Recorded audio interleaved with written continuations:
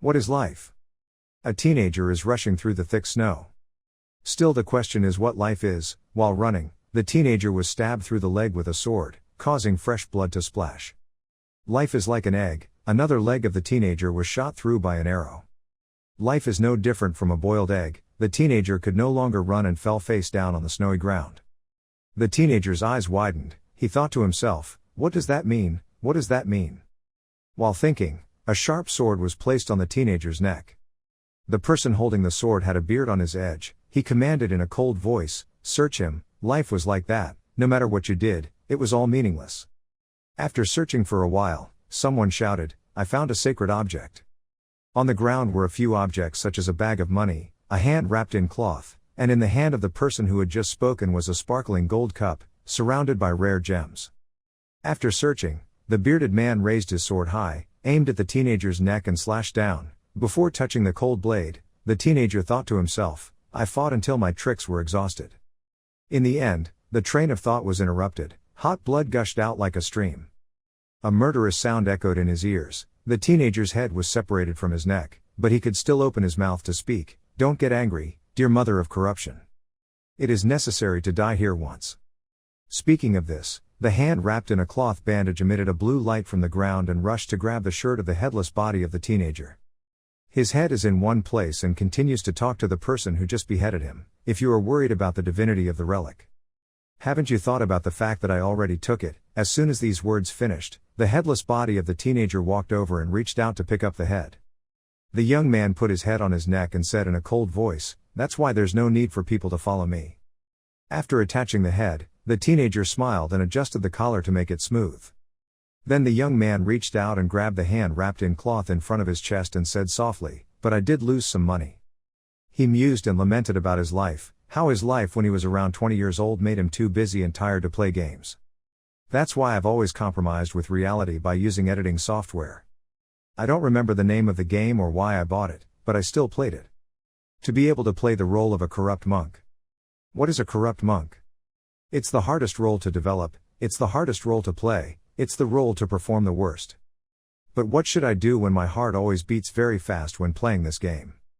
During that time, I lost all of my career development items and completed all of my job's missions. I have become a corrupt monk. And fell into this game. The bandaged hand on the teenager's chest continuously made several killing sounds. The teenager smiled and narrowed his eyes, thinking, this thing that keeps screaming like a metal singer is the goddess I serve, the corrupted mother. It all started 5 years ago when I started serving the corrupted mother. When I woke up in the game, I only had two things, a rope from the corrupt society. And the hand of the corrupted mother lies on my chest. Because of the enormous presence I could feel through the connection with the hand, I was able to easily accept that I had fallen into this game world. Quite quickly.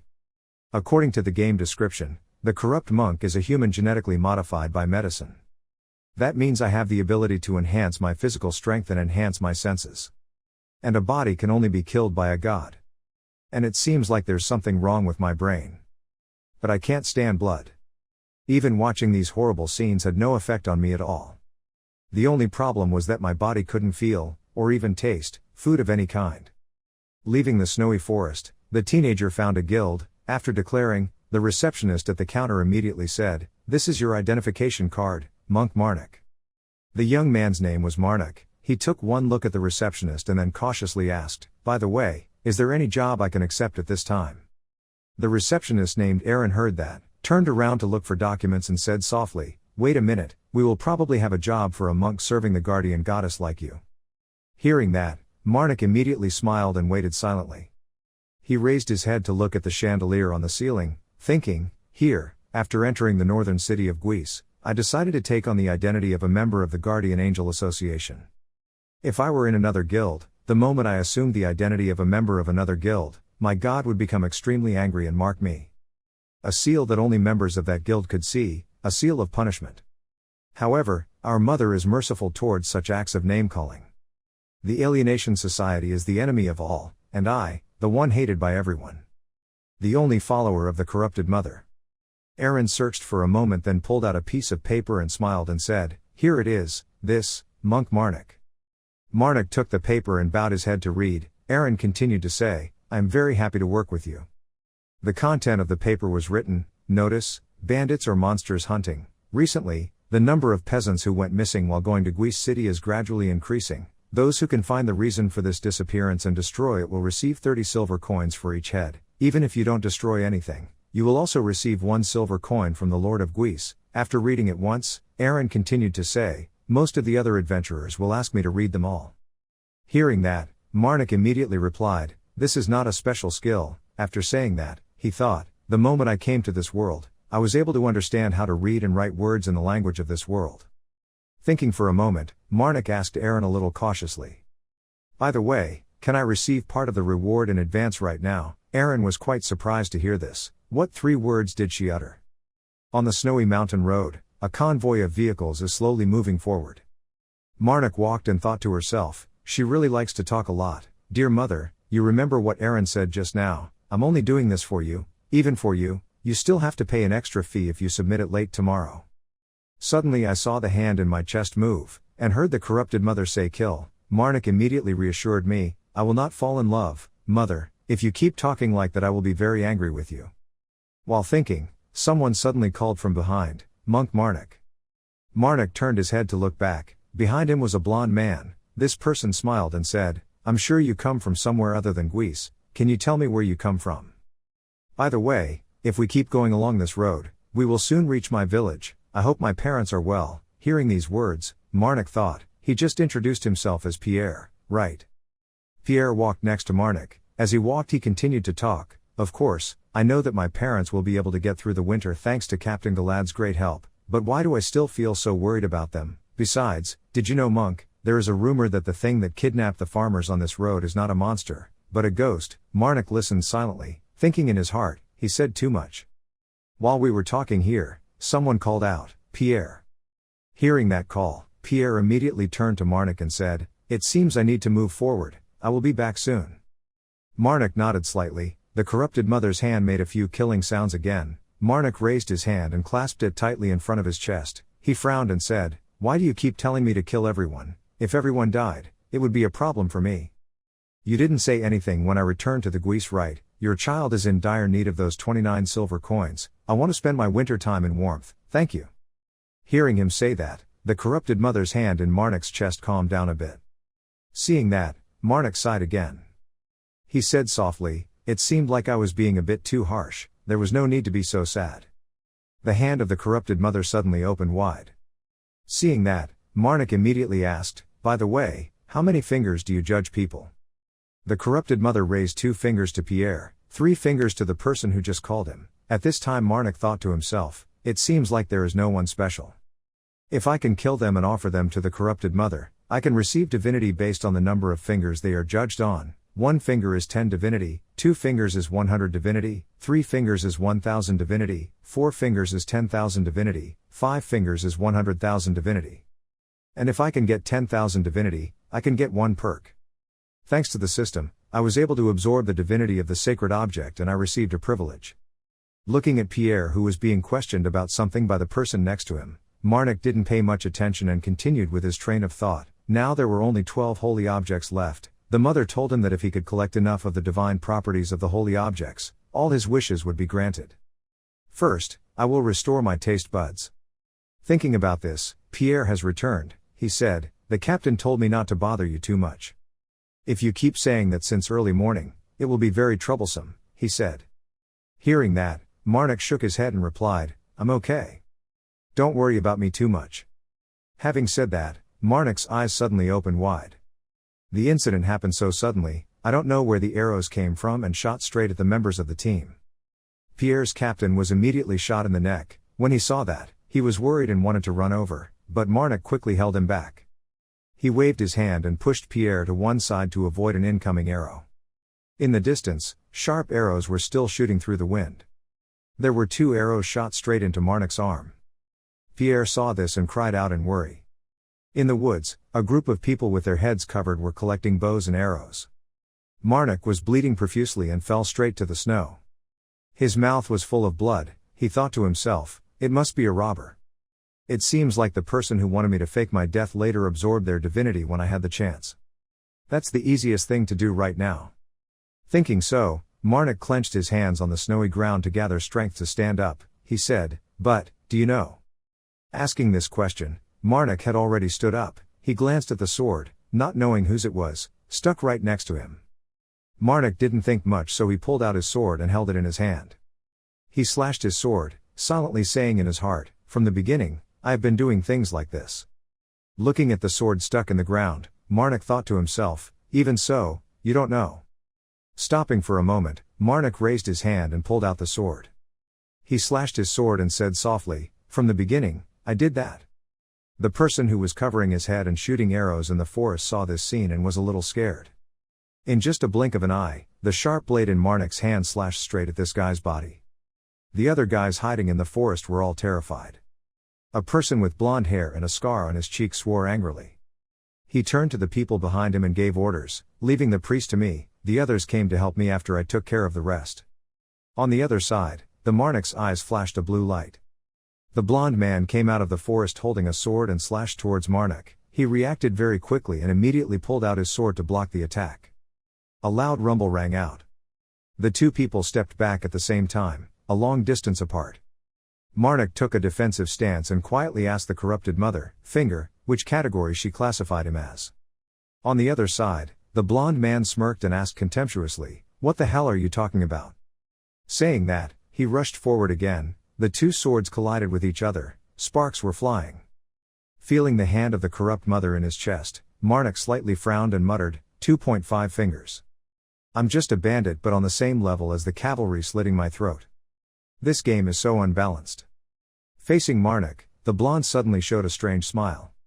Immediately after, the first half of the sword was cut off and flew straight up. The broken blade was stuck in the ground a distance away from the Marnik. Looking at this scene, he mentally scolded, "What a bastard." The blonde man carrying the sword on his shoulder let out a few obnoxious laughter. He said, "That's why I used the stars as a price." Marnik didn't pay any attention. He looked at the broken sword in his hand and curled his mouth in exclamation, "Ha, what a waste of a weapon." The blonde took one look at Marnik and said, "Since it seems like you're nothing special, I'll let you go. Anyway, I have planned the last job to leave that place. That's why we don't consider the debt finished and leave smiling." Hearing these words, Marnik curled his mouth and smiled. He pointed to the carriages behind him and said, "Let me make another suggestion, stop robbing and leave here immediately. Then I will treat you more gently." Seriously, the blonde raised an eyebrow and asked, "Do you really think we can just talk and leave?" "That's not it," Marnik said with a smile. Before he could finish his sentence, an arrow came straight at his head. The blonde man curled his mouth and said, "You're late, you bastard." He then turned to look at the direction the arrow was shot and shouted loudly, "I think he's about to kill me." A person holding a bow and arrow stepped forward and said, "Don't meddle with us." I saw the person cutting the priest's sword in half. The blonde man shrugged and replied, "I calculated quite accurately to cut that sword smoothly." Another person heard that and opened his hands and said, Yeah, you're the best."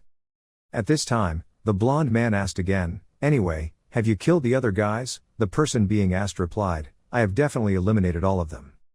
As soon as these words ended, a cold voice suddenly rang out, "Is it really that clean?" Marnik, who had just been hit in the head with an arrow, slowly sat up. He looked at the blonde man's frightened face and asked faintly, "What are you guys so surprised about?" A survivor after taking an arrow to the head.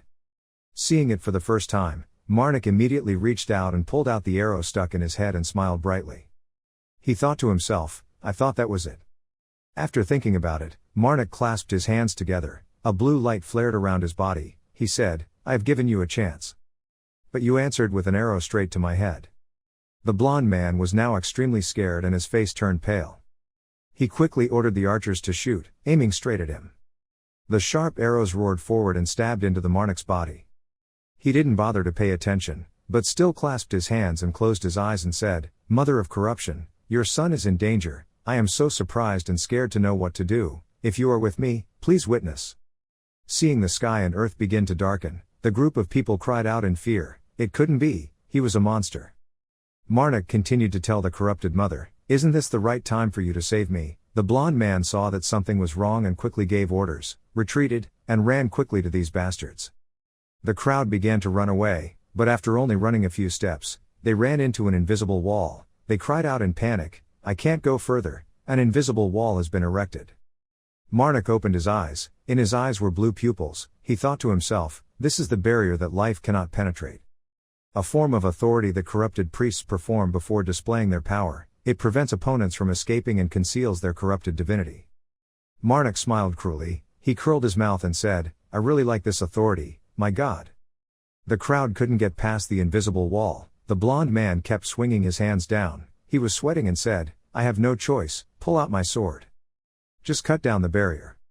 The words suddenly fell silent. A rumbling sound rang out right where the blond man was standing. The remaining people saw this scene and cried out in fear, Captain. At this time, in the middle of the invisible wall, a corrupt giant that Marnik summoned appeared from nowhere. Its terrifying fist punched the ground, creating a deep hole. The crowd did not know what creature this was. Everyone was scared and quickly retreated back. Their faces were all pale and cold sweat was flowing profusely. The corrupt giant stuck out its red tongue, jumped up and rushed straight towards the crowd. Rocks and soil followed its movements and flew in all four directions. These people were all crying out with tears in their eyes, please save us. Please, let us live, we will never rob again. Marnik didn't care. He coldly ordered, except for their heads, do whatever you want. Hearing this order, the corrupted giant immediately massacred the group of people, red blood flowing on the white snow. After dealing with these robbers, Marnik slowly walked to the carriage. He stood still, looking at the corpses scattered around. Marnik asked the corrupted mother, do you want to gather divinity? If you take divinity from their body, they will disappear. If you do that, members will come to investigate. Think carefully before doing it. Speaking of this, Marnik suddenly paid attention to one side. There, Pierre was lying in one place, with an arrow stuck deep in his chest. Marnik said, I will pack it up so you can rest in peace. At this time the corrupted mother raised a finger. Marnik said again, I will try my best to save this guy. It will be beneficial for my reputation. So I need help, mother. Treat his wound. In another place, a woman with blue hair is holding a gilded cup in her hand, surrounded by gems. She opened her mouth to ask, what happened to the person who stole the relic? Hearing this question, a man immediately replied, I heard they were beheaded. What about the body? The woman asked. The man immediately replied, there was nothing they could take, they had no choice but to return to the relic. Pausing for a moment, seeing that the other person didn't say anything, he softly called the priest twice. The blue-haired woman heard that and immediately said, you can come back. Look from here. I want to embark on a pilgrimage to the Holy Land even more. Pilgrimage, the man exclaimed in surprise, so suddenly. Don't tell me that's a prophecy. Yes, the blue-haired woman replied, nodding, because of the prophecy. And someone we need to meet. At this time in the forest, it was already dark. Marnik carried Pierre on his shoulders and was walking towards the city gate. 10 years ago, every religion received a prophecy. The end of the world will take on the guise of life and bring the world to the brink of destruction. The two gatekeepers saw someone approaching and quickly ran out to help. After giving Pierre to them, at this time a voice rang out from Marnik's hand, Priest Marnik, you can come back now. Aaron didn't know when she appeared in front of him. She raised two fingers and narrowed her eyes and said, I have permission from the guards. In the distance, two guards carrying Pierre walked away and exclaimed, how could he carry a person as heavy as himself with one hand? Inside the city, Aaron talked as she walked, I never guessed anything based on appearance. But it seems you are much stronger than expected. Hearing that, Marnik laughed and replied, I think it's just quite a bit. As if remembering something, Aaron said, oh, also. The head in your hand, I heard is the source of the problem. Rather than just going back and forth with it, I think you should let us handle it from here. It sounds reasonable. Marnik immediately passed the head wrapped in a cloth bag to Aaron. Aaron took the head, smiled and asked, by the way, do you have a place to sleep? Hearing that, Marnik immediately asked again, do you think there isn't a place for me in this city? I'm looking for it. Aaron heard this and quickly said, you don't need to look. After saying that, she raised a finger to her mouth, mysteriously saying, if you think it's okay. Maybe you should stay at my place temporarily. As soon as these words ended, the murderous sounds of the corrupted mother resounded in Marnik's ears. He opened his eyes wide and looked at the other person, silently saying nothing. Aaron raised one finger and said softly, if you're okay with it. Would you like to sleep temporarily at my place? As soon as these words ended, the murderous sounds of the corrupted mother resounded in Marnik's ears. He opened his eyes wide and looked at the other person, silently saying nothing. The sound of killing and killing echoed continuously in Marnik's ears. In the room that Aaron prepared for him, Marnik lay on the bed. He held the hand of the corrupted mother, patted it, and softly said, "I knew it all along.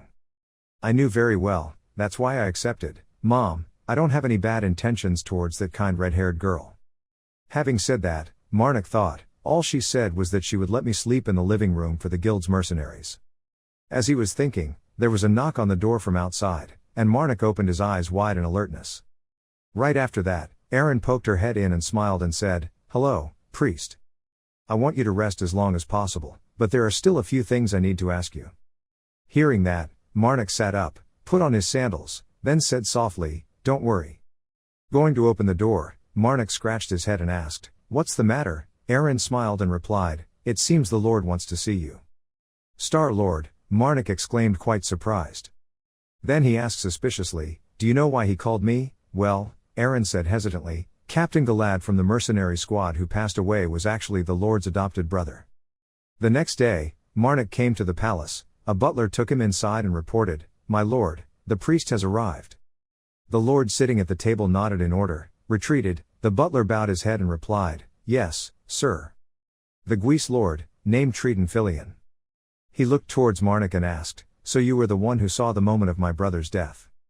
"Would you like some tea?" Triton asked, smiling. Marnik remained silent and said nothing. He felt the hand in front of his chest making a sign and his whole body tensed. In his heart, he thought, when his mother first saw the Lord, she drew an X. Marnik's eyes flashed with a blue light. He smirked and replied, "What's that like, living a fake life as a human?" "That demon." As soon as these three words were uttered, Triton's whole body immediately exuded a cold killing intent.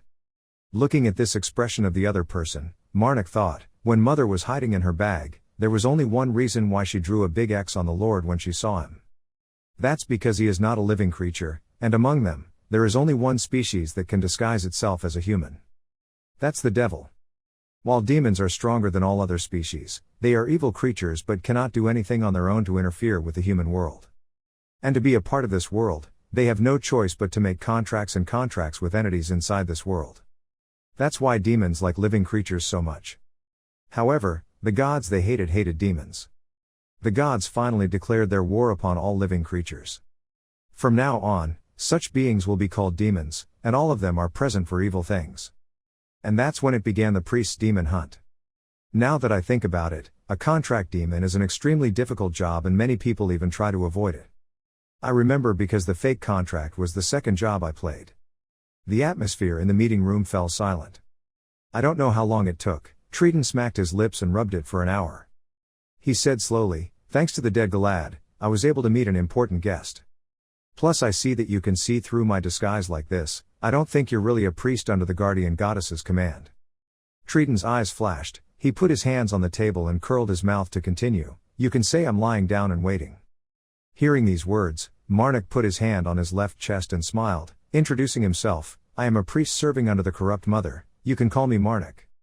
Triton changed his position, leaning back on the chair and exclaimed, "I thought they were extinct. I can't believe there is still a child of corruption. Please sit down, we are the only ones here after all." Marnik smiled and sat down opposite.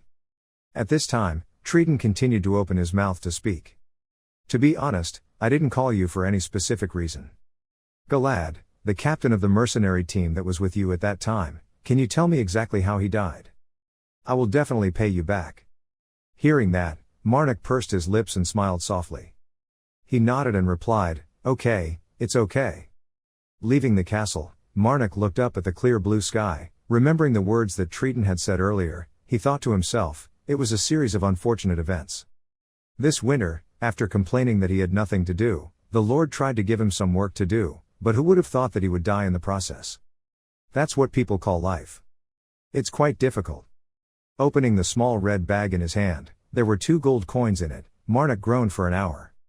He held the gold coin in his hand, muttering softly, "The Lord will not bribe you with this gold. This gold is just a symbol that he really wants to know the truth of the case.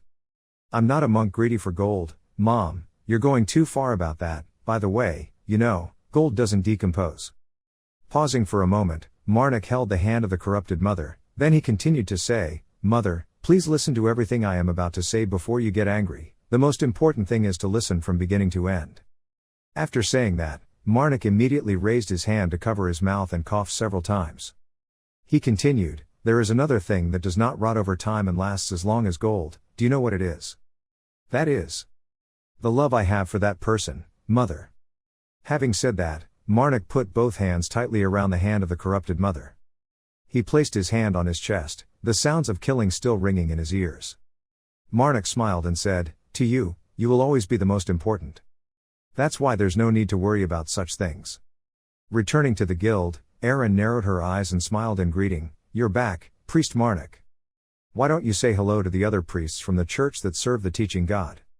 Following the direction Erin's hand looked, Marnik narrowed his eyes and smiled at those people. He thought to himself, "God taught me from the church, I don't want to talk to those crazy heretics right now." While thinking about this, Marnik's eyes suddenly opened wide. He felt something surrounding the priests of the church for the gods to teach him. Marnik's face suddenly became worried. He immediately took a stance to prepare for action. Marnik's face suddenly became worried. He immediately took a stance to prepare for action. He thought to himself, "As soon as I saw them, my mother told me, one of them. Bring one relic." One of the group of priests lifted his foot and walked forward, not too fast or too slow to speak, devoted to a life of righteousness. "I never thought I would see a priest protecting me here. I am the one who carries the burden on the balance of revenge. You can call me Orvis." The person who came forward placed his hand on one side of his chest, his face covered with scars, and slightly bowed his head to introduce himself. After speaking, Orvis raised his head and smiled at Marnik. Then he pointed to a white-haired man with a horn on his forehead and said that the big man over there was Cornu. "And this person is Patina." Orvis refers to the only girl of the introduction group. Hearing that, Marnik also placed his hand on one side of his chest. He also bowed his head slightly and replied, "Nice to meet everyone. I am a priest serving the goddess of protection. My name is Marnik." Erin stood behind the reception desk with one hand on her chin and said, "It seems the priests of the Church of the God of Teachings are also here today, just like you, Marnik Directory Link." Hearing this, Marnik breathed a sigh of relief, thinking, "That means not even having to act now, I still have quite a chance to steal their relics.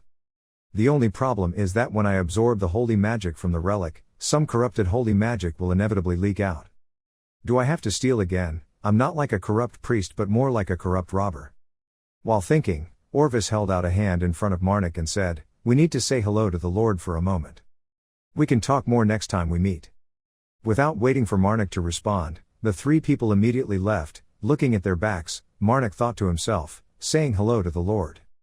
While thinking about this, Erin standing behind suddenly asked, "Our guild often provides shelter for priests at a cheap price." Hearing that, Marnik immediately asked, "Does that mean you will force me to pay for yesterday?" Erin shrugged and replied, "Why should I do that? You think I let you stay here because I'm interested in you? I let you stay here because you're also a priest." "Of course not," Marnik said, blushing slightly. At this time, he listened to Erin again, "But I also had the intention of expressing my desire to help him. If possible, to prevent food from spoiling." Erin hesitantly said this, then stopped. She suddenly leaned close to Marnik's ear and then finished the second half of the sentence, "I wonder if you can cast protection magic on food." Hearing this, Marnik panicked and took a few steps back and screamed, "Why did you whisper in my ear just to say that?" Erin didn't say anything but put her hand over her mouth and smiled. Then she absent-mindedly raised her chin and asked, "I wondered why." While talking about this, a voice rang out in the distance. It seemed like the two of them were quite compatible. Marnik heard that and immediately turned his head to look over. Seeing who was coming, he curiously asked, "Aren't you going with that person, Priest Cornu?" Cornu smiled looking at Marnik. He said, "I had no other choice, because of my background. Many lords from the north did not have a very good impression of me.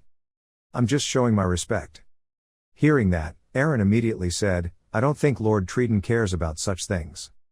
She smiled and said, "Although he seemed cold to others, he was extremely good at his job. He clearly differentiates between his work and personal life because there are many people supporting him at this guise. I suggest that you should not speak impolitely to the Lord because it will be very dangerous for you." Hearing that, Cornu scratched his head and replied, "I will remember that. By the way, can you tell us more about your lordship?" Cornu was full of anticipation and stroked his chin. Erin and Marnik smiled and looked towards him. The three people were silent for a moment. Marnik was quite curious and asked Cornu, "Why did everyone decide to go see the Lord first?" Cornu pursed his lips and was silent for a moment. Then cautiously said, actually, following the prophecy we received 10 years ago. Priest Orvis thinks that the end of the world is hiding behind the shell of life, that the end will wear the shell of life and fall on this world, referring to a demon. When Marnik heard that, he was a bit startled and asked, so everyone is here because everyone thinks the Lord is a demon? Cornu heard that and shook his head and replied, of course not. Mr. Orvis was just checking for himself.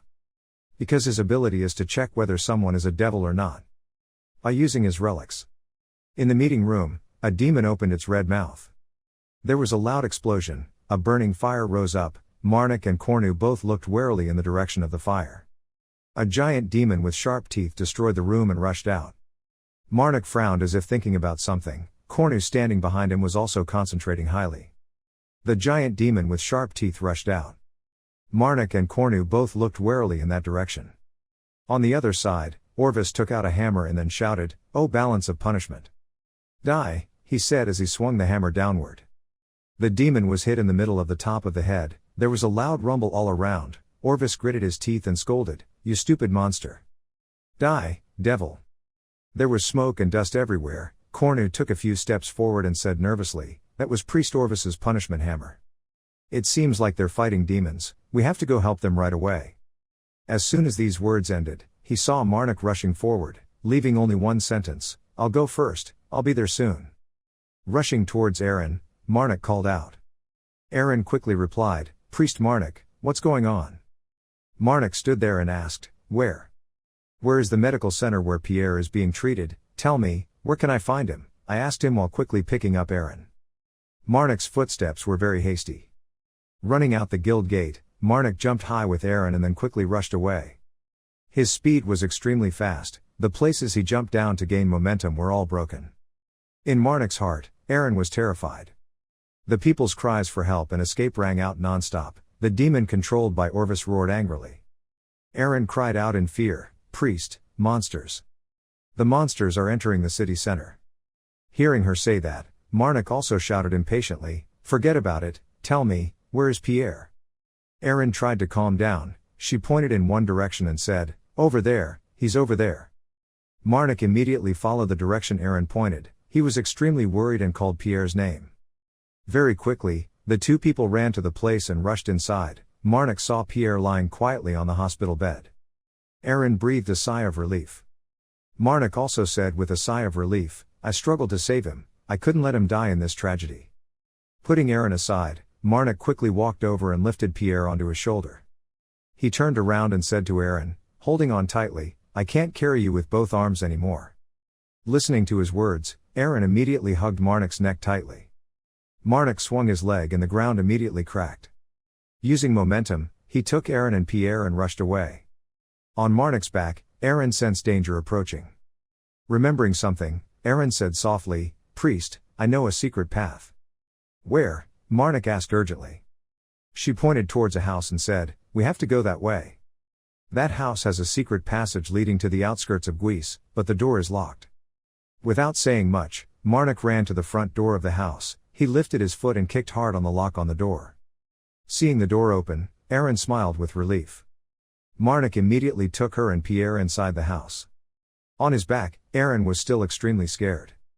She turned her head slightly and looked back and praised him, "He is really strong." Going deeper into the house, seeing that it was quite safe, Marnik immediately put Pierre and Aaron down and advised them to follow that secret passage if the situation worsened. "What about you?" Aaron asked bewildered. Marnik turned away and said, "I need to go back." Seeing that he was immediately about to leave, Aaron hurriedly called after him, "Priest." Marnik did not ignore the calls and immediately ran straight out. He ran quickly to the center of the battle. Seeing the person lying on the ground, Marnik was extremely frightened. Cornu was covered in blood and barely breathing. Marnik sat down and called, "Pastor Cornu." Cornu's face was covered in blood. Hearing the call, he opened his eyes and weakly said, "It's you, Priest Marnik." Marnik observed Cornu for a while. He frowned and thought to himself, his wound is too deep.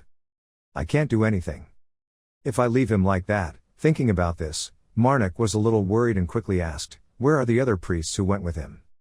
Cornu's lips moved weakly. It took a long time before he uttered a name, Patina. Cornu looked to one side. only to see that Patina's whole body was covered in blood lying flat in one place. He sadly said 2 words and died. Hearing that, Marnik asked again, "Is there any way to defeat the demon?" Cornu thought for a moment and then spoke intermittently, "The relics we brought with us. The white sword that Priest Orvis stabbed into the demon's head. If you can take that sword and stab it deep into its brain, the demon will die." Saying this, Cornu's pupils immediately dissolved, his arm fell straight to the cold ground. Cornu was dead. Marnik stood up and took a step back. Immediately after that, he half knelt down on one knee. A blue aura began to radiate around his body. He respectfully said, "O corrupted mother, I would like to collect the holy magic from this man. I don't know how long it will take. The game notification sound will sound. You have received 100 achievements." In another place, Orvis' whole body was covered in blood and he screamed loudly. He continued to pound the scales of punishment on the demon's head. The demon painfully opened its mouth full of teeth and let out a pitiful scream. It struggled as hard as it could to escape the balance of punishment. At this moment, below the ground, Orvis's legs pumped with all their strength. The opportunity has come. Orvis held the white sword in his hand and rushed straight towards the demon's head. The sharp blade pierced through his head, and fresh blood immediately gushed out like a stream. With this one stab, he silently praised with satisfaction that this white sword was all it took. At this time, in a corner not far away, Marnik had already come here, holding a shiny sword in his hand.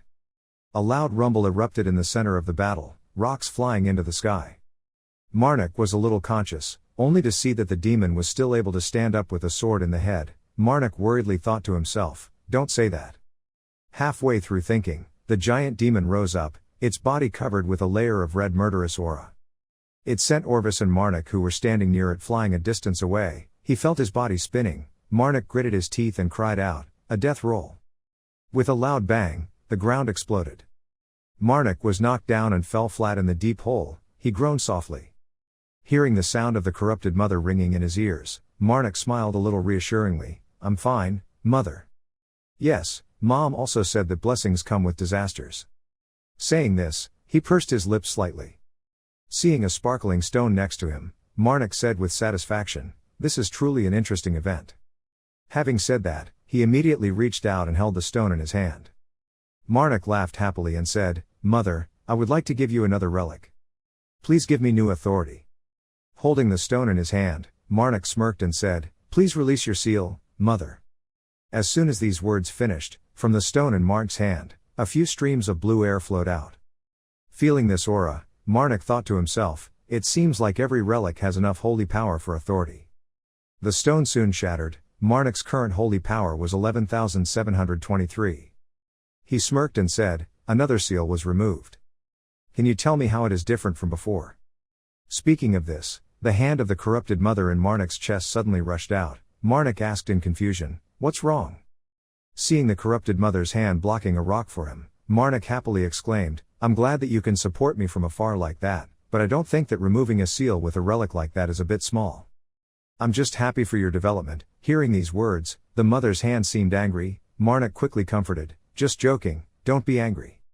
The corrupted mother heard that and once again crawled into Marnik's chest. He sat up and said, "Since I'm not in the best situation right now, I'll stop joking for a bit." After saying that, he closed his eyes and concentrated his mind to chant, "O Mother of Corruption, I would like to offer you 10,000 holy powers. Please give me a new authority." Around the Marnik's body is a blue halo. Looking at the documents in front of him, Marnik thought, "So it's this. The word of alienation. The influence of this authority is simple but powerful. The moment the word of luxury is activated, blue-black metaphysical tattoos will appear all over your body. And it will help amplify his power. A new authority isn't bad, Mom." Pausing for a moment, Marnik hugged the corrupted mother's hand in his chest before continuing to speak. It was extremely useful in this situation. Quickly standing up from the rubble, Marnik looked down at his feet and said softly, "It seems like my cursed leg has also been healed." After walking a few steps, Marnik noticed a side not far from him. There, the handle of the balance of punishment lies quietly. Right next to him was Priest Orvis, his whole body pale. Marnik remembered the images from earlier. He thought to himself, "It seems like we fell at the same time." Knowing that the enemy was no longer alive, Marnik silently prayed, "Please rest in peace. O corrupt mother, I ask for holy magic from this man. Just as he was absorbing holy magic, the demon suddenly opened his mouth and roared. It breathes red fire, burning any obstacle it encounters. Marnik turned his head slightly to look over. He frowned and said, "That's strange." The people who caused the demon's anger were the teaching church priests. But even when the priests were all dead, the demon was still crazy for some reason. Very quickly, Marnik received 1,000 holy magic. He looked towards the crazy demon and said softly, "I thought demons were not creatures that acted on instinct like animals."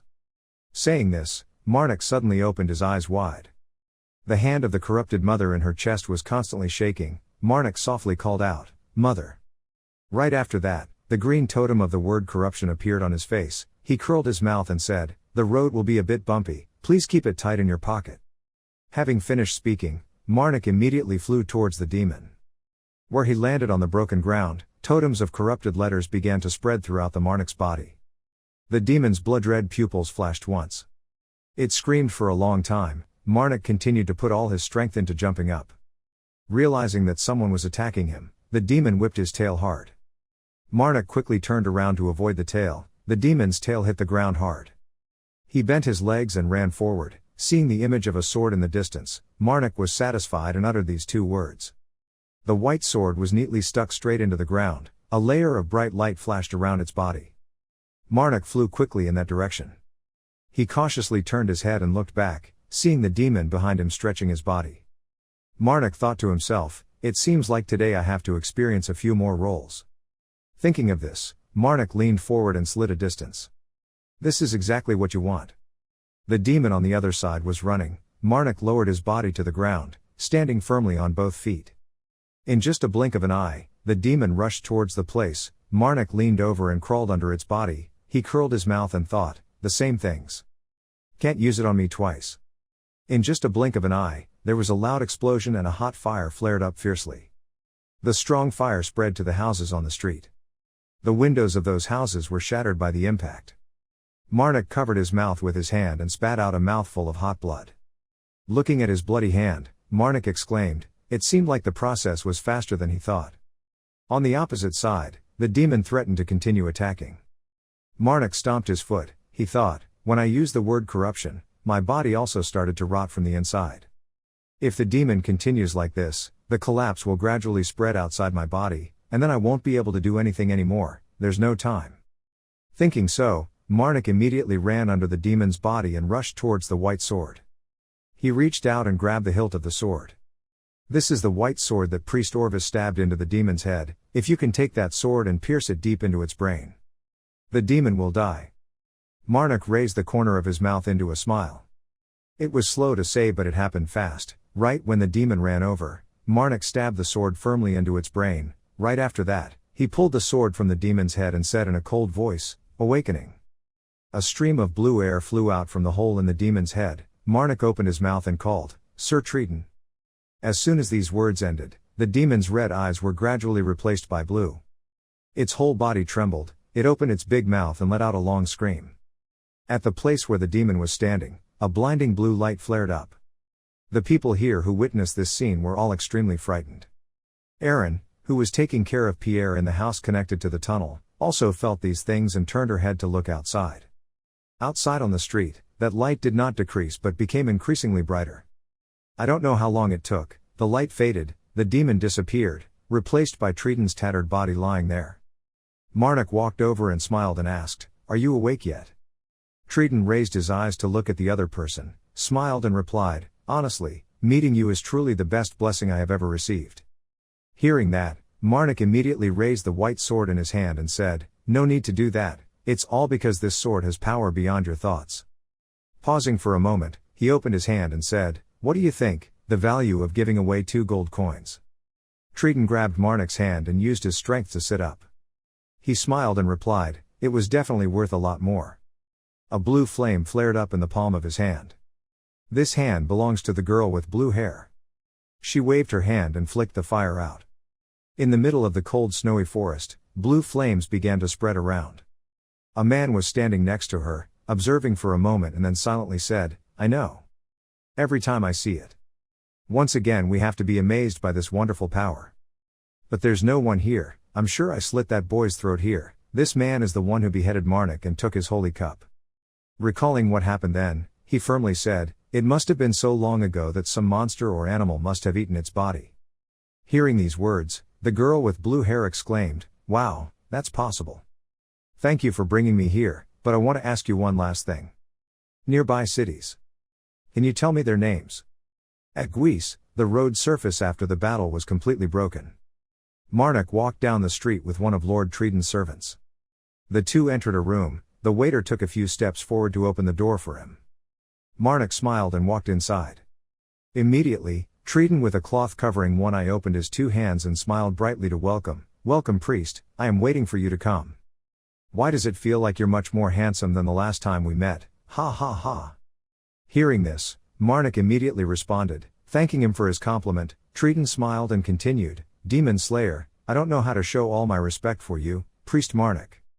Marnik placed his hand on one side of his chest and replied, but aren't demons still living and breathing? Treden didn't pay much attention to this and continued to say, demons like me also need to live, I don't believe that any creature is born to die, right? That's right, Marnik replied with narrowed eyes. He thought to himself, after everything was resolved, Treden told the people that he was the one who defeated that demon, and that he was also the one who saved him. As a result, even though it wasn't very suitable, I was called a demon slayer. And maybe it's because Erin likes that name a little too much, so she keeps calling herself Mr. Demon Slayer when she's out, causing everyone to pay attention. When passing by a certain group of people, Marnik often hears whispers, that's the famous demon-slaying priest, right? I heard he's quite strong, even though he doesn't look like it, he even managed to behead 7 robbers by himself. He even defeated demons, so what's the point of 7 robbers, but I still can't, I'm afraid that another monster like that will appear again. Getting out of his thoughts, Marnik sat down on the side facing Lord Treden. He said, besides, looking at his artificial wooden arm and leg moving so smoothly, it felt somehow strange.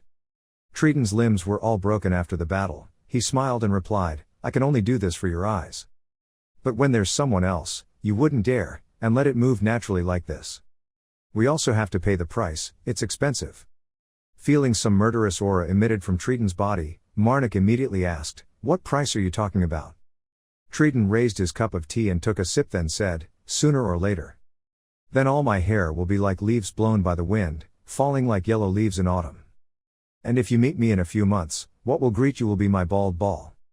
Hearing him say that, Marnik imagined the image of him later. He silently shed tears. Now he heard Treden say, we can talk about that later. You have about a week, take it easy, Marnik replied with a smile. Hearing that, Treden leaned back in his chair with satisfaction and said, perfect, there is a job that I just accepted, and the requester is specifically asking about you. Receiving this information, Marnik asked quite interestedly, they want me?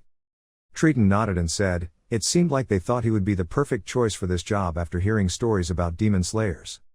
It seems to be related to the relics in the ancient country. The reward will be 5 pure gold pieces.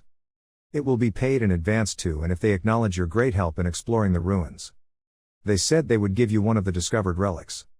Hearing these words, Marnik thought to himself, just like his mother had said. Seeing and hearing would be better, right? Thinking so, Marnik happily agreed, I would like to accept the job. On the way, Marnik silently pondered, once upon a time, there was an ancient empire, they ended the era of mad magicians and unified the continent. And in the present era, their technology has been recreated, the relics are considered priceless treasures containing powerful abilities. In other words, most of the items considered high-level items in this world were relics of the ancient country. Arriving at the meeting place with the tenant, looking at the 3 people in front of him, Marnik came forward to say hello, I am a priest under the goddess of protection, my name is Marnik. A leader took a step forward, clasped his hands in response, nice to meet you, priest. This person opened his hand and introduced himself, I am the one who requested this quest, Carmen Valtis. Valtis, Marnik thought, but he still reached out to shake hands with him. Noticing the doubt in the other person's eyes, Valtis scratched his head shyly and said, you guessed right, the Black Wolf's Anthony Valtis is my father. Well, in case you misunderstand, I'm his stepson. Marnik smiled without saying anything. He thought, stepchild. That rigid, conservative man actually has a child of his own, but I thought he would be alone after losing his wife. It seems that rumors and reality are completely different. But digging deeper into this issue is a bit not good. Not wanting to think too much, Marnik looked at the two remaining people behind Valtis and asked curiously, I wonder who the two people behind him are. Valtis then remembered and introduced, the magician wearing a hooded cloak is Tunisia, she is the one who will lead us to the ancient relics. And this is Suku's, as you can see he is a person of the One Sense clan, he is quite good, you can count on Alpha Nu Eta Tau Alpha. Suku's had a horn on his head, he smiled kindly, shook Marnik's hand and said, nice to meet you, Demon Slayer Marnik. Marnik replied a bit shyly, that nickname is actually a bit embarrassing. Just call me Marnik. Suku's doesn't think so, he smiled and said, the name is recognition for what you have achieved, there is nothing to be ashamed of.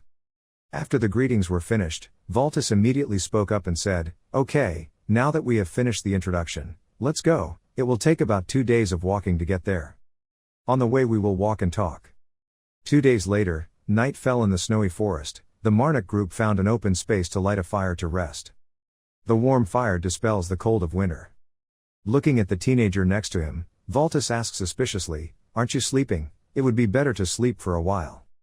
Hearing that, Marnik immediately replied, I've had enough sleep so it's okay. Seeing you say that, Valtis sighed softly, what a different young man. There's still plenty of time until sunrise. Do you have any good stories? I bet someone like you must have met some suitable woman. Speaking of this issue, Marnik stammered a little embarrassedly, I'm still just a young bamboo shoot that has just grown. Oh, that's surprising, Valtis exclaimed. Then he asked again, is there any type of person that you like? Hearing this question, Marnik's head immediately appeared the image of the hand of the corrupted mother. He slightly closed his eyes and replied, I think I like the type of woman who wants to be with me.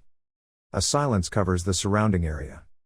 A moment later, Valtis agreed, it was true, every time he woke up and saw his woman sleeping peacefully next to him, there really was nothing more. I personally believe that a woman's heart is the most important thing. The hand of the corrupted mother in Marnik's chest silently gave a thumbs up. Valtis continued speaking, although this sounded obvious. Because your heart is in your chest, for your heart to be welcomed, your chest must be wide enough to accept it. Valtis talked a lot, it seemed like he was in a quite comfortable mood right now, he smiled softly and called, Priest Marnik. Stopping for a moment, Valtis exclaimed excitedly, he really likes women with big breasts. Marnik smiled, his face blushed slightly and replied, having a clear view of what you like is not bad, I think it will help you a lot on your journey. However, if I were to give you some advice, I would advise you not to talk about this in front of women. Valtis put his hands behind his back and nodded, I don't go around talking about these things, I just dare to tell you. Whenever I talk to you, I feel like I'm talking to an old friend. Me too, Marnik continued with narrowed eyes. The two of them just laughed at each other, the atmosphere at this time was very comfortable. The cold night, thanks to these laughs, became much warmer. The next morning, walking next to Valtis, Marnik thought, I still remember Mom telling me to know how to choose friends to play with. But now I'm married to this guy. Going a little further, Tunisia stopped walking and said, here it is. Her face hidden in the cloak gave off a cold look. She said, now I will open the gate to the ruins. Tunisia's face hidden in her cloak gave off a cold look. She said, now I will open the gate to the ruins. Entering the ruins of the ancient empire was quite easy. First we have to find the key. Then move to the coordinates written on the key. Next, we read the ancient text written on the key. And finally, insert the key clockwise or counterclockwise. Turn the key, however, because only a magician can read the runes written on the key. The role of the shaman in explorations like this is irreplaceable. The only exception to this is the players. That's right, as a player, Marnik can read runes. But of course he will hide the fact that he can read ancient texts. In front of the group of people there was a vortex that was constantly rotating. Valtis turned around and said, let's go inside. Looking towards him, Marnik thought to himself, in a world where I don't have anyone trustworthy enough to rely on. The key is too difficult to get just by yourself. The four people quickly went inside. In front of them was an extremely majestic ancient ruin. Valtis raised his head and looked up and exclaimed, compared to all the ruins I've been to, this is the best preserved place. Why don't we start exploring? I'm pretty sure there will be quite a few relics around here. Hearing him say that, Marnik smiled and thought, he couldn't believe he had a chance to be able to see ruins that previously could only be seen through pictures. I feel like my heart jumped out of my chest. Next to her, after walking a little further, Tunisia suddenly stopped, her eyebrows slightly furrowed. The group continued to advance deep into the ruins, the torches were lit. The space inside becomes much brighter thanks to the firelight. The four of them went a little deeper and a giant door appeared in front of them, with ancient texts written on the door. The content of the text is, "Prove that you have the blood of the Empire in you." Standing next to her, Tunisia had finished reading the ancient text when she suddenly opened her mouth and said the word blood. Her face was a bit tense, telling the people around her that if they didn't have imperial blood in them, it's best to prepare for battle. As he finished speaking, the door in front of him opened and the four Marnik and Vultus walked inside. As soon as they entered, four people were attacked. From the surrounding corners, monsters with strange shapes rushed out. Sukuz drew his sword and prepared to attack. Sukuz's sword slashed away several monsters that were approaching. Next to her, Tunisia also raised her staff and started chanting. The floor underfoot quickly cracked, and between the cracks, a blinding light emanated. Soon, the ground cracked and a rumble rang out. A giant fire shot out from underground, blowing away the monsters, sending dirt, rocks, and sand flying everywhere. Marank clenched his fists and stood still. He pulled out the white sword on his back. Sharp slashes slashed out, killing the newly appearing monsters. At that moment, there was a dry, skeletal hand behind him slowly approaching. The corrupted mother in Marnik's chest moved to remind him. Marnik was extremely alert and immediately turned around. The two sharp blades collided with each other, emitting sparks. Marnik put all his strength to resist the sharp blade in the monster's hand. He took one look at it, thinking to himself, "It seems like there's still one more, I'd better kill this guy before I kill him." Just thinking this, the monster's head suddenly exploded, hot blood splashing. Marnik smirked and looked at the arrow stuck in the monster's head. It could no longer stand and immediately fell to the ground. Not far away, Vultus let go of the bowstring and smiled. He gave Marnik a thumbs up. Marnik smiled and said, "Thank you." At this moment Sukuz's voice rang out again. "Why do you keep pushing the enemy into the middle of our front line, Marnik, or I could get hurt?" Hearing that, Tunisia immediately objected, "That is the fastest way to eliminate our enemies. And anyway, we were able to take them all down, so if you could stop complaining for me, it would be better." Hearing these words, Sukuz immediately pointed his finger and shouted, "Ha, what did you say? If you want to say something." Before the words were finished, Vultus's voice rang out. He quickly interrupted, "Stop there, Sukuz, Tunisia." Hearing the reminder, Sukuz didn't say anything anymore. He suppressed his anger and clenched his teeth. Sukuz bent down and picked up the weapon. The four people rested in place, and Vultus's voice rang out in Marnik's ears, "But to be honest, Priest Marnik, your nickname of Demon Slayer is not an untrue name." Hearing that, Marnik smiled and replied, "I'm embarrassed to have to show everyone this unholy scene as a priest." Vultus right behind shrugged and said, "I will admit that what you said is not wrong, but this is the time to fight." Marnik now opened his eyes wide in admiration and said, "After all, your ability to use a bow just now was really great." Vultus smiled and replied, "I have been used to using bows since I was a child. I practiced archery as much as possible." "So when can we leave for the next place?" Tunisia's voice suddenly rang out, interrupting the conversation. She said very firmly, "I feel fine with moving now. I still have quite a bit of mana left." Sukuz was still upset about what happened earlier. He turned his head and shouted, "Why do you keep urging us to keep moving when we haven't had any rest yet? I don't know anything about people like you who always talk about spells, but people who need to use physical strength and always have to move like me and Marnik, we need a break."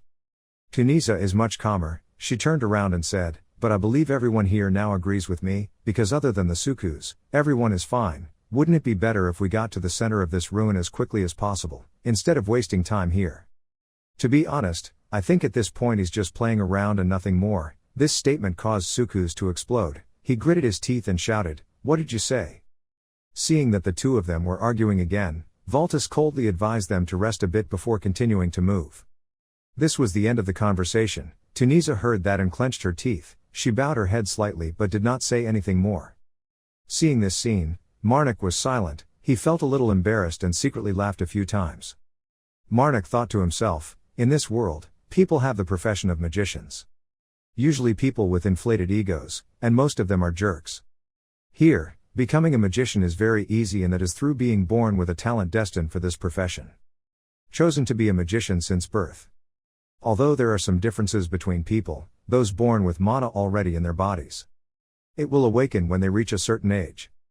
And when that happens, knowledge of ancient languages will flood their minds. And because you don't have to pay any price to do so. They learn ancient magic. Using mana has the ability to bend or even break the laws of this world. Then they are reincarnated as a magician. However, due to the vast amount of knowledge flooding their minds, they, naturally, hate learning new things. As a result, most magicians became stubborn, ignorant, uneducated people. Most of them think only about themselves and don't care about the people around them. She is exactly like other magicians I have met. But to be honest, among magicians, she is actually considered one of the best behaved. On Tunisa's side, she still didn't speak, she lowered her head slightly, not knowing what she was thinking. Rest for a while, Valtis smiled and said, now that you have rested enough. Let's go to the next area. As soon as these words ended, a strange noise came from a place not far away, making all four people jump. In the distance, a terrifyingly strong force seemed about to rush in. The ground began to explode, smoke and dust filled the air. Valtis said in horror, it can't be, the door is closed behind us. As he finished speaking, a red halo of light shone on the faces of the four people. The next second, the surrounding stones began to gather together, soon assembling into a giant stone man. This giant stone man bent down and stomped his foot, causing the ground to shake violently. One of its eyes flashed a strange blue light. Seeing that, Marnik thought to himself, I immediately knew there was something wrong here, the enemy we encountered before was too weak for a ruin like this. It seems like this monster is the real deal here. The metal giant's eyes flashed with a strange green light. Marnik thought to himself, this guy is the real deal. Next to him, Sukus gritted his teeth and clutched the weapon in his hand. Tunisia came from behind and said, get out of the way. After saying that, she took a step forward and raised the staff in her hand. Tunisia opened her mouth and recited a few ancient incantations. She waved her staff, a powerful stream of energy shot straight towards the metal monster, causing it to shatter. But just a split second later, the broken metal blocks were once again firmly attached to each other, and the monster was gradually formed. Its eyes flashed again. Valtis frowned tightly, he felt something was wrong. He quickly shouted, Tunisia, it's very dangerous, quickly chant the spell and get out of there. As soon as these words rang out, the monster's eyes flashed a dazzling light. Bright light rushed straight up. When the people around saw this, they were all scared and sweating. With a bang, on top of where Tunisia was standing, an explosion erupted. She froze on the spot, her eyes wide open and looking upward.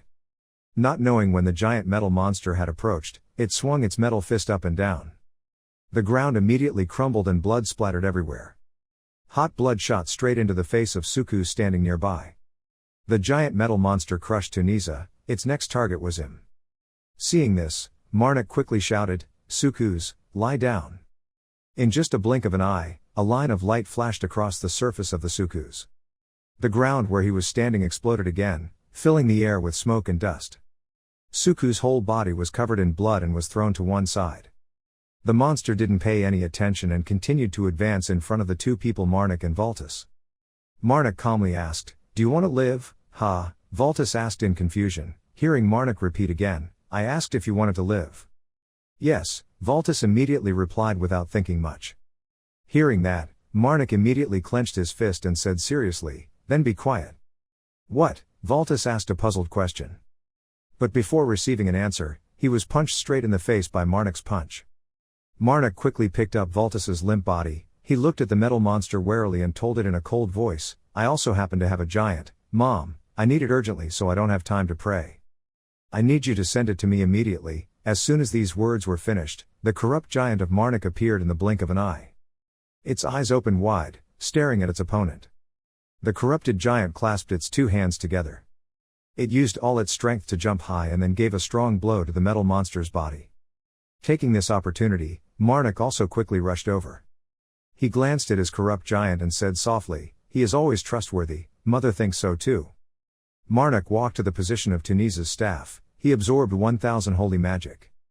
Running to the location where Sukus died, he absorbed 100 holy magic. Valtis, who was still fainting, was placed against the wall by Marnik. Marnik stepped forward, he turned his head slightly to look behind him and then softly scolded him. Not far away, the revived metal monster was continuing to fight the corrupt giant. Marnik said, it seemed like it would take them quite a while to finish this battle. The corrupted mother's hand in Marnik's chest slightly tightened and grabbed his shirt. Understanding the mother's intention, Marnik curled his lips and replied, obeying the mother's command. Having finished speaking, Marnik's body quickly transformed, the blue totem slowly spread on his face. This was the side effect of the word corruption. Marnik raised a hand with a dangerous smile. He stomped his foot and said, stop joking around and let's help. Marnik's target now is the giant metal monster. He rushed towards it. The monster was made of white metal, and to be more precise, his target was what was on its head. That is a sparkling blue stone that occasionally flashes. Sensing Marnik's intentions, the corrupt giant lowered one of its hands. Marnik followed his arm upward, realizing that only the blue stone on the giant metal monster's head was the most different and he had to destroy it. Holding his sword tightly and rushing upward, Marnik firmly believed that after destroying the blue stone, something would definitely happen. While thinking, Marnik jumped up on top of the corrupt giant's head. Borrowing his strength to jump into the air, he swung his sword and shouted loudly, I'm coming. A sharp sword with amazing power that Marnik slashed broke the blue stone into pieces. Marnik quickly lowered himself to the ground. The giant metal monster's body now revealed a deep hole, which was the location of the shattered blue stone. Successfully breaking the blue stone, the corrupt giant of Marnik clenched his hands and shouted loudly with joy. Marnik looked up, smiled and said, thank you for your help. While talking about this, the hand of the corrupted mother suddenly stuck out and pointed in one direction. Marnik asked suspiciously, what's wrong, Mom? Looking up from the other hand, I saw 3 red swirls forming on top of my head. I don't know when, 3 giant metal monsters crawled out from that swirl. Seeing this scene, Marnik's eyes widened. 3 metal monsters thundered down to the ground. They stood tall on one side facing the Marnik and the corrupt giant. Marnik exclaimed with a black face, in the end, how many of them are left? Not knowing what method Marnik used to finish dealing with those metal monsters, he quickly walked to where Vultus was sitting. He had woken up, a bit bewildered and asked, are Sukus and Tunisia dead? Marnik nodded and replied, yes, that's a pity. If I had the chance, I would really like to save them, but everything happened so fast that I couldn't do that. Vultus' eyebrows furrowed tightly. He said softly, the moment the giant metal monster appeared from the air, we should activate the key. The 2 of them were just people I had just met because I had just been hired not long ago, but both of them were killed by my greed. Hearing him say that, Marnik was silent for a moment and then consoled, they were all hired for the same purpose. Surely the 2 of them knew this could happen, so don't blame yourself too much. Vultus remained silent and said nothing. He pondered for a moment and then asked, where exactly was that place? Outside the black door, Marnik replied. Hearing that, Vultus exclaimed in shock, but how is that possible? Halfway through speaking, he closed his eyes tightly. After a while, he slowly continued, saying that it would not be very polite for me to ask about what happened while you knocked me unconscious to prevent me from witnessing it. After all, you are the one who saved my life, right, Monk Marnik? In the name of Vultus, I will definitely return this favor. Seeing the other person so serious, Marnik laughed and said, I will definitely wait for you. Hearing that, Vultus immediately said, you really don't miss any opportunity. Marnik shrugged and smiled and replied, ha ha, I'm just not in the habit of refusing other people's offers. If you feel better then I think we should start moving. I haven't defeated those giant metal monsters yet, I just ran away from them. Okay, let's go. Vultus stabilized his emotions and quickly stood up. Walking side by side with the enemy, Marnik thought to himself, I was not lying, after defeating a giant metal monster with the help of a corrupt giant. 3 more appeared from above. And I left the corrupt giant behind as a punching bag for them to beat. After a long time of almost not being able to open the door, I kicked Vultus into the room. I told the corrupt giant to come back when his mission is finished, so he will probably return soon. I hope he won't be angry with me. The 2 continued to walk forward, not knowing how long they walked, when suddenly a snowflake fell on the tip of Marnik's shoe. He raised his head and looked up, smiling with relief. Marnik looked at the huge door in front of him and said, it seems we have reached the end of the ruins. Feel free to watch. The door to the room opened loudly. Inside, a blue light flashed and crept out. The 2 went into the room, only to see on a metal shelf, a sword with a serrated blade and a bracelet hanging there. Seeing these 2 things, Marnik thought to himself, the story written in the books is true. Standing at the side, Vultus held out his hand and said, Priest Marnik, I know I have no right to ask, but can I ask for a favor? Can you give me this necklace? In return I will definitely reward you handsomely. Hearing that, Marnik laughed and asked, what exactly is this bracelet? It's called a fake bloodline search. Valtis explains, if you drop a little blood into this bracelet and think about the particular bloodline you're looking for, then it will use your blood as a price to point in the direction of the bloodline you are thinking about. Hearing these words, Marnik thought to himself, he's talking about bloodline, I understand the general idea. Not seeing what Marnik said, Valtis scratched his head and continued, I'm sure you already know about my plan, right now I'm still looking for my mother. The mother I have never met. Having said that, he was extremely looking forward to seeing Marnik's reaction. Marnik walked up and pointed at the sword and said, is it okay if I take this sword? Leaving the relic, the two returned to the forest to find a place to make a fire to rest. Looking up at the bright moon above his head, Valtis smiled and said, from now on I think I should probably avoid all the giant metal blocks. Sitting next to Marnik, hearing that, he agreed and replied, me too. If we were even 1 second late at that time, something bad would have happened to us. Valtis took off his coat, took off the necklace around his neck and said, I thought we were dead. Stop for a moment, he called again, Priest Marnik. Can you bless me? Of course, Marnik replied cheerfully. Hearing that, Valtis was extremely happy and smiled with his eyes wide open. Valtis took out a needle and stuck it in the tip of his finger. A drop of blood flowed out. He said, thank you, hoping that the guardian goddess will bless you. Having said that, Valtis immediately dripped blood from his fingertips onto the pendant. The drop of blood comes into contact with the mirror surface above. Immediately a stream of red air shot out and flew straight up. Valtis's eyes glowed with anticipation. He looked at the pendant on his hand and said softly, Mom, I know you're still alive. Marnik placed a hand on his chest and bowed his head sincerely and said, I'm glad the necklace works as expected. Valtis nodded. He put the necklace around his neck and said, it's all thanks to you, I don't know how I can repay this debt. Hearing that, Marnik immediately said, I can always repay him, as long as I have sincerity, I'm always ready to accept. Reaching out to take the pendant around his neck to observe further, Valtis suddenly called out, Priest Marnik, can you listen to my last request? Of course, Marnik replied. Hearing that, Valtis immediately said, I want to cooperate with you longer, Priest Marnik, just until I find my mother. Since you're going west anyway, we can stop by the capital and there I'll reward you for this quest. Of course, I will definitely pay all travel expenses. I have enough money to pay for that. Hearing him say that, Marnik didn't say anything right away but smiled. He thought to himself, although I quite like this proposal, I can't let him see through my intentions right away. The fire in front is burning, making the surrounding space quite warm. Valtis sat aside silently, waiting for Marnik's answer. Waiting for a long time without seeing what the other person said, Valtis was a little impatient and softly called out, Priest Marnik. Hearing that, Marnik curled his lips and thought, if I do that, he can no longer consider me a shallow person.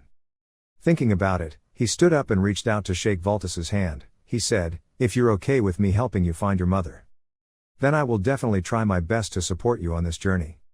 Receiving the desired answer, Valtis happily exclaimed, thank you. The two rested for a night in the forest, and the next day they returned to the guild in Guise City. Erin looked at the person in front of her and frowned and said, so you're going to leave now, is that all, after everything I've done for you? I can't believe it. Marnik smiled rather helplessly, and heard Erin's request, show me your hand. Hearing that, Marnik immediately refused. Forgive me, Erin did not give up but seriously repeated, just give me your hand. Marnik didn't want to make things difficult for her, so she opened her hand. Erin immediately placed her hand on his hand. She said, I don't usually deliver this so quickly, I did everything I could to get it in time, do you understand? This is a silver mercenary card. Again, I did everything to prepare it as soon as possible, I'm sure you know what you should say to me. After saying these words, Erin immediately withdrew her hand, and a sparkling silver badge appeared on Marnik's hand. Marnik smiled and put the badge away. He narrowed his eyes and asked, thank you. Hearing this question, Erin replied a little angrily, no, see you later, it's like a promise to come back to visit me. That's what you should say. Hearing her say that, Marnik remained silent and did not respond. He bowed his head a little apologetically and thought to himself, I'm sorry, Erin. Because I'm living the life of a wanderer, if that promise is something I can hardly keep. Not seeing what the other person said, Erin sighed a little disappointedly and said, Priest Marknock, if you continue living your life like that you won't be able to date anyone and will die alone. That's why I'll be the one to tell you this. See you later, Erin said with a smirk. Hearing this sentence, Marnik suddenly exclaimed, what? Erin says it again, let's meet again if we have a chance. We have to admit that the opportunity will come much faster than we imagine, Priest Markank. It's a bit confusing to hear these things, Marnik asked curiously. What do you mean? Erin put a finger next to Marnik's mouth. She smiled and said, you don't need to know, just think about it. This is the last thing I give you, a punishment. Leaving the guild, Marnik went to see Lord Treaton. As soon as he saw him, he couldn't help but exclaim, side effects, it seems like the effect time has become much faster. Treaton smiled and said, not everyone is born with hair. I have truly reached my natural human form, the hair on my head has fallen out, revealing a shiny head. He glanced at Marnik and asked, returning to the main topic, I heard that you were planning to go to the capital. I prepared everything after hearing the news. After saying that, he immediately took out an envelope and gave it to Marnik.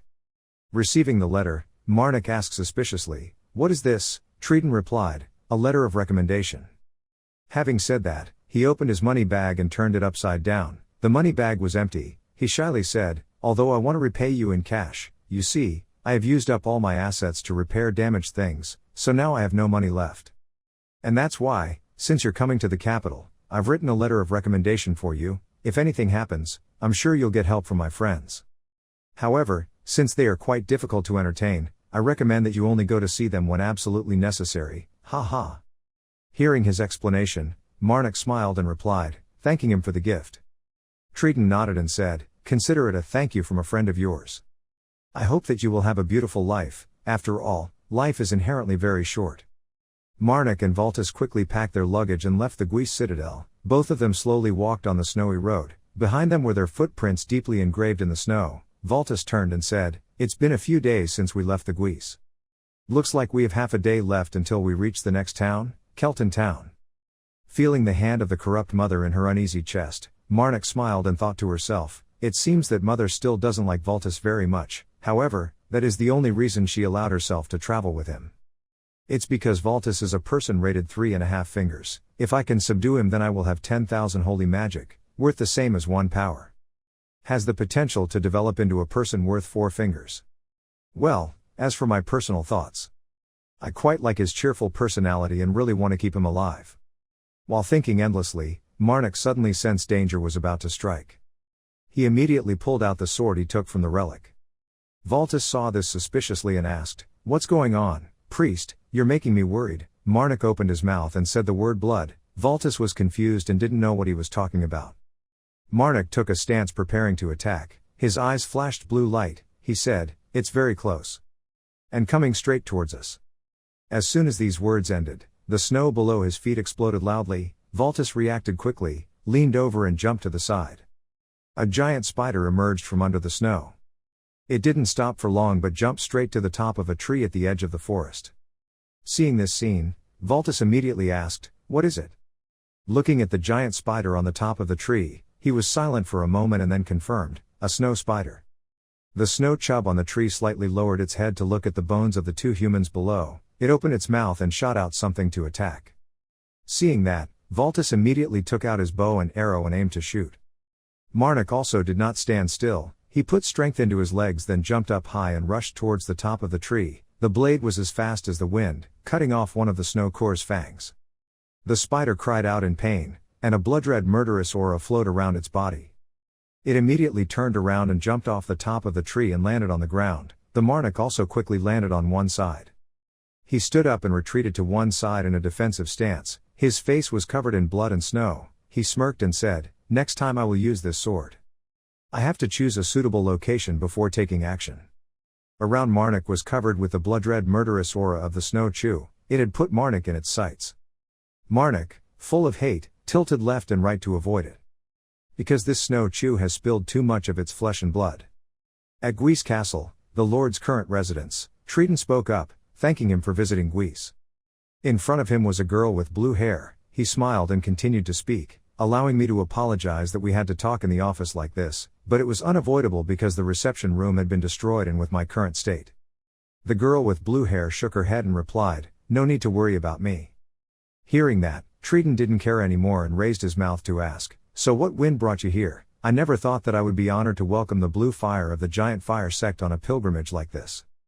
The girl with blue hair heard that and immediately put a piece of paper on the table and said, take a look at this. Treaton picked up the paper and looked at it. then heard the girl with blue hair continue, "Have you ever met the man on the painting?" On the paper was drawn the face of a teenager. Triton observed it for a few seconds before realizing it. He suddenly thought to himself, "Priest." Raising his hand to stroke his chin thoughtfully, Triton asked, "May I take the liberty to ask, who is he that Mr. Lam Hoa himself has to look for?" "It's a personal matter," the girl with blue hair replied. Hearing that, Triton immediately blurted out a sentence, "Is that so?" Then he calmly said, "Sorry, but I don't remember meeting this person. If that's all, I advise you to go back. I really don't have much time at times like these."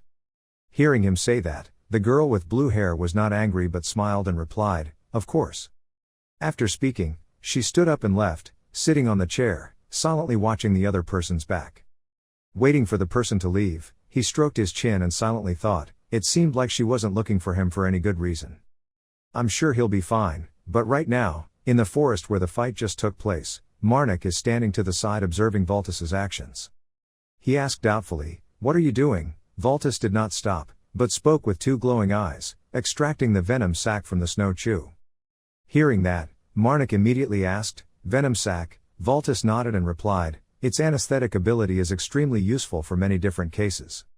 He pulled out a bag of venom still covered in spider blood and continued to explain that we could apply it to the arrowhead or just sell it to make money. Hearing that, Marnik laughed teasingly, "You seem to be knowledgeable about these things, quite unusual for a young master." Vultus put away the snow venom bag. His brother covered in spider blood turned around and replied, "I have experienced many monster hunting trips. There is no better teacher than practical experience, right?" Seeing Vultus continue to reach out to take another bag of snow chew's venom, Marnik immediately said, "It's a bit messy, I think. Anyway, my body is full of blood. Let me help an NH, show me where the venom bag is." Hearing that, Vultus winked and smiled and said, "We're only half a day's walk from Kelton. Let me show you how to extract it. The two of us will do it together and we'll be done in no time. Then we can enter the city and take a shower later." Hearing these words, Marnik laughed and exclaimed, "That sounds great." Late in the afternoon, in front of the city gate, two gatekeepers looked into the distance and then pointed in surprise. In the distance, Marnik and Vultus stopped tiredly before the city gate. Everyone's clothes were stained with blood and dust. A gatekeeper hurriedly ran towards the two people. This person was sweating unbelievably and asked, "How did you guys get here?" Hearing that, Marnik was puzzled and asked again, "Let's just walk, what do you mean?" The gatekeeper hastily explained that Kelton had been blocked for the past 3 days, all because of those monsters. Hearing this person say that, Marnik seriously asked, "Can you elaborate more?" The gatekeeper nodded and began to explain, "As I just said, lately monsters have been attacking more and more frequently. However, when we went to investigate the attack area, not to mention the corpses, not even a single fragment remained." "You're talking about the corpses of victims attacked by snow chews, right?" Vultus frowned and asked, "If so, that's quite unusual. Snow chew attack their prey by sucking their blood, so they will usually leave quite a bit behind." While talking about this, the remaining gatekeeper ran from afar and shouted, "You too. Lord Stren is requesting a meeting with you too. Let me guide you to. Go to the Lord's mansion." Arriving at the mansion, Lord Stren said with tears of joy, "You are the demon slayer, Priest Marnik, right? You don't know how happy I was when I heard that you had visited this city." Marnik sat on the opposite side of the long table and frowned and asked, "I heard about the current monster situation from your soldiers." Lord Stren nodded and replied, "Yes, it has something to do with the reason I called you two here. I'm sure you understand, but our current situation is not simply caused by monsters. It was a plan organized by an evil spirit worshipper." Hearing these words, Marnik was silent for a moment, then raised his eyes and said, "But if so, it wouldn't be like banning the entire city. Isn't this a bit too much for a mere worshipper?" Lord Stren replied helplessly, cautiously, "Well, according to what the priest said, there are at least 4 sects involved in this incident, all of which are working together to completely isolate Kelton from the other cities." Pausing for a moment, Lord Stren looked at the plate of food in front of him, thoughtfully continued, "No matter how I think about it, Kelton is still a fairly normal city, nothing outstanding. I really don't understand why something like this happened right after I was appointed Lord. If my father were still alive, I'm sure he would immediately find a solution to save us from this situation." Having said this, Lord Stren immediately raised his hand to wipe away his tears. He felt sad. At least we still had enough food to hold on. The soldiers' morale was also good, so things weren't all that bad. But because we were cut off from other cities so suddenly, no one in the outside world knew about this incident. That's why we need someone to overcome the monsters and pass this information on to the surrounding cities. A suicide squad, basically. Having finished speaking, Lord Stren looked expectantly at Marnik and Valtis. Marnik did not answer immediately but closed his eyes. Looking at the afternoon sunlight shining in through the window, Marnik slowly replied, I will do what I can on this matter. Leaving Lord Stren's mansion, Marnik returned to the room prepared to rest. Seeing the corrupted mother's hand was a bit angry, Marnik immediately reassured him. He should have slapped him and left. What do you mean? You've gone a bit too far. Marnik narrowed his eyes and lifted a metal pot. He said, at least we got this from them. Looking at the water pouring out from the basin, Marnik explained, since it is an item that can only be found in the western desert, I was quite surprised when we found one here. Now you don't have to worry about cleaning up after using the killer. Marnik took out the sword, he put it in the pot and said, it was Mother who said it would be sharper if put in like this. As soon as the sword was placed, the water carried the sword with it and disappeared. Marnik quickly picked up the pot. Put it away, he said, well, isn't living a carefree life the best thing a person can do? Having said that, he opened his current item list again. A basin appeared inside. The corrupted mother's hand tightly grasped Marnik's shoulder. The sounds of killing continued to ring out. Hearing that, Marnik immediately smiled and said, I'm talking nonsense, don't pay attention. Reassuring the corrupt mother with one sentence, Marnik thought to himself, the reason why I accepted the Lord's offer was not because I liked him or anything, but because I thought that this was a sign that the main quest was about to begin. The reason why I came to this conclusion is only one. It's because the other four sects are cooperating with each other. Although the label of evil spirit sounds a bit scary, in this game it actually doesn't mean much. It is simply a title that the main gods assign to other gods to create bad reputation for them, accompanied by oppression. However, one thing is certain among those who worship evil spirits, almost no one has a normal mind. Therefore, it is not like sects that worship righteous gods cooperate with each other to deal with evil spirits. Cults that worship evil spirits almost never cooperate with each other. That's why I have a hunch that something is going on for the evil cults to cooperate together and surround Kelton. This doesn't make sense at all. After a short rest, Marnik and Valtis immediately set out with Lord Stren's suicide squad. They were whipping their horses to run away when Valtis sensed danger behind them. That's right, behind them, snow monkeys along with countless monsters were roaring towards them. Marnik thought to himself, it's time. Thinking so, he immediately turned around and said to Valtis, I will attract their attention. Hearing these words, Valtis exclaimed in confusion, what the hell are you talking about? Even if it were you, there would still be too many of them. Not wanting to say too much, Marnik hurriedly urged, if this continues they will catch up with us. At this speed there is no way we can run faster than them. Reinforcements. In a moment of danger, Valtis heard these three words come out of Marnik's mouth. Marnik advised, remember to bring them here. After saying that, he turned around and jumped off the horse's back. Seeing this scene, Valtis cried out in horror, Priest Marnik. The corrupted mother's hand clung to Marnik's shoulder. He narrowed his eyes and asked, Mom, did you think I was cool just now? After saying that, he immediately landed on the snowy ground, white snow splashing up. Spurring his horse in the distance, Valtis did not dare turn around but closed his eyes tightly. The group of Suicide Squad members also sweated and looked back warily. The monsters and the snow chew are quickly chasing after them. But Marnik's landing created a counterattack to stop them. In the snow, Marnik sat cross-legged and asked in a low voice, I couldn't believe you said that, Mom. He smirked and said, your acting is very interesting, what do you mean? Pausing for a moment, Marnik pulled out the sword he took from the ruins, then he continued in a cold voice, I'll take it as a compliment. Why don't we start looking for them? Cowardly evil spirit worshippers are hiding around this place. Marnik held the sword tightly in his hand. He stood still in a defensive position. In the distance was a group of monsters rushing towards him. Marnik swung his sword. The sharp sword energy slashed straight at the monsters, blood splashing everywhere. The sword in Marnik's hand was suddenly stained with blood. His eyes shone with a cold blue light. The blade continued to slash out and sweep the monsters in front of him. The monsters were divided 5-7. Their bodies separated.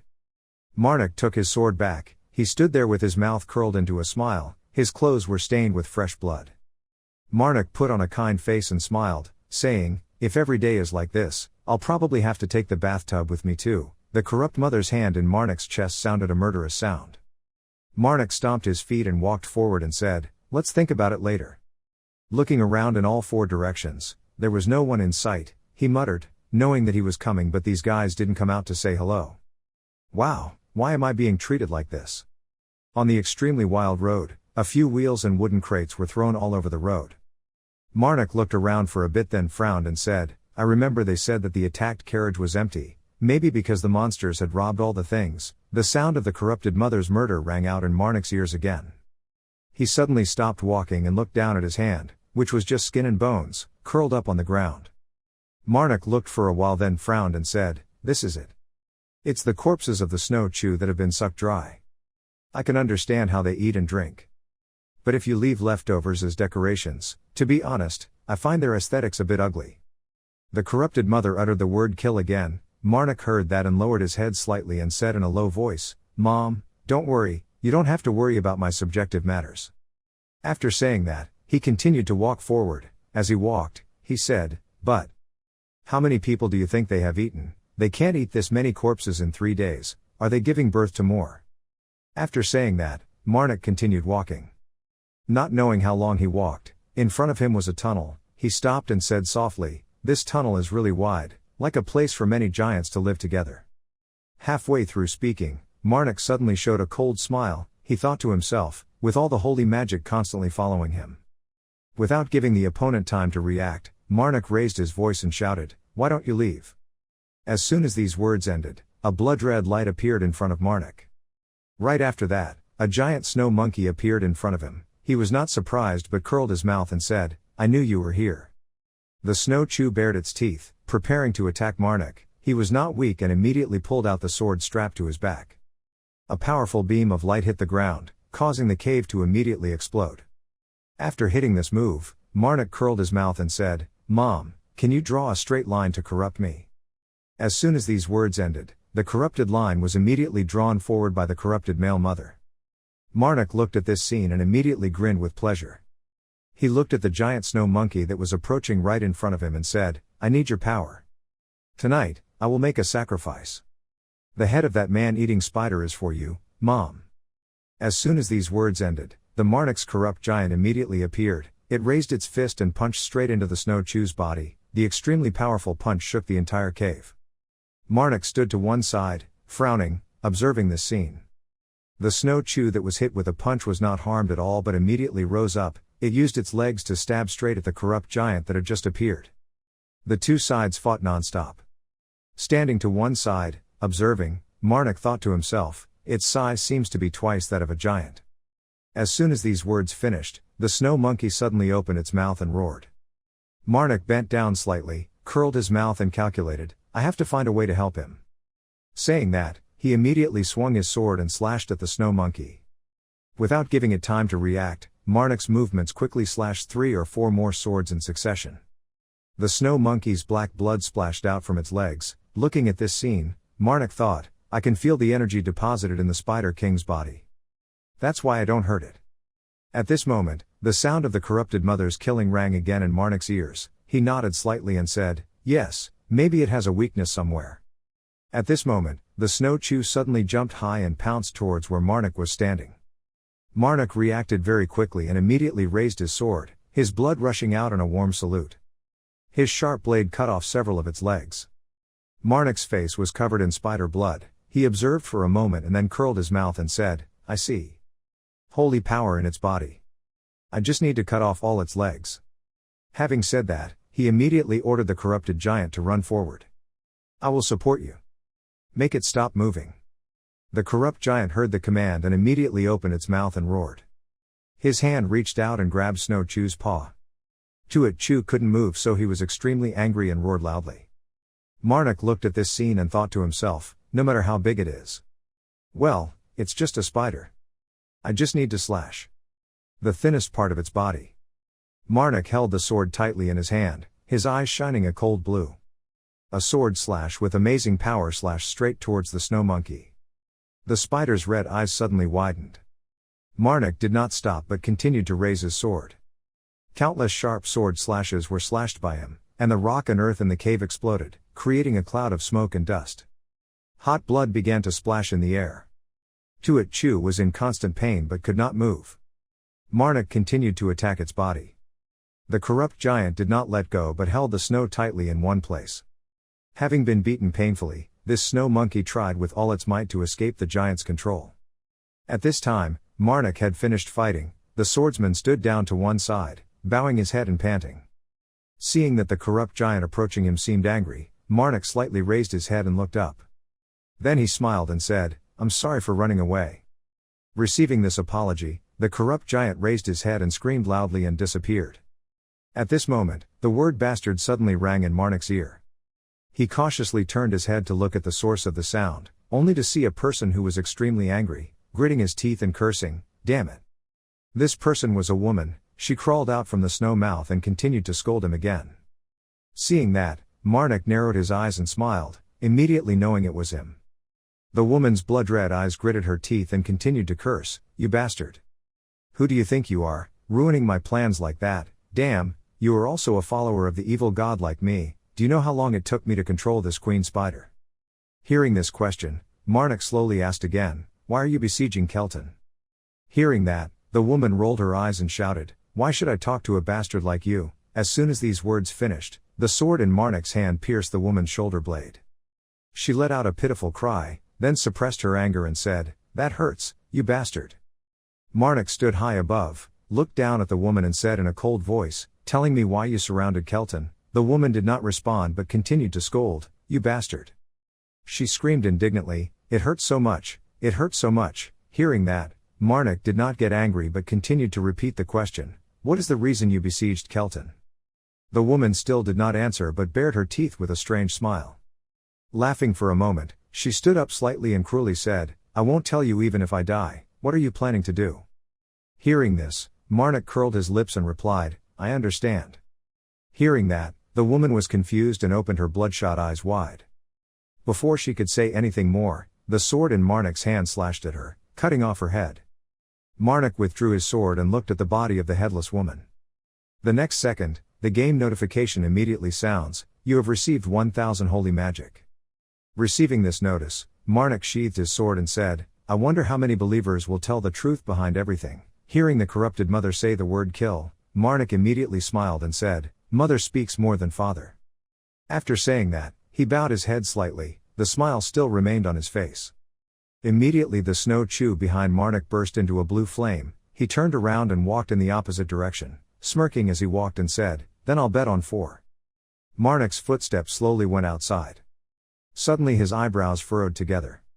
Looking at Kelton Castle at the foot of the burning mountain, Marnik softly exclaimed, "Oh my God, they caught me."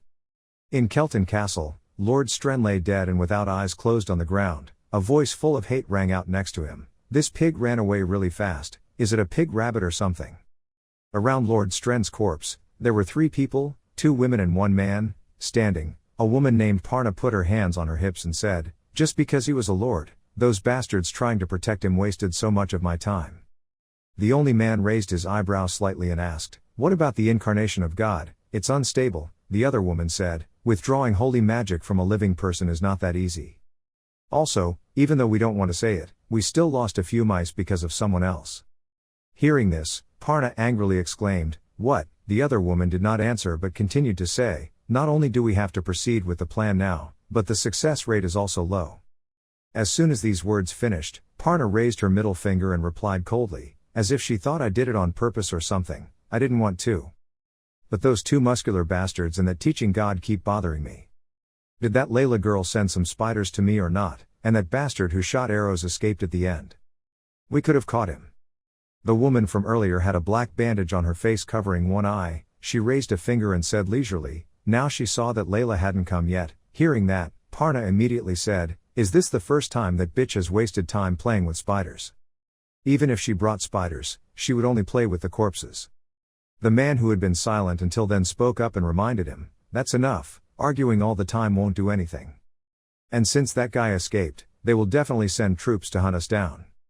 Don't forget how many years we spent implementing this plan." Parna heard that and pointed at the man and said, "Have you forgotten that I spent 3 years of my life on him? And why do you keep acting like you are the leader? I will never let you scold me. Do you think I want to let him go? I don't understand why you keep screaming at me because that rat ran away. And why does this woman seem so upset today? Did you two not work late last night?" "Lately, I've seen two very close people. The woman wearing a blindfold clenched her fists. She didn't want to listen anymore and turned away and said, I'll go out to check the situation first. Parna heard that and opened her mouth to scream, do you think we can't do our job without you? Seeing that the story was going further and further, the man gritted his teeth and said, stop it, Parna, Layla will be responsible for that mouse running away. Hearing that, Parna curled her mouth into a smile. She raised a hand and said faintly, if that's the case then I can stay quiet for as long as I want. While talking about this, Parna suddenly stopped, her pupils opened wide and looked into the distance, seeing a person rushing towards this direction. The person who rushed forward was none other than Marnik. In just a blink of an eye, he swung his sword and cut off the neck of the blindfolded woman. Fresh blood splattered along the blade. The man frowned, his face covered in drops of red blood. Marnik continued to raise his hand and slash straight at him. Looking at the scene in front of her, Parna was frightened and cried out. What? Marnik stood on the opposite side, curled his mouth and said, kill the third child without asking anything. What you say makes sense, it's a bit unfair, I know, mother. The corrupt mother's voice rang out in Marnik's ears again. It was still just one word, kill. He reached out and patted the arm on his chest, continuing to smirk and say, but these guys can manipulate holy magic, they can hurt me, Mom, I'm sure you don't want me to get hurt just to win your bet. Hearing the other person keep muttering, Parna sweated and thought, why is this guy talking alone? At this moment, Marnik suddenly raised his head and looked in the opposite direction. He let out a loud gasp. Parna saw his cold eyes and cried out slightly in fear. Marnik said nothing, the corner of his mouth slightly raised into a smile. Then he faintly said, you, follower of evil spirits, heard this. Parna panicked and exclaimed again. At this time, Marnik smiled brightly and narrowed his eyes, asking, what is the reason for you besieging Kelton? Parna didn't dare to resist and said everything. After hearing it, Marnik exclaimed, that's really impressive. Hearing that, Parna continued, of course, we spent 3 years of our lives planning this. Why would we waste so much time if we didn't get to this point? While listening to the other person speak, Marnik thought to himself, this woman answered my question right away, as if she was waiting for me. She told me everything I knew. It's very simple. They want to sacrifice everyone in the city. To create a ball of holy magic called the Incarnation of God. To carry out this plan, they hid in the city for 3 years, although it still takes 5 more days to prepare. But they had no choice but to speed up the process, which led to the recent events, because they failed to capture the Carmen. Thinking so, Marnik immediately pulled out his sword. Seeing the sharp sword in front of him, Parna asked in panic, what are you doing? Marnik faintly asked, what do you think? I have to kill that flesh-eating and blood-drinking monster before it awakens. Hearing this, Parna quickly waved his hand and said, don't. Not bothering to listen to her advice, the blade in Marnik's hand stabbed into the monster's red body. Parna saw that and immediately shouted the word don't. Marnik quickly pulled out his sword, then slashed again. Parna opened her mouth to scream loudly, if that thing was in danger. It will awaken in an unstable state. As soon as these words finished, on the opposite side, the monster began to rise. It opened its mouth and cried out in pain. One of this monster's eyes bulged out and was filled with blood, and painful groans continued to ring out. 1 second later, the monster screamed loudly. It swung its arms up and tore off the wrinkled skin on the outside, revealing a body with strong muscles inside. The sound of the Virgin Mary's killing continued to echo at the Marnik's hand. Seeing that the hand in his chest was constantly moving as if it wanted to jump out, Marnik quickly reached in and grabbed it and said in a low voice, I know there is a sacred object in that monster, Mother. I will use my new power. And sacrifice that meat to Mom. On the side, Parna suddenly widened her eyes and shouted, what are you doing? It won't work. Marnik didn't say much but just leisurely swung his sword and slashed straight at Parna's body. Then he didn't bother to turn around and left behind a sentence, this is your punishment, Parna. As soon as these words finished, the game notification rang, you have received 1000 achievements. After hearing this announcement, Marnik thought, adding this much, my total holy power is 8592. Except for the evil spirit believers, I can still draw the Lord's holy power. To gain new powers, I need about 10,000 holy magic. Even if I use a killer to cut it, it will heal right away. But if I keep getting attacked by it, I'll soon lose. And since it's just a lump of flesh, it doesn't have obvious weaknesses like the queen spider. Then I only have one choice left. Thinking like that, the hand holding the hilt of Marnik's sword unconsciously tightened. The corrupted mother uttered a murderous sound. Marnik quickly sheathed his sword, his last choice was to run. The monster's single eye saw this scene and suddenly opened wide in surprise. The next second, it opened its mouth full of teeth and screamed so loudly it was so painful. The game notification sounds again, you have received 1 holy magic. Hearing this announcement, Marnik turned his head slightly and glanced back. He thought to himself, I just need a little more holy magic for the next power. The notification that you have received 1 success continuously rings continuously. Marnik put all his strength into running forward. As he ran, he thought to himself, I will run until I have enough holy magic. The monster in the back started chasing after Marnik. Its mouth kept moaning a few times. It hurts so much. Hearing these moans echoing behind, Marnik thought again, let's see if that thing catches me first. Or if I get new powers first. Let's see who will win. The one-eyed monster opened its mouth wide and roared. Marnik continued to put all his strength into running forward. The monster jumped up and roared loudly while chasing the Marnik behind. Marnik heard the sound the monster emitted and quickly covered his ears. He thought, even the sound was so terrible, it was truly a moving disaster. Behind the one-eyed monster there were countless tentacles. It launched its tentacles to attack the Marnik. The corrupted mother continued to say the word kill. Marnik cautiously turned his head and looked back.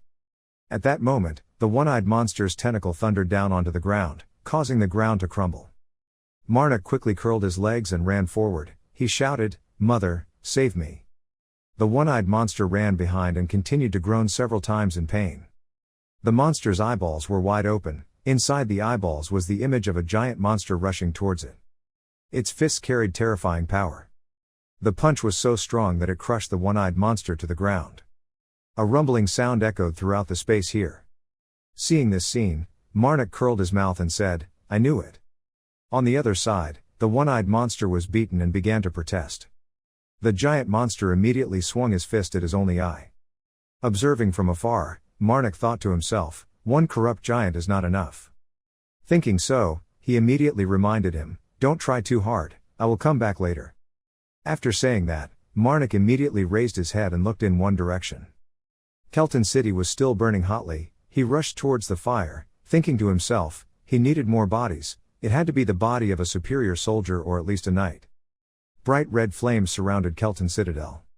The bodies are surrounded by fire and burned. Marnik observed for a moment and then said, I know it will take a long time for Mother to absorb these bodies.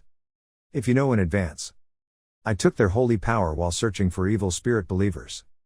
After saying that, Marnik thought to himself, the amount of holy power I have accumulated so far is 9,237. Just a little more. Add a little more. Marnik was still running forward, when suddenly he stopped and looked into the distance. Something was exploding over there, creating a giant fireball. Marnik quickly pulled out his sword to protect himself. The wind-cutting sword swung forward. From within the fireball, several tentacles rushed quickly to attack the Marnik. He immediately slashed the sword hard into the tentacle's body. The monster's tentacles did not stop but continued to surround and attack the Marnik. The one-eyed monster was still alive. It opened its mouth full of sharp teeth and roared in pain. Standing on the ground, Marnik held the sword tightly in his hand and looked towards the monster. The next second, a loud explosion rang out again, sending dust flying into the air. The one-eyed monster has transformed into human form. It bared its teeth and uttered the word pain. Marnik raised the tip of his sword and pointed it straight at the monster with a cold voice. It seems you have grown up. Looking at the muscular monster in front of him, Marnik thought to himself, as he fought the corrupt giants. Halfway through his thoughts, Marnik stopped to observe the monster in front of him. The monster with only one eye on its face raised one hand. His mouth slightly curled up into a faint smile. Then it slowly uttered the word pain and controlled its tentacles to attack the opponent. Marnik's eyes flashed a cold blue light. He swung his sword and cut one of the monster's tentacles in half. Marnik did not stop but continued to swing his sword, blood suddenly splashing in the sky.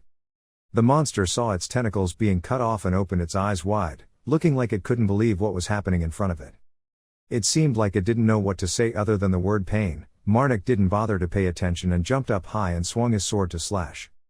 But before he could lower his sword, Marnik suddenly became highly alert and let out a loud gasp. On the opposite side, the one-eyed monster smirked and raised his fist to punch at the Marnik.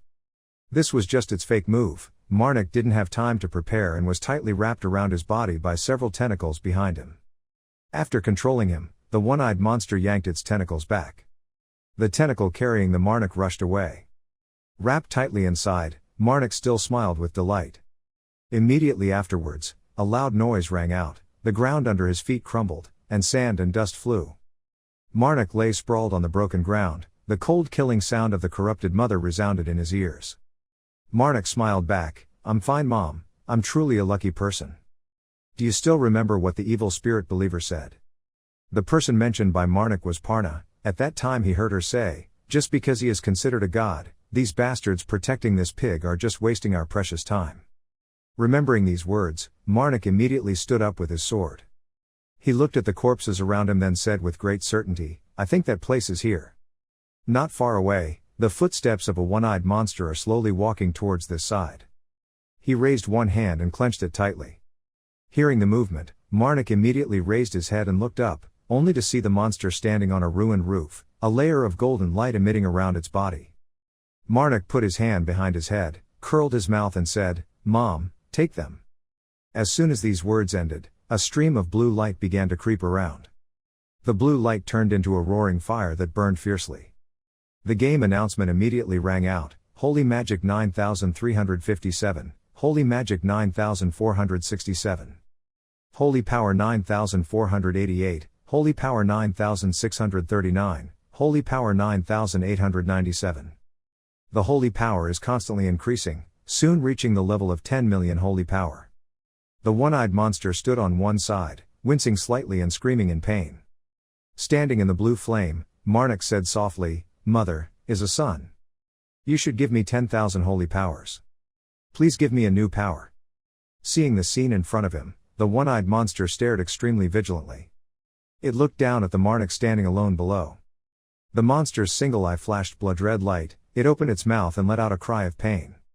Looking below, a one-eyed monster that looked like a Marnik was slowly walking this way with a sword. His blue eyes carried a cold light, his lips curled into a faint smile. The blade in his hand flashed sharp silver light. He narrowed his eyes and slowly said, "You will have to endure 100,000 times more pain and suffering than I am now." Hearing these words, the monster's eyes suddenly widened, carrying a bit of fear. Marnik's face began to show some strange green totems. He raised his sword, pointed the tip of the sword straight at the monster and said coldly, "Listen clearly, you damn monster." The one-eyed monster sensed danger and immediately clenched its fists, mouth continuing to scream in pain. "Marnik hasn't attacked yet," he thought to himself. "This new power is called the Pit of Corruption.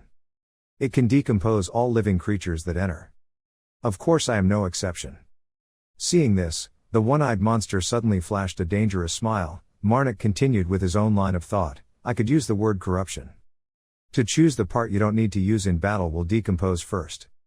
As soon as this sentence ended, on the opposite side, the monster that had been caught suddenly cried out in pain. It looked down in horror at its half-disappearing hand. Marnik smirked and said, "To see your rebirth.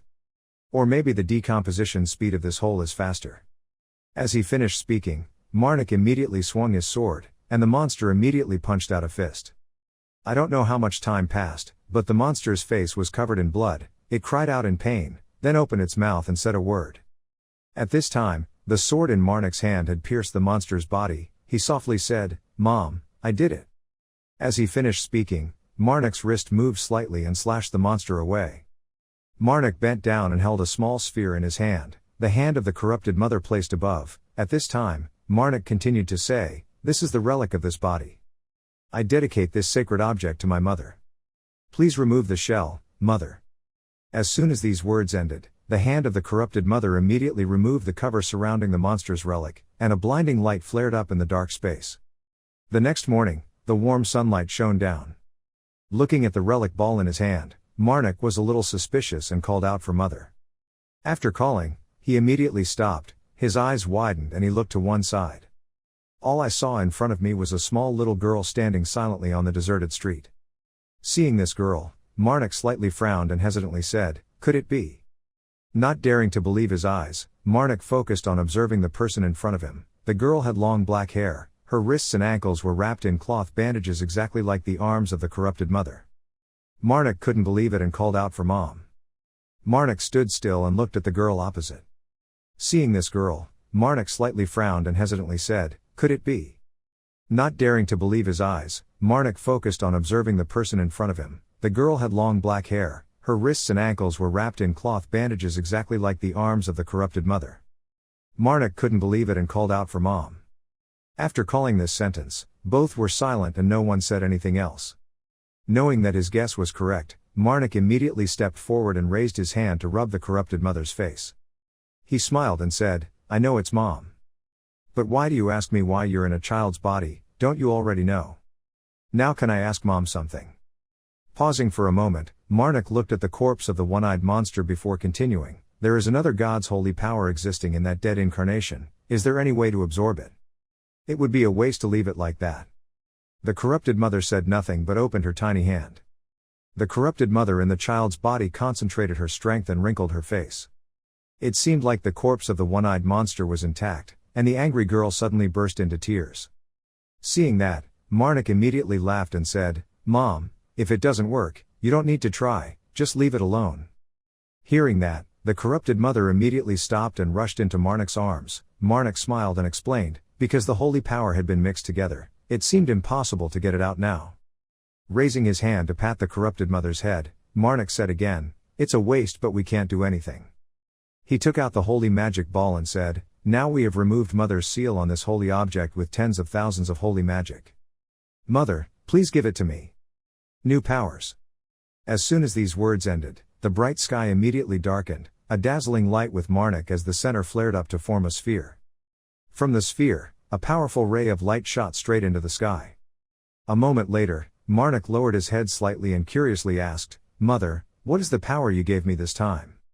The corrupted mother did not speak, her blushing cheeks raised her two small hands and clenched them tightly. Seeing that, Marnik immediately guessed, "What did you mean, use as much as you like? Isn't that too strong?" After talking for a while, they both lifted their feet and walked forward. Marnik thought as he walked, the corrupting curse he had just received. A power very close to the power of evil. With this curse, every living creature within its area of influence, the size of a small city, will gradually corrode and rot. If there were only criminals or people near death then I'd feel fine, but killing innocent people to gain holy magic, that's not what I want to do. Anyway, why is your sacred object with sealed divine power inside that avatar? Isn't that a coincidence, if Mother's holy power? How about being the catalyst to create that? Thinking about it gives me a headache. There are bigger problems at hand. I received too many attacks that contained a lot of holy magic. Thinking of this, Marnik's body seemed to have completely lost its strength and fell straight to the cold ground.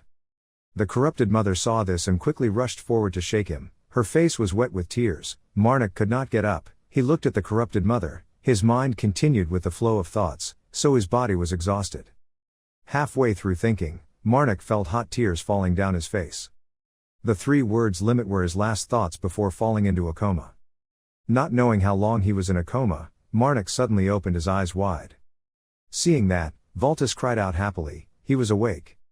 As if Marnik remembered something, he raised his hand to touch his chest. Feeling empty, his face changed color. He sat up and asked Voltus, "Where are my things?" Hearing that, Voltus smiled and replied, "Please calm down, Priest Marnik, I will explain." Before you finished your sentence, Marnik quickly interrupted, "Where are my things?" He looked like he was going crazy right now and roared, "Immediately!" Screaming loudly, Marnik's pupils shrank again. Voltus let out a long breath and lowered his head to search.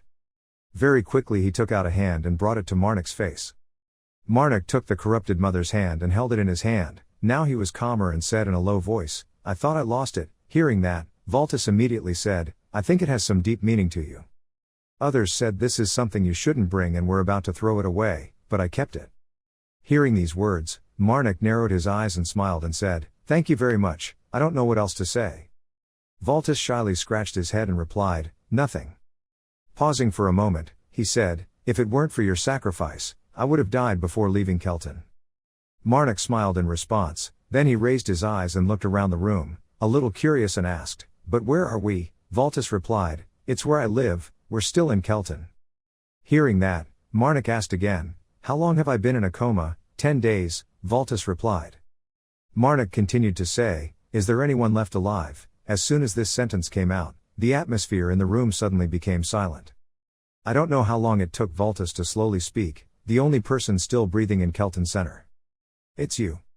In a certain forest covered with white snow, a blade came from afar and stabbed into a man's leg. This person cried out in pain, the teeth in his mouth were missing several teeth and were covered in fresh blood. Not being able to resist for long, this man staggered a few steps and fell face down on the ground. A person wearing white shoes slowly walked up from behind. Behind this person was a group of people on the same team as the person who had just died. Everyone's faces were extremely scared. The woman with blue hair slowly passed through this group of people as if threatening. In the distance, the injured man was trembling in fear and calling out, "Please, spare me." The blue-haired woman did not bother to smirk but kept a cold face. The man continued to beg for his life. At this point, the green-haired woman said faintly, "You won't be able to leave anymore." Hearing that, the man quickly replied, I won't try to run away anymore. "Please don't kill me." Before the last word could be said, the blue-haired woman swung her sword and chopped off the man's head. After finishing, she retracted her hand and said in a cold voice, "Oh sacred fire! Burn it down." As soon as these words ended, a blue flame immediately flared up around the man's corpse. Looking at the burning fire, the blue-haired woman continued to speak, "This person's sin." The group of people behind looked at this scene and everyone cowered in fear. The woman turned her head to look behind and coldly ordered to leave. No one in the group dared to disobey her, so they immediately started walking forward. Their hands were tied tightly with rope. The blue-haired woman walked in the back, sharp sword held tightly in her hand. A desolate mountainous area, the cold snow wind blew non-stop. Soon it was dark. A guard at the gate looked at the group behind him and asked the blue-haired woman, "Are you really giving us these bandits?" A man in the group cried out loudly, "We are the White Hero Bandits." After saying that, he immediately knelt down on the ground and begged, "I beg you, please put us in jail."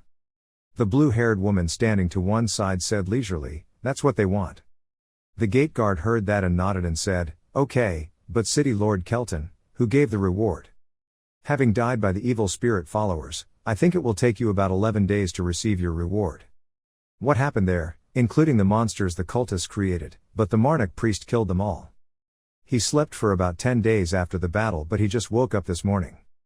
After hearing these words, the blue-haired woman's thin lips slightly curled up. She said, "Marnik, Gui's demon slayer. The Marnik priest you just talked about. Must be the sworn enemy of the evil spirit believers." Pausing for a moment, the blue-haired woman's voice became somewhat colder. She gritted her teeth and asked, "May I know if he is still in Kelton?" In a brightly lit room, a group of people were drinking together. Suddenly someone asked, "By the way, this evil spirit believer, do you know where Priest Marnik is right now?" Hearing this name, the person in question immediately put the wine glass down on the table and asked again, "Marnik?" The person who asked was the blue-haired woman. She waited forever but did not receive an answer. On the opposite side, this group of people continued to raise their glasses for an hour and then continued drinking. After drinking this batch of wine, the whole group went crazy and shouted the name Marnik. Who shouted, "The mortal enemy of evil spirits, Marnik, do." The sound of raising wine glasses rang out continuously in the room. The woman stood silently in place. But at this time outside, the sound of horse hooves echoed on the snow-covered brick floor. 2 horses were galloping on the road. The people sitting on the horse were Marnik and Valtis. Marnik rode his horse and remembered the words that Lord Treaton once told him, "Priest Marnik, I have something to tell you." The priest with blue hair, typical of the Sacred Fire sect. "She's still looking for you right now." Then when he heard these words, Marnik was a bit surprised and asked, "Did she know that I was still alive?" Lord Treaton frowned and said, "From what I see, it seems like she wasn't quite sure yet.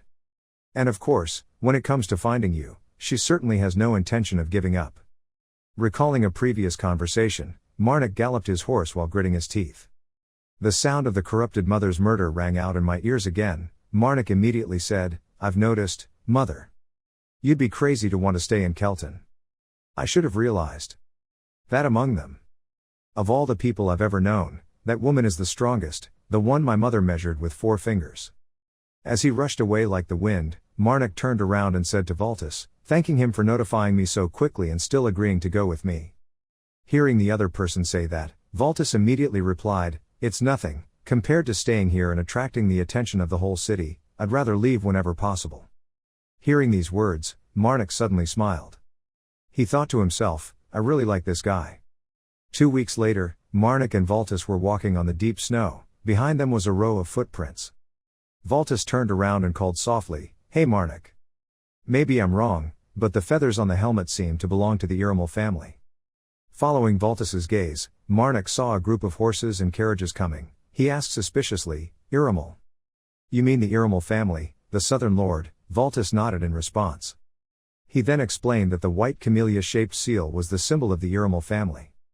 At this time Marnik said again, "They are coming to us, should we say hello?" Hearing that, Valtis hesitantly asked again, "Should we?" because he did not see the entourage raising the Lord's flag. "So I'm pretty sure that the person sitting in the car is either his child or relative, so just wait quietly for them to pass." The two people, Marnik and Valtis, quickly encountered the carriage. They silently passed each other. Suddenly Marnik felt something was wrong, his heart skipped a beat. Valtis saw Marnik pause and turned his head slightly to look. He only heard Marnik say, "There was someone tied up in the carriage." As soon as these words ended, the guards walking next to the carriage brandished their swords, preparing to rush towards the two men, Marnik and Valtis, to attack. The person in front had a bald head. He held a sharp axe in his hand and curled his mouth and said, "TSK TSK, if you guys kept pretending to be blind and deaf, we would have let you go." Speaking of this person grinned dangerously. The next second he ordered, "All of them, to kill them." The group of people immediately rushed into each other. A loud explosion rang out, causing sand and dust on the side of the road to scatter. A severed head flew high into the air. The sharp blade was stained with fresh blood. Hot blood splattered with this movement. The bald guy standing in the back saw this scene and couldn't believe it, and his eyes widened and he exclaimed, "What?" Marnik didn't pay any attention. He continued to slash and then coldly said, "How dare you swing your sword so loudly? We know you are a kidnapper." After saying that, Marnik immediately turned towards Valtis and said, "There are 8 people left." Seeing that his subordinates were fighting endlessly, the bald man angrily stomped his foot on the ground and scolded him. He shouted loudly, "What the hell are you doing? Hurry up and get it over with. There are 2 brats and you guys are so scared. I don't have time anymore, hurry up." The bald man scolded and urged his subordinates to quickly deal with the 2 people, Marnik and Valtis. He rolled his eyes and shouted the words "death." As soon as these words ended, an arrow came from afar, cutting through the wind, hitting this guy's forehead, leaving him without time to say anything more. On the opposite side, Valtis was still maintaining the posture of shooting arrows.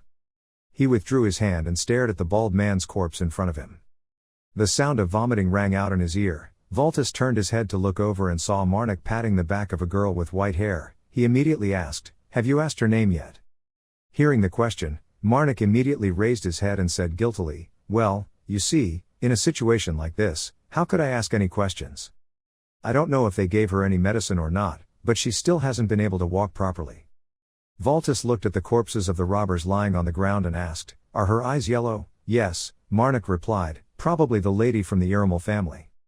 The lady of the Irmal family had just finished vomiting and weakly said to Marnik, "Stop patting my back, the more you pat me, the more nauseous I will become." After saying that, she raised her head and stood straight and walked a few steps. Seeing the girl's face, Valtis felt a bit shy and blushed slightly. The girl pointed at herself, then said softly, "Thank you for saving your lives. I am the eldest daughter of young Master Kalto Irmal. The name is Decay Irmal." After listening to her, Valtis muttered, "If she is really Decay, the daughter of young Master Laughing, then she must be a magician." Hearing these words, Marnik thought to himself, both noble and magician. It's 100% certain that she speaks extremely rudely. Thinking so, Marnik immediately smiled and said softly, "Okay, let's figure that out later." Valtis then turned around and said, "Hey, she seems so kind." Marnik nodded in acknowledgement. At this moment, the corrupted mother said the word "kill." Decay put her hand to her mouth and coughed several times. She turned to Marnik and said cautiously, "Can I ask your name? The person who saved me, although based on your clothes, it seems different, you are probably a priest." Marnik nodded slightly and narrowed his eyes and replied, "I am a priest who worships the goddess of protection, you can just call me Marnik." "Marnik," Decay smiled and praised, "it's such a pleasant name." She stopped for a moment and said again, "By the way, the situation is that I can't walk very well right now, so can you ask 2 people to help me at the same time?" The paralyzing gas I was forced to inhale still hadn't worn off. After she finished speaking, her legs began to tremble and she couldn't stand. Seeing that, Valtis immediately opened his hands and said, Lady Decay, let me help you, I am the son of Inthes Valtis, Carmen Valtis. Valtis, Decay's yellow eyes opened wide and looked at the other person. She asked again, are you sure you want to help me? What if someone saw that the black wolf of the Valtis family was guiding me very intimately, and if that was unlucky, that rumor would spread all the way to the capital? You'll definitely be in trouble in the capital, so I think I'll at least be more cautious with you. Is that so, Priest Marnik? After hearing these words, both Marnik and Valtis were frightened. Without appointment they had the same thought, she was a noble. Also a magician. Yet you know how to think so thoughtfully of others. Thinking for a moment, Valtis spoke first, let's change the subject, can we ask you why you got involved with these kidnappers? Decay pondered for a moment and then said, although there is no definite evidence about the culprit, I have a hunch. Hearing her say that, Marnik frowned slightly as if thinking about something. At this moment, he heard Decay continue to say, no, it was certain that in this kidnapping, the mastermind was his younger brother who always despised me. A kidnapping was planned by Derso Iramal. Decay's yellow eyes flashed with a sharp look. She said, this kidnapping was the plan of my younger brother who always hated me. Derso Iramal. Hearing that, Valtis exclaimed in surprise, your brother? Decay nodded and replied, I just received a marriage proposal from the Dragon Nation. Because I am the next heir to the position of homeowner, he wants to use that proposal to deal with me. Hearing the other person say that, Marnik thought to himself, how to deal with her, that's probably the same reason. But in the nobility, mages are not welcome. Nobles often hate magicians. More precisely, noble families hate giving birth to magicians. The first obvious reason is the magician's characteristics. It is difficult to teach mages basic manners, they are also very egotistical, and the power they gain as nobles can lead to serious incidents. The second reason magicians should not hold power in Tau Alpha Upsilon is because of an old folk tale. This story begins before the ancient empire, a tale passed down through generations of a chaotic age of magicians. Because they believe in this story, most creatures in the world do not let magicians have power. That's why she said she wanted to rise to one of the 4 great lord positions in the northern country. Unless she plans to personally kill her brother to take that position, I'm curious how she wants to accomplish such an impossible task. Of course. That would be my thinking if she only told this story once. Seeing that the 2 people in front of him seemed distracted, Decay immediately said, seriously, are you 2 paying attention to what I'm saying? The 3 were resting in a forest. In front of them was a small pile of firewood burning to warm the dark night. Valtis raised his head and said, let's see, using the engagement contract as a reason, she suspected that the people around her wanted to sell her to the Dragon Nation, right? That's right, Decay said. Marnik immediately continued, we tried our best to listen to her story. But you've already mentioned it 3 times, so I hope you understand if we're not paying enough attention. But while she was busy talking, the meat burned.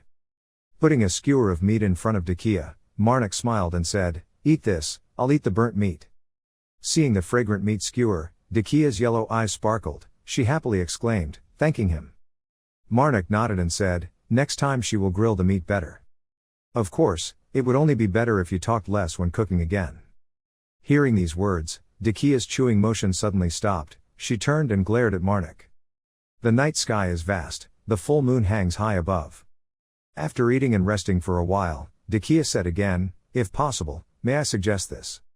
Hearing that, Marnik thought to himself while drinking water, he finally proposed. Now he heard Decay say again, please take me to Beatus located in the Iramal family's territory. Hearing these words, Marnik was not surprised and thought, just as he thought. Decay's voice continued to echo, if you can do it, I will pay. The amount of gold is equal to your weight. Hearing her say that, Marnik's eyes suddenly opened wide. He tried to suppress his excitement, gritted his teeth and thought, he knew right away that the Great Lord's family would be different, how generous. But my current customer is Valtis. To escort this girl, his journey to find his mother would be postponed. He saved my mother's hand from being burned, if he chooses to continue west then I will respect that decision and give up the gold. The mother's hand corrupted Marnik's chest and the sound of killing sounded again. Marnik pressed his hand to his chest and said in a small voice, he couldn't believe it, Mom told me to eat more and gain weight. Mom likes gold, I know, but how can she let her son become obese? At this moment, Valtis's arm suddenly rose high. He looked at the 2 people in front of him, filled with courage and said, I understand. Once we participate, we will take responsibility to the end, only then will we be worthy of this Valtis family. Having decided so, the next day two people, Marnik and Valtis, immediately set out to escort Decay to Beatus. Going a long way on the snowy road, Marnik suddenly pointed to the distance and said, "There is a village there." Decay walked behind, stretched his arms and asked again, "Really? I hope we can take a warm bath." The three quickly entered the village and found an inn. Valtis went to book a room and Marnik and Decay took their luggage and brought them in. After booking, Valtis came over and said, "Our room is at the end of the 3rd floor, I also asked them to prepare bath water.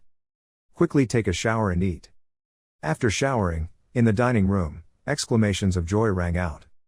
Looking at the full table of food in front of him, Decay exclaimed, "It looks so delicious, the cooking here is really delicious." Marnik thought sadly, "At times like this I wish I still had taste buds." Thinking so, he still picked up his fork to eat a piece of food. In the middle of chewing, a quarrel was heard not far away. "Please don't do that, your hands are too soft." At a nearby table, a waitress was being bullied by a man. The waitress said in fear, "I have to serve another customer." The man grabbed the girl's hand tightly and didn't let go. He didn't pay any attention and said, "Wait a minute, why don't you sit here for a bit?" At this moment, a man who seemed to be the owner of the restaurant stepped forward. With a beard on his face, he looked at the customer and said, "Sir, please don't cause trouble at our place." The man who bullied women heard that and raised his head defiantly and asked again, "What's wrong, causing trouble? Did I humiliate her or something? I just asked her to pour wine and listen to us talk, is that too much?"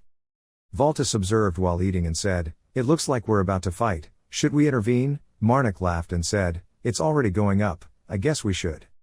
At this moment, I only saw that on the opposite side, the man who bullied the woman was punched in the face by a fist.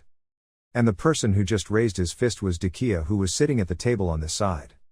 Her blow was quite strong and knocked the other man to the ground. The two people at the table with the man saw this and immediately stood up and exclaimed, "Damn, what is that, what the devil? Who is this child?" As soon as these words finished, Marnik rushed forward and pressed the head of the person who had just spoken to the ground. The impact was so strong that blood flowed from his nose like a stream, and his whole face was swollen. Marnik opened his hand and flicked it as if he was afraid of getting his hands dirty. The shop owner and the waitress applauded. Decay turned around and smiled and said, "Thank you." Marnik nodded slightly and replied, "No need to be polite."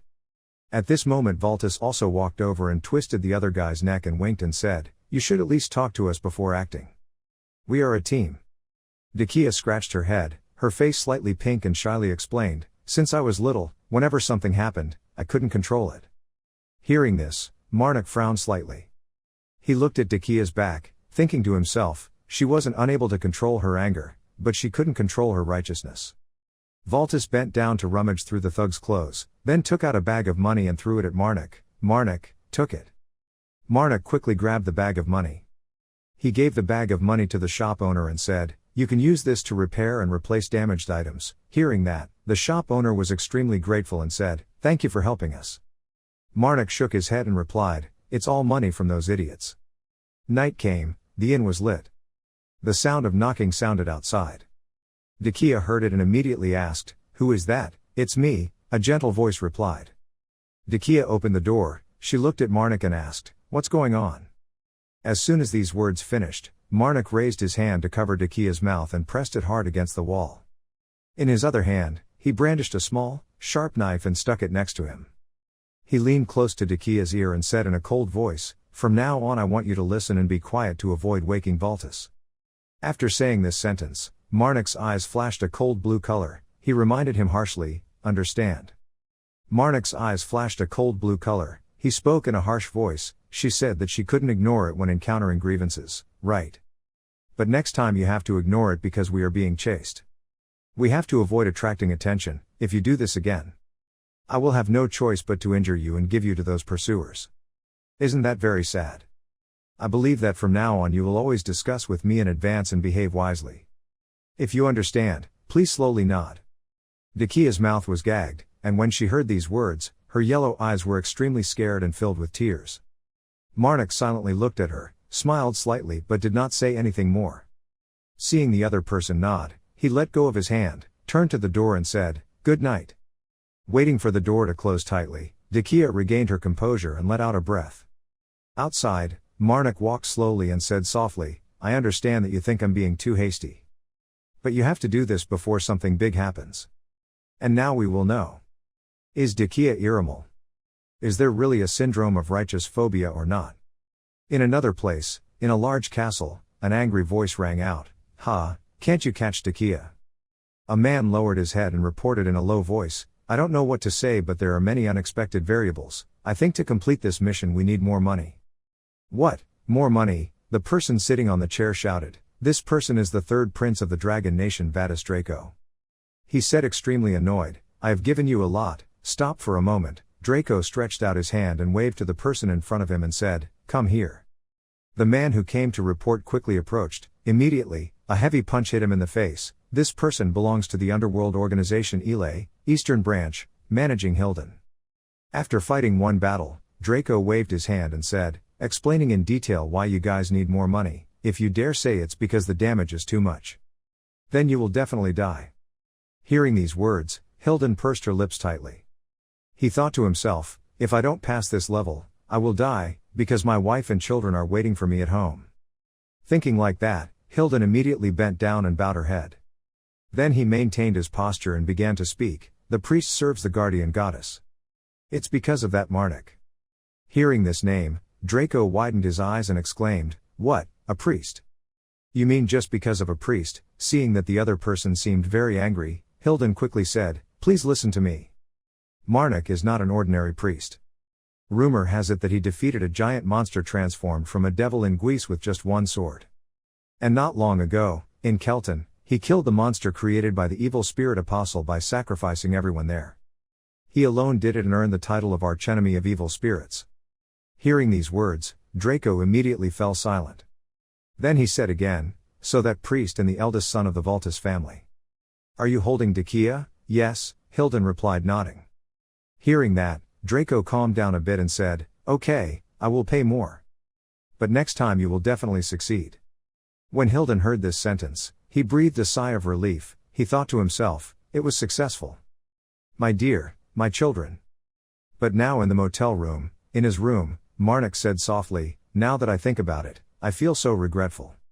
The corrupted mother turned into a little girl sitting on the bed. Marnik asked her while feeding her, should I be more gentle? She seems like an easy person to talk to. The corrupted mother opened her mouth to eat a piece of food and raised a finger. Seeing that, Marnik suddenly laughed and said, what do you mean? Why should I be wary of her? She is still my customer. While talking about this, there was a knock on the door outside, and both the corrupted mother and the Marnik looked over cautiously. The corrupted mother immediately turned back into a hand and entered Marnik's chest. Only then did Marnik ask in his voice, who is that? Decay outside answered neither quickly nor slowly, it was me. Marnik frowned slightly and said, come in. Okay, Decay said, then pushed the door open and entered. She did not go further inside but stood with her back against the door. Yellow eyes looked straight at the person sitting on the bed. Decay glanced at the plate of food next to her and asked in a low voice, are you late for eating? Marnik nodded and replied, yes, I'm a little hungry. After saying that, he stood up and put the plate of food on the cabinet. Decay behind him cautiously asked, can I sit down? I have something to tell you. The two sat on the bed silently, not saying anything. I don't know how long it took Decay to speak first. The reason he warned me was because. Am I a magician? Hearing this, Marnik remained silent and said nothing. Outside, the snow began to fall. Marnik thought for a while before nodding and saying yes. Hearing this, Decay raised her hand and scratched her head and said, I knew right away. The way he looked at me. I'm very familiar with that look. Most people have been hurt by magicians. They all looked at me with such eyes. But this is still the first time. His eyes were filled with hate for me, but his words spoke. Again, I have to do better because from now on we are each other's companions. Marnik sat quietly beside him, listening. Decay continued to say, most people who look at me with those eyes want to cause me harm. Honestly, if I see another unpleasant incident, I don't think I can easily ignore it. But from now on I will definitely discuss it with you in advance like you said, because we are both companions. Talking for a long time, Decay stood up. She looked at Marnik and said, I came here to tell you that. Then I'll go. Good night, Priest Marnik. Marnik had been silent all this time, but when Decay was about to step out, he called out. Decay stopped and turned around for an hour. Marnik stood up and scratched his head and said, I was a bit harsh. And rude too. Hearing these words, Decay immediately smiled brightly. She walked closer to Marnik, narrowed her eyes and said, This is the first time you look directly at me, I'm very happy. Is that so? Marnik replied with a smile. Decay immediately said, Then let's be even, no more anger. Marnik did not refuse but said yes. Then he said, I'm not angry. Hearing that, Decay winked once then clasped her hands in front of her chest and replied, I'm looking forward to going with you. Waiting for Decay to leave, the corrupt mother turned into a child sitting on the bed. Marnik fed the mother food while raising his head to look at the falling snow outside the window. He thought to himself, in the end, perhaps the magician is also human. My stupid son. Finally facing the truth I've always been avoiding. Enough talking about that, let me feed you some more. At this time outside the inn, a group of mercenaries were silently surrounding the outside. Waiting for the formation to be distributed, a bald leader raised his foot and kicked the door of the inn, then rolled his eyes and shouted, That Marnik bastard is here, bring him out here immediately. The bearded shop owner who was cleaning up tables and chairs heard this and immediately looked up. Now I hear the leader gritting his teeth and threatening, Otherwise I will kill all of you. One person held a letter in his hand. After reading it, he said, It's really troublesome. The man sat in a makeshift tent in the snow, reading the letter and muttering, skipping the task of capturing a young woman from the Irmal family, who had silver hair and golden eyes. What's the matter with this priest? Looking at the portrait of Marnik on the paper, he asked doubtfully, the evil spirit of the corrupted goddess. So he's a Marnik priest, huh? As soon as these words ended, a call was heard outside. Sajida, the man named Sajida turned his head to look over. People outside shouted in panic, the priest was here, but the woman next to him could not be seen. Hearing this, Sajida stood up and said, What, where is he? He didn't come to fight, right? As soon as I said this, there was a scream from outside, Let me go. The bald guy who broke into the inn the night before was now being held high by the Marnik's neck. He gritted his teeth and shouted, I said let me go. Seeing this scene, Sajida quickly ordered, Hey, you guys put down your weapons. Seeing that his subordinates did not listen, Sajida shouted angrily and immediately put down his weapon. At this point, the people surrounding the Marnik reluctantly took back their weapons. Sajida gritted his teeth and thought to himself, not expecting them to let their guard down while he was thinking about the mission. We're in trouble. On the opposite side, Marnik with a cold face looked straight at Sajida. This look made him a little panicked and he pursed his lips tightly. Realizing something was wrong, Sajida immediately raised his hands, smiled and said, Excuse me, are you Marnik? Yes, Marnik replied. At this point Sajida continued to speak, Priest Marnik, that thing you are holding in your hand, can you put it down? Hearing him say that, Marnik did not make it difficult to swing his hand and throw the bald man to the ground. Seeing his subordinates being thrown down, Sajida remained silent and said nothing. Only then did Marnik speak up, It seems you are the leader of this mercenary team. Looking at his smiling face, Sajida quietly said yes. Then he said again, The leader of the Red Hero mercenary team is honored to serve you. My name is Sajida. At the dining table, looking at the cup of wine in front of him, Marnik said, Thank you, I really appreciate your hospitality, but I would like to decline because I can't drink wine. Hearing that, Sajida immediately exclaimed two words. He raised the glass of wine and took a sip, thinking to himself, I'm the same, I just hope the conversation will be easier. It seems I have no choice but to give up. While thinking about this, Sajida heard Marnik say again, As you see, I heard some things from my comrades. The person who came looking for me early this morning. He said you want to see us. Can you explain about the fight that happened yesterday? Hearing the other person say this, Sajida silently smiled. He closed his eyes slightly and thought, What should I do? Should I get straight to the point or probe a bit? The implication was that my target was a young girl with silver hair and yellow eyes, that we were like that because of a curse from the Elay organization. While thinking about this, Sajida felt a murderous intent emanating from the Marnik. He frowned slightly and thought, this priest according to rumors is very terrible, I don't want to think about having to fight with him at all. Above all, this is the fault of Deputy Leader Pelguin. Sajida silently cursed, You idiot, he didn't know someone was coming outside the tent. The door guard saw someone coming and immediately greeted him, Deputy Leader Pelguin. Pelguin with a bearded face that looked like he was drunk groaned once and said, I feel so bad. He approached and pushed the door guard aside, walking inside and talking, You said the priest came here alone, he wanted to die. Marnik was sitting in the tent and suddenly heard a voice calling, "Over there, brother priest." Pelgwin slowly walked to the front of the table and asked, "Are you Marnik?" "Yes," Marnik replied. Hearing that, Pelgwin said again, "Are there any whores with silver hair and golden eyes in your group?" Hearing this, Marnik slightly lowered his head and said faintly, "You were right about that too." "Great," Pelgwin exclaimed, "listen here, brother priest. Give that woman to us and go away, unless you, brother priest." I really wanted to die. As soon as these words finished, Marnik pulled out his sword and slashed once, blood suddenly splattered out. Sajida widened his eyes and shouted twice to be careful. It was too late, one of Pelgwin's arms was cut off by Marnik's sharp sword. The severed hand quickly corroded. From the tent came a pitiful scream. Retrieving the sword, Marnik said coldly, "Interesting, I saw something very strange. I don't remember telling you my name. But you guys talked like you were very familiar." Standing on one side, Pelgwin held one shoulder that was bleeding profusely and shouted 2 times, "Help me." Marnik didn't pay any attention. He pointed the sword straight at him and gritted his teeth and asked, "Who, is it you? Do you want to arrest us?" Hearing this, Sajida suddenly hit him, silently screaming in his heart. But at this time outside, there was a subordinate who opened his mouth and shouted loudly, Pelgwin's hand had just been slashed. Everyone gather at Sajida's tent immediately. This priest, he doesn't understand the consequences of his actions. Tearing his body apart, before the last sentence could finish, fresh blood spewed out again. The people around cried out in horror, "Damn, what the hell is going on?" At this time Marnik was standing at the tent door. His subordinates immediately shouted, "Kill him," before he could do anything, "This dog." Sajida had been sweating all over his face, when he heard someone calling him. Turning his head to look back, the person calling was Pelgwin. He miserably groaned the words, save me, Sajida." Marnik turned his head to look at Pelgwin lying on the ground. His eyes flashed blue. He raised his sword high, thinking to himself, "It seems he has no intention of answering my question. If so, there is no need to spare his life." Feeling Marnik's killing intent, Pelgwin shouted Sajida again.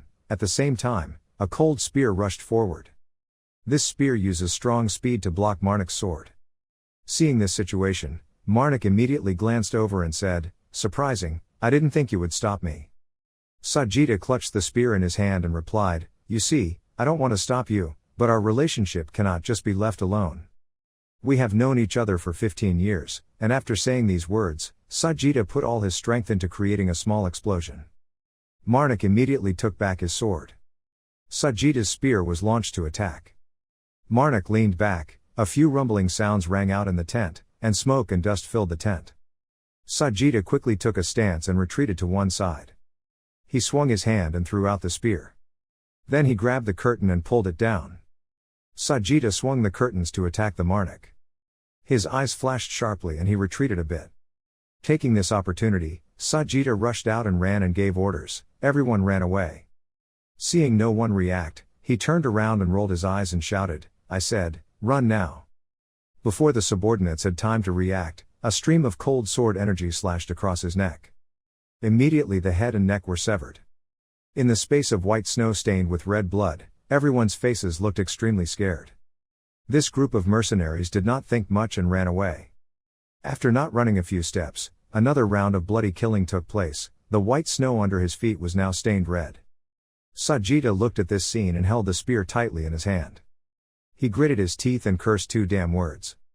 After finishing killing the group of mercenaries, Marnik stepped forward and stood opposite Sajida. The corrupted mother in his chest let out a kill sound. Marnik heard that and immediately replied, "I know, mother, I will do it at any cost. I will bring you. Wanted us. Out into the light." Sajida's eyes shone with a blood-red light. He raised his spear, its sharp tip pointing straight ahead. As he was about to attack, Marnik immediately grabbed the collar of one of Sajida's subordinates who was still breathing. His other hand raised the sword high. Seeing this scene, Sajida's eyebrows furrowed tightly, trying to suppress his anger. On the opposite side, a dark red killing intent suddenly flared around Marnik's body. He swung his sword high. The sword's energy slashed with amazing power, cutting off the tip of Sajida's spear. He immediately retreated a distance. Sajida quickly picked up his teammate's spear on the ground as a new weapon. He shouted once, then swung his spear high. The spear and sword blades collided with each other, creating a sky-shattering explosion. Sajida gritted his teeth and maintained his attacking posture. He held the spear tightly, then gave an order. Pelguin was in the tent. While we're dealing with the priest. Then go treat him. When Marnik heard that, his pupils flashed a little blue light. He used all his strength to fight back, causing Sajida to bite his lips and use all his strength. Marnik said nothing but raised his fist. The punch hit Sajida hard like heaven. A blue light flared up and the ground rumbled. Marnik maintained his posture and glanced at Sajida. He curled his lips into a smile. The fist stopped on Sajida's body, but he was still unharmed. Marnik said slowly, "It's been quite a while. I just found someone at this level." When Sajida heard that, his teeth clenched even tighter. He looked ahead and shouted 2 times, "Shoot!" Hearing that, Marnik thought to himself, "There are archers. It would be bad if the arrow hit one of my joints." The arrow had not yet been shot. The two, Marnik and Sajida, stood silently facing each other. All around were corpses of this mercenary group. After waiting for a long time, no bow or arrow was fired. Sajida was a little angry. Blue veins appeared on his forehead. He shouted in a loud voice, "Damn people." Hearing that, Marnik faintly asked, "Shall we continue?" Then he smiled harmlessly and said, "I think you've been abandoned." Hearing what the other person said, Sajida was silent for a moment, then immediately threw down the spear in his hand and said, "I surrender. I will tell you everything, so please spare my life." After giving a proper burial to the corpses of his comrades, Sajida exclaimed, "That damn Pelguin. I want to one day beat him to a pulp, but now that he's actually dead, I feel very strange." Seeing that the other person was confiding in him, Marnik immediately asked, "Don't you hate me?" Hearing this question, Sajida immediately turned around and smiled and said, "If I say yes, will you kill me?" Marnik slightly closed his eyes and replied, "Is there any reason to keep the life of someone who hates him?" As soon as this sentence ended, Sajida immediately smiled. He said comfortably, "He was right. I'm not good with words, so it's a bit difficult to explain. The job of a mercenary is to kill and be killed, so there have been many times in the past where I had to cooperate with people who had taken the lives of my comrades. Of course, that doesn't mean I'll be friendly with them, but I also won't rush at them with an axe in my hand. So I don't hate you, I just feel a little lonely. After all, this is just a failed mercenary team." After listening to him speak for a long time, Marnik asked again, "What are you planning to do from now on?" Sajida shook her head and narrowed her eyes and replied, "I don't know. It's been 15 years since I've been this lonely, so I feel a bit lost. After all I know is fighting. Maybe I'll do mercenary work again." Hearing these shared words, Marnik said nothing but just silently smiled. After a while, he opened his mouth to speak, "So this time, why don't you go meet an employer who is willing to pay handsomely?" "What?" Sajida exclaimed in surprise. At the inn, Decay was sitting uncomfortably with her arms folded on one side of the dining table. Next to her is Marnik, opposite is Sajida. Seeing that the atmosphere was a bit tense, Marnik immediately asked Decay, "Do I still have blood stains that haven't been washed off or something?" Decay heard that and frowned and said, "No, you washed it very, very clean." Hearing these words, Marnik thought to herself, it felt like there was a thorn in her voice. Thinking so, Marnik asked again, "Is it because I left without saying anything?" Decay put her hand on one cheek and replied faintly, "You understand. After last night's conversation, I thought our relationship had become stronger. Maybe I misunderstood. You said that I need to discuss with you before doing something, but Alpha Nu Eta is different." Without discussing anything, he left voluntarily. Hearing this, Marnik suddenly smiled and exclaimed, "My lady, Decay, yes." At this time Marnik continued to ask, had she ever killed someone? No. Decay bowed her head slightly and replied thoughtfully. Hearing that, Marnik immediately said, "That's why I'm going alone. Regarding this matter, I think I cannot compromise. It is also a war that will not die." Listening to the other person's explanation, Decay still couldn't stop being angry and shouted, "But you should at least tell me. I slept very well and then got up for breakfast without knowing anything." Hearing these words, Marnik thought to himself, "I'm going alone so you can be like that." After thinking like that, he said, "So from now on, no matter what happens, I will tell you." Receiving this statement, Decay replied with satisfaction, "Then let's make peace, because yesterday I also left without saying anything." Marnik nodded and said, "Okay." While talking about this, the panicked voice of Valtis, Princess Decay, rang out in the distance. "Marnik has been negotiating with the mercenaries since yesterday. We also have to pick up our weapons and go help." He was only halfway through speaking when he suddenly stopped and looked at the three people sitting at the dining table, shyly saying, "Hello." Valtis was a little embarrassed and asked in a low voice towards Marnik, "Are you back?" After saying that, he suddenly gasped. Valtis looked at Sajida and asked, "Who is this?" Marnik smiled and introduced, "A mercenary that the princess had just hired." "Why don't everyone introduce themselves?" Hearing that, Sajida and Valtis immediately walked over and shook hands. Sajida said, "Priest Marnik, you two must have a lot of trust in each other." Valtis heard that and said, "But I hope nothing bad happens between us." "Of course," Sajida replied, scratching his head. Valtis blinked once and then spoke again, "And I was also happy to have a strong teammate." After saying hello, Valtis turned around and walked out the door and said, "I'm coming to the blacksmith workshop in the village. I rushed here while choosing some arrowheads. The sun is already high, so we'll leave early tomorrow morning." A girl with purple hair frowned unhappily and shouted, Why? She looked at the two people sitting on the chair and continued to question, When Alpha Nu Eta Tau Alpha comes, say it."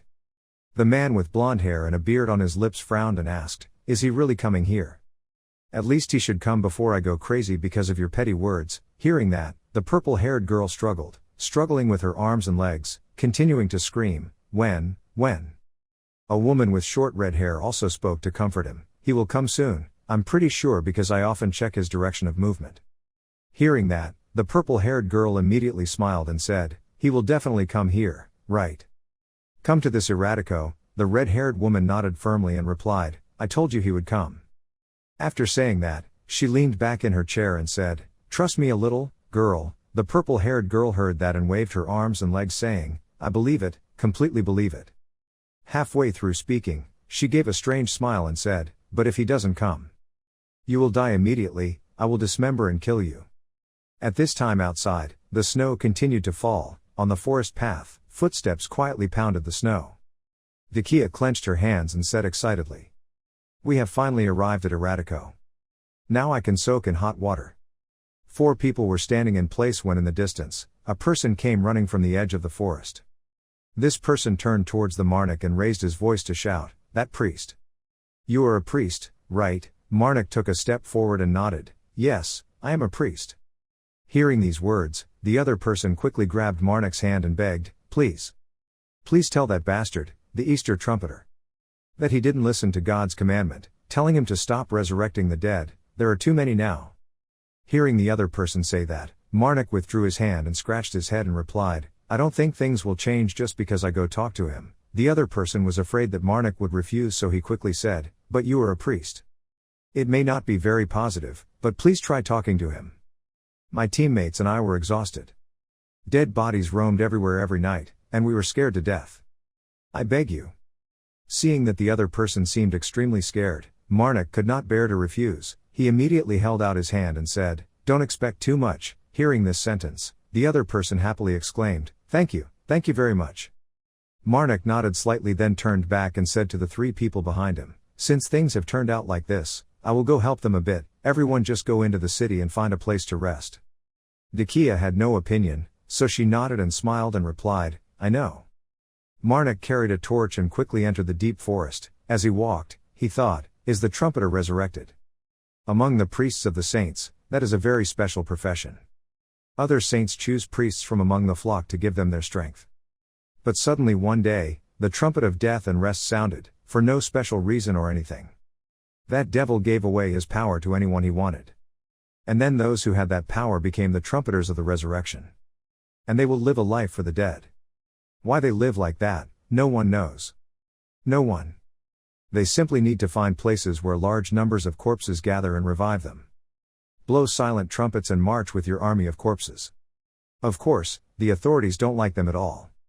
But no one dared to stand up against them. No one could touch the trumpeter's army of the dead. There is one obvious truth.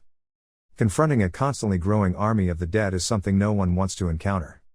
So the trumpeter of the resurrection cannot get along with anyone, because they have to live with the dead for the rest of their lives.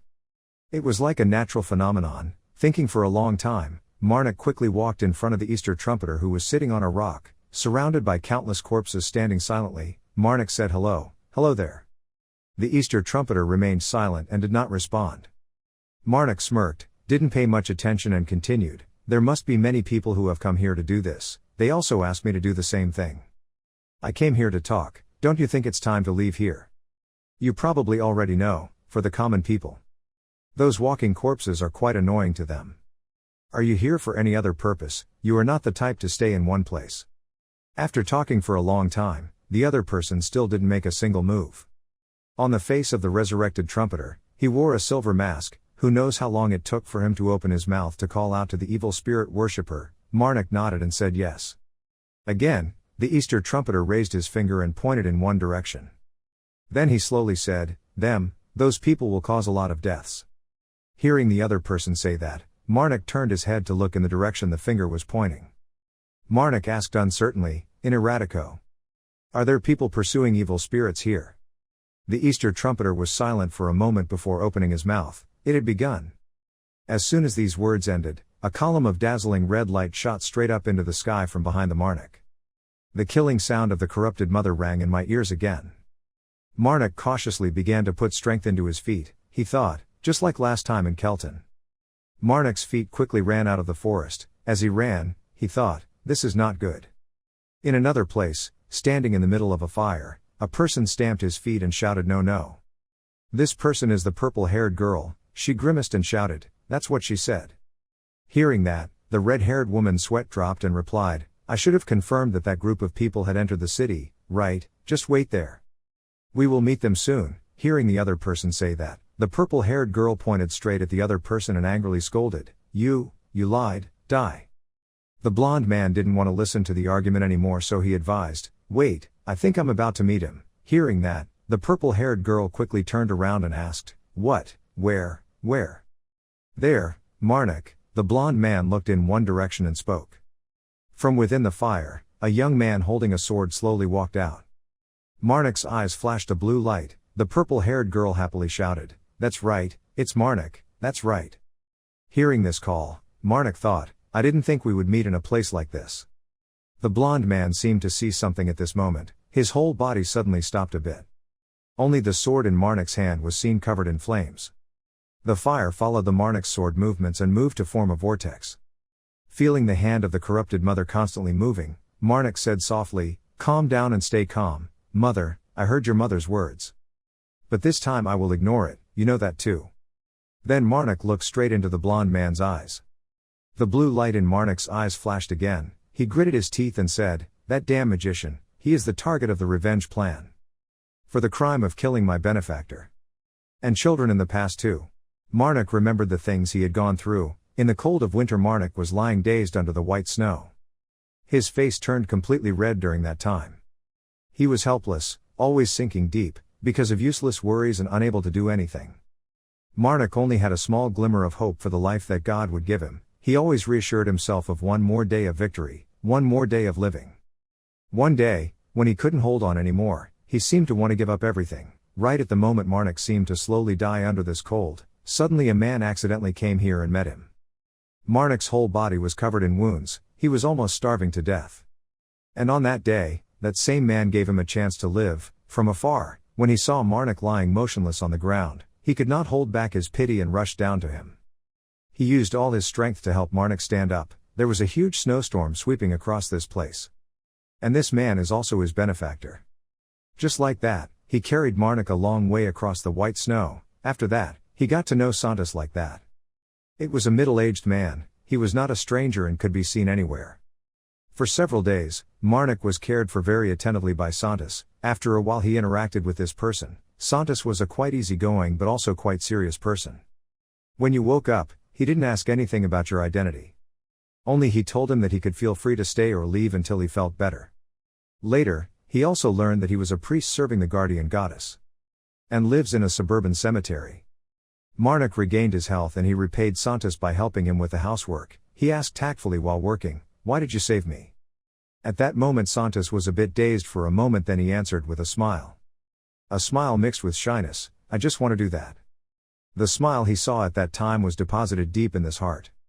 Santos always helps others without asking for anything in return. He keeps helping, helping again, helping again. Helping again, and helping again, he told Marnik that to help someone, there is no need for a reason. Such an honest heart made Marnik want to become like him. Just like that, a long year has passed, after a peaceful year, and then winter returns on its own trajectory. While Marnik was outside working, he saved the life of a man who was unconscious in the snow. Just like the time he did, Marnik was also saved by Santos. Recalling the past events, Marnik was extremely regretful, but I should not have saved that damn mage. He was also kind and brought that man home to bandage his wound, but that magician, after he recovered, was helped by him. With a mysterious smile, he confessed that he was a worshipper of evil spirits. This made him feel dumbfounded. And he attacked you, with his magic. Until he woke up. Marnik's life was preserved thanks to the hand that awkwardly protected him. Somehow it got out, and gently stroked his cheek. He quickly ran home and found his life-saving benefactor, Santos. But when the door opened, a crisis hit him. Marnik had to accept the consequences he had caused him. "You're a minute late, that damn magician killed Santos very brutally." Remembering the magician who killed Santos in cold blood caused a fire of anger to flare up deep in his heart. But he still showed off his thick face and smiled and said very calmly, "Yes, I remember." He looked at Marnik and said, "You are a gravedigger." After seeing that you were still safe and sound, the magician was a bit confused, "But you're dead, it's obvious that I killed you myself." He kept babbling, "Okay, now that you're still alive, it doesn't mean anything anymore." Marnik was now so angry that he was shaking. Every word he said was still ringing in his ears. "Now that I noticed, that outfit, are you going to become a priest now?" He looked at him and began to evaluate in a tone of voice, "That priest's robe, your teacher's arm, perhaps." At this point, he laughed loudly and said, "Thank you for saving me that time, but this time I will defeat you again." The anger in Marnik could not give in for another moment and silently cursed this old bastard. Suddenly while speaking, Pearlie shed tears and ran to shout, "Marnik, Marnik, they say you are very strong." She excitedly ran to you, "I've been waiting for you for a long time." At the same time Marnik was rushing towards the magician, and at the same time he was also rushing towards you from the opposite side. Marnik held the saw and slashed at the magician, but he promptly blocked his attack. The two sides are confronting each other, neither side giving in to the other. He looked at you proudly and said you were very different from the rumors. Marnik cleared his throat and shouted, shutting his mouth. Right at this moment his mother's voice commanded him again, to kill. The magician's face also lost the confidence he had just now. His expression suddenly changed and he exclaimed, "What?" Marnik's eyes were filled with murderous intent and he raised his saw high towards the magician. With one decisive blow, he cut off the magician's left arm. Suddenly, Pearlie rushed up to him and whispered in his ear, "I like you," making Marnik startled. But the next second Marnik directly used the chainsaw in his hand to slash at her. Her head was also immediately severed, but Pearlie's expression was extremely satisfied, and with a wow sound, the magician raised his foot and exclaimed, "The balance of punishment." Marnik slightly looked up at him with a slightly worried expression. The mage's entire body was now surrounded by a powerful aura. His murderous eyes and sinister smile were fixed on Marnik's face. Seconds later, a loud explosion was heard. Benna closed his eyes tightly and shouted loudly. Everything was covered in flames, houses were turned into piles of ashes and ruins. Marnik struggled to sit up on the ground. The magician slowly walked towards him and asked, "The holy power remaining in your body is not from the guardian goddess, right? However, since the blessing is in that priest's robe, it seems it is being used properly." At this point, the corner of his mouth lifted up to reveal a sinister smile and continued, "Meaning you are also a follower of evil spirits like me?" Marnik suddenly shouted loudly and shut up. "He still keeps taunting you, have I hit the nail on the head?" Marnik's body burst into aura, behind him a giant appeared, he shouted, "I said shut up immediately." He smiled and said, "Look, your strength is interesting." He looked at Marnik and said excitedly, "Okay, I'm also expecting something new from you, I hope you don't disappoint me." Marnik did not answer him, but used the giant's power fist and rushed towards the magician. The next second, another earth-shattering explosion rang out. Marnik clenched his teeth. The smoke and dust cleared, only to see the magician use his remaining arm to block his power. He smiled contemptuously at Marnik. He lowered his face and placed the chainsaw on the ground. He thought to himself, "Tonight, I will kill you, Riverkul, I will." Marnik regained his will to fight. As for Sajita's group, they were currently fighting the zombies. Sajida held the spear in his hand and stabbed hard at a zombie, causing him to fall to the ground. While fighting, someone's voice spoke up, "It's not dead yet, right?" Sajida heard the voice and immediately turned around to look. Then he looked down at the zombie lying on the ground and replied, "Yes." At this time, Valtis urged us to quickly move to the Lord's mansion. Decay now worriedly said, "Could it be that the priest was in trouble?" Hearing that, Sajida replied, "I don't think he will die that easily. First, we have to find shelter." On the ground, human corpses were lying everywhere. The body of a certain man lay cold on the ground with a fire burning all around. The fire burned fiercely inside the mansion, covering the upper floors as if it wanted to swallow the entire large mansion. This chaotic place was the Lord's mansion. Sajida and 2 others had just arrived here. Valtis said sadly, "It seems he is not the one who did this." Sajida softly called Miss. Decay hesitated then replied, "Yes." Sajida looked at her and said, "Now we have to kill them all." While speaking, a bloodthirsty zombie rushed in from nowhere and he immediately hit him with a stick. Blood shot out from the zombie's body along with Sajida's voice, "The problem here is kill or be killed." He loudly suggested, "If we want to get out of the city, if you want to live, just think of them as a piece of meat and skewer them." When Sajida saw the zombies coming in droves, he lost patience and told the 2 of them, "I'll go first, don't be left behind." Suddenly Decay showed a mysterious smile. Immediately after that, without hesitation, she pulled out the sword. Then swung his sword beautifully and slashed at the zombie. Valtis looked at her and then the corner of his mouth slightly raised. Sajida took the lead, followed by 2 people, he shouted loudly and advanced towards the city gate. Every single zombie was felled by the swords of the 3 of them. While rushing into the battle with the zombies, something suddenly caught Sajida's attention. Not only were there a large number of zombies moving towards them, but a giant as tall as the entire castle was walking step by step. On the giant's side, there was the appearance of a familiar figure, Marnik. Sajida seemed to realize something and exclaimed in surprise, "That is." Pearly now appeared behind the Rivercal mage and said teasingly, "So hot-tempered, no one will love him like that." The magician who was confronting Marnik's corrupt giant heard this and asked in confusion, "What are you planning to do next?" She casually replied, "I'm just curious, really." Benna in the back heard that and laughed helplessly, waving his hand and saying, "If you worship evil spirits so much, we will talk about it more often." "Okay." Pearly shook her head, "No, that's nothing." With an excited look on her face, she said, "Do you know how long I've been waiting for this opportunity?" Hearing them laugh and talk carelessly, Marnik's face darkened even more. He frowned and ordered the giant to rush forward. The corrupted giant seemed to have prepared everything, just waiting for one command from him and it would immediately go into battle. It rushed forward and roared loudly. With just one attack, Marnik's corrupted giant directly destroyed Rivercal's shield. The shield was broken and he was also affected and flew away. Marnik started the chainsaw in his hand.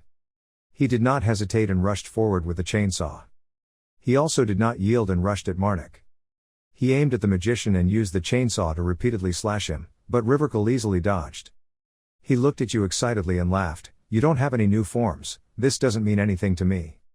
At that moment, his mind echoed, "Kill." Marnik's eyes were full of hatred looking at that shameless guy Rivercal.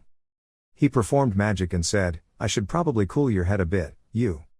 It was too easy, but as soon as he finished speaking, something suddenly rushed past him. The deep wound caused a lot of blood to shoot out of his body. Marnik was so surprised that his eyes widened. He looked at the spear that had just pierced the magician's body and exclaimed in surprise, "What the hell?"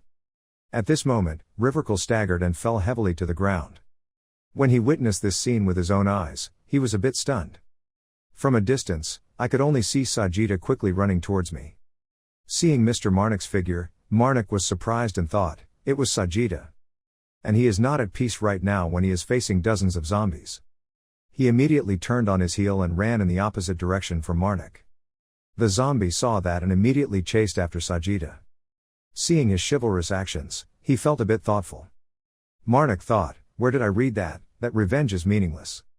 He came here and wondered again, but that didn't matter. Would it be okay if his soul remained empty like this? I don't want to be a hero, but still. Marnik's mind was extremely confused at this time. I did not expect such a messy ending. He now told his mother, "Mom, please send me this body." As soon as the words ended, Rivercal's body suddenly emitted a dazzling light. Marnik's mother urged him to kill, he thought in surprise, Suddenly his body was filled with holy magic. Marnik raised the chainsaw again. Sure enough, he was still alive. He cut off his remaining arm, still thinking in his heart, first. You take Rivercle's arm, I'll get my right arm back. At this moment, someone behind him shouted loudly, failure, we have completely failed. I only saw Benna panicking and saying, no more fighting, instead we have to withdraw. In contrast to Benna's fear, Pearlie calmly said, what's wrong? I haven't seen much yet, what have you done that's so scary? Benna quickly grabbed her collar, while Pearlie was still excitedly saying, do it again, do it again. Benna quickly pulled her along and ran away quickly, constantly scolding him, wondering what else she wanted him to do. He has lost all humanity. Marnik at this time ordered the corrupt giants, take me to stop them, you can return after this. The giant immediately obeyed the command and slowly lifted Marnik up. Meanwhile, Pearlie kept shouting, let me down, I'll kill you now. Benna saw that and shouted loudly, shutting her mouth. She said angrily, you talk too much. While speaking, something suddenly exploded in front of them. Marnik was now standing tall in front of them. When Benna saw him, he looked like he had seen a ghost, his face was pale and he was sweating profusely. Marnik growled, your names are. Seeing that, Pearlie excitedly said, let me tell you. Then she happily introduced herself, my name is Pearlie, and her name is Benna. Benna was scared and trembling and shouted, shut up, please, just shut up, no one will die. Pearlie said darkly, we are from a secret society of those who worship evil spirits. Her expression was extremely sinister, saying it was the Liberatio group. Pearlie asked loudly, brother, do you remember the people you took down, in Kelton? He also frankly replied, yes. Hearing that, she continued, those people also belong to the Liberatio group. As she spoke, Pearlie smiled mysteriously, so we were curious about what kind of person he was. Marnik slowly walked forward and asked, how many members does your association have? She said cheerfully, no matter what, Benna didn't even know, I came here simply because they told me to come. Pearlie laughed, but Rivercle probably knew. Speaking of this, she pointed to a place where people were floating in the air in front of an extremely chaotic space gate and continued, Jay was also sent here directly by Liberatio. Her words seemed to anger Marnik, now look, brother, look at what situation you are in. Marnik questioned, Liberatio's purpose was not to obey the law. Benna had been silent until now, but now he opened his mouth and let me explain. Then she clasped her hands, closed her eyes, and slowly said, our purpose is very simple, anyone. While speaking normally, she suddenly smiled, her smile was full of magic, and as she continued what she was saying, she could worship any god they wanted. We will create a world free of oppression. Hearing that they were so proud of what they did made Marnik angry. He cleared his throat and said loudly, everyone. Looking at the ruined place in front of him, he couldn't hide his frustration and told them, if they wanted to do that, would they have to wipe this place out? Benna calmly replied, I don't want it either, this is the consequence of Rivercle. I need to gather some items, you have something we're looking for. Marnik looked at her warily. Marnik heard that and immediately asked what she meant. She smiled and replied, it's a relic. Benna explains, it was once part of the god's body, a pearl. Hearing that, he thought to himself, his previous vague guesses turned out to be correct. He couldn't hide his doubts, they were planning to find the relic that once sealed his corrupted mother's power. What were they trying to do? Thinking about it, he spoke up and said, the pearl had broken. Hearing that, Benna could not hide his excitement and shouted loudly, lying, no one could break it. Marnik said seriously, it's really broken, what's left? Already taken to Kelton. Then he asked them, it was the only thing on your collection list. Pearlie, who had been silent all this time, couldn't help but blurt out, there are 4 more. The voice of the corrupted mother now urged Marnik, to kill. He thought to himself, the female owner of the sealed power, mother is already angry. As soon as he heard what Pearlie said, Benna angrily shouted, after revealing so much, what business could she do? Pearlie calmly said, if he was on our side, he wouldn't know how stupid he was. Seeing their brazen faces, Marnik couldn't hide his anger. He thought to himself, have you found 4 relics? He held out his hand and said, but, in this case. Marnik smiled widely and continued, guessing who had the ability to resolve the matter smoothly. Pearlie laughed excitedly, it's not me, I don't have that ability. Unlike Pearlie's excited face, Benna was panicked, her face covered in cold sweat and shouted, why are you still there? Following him, As soon as the words finished, Marnik immediately cut off her head with his own saw blade. Looking at his eyes full of murderous intent, Pearlie stood still, stuttering, not speaking. Benna's blood splattered onto Marnik's face. Looking at Benna dying tragically in front of her, Pearlie's face turned pale and she couldn't believe her eyes. She immediately ran away. Don't forget to drop a question to Marnik, see you later. Marnik did not like to beat around the bush, so he immediately gave her a blow and returned to visit the King of Hell with his beloved teammate Benna. He said, "For you, mother." The corrupted mother absorbed the holy magic of the two corpses, but only Benna's body began to disperse. The system reported a holy magic plus 3023. Seeing that, he looked at Pearlie's corpse on the side. He thought to himself, as expected, she is not dead yet, although I am not sure what you are capable of. Marnik muttered, "Forget it," after defeating that damn murderer. He could now breathe a sigh of relief. It was true, his soul had calmed down, the sound of his mother's death still echoing in his head. While standing, someone called from afar, Marnik was here, attracting his attention. He turned around and saw in the distance Sajida and Valtis along with Decay approaching. Valtis spoke up and the zombies suddenly collapsed, probably because of him. Marnik smiled and replied, "Yes."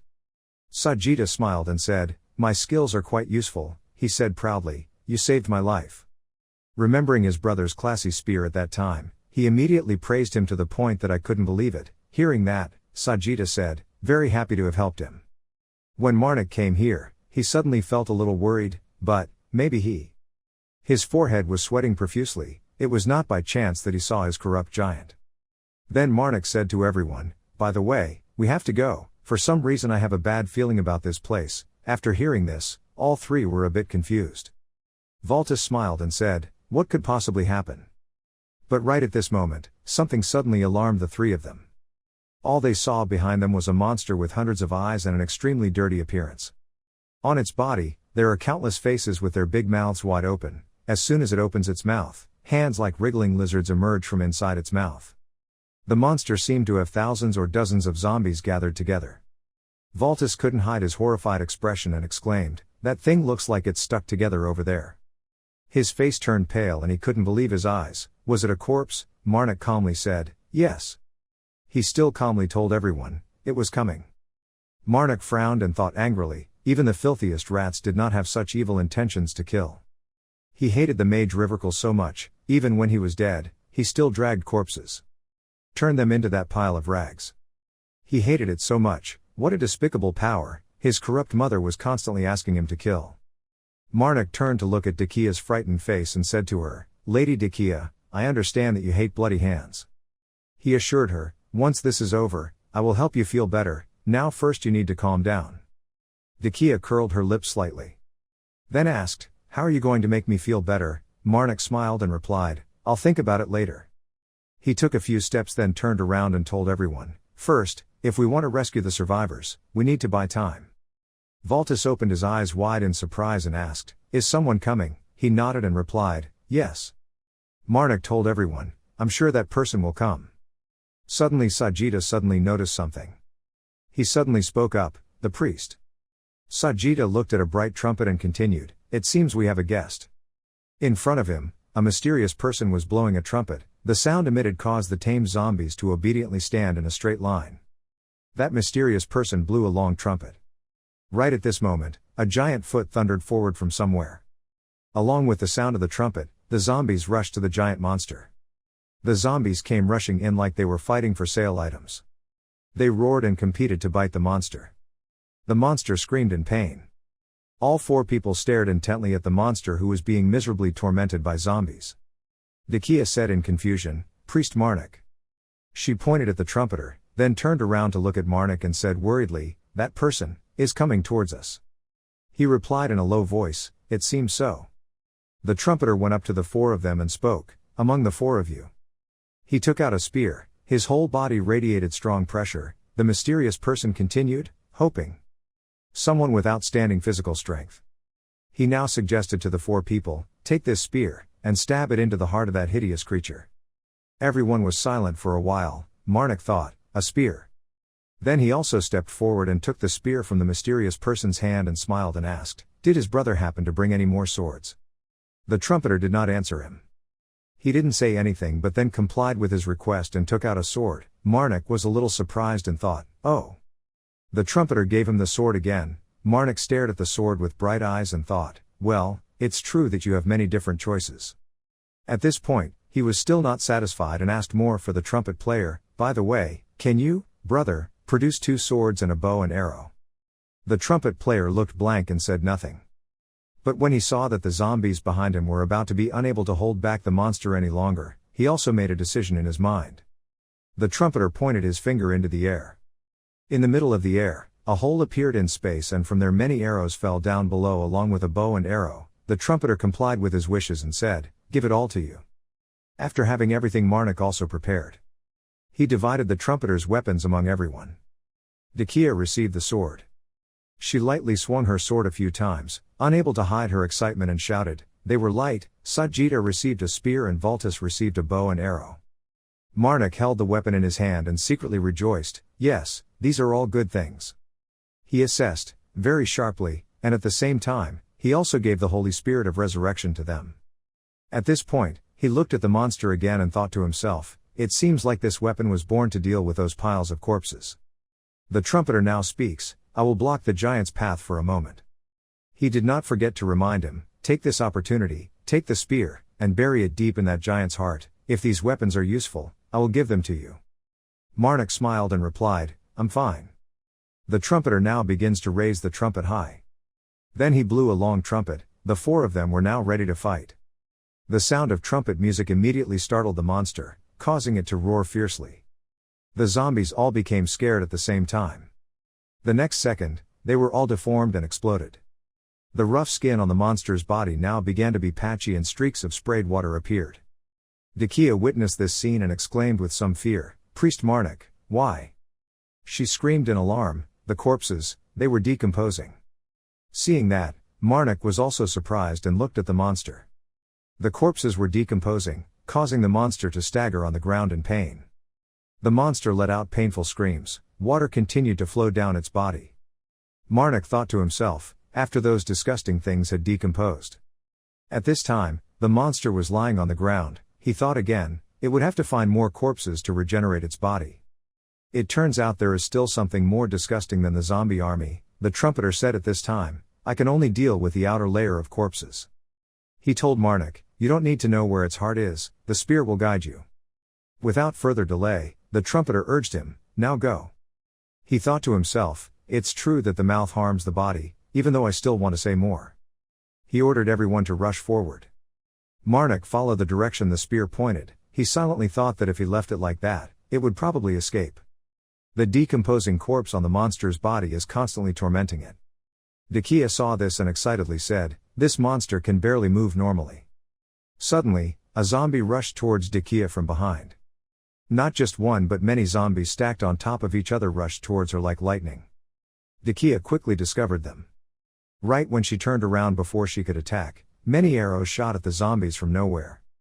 And the person who just shot these arrows was none other than Vultus. Decay said loudly, I'm with Carmen, and she killed a few zombies and loudly told Marnik that they would find a way to hold back the giant. Hearing that, he immediately said, okay, thanks to you. Then Marnik called his name, Sajida. He heard him calling him and turned to answer, it's me. Marnik asked if it was up to you to defeat the monster. After saying that, he quickly ran in another direction and said, I will distract it. Sajida heard that and nodded and said, understood. When he was done he left Sajida there and told him, well then, I believe you. Marnik launched himself past the undead men rushing towards him. Wherever Marnik went, he swung his sword in his hand to cut down these zombies. The corrupted mother told him the familiar word, kill. Marnik's eyes were full of determination. He thought to himself, I have a reason to aim at its head. He clasped the sword in his hand, right in the middle of its head, mother. Marnik was now close to the monster's head. He kept thinking, that must be the reason my mother told me this information. At this point, he suddenly smiled slightly, more than that. What he was aiming for now was the monster's head. Marnik had a clear look of hatred on his face. That monster's face reminds him of the name Rivercall. Sajida was exterminating the zombies when suddenly something distracted him and made him huff. Marnik looked at the monster and told himself, this time for sure. His eyes clearly showed determination. with these very hands. He held the sword tightly and slashed hard at the monster, Marnik thought, aiming straight for its head. He cut off one of its eyes. Marnik kept slashing at the monster.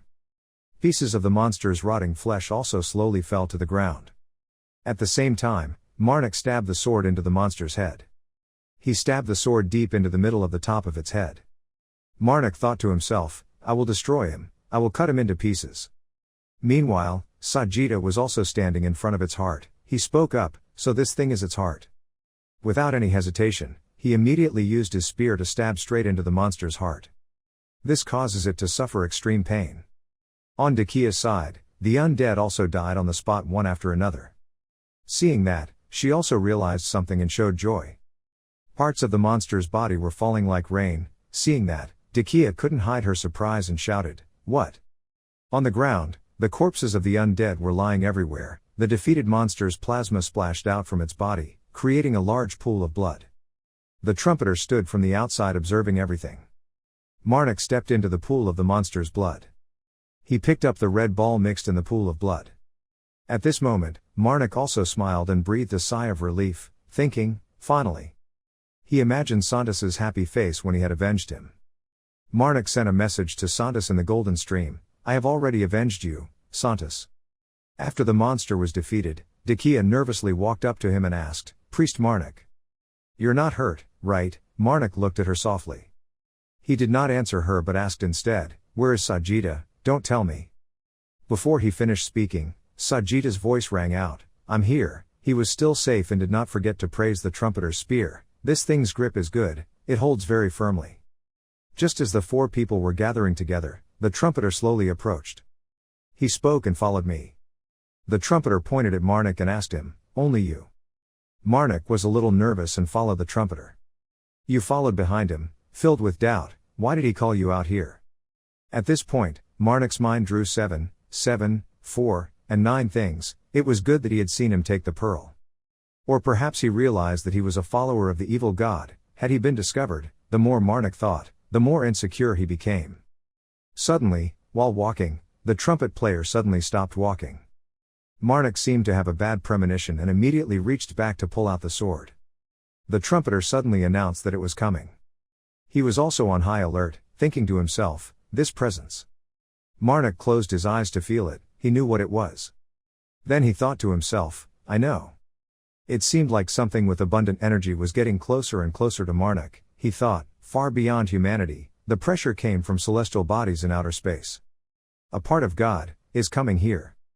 The trumpeter's entire body now radiated powerful streams of power. Marnik also clearly felt this presence, the trumpeter of death and eternal rest. The trumpeter looked at Marnik. Then he pointed his finger at Marnik's face and said one sentence, capital city. He only said 2 words and then suddenly looked down. Standing before Marnik, the trumpeter now knelt down before him. The trumpeter's mask suddenly cracked and broke into many pieces. Seeing that, he was surprised and thought, he just said that and then disappeared. He asked confused, so, do you have anything to say? The trumpeter remained silent and said nothing. The pieces that fell to the ground were also emitting black smoke. It was only later that he spoke up, no one knew, no one wanted to know. Hearing that, Marnik smiled faintly and replied, is that so? He reached out to support the trumpet player and said, let's go back there. The two of them walked down the street again. Marnik now spoke, actually. He asked, are you going to clean up Erratico? Can you help me? Using zombies would be great. Faced with his suggestion, the trumpeter flatly refused, helping the living is not my business. But as soon as he finished speaking, he suddenly felt a cold feeling run down his spine. The trumpeter froze for a few seconds, the broken pieces on the ground then flew up and floated in front of the trumpeter. He said hesitantly, but. Not understanding what happened, but the trumpeter changed his words and asked him, how can I help you? Marnik heard that and calmly said, all you need to do is go find survivors. The trumpeter was a bit surprised, that's all, he continued, then brought them somewhere intact. Can you help me? Hearing that, the trumpeter raised his trumpet and blew the horn repeatedly. The surrounding zombies heard the sound of the trumpet and slowly stood up. Decay looked at the zombies a bit bewildered. The zombies pulled together to follow where they heard the trumpet sound. Marnik smiled and said with satisfaction, okay. But he didn't stop here, he asked the trumpeter for help, If you see any food reserves or something like that, I would be very grateful if you would send them here. If they were left there, they would all burn." The trumpeter felt a bit bitter and picked up the trumpet again to blow. Having finished this, Marnik spoke again. "Ah." He asked again, "By the way, can you put out the fire?" Seeing that, the trumpeter couldn't control his emotions and shouted angrily, saying it all at once, "Please." Having completed everything, it was already late afternoon. Marnik held something in his hand, held it out in front of the trumpeter and said, "It's just the right arm." He begged, "Please, please fulfill my wish." The trumpeter held his right arm in his hand and thought for a moment. Then he turned and left with the zombies. At this moment, behind Marnik, a voice rang out, receiving help from the trumpeter of death and eternal rest. Decay walked up and said, "How strange." Marnik smiled and replied, "He is so kind." She walked next to him, laughing and talking happily, as expected, since Priest Marnik asked for help. Everyone agreed, right? Marnik said, scratching his head shyly, "I didn't think he would agree." Suddenly she grabbed his hand again and said, "Thank you." She looked at him with a radiant, captivating smile and said, "You are truly a savior." Hearing that, the corrupted mother became a little angry and said, "Kill." Late at night, the corrupt mother's words kept coming out, killing and killing. In the room, Marnik's mother sat on one side impatiently throwing the ball up and down. Marnik on one side was deep in thought. He told me that there was a relic in the capital, right? At this point he clenched his hands again. Then, he also realized the corruption. Coming here, he looked at his mother and smiled and said, "Mom, the god I met today." He seemed to ask himself an answer, "Mom, do you know, don't you know?" As he spoke, he remembered the time he helped the trumpeter and he told him that no one knew and no one wanted to know.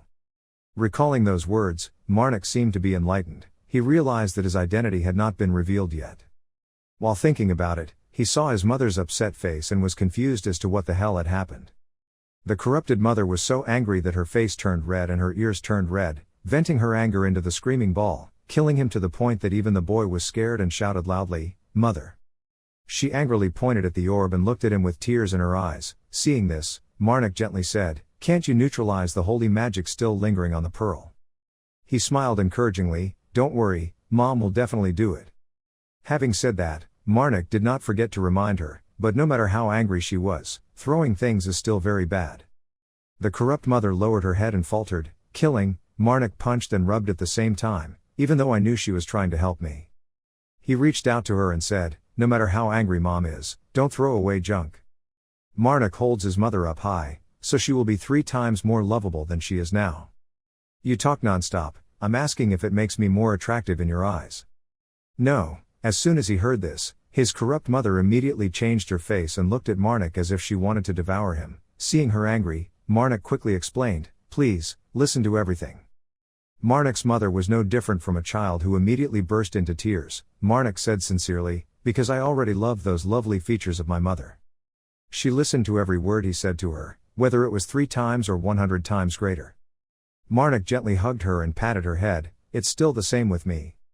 For several hours he kept comforting her, so no matter how angry she is now, promise not to leave things lying around. Scene changed to a restaurant outside. In the restaurant there are 2 people talking to each other. "Do you know about this? What's going on?" One person said, "Nowadays there are people worshipping evil spirits everywhere." The other person heard that and was shocked and said, "What?" But these words reached the ears of the blue-haired girl sitting at the next table. They were constantly discussing, not only in our kingdom, but also in the Eastern Dragon Kingdom and the Western Desert Kingdom, from the Northern Empire down to the Southern Empire. The person next to him continued, "Yes, I heard that recently Kelton and Erratico both suffered a lot of damage. Will our town also be the same, this town?" Hearing that, the other man replied, "Don't worry, in Kelton and Erratico, it seems like someone killed all the evil spirit believers, right?" "Ah, it's him, Marnik, the savior of Erratico." The man nodded and replied, "Yes, now I can drink beer comfortably like this. Isn't it all thanks to him?" The 2 happily poured beer and clinked glasses together, talking excitedly and applauding Marnik. Cheers rang out throughout the inn, but upon hearing these words, the blue-haired girl looked not at all happy. She spoke in a low voice, "The savior of Erratico." Her expression seemed to contain something mysterious. The girl muttered, "Marnik, huh?" Hilden walks in the palace saying, "These damned worshippers of evil spirits." He gradually walked towards a door and thought, to capture the princess, they even bribed the lord of Erratico. Because of them, assassins and lords all died in that territory. He's clearly the prince of the Dragon Nation, but he's nothing more than a damn bastard. He'll probably be very angry. But if it's discovered that I'm just standing here, he'll be twice as angry. Then, he knocked on the door and said loudly, "Third Prince, this is Hilden." A voice called out from inside the room, "Come in." Hilden walked in and saw Prince Vadis Draco sitting in front of the window, under the bright moonlight, his face looking murderously at Hilden. The next morning, in a forest covered with white snow, Marnik put his sword to a robber's neck and said, "What did you say just now? Will you hand over everything you have?" The robber clasped his hands and replied, "Just spare your life." Before he could finish his sentence, he was beheaded. He just quickly shouted for help. Decay Iramal, standing next to her, saw that scene and immediately averted her eyes, not daring to look directly. After killing the robber, Marnik turned back and said to Decay Iramal, "I will go and be right back." At this time, Marnik came to a grave and clasped his hands together and called, "Mother." He closed his eyes, a blue magic power radiated around him. He said, "I would like to dedicate their souls to you, Mother. Thanks to defeating the bandits several times, I have now gathered quite a few gods." After a while, Marnik walked away and said, "Let's go back." At this time, the four people Marnik, Iramal, Valtis and Sajida moved forward. Suddenly Iramal called, "Priest Marnik." He turned back and asked, "What did she want to ask?" "So I hope you don't misunderstand." The look on his face agreed. Iramal asked, "Priest Marnik never left any robbers alive. Can you tell me why you did that? If you don't want to, then you don't have to say anything." Marnik asked again, "Have you asked Carmen and Sajida about that before?" Iramal replied, "Yes." He continued, "Carmen, saying that he knew the bandits would attack weak people without strength so he couldn't let them live. Sajida said that as a mercenary, as long as he gets paid, he will try his best to do a job even if it means killing all the bandits. And I believe in human abilities." Iramal wondered, "Abilities?" Marnik immediately asked, "Why?" Iramal continued asking, "Do you believe those robbers will be reincarnated in a different form?" Marnik replied that, as the Duke had told me, he would repent and have a good life. Iramal asked again, "If it were the other way around, wouldn't it be a good idea not to kill him?" He replied to Iramal, "But Princess, the first time is always the hardest. I think there are many possibilities. That they will repeat their evil deeds more than they will repent, so I have to kill them. Death is just a new beginning." Iramal raised her hand to feel it, then thought and said, "But do we have the right to judge them as we please? Regarding this, no god has clearly stated that authority." Marnik heard that and put his hand on his chest and thought to himself, "I know, Mom. Mom allowed me to do whatever I wanted." He said, "I don't kill them just to judge whether they were right or wrong, I just want to take responsibility for my choices." Iramal asked, "Responsibility?" He politely replied, "Yes. When those who do evil deeds that I forgive continue to commit crimes, causing others to shed blood and tears, I must be responsible for that. And among the responsibilities I had to bear in taking their lives, I chose to take responsibility for the karma I would have to bear in doing so. That's my choice. The price I have to pay for this killing, I don't know if it will come to me at some point. But no matter what responsibility I have to take, I still decide to live like this. The fact that the evil person whose life I spared, killed someone innocent. It was truly a terrible experience." He said as he clenched his fists and thought, "I promised myself that if I couldn't take responsibility to the end, I wouldn't let any evil people live in this world." Iramal caressed her hair and said, "Can you tell me a story about the past? If it's inconvenient, that's okay." Marnik replied, "Nothing is impossible now, but I think next time." Having finished speaking, Marnik pointed into the distance and said, "Look over there." At this time, the group of people advanced towards the Marnik group. Sajida said, "So it's a merchant group, let's take a look." If it was a large-scale merchant group like that, there would be a lot of people, and it would be possible to sell the equipment we obtained from the bandits. Marnik said, "Okay." Later, in the caravan, the old merchant received a metal plate from the Marnik people and exclaimed, "What a wonderful metal, a rare alloy containing the quintessence of ancient imperial technology." Marnik spoke up, "Hey." The old merchant realized something and immediately stopped speaking, then trembled as he held the sword and said, "I lost my composure for a moment because this was the first time I saw a sword using so much immortalium." After listening, Carmen asked, "If it was immortalium, could it be that he meant the legendary metal?" The old merchant said, "It is not ordinary immortalium, but immortalium with a pure flow more than double the amount I have collected in the past 120 years.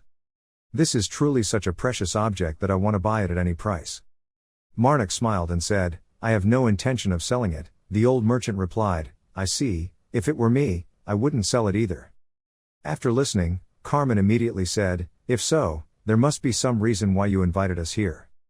The merchant said, the reason is because I want to hire everyone as guards to escort us to the capital of the Northern Kingdom, if so, the evil butcher of Gwith.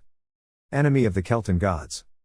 He pointed at Marnik and said loudly, and savior of Eratico. You are the hero, Priest Marnik, are you sure about your abilities? We have heard a lot about your achievements, it would be an honor to cooperate with you.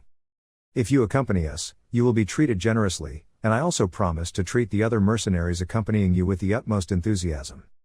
After listening, Carmen replied, sorry but could you give us time to discuss? The old merchant said and left, please feel free and give me a satisfactory answer, I will wait for you. That night, everyone rested in their own tents. Marnik was squeezing his corrupt mother's shoulder and saying, I have accepted the trade union's request, after being paid. We'll find a good inn in the capital. Suddenly there was a loud scream outside. The watchman outside spotted the monsters. The oldest person in the team shouted loudly, there was an attack. Marnik immediately hugged his corrupt mother and thought, attack. At this time, the giant monster immediately flew towards the barracks with their accomplices. At this time, the Marnik was also present outside the barracks. Then, with an extremely cool appearance, he swung his sword with the thought of killing him immediately cut off a part of the body of a mutant monster bat and sprayed out blood plasma. At this time Cayman did not sit still, he immediately pulled out his bow and arrow to fight with his cold face. Suddenly, Cayman shot an arrow at the monster, causing its head to be severed from its body along with a loud scream. At this time, Marnik and Cayman coordinated extremely well to fight all the monsters in just a few moments. Suddenly, after defeating a monster, it collapsed. Marnik stood to one side, intending to raise his sword and slash a fatal blow at the monster. The monster kept screaming. Immediately, without thinking much, Marnik stabbed straight down on the monster's body, along with the plasma also splashing. On the other side, Decay was also cultivating a blast of power like a fireball. At this time, Decay was also trying extremely hard to practice her power like a fireball, getting bigger and bigger. At this time, on the other side, the people of the caravan were also being crushed by the monster right in front of Decay, but suddenly a spear was launched from somewhere and killed the monster. Surprised, Decay, who was training her strength, also turned around to look, and the monster in front had already fallen freely to the ground. At this time Decay also spoke up, Marnik ran up and said, that's enough, teammates who can't control their magic are more terrifying than the enemy's spear. As soon as he finished speaking, the ball of power that Decay was practicing also disappeared into smoke. At this moment, Decay was extremely angry, red-faced and shouted loudly, it wasn't that bad. Then looking at the chaotic scene in front of him, Decay also spoke up and added, I can definitely aim for a bat that big. Hearing that, I just helplessly laughed and then complied with Decay's wishes and replied, yes, but the enemy's movements in the air are even more unpredictable than on the ground. Then, Marnik very gently explained to Decay that if your hand slips, it cannot be guaranteed that our army will not be harmed, so I want you to stop that magic first. Hearing that, Decay still angrily replied, I know, I will do that. A moment later, after finishing killing the monsters, he walked into the barracks with his whole body covered in blood. Along with that, the Marnik's ultimate weapon was also stained with a lot of blood. Blood flowed wherever the Marnik went. Suddenly, Marnik went into a private room with the old merchant leader. At this time, the two were face to face but did not say a word. Suddenly, the old merchant patriarch also spoke up and asked, are you going to put down that beautiful metal weapon that you left there? Hearing that, Marnik with his cold expression also replied, that depends on your answer. The old head of the merchant group also responded, so I have to talk wisely. At this time, Marnik with his cold expression lightly replied, yes, you should think carefully before answering. Marnik grasped his weapon tightly in his hand and then spoke up to add, why do those who worship evil spirits? Suddenly, Marnik thought of the enemies he had met, emphasized each sentence with his cold expression, and attacked his merchant guild. Hearing that, the old merchant group leader also spoke up and asked, would you believe me if I said I didn't know? But suddenly Marnik couldn't hear anymore, so he turned on the switch for his weapon, causing the plasma in the weapon to splash everywhere. Seeing that, the old head of the merchant group was also a little scared and stammered, don't be, I will trust you because of your illustrious reputation. Hearing this, Marnik also accepted and put his weapon away and replied, okay. At this time Marnik spoke up and said more, I hope you won't hide anything anymore. Hearing that, the old merchant clan leader also spoke up and made a request, please keep it a secret. Hearing that, Marnik now returned to his friendly appearance and replied, of course, I am here as a mercenary, I volunteer to keep this secret. Suddenly, the old merchant clan leader spoke up and ordered the subordinates next to him to bring that thing to me. Hearing that, the subordinate immediately brought something out and placed it on the table in the presence of the Marnik and the caravan leader. At this time, the old head of the trading group held tightly the box that he had asked his subordinates to bring out, and then spoke up to explain, they started to attack us after we received this object. At this time, the old merchant clan leader also recounted that he had previously met another merchant group on the way and began to narrate that we were asked to bring that object to the capital. Hearing this from the old merchant clan leader, Marnik also spoke up to comfort him and ask, you must have suffered a lot of damage if you were ambushed for such a long time, why didn't you give up? Hearing this, the old head of the trading group held the box in his hand even tighter and answered Marnik's question, I have already been paid with that precious metal, they promised to pay me more when the job was done. Then at this time the old head of the trade group secretly looked at the box and then spoke up to say more, to be honest I don't know why they targeted this thing, I asked another priest but he also didn't know. Immediately after that, the old patriarch of the merchant group opened the box, and inside was a bright golden bracelet, then he spoke up and added, this is that item. Seeing this item, Marnik seemed to stand still for a long moment and thought to himself with an extremely shocked expression, this is, killing. Just looking at Marnik, he recognized this shiny gold bracelet and thought to himself, the sacred object carrying Mother's holy power corrupted. Then, without thinking too much, he placed his hand on his left chest and secretly thought, so this is the reason they are constantly ambushed by those who worship evil spirits. Then at this moment Marnik quietly thought about a certain hand that had been severed, then silently thought to find the answer for himself, but how could he still have his mother's hand with him without them knowing, but how could they find the location of this sacred object? Suddenly, at this moment, the old merchant clan leader suddenly spoke up and asked, what do you think why they are looking for this thing? Hearing that, Marnik sighed softly and replied, I don't understand that either. The merchant group leader didn't let him ask any more but immediately said, okay. At this time, Marnik also spoke up and explained, I understand your situation but I think we have to discuss a few other things. It seemed that the old merchant leader also understood what Marnik meant and asked again. What he meant was about conditions. True to his meaning, Marnik quickly replied, yes. At this time Marnik also spoke up and offered conditions. Since you have hidden this, I think the conditions must change a bit. Marnik raised two fingers and smiled extremely satisfied, speaking, we want double the amount you initially promised. Hearing that, the elder of the merchant group also hesitated a bit and asked, is it double? Hearing that, Marnik was motivated to say more, for everyone. Then, the old merchant also helplessly replied, okay. At this time, the elder of the merchant group spoke up and asked a few more questions. Do you intend to change your profession to become a merchant instead of a priest? Hearing that, Marnik immediately laughed it off and replied, not at all.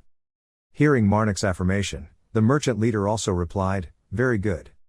A while later, Marnik also drove back to his barracks with his teammates. Suddenly, Sarita suddenly spoke up and voiced her doubts. In fact, there were traces of battle printed on the guards' equipment. They must have fought before being ambushed.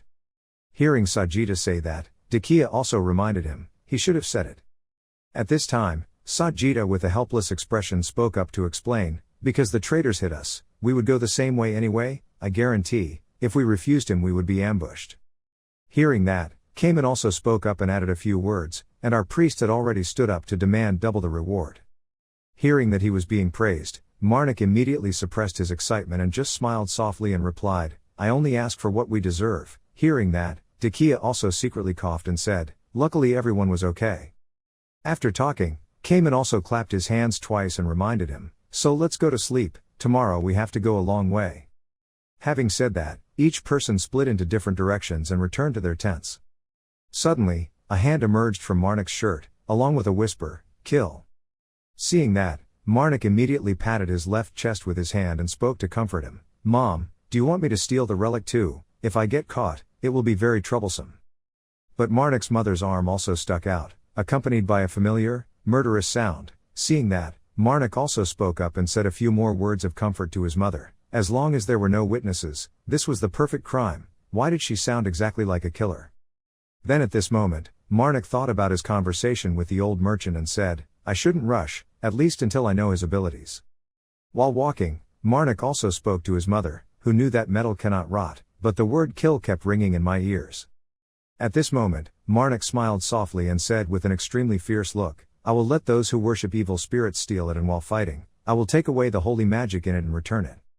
Hearing that, Marnik's mother was extremely confused with this son of hers. Suddenly, Marnik's mother's arm seemed to lose control, sticking out and repeatedly saying kill kill.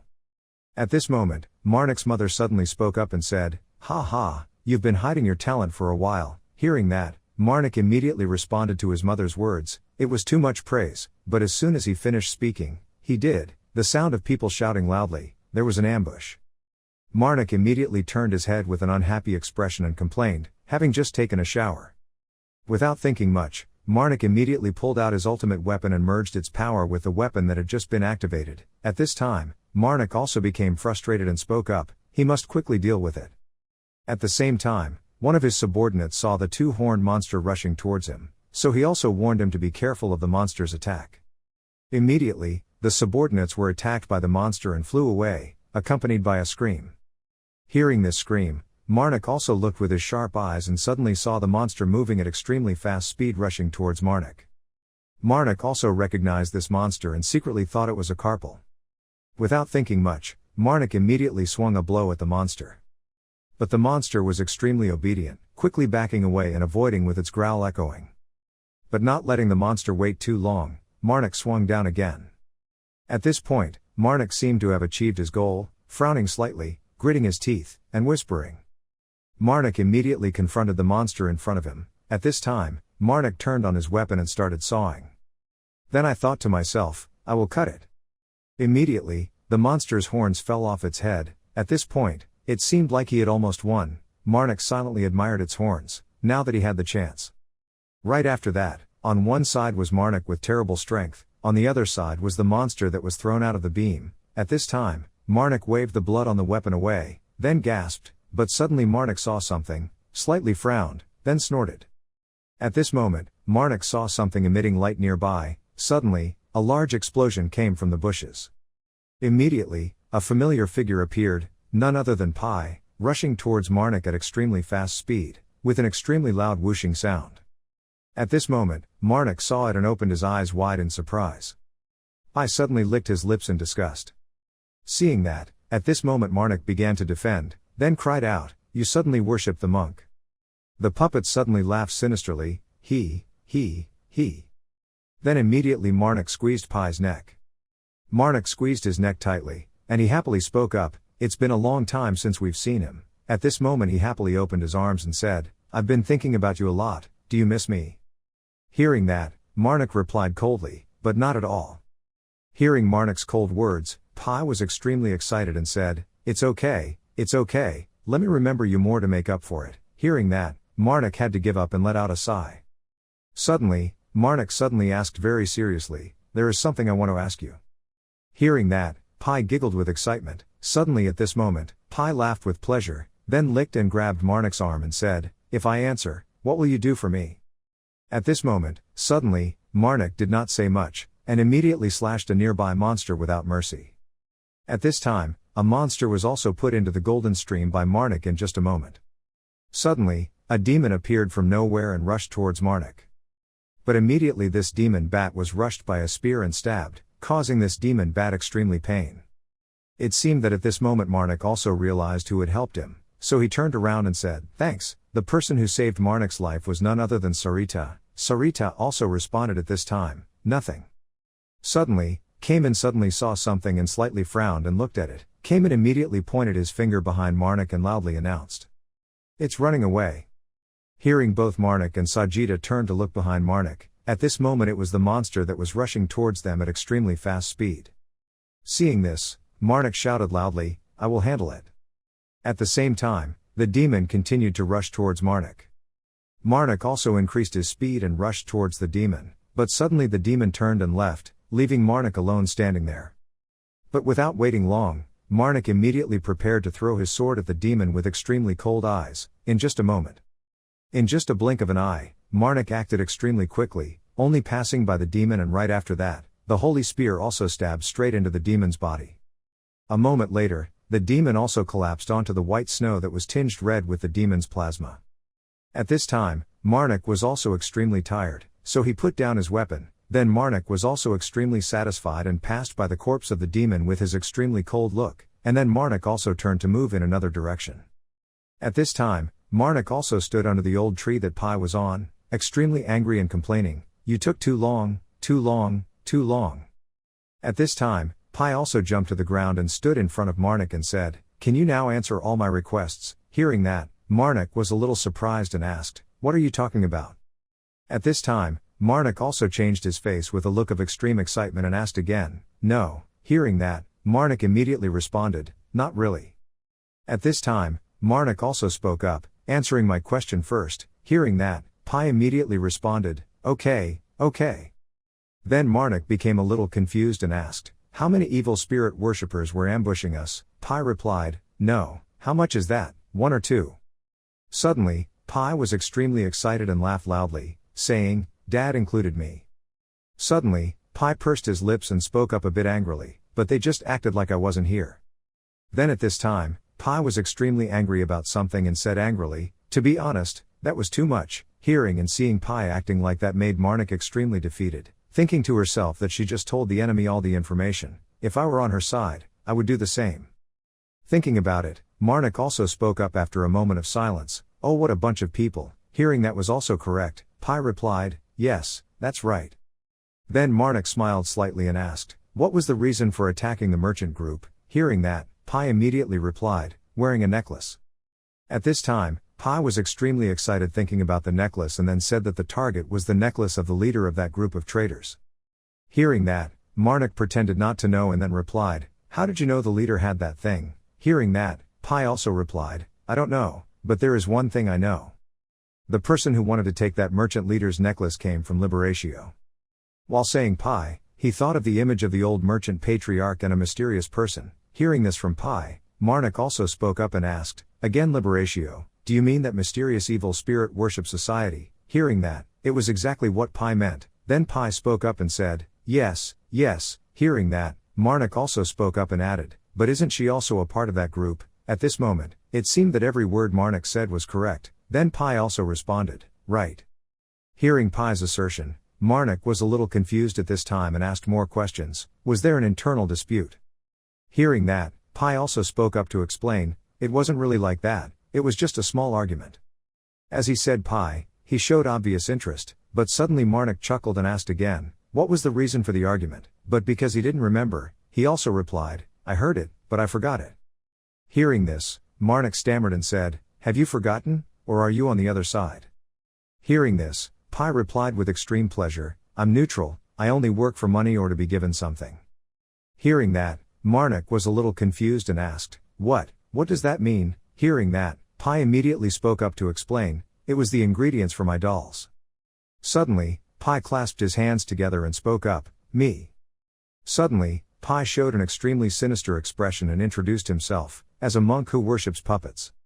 Hearing that, Marnik didn't show any attitude at all, just silently thinking, "So the person standing in front of me here and the person before are both puppets." Suddenly, Pi spoke up again, "Oh, that's right." Suddenly, at this moment, Pi suddenly spoke up to remind Marnik, "You should be careful, the people accompanying me are plotting something, targeting the trade group, but they won't let me join." Hearing that, Marnik secretly laughed lightly after hearing what Pi said. Then Marnik was a little suspicious and spoke up, asking why you are so good to me. Hearing that, Pi secretly laughed lightly and then asked Marnik back, did he really ask that question? What was the reason for this kindness? Then suddenly, Pi showed his sinister attitude and smiled coldly as he explained, "This question is quite different from the questions just now." As soon as Pi finished speaking, both of them remained silent for a while without saying a word. Suddenly, Marnik turned his head and spoke dejectedly and said, "Suddenly I'm not curious anymore." Hearing this from Marnik, he immediately became angry and wondered why. Then suddenly, when he lay down, he had no choice but to whine, "Why, just keep asking." Then, Marnik was not shaken at all and replied very coldly, "No, if you asked just now, don't answer." Suddenly, Marnik silently gave in and sighed, then stood up and said, "Tell me what you want from me." When he heard that, he stood up, smiled happily and said, "What do I want? Next time I see you, I will tell you." Hearing that, Marnik secretly smiled and said, "Is that so?" Suddenly at this moment Marnik pulled out his sword and swung it towards Pi with an extremely cold tone. "Goodbye then, goodbye." At this time, even though Marnik had cut off your head, you still did not forget to leave a smile for Marnik, then spoke up and said the last words, "See you again." After that, time gradually passed, now at the barracks to rest. Now while Marnik was about to go to the barracks to rest, someone suddenly called out, causing Marnik to look at him with a questioning expression. Priest Marnik, none other than Decay. Seeing this, Marnik also responded, "What's the matter, princess?" Then Marnik also spoke up with concern for Decay. "She should rest, we don't know that the evil spirit worshippers will attack at any time." Hearing that, Decay also responded, "I know." At this time, Decay didn't pay any attention to his health and happily asked, "I hadn't seen him before, where have you been?" Not thinking much, Marnik also chuckled and explained to Decay, "I was chasing a carpal, I felt the presence of an evil spirit worshipper so I patrolled a little more." Hearing that, Decay was extremely surprised and opened her mouth and asked, Did you fight with one of them?" Seeing that Decay had misunderstood what he meant, Marnik also spoke up to dispel Decay's previous thoughts. "No, when they arrived, they were already gone." Suddenly, Decay walked up to Marnik and said, "What a pity." Then suddenly, Decay held a handkerchief and brought it to Marnik's cheek, but because of something Marnik was extremely scared, his face turned blue and he moved his hand to avoid it. Then he spoke up and said, "Princess, your handkerchief will get dirty." Suddenly at this moment a line of thought appeared, "Kill." Hearing that, Decay secretly laughed and said, then gave the handkerchief to Marnik, "Is this one? I brought this for you." Suddenly, Decay grabbed Marnik's hand and very gracefully said, "Stop running so I can wipe your face." But while both Decay and Marnik were expressing their feelings, suddenly a line of thoughts echoed, "Kill, kill, kill." Then, after finishing cleaning Marnik, Decay was also extremely satisfied and said, "After that, you can rest."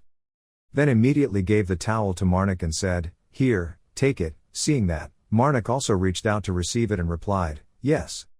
At this time, Decay also left without forgetting to say goodbye, "So good night, Priest Marnik." Hearing that, Marnik secretly smiled and replied, "You too." After a while, Marnik was able to enter the barracks and was extremely tired. His face turned pale and he lamented that today was so tiring. But suddenly there was a series of lights coming from nowhere, making Marnik extremely confused. At the same time, Marnik's mother also stood in front of Marnik with extremely cold eyes, a handkerchief in her hand and an echoing voice, "Kill." Seeing that, Marnik also spoke up and explained, "I've already washed my face and you don't need to wash it for me." Hearing that, Marnik's mother just silently looked and said to herself, "Kill." At this time, Marnik also sat down on his mother's level so that his mother could wipe her face and then, extremely helpless, spoke up and said, "Mom, can you hear me? My face hurts." Hearing this, Marnik's mother was extremely angry, but she only thought to herself, "Kill." After that, time gradually passed until the Marnik group had to move their camp to another place, when suddenly Marnik saw something and stood still in place, then secretly looked at it with a very puzzled look. Suddenly, Marnik silently looked far away at the mountain in front of him and thought to himself, "What is this sound?" At this moment, Marnik secretly thought about what Pi told him, he should be careful, then got a little worried and secretly thought of an ambush, but suddenly Marnik realized something and frowned and thought, "Doesn't this sound?" Just as he finished speaking, suddenly there was an extremely loud explosion on the snowy mountain, looking at the scene of panic before his eyes. Marnik was so scared that he was sweating and the sound he heard was, avalanche. He quickly turned around and ordered everyone to follow, leaving everything behind and running away quickly. Decay didn't care and walked forward to observe the falling snow. Decay thought for a long time, the snow passed so quickly, she had a little more time. Watching her leave, Marnik immediately looked puzzled, he recognized a problem.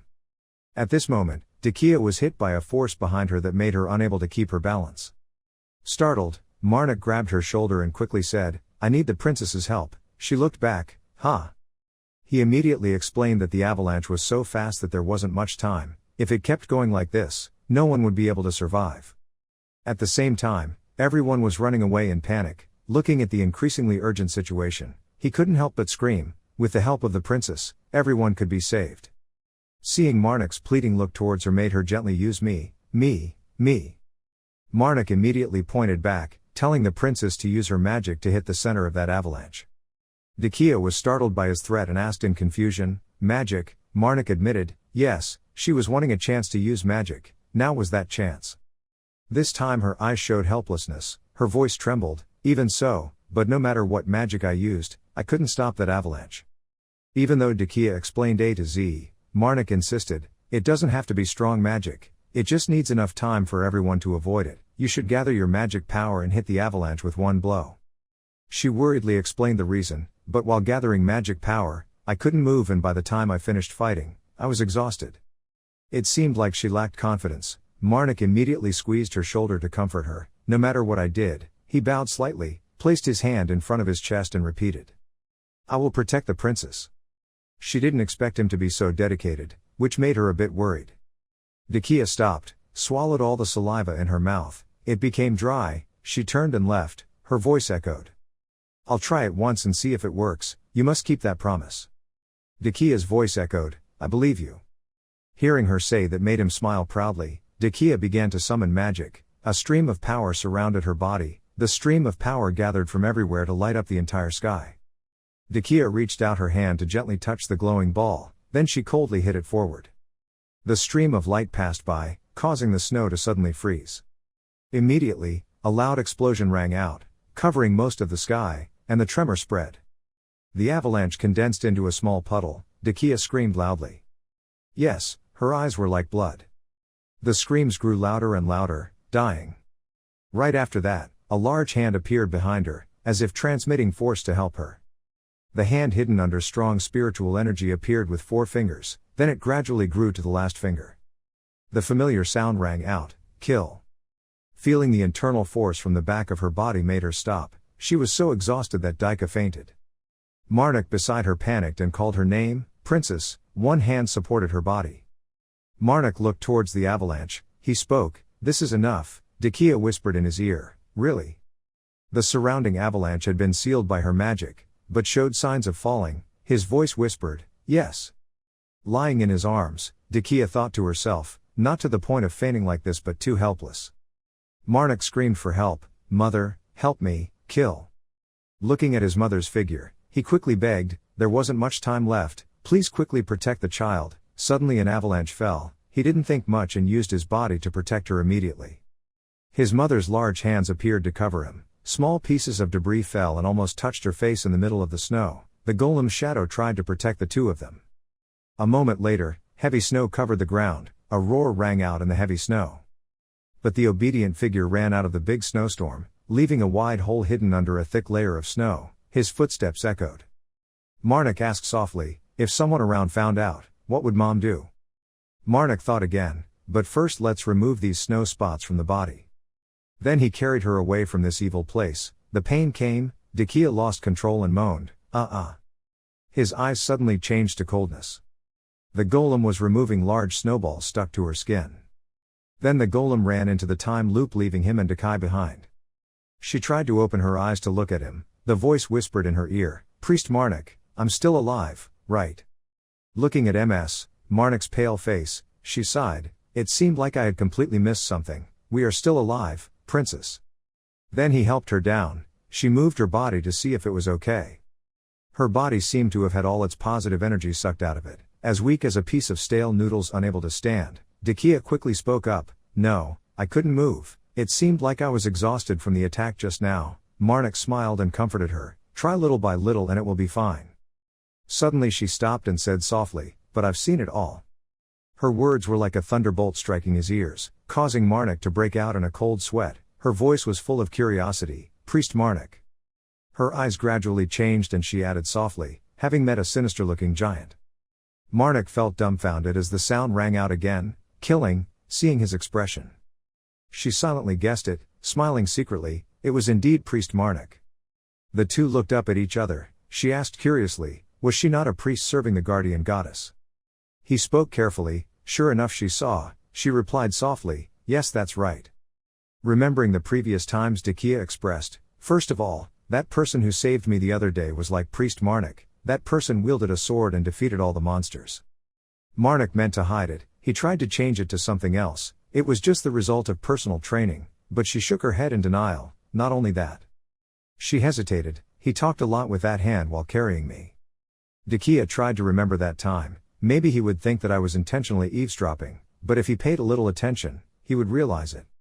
After hearing that, he quickly turned around and patted his chest, despite his hand making a mess behind the cloth. Marnik bent down to give an excuse. That's what I always pray for, supposedly so, but Decay did not accept it, angrily protested, but I saw it all. She recounted after Priest Marnik shouted, Mom, a giant with great power appeared out of nowhere. Decay commented eagerly, indeed the Priest Marnik served the evil god. Before he could finish his sentence, Marnik's finger stopped him, his voice rang out, I will give the princess some advice. Marnik seriously reminded her that silence is golden, the princess cannot see anything. Anything, he tried to explain to her until he was sweating because, the princess is a loyal and kind person so she accepted my request to save her life. It's okay, Decay helplessly lied down in the heavy snow and grumbled, it doesn't matter whether it's the person you worship or whoever it is, that's what I was going to say. She added, Priest Marnik is a good man but of course there are times when he is very cruel, and besides, I don't believe in any god. Hearing her speak made him stand still for 5 seconds, immersing himself in the soft snow. She did not hesitate to confide, like now when she could no longer keep it inside, if I told her everything, would Priest Marnik listen? She told Marnik about her past, I was also born a magician, I was sick of the unjustified contempt and hateful looks, I could partly understand what Priest Marnik said. So even if Priest Marnik is an evil god worshipper, I will still treat him as normal, afraid he doesn't understand her. Decay quickly spoke up and said, of course I'll keep it a secret. Marnik pondered for a long time when suddenly a dark figure appeared in the distance. Sitting there, he smiled foolishly, then a small hand lightly punched him on the back and mouthed, killing, ah. She angrily vented all her anger at Decay, making her cry in pain, kill kill, knock. Looking at the milk-scented figure that was punching him, Decay wondered, where did this child come from? Priest Marnik, please stop him. Marnik quickly held her hand, Mom, please calm down first, I think she seems really sincere. After being beaten to a pulp by her, Decay lay dizzy and crawled in the snow. She coldly said, kill him, Marnik explained, I know you're worried, but just like you trusted me, I also want to try trusting someone for once.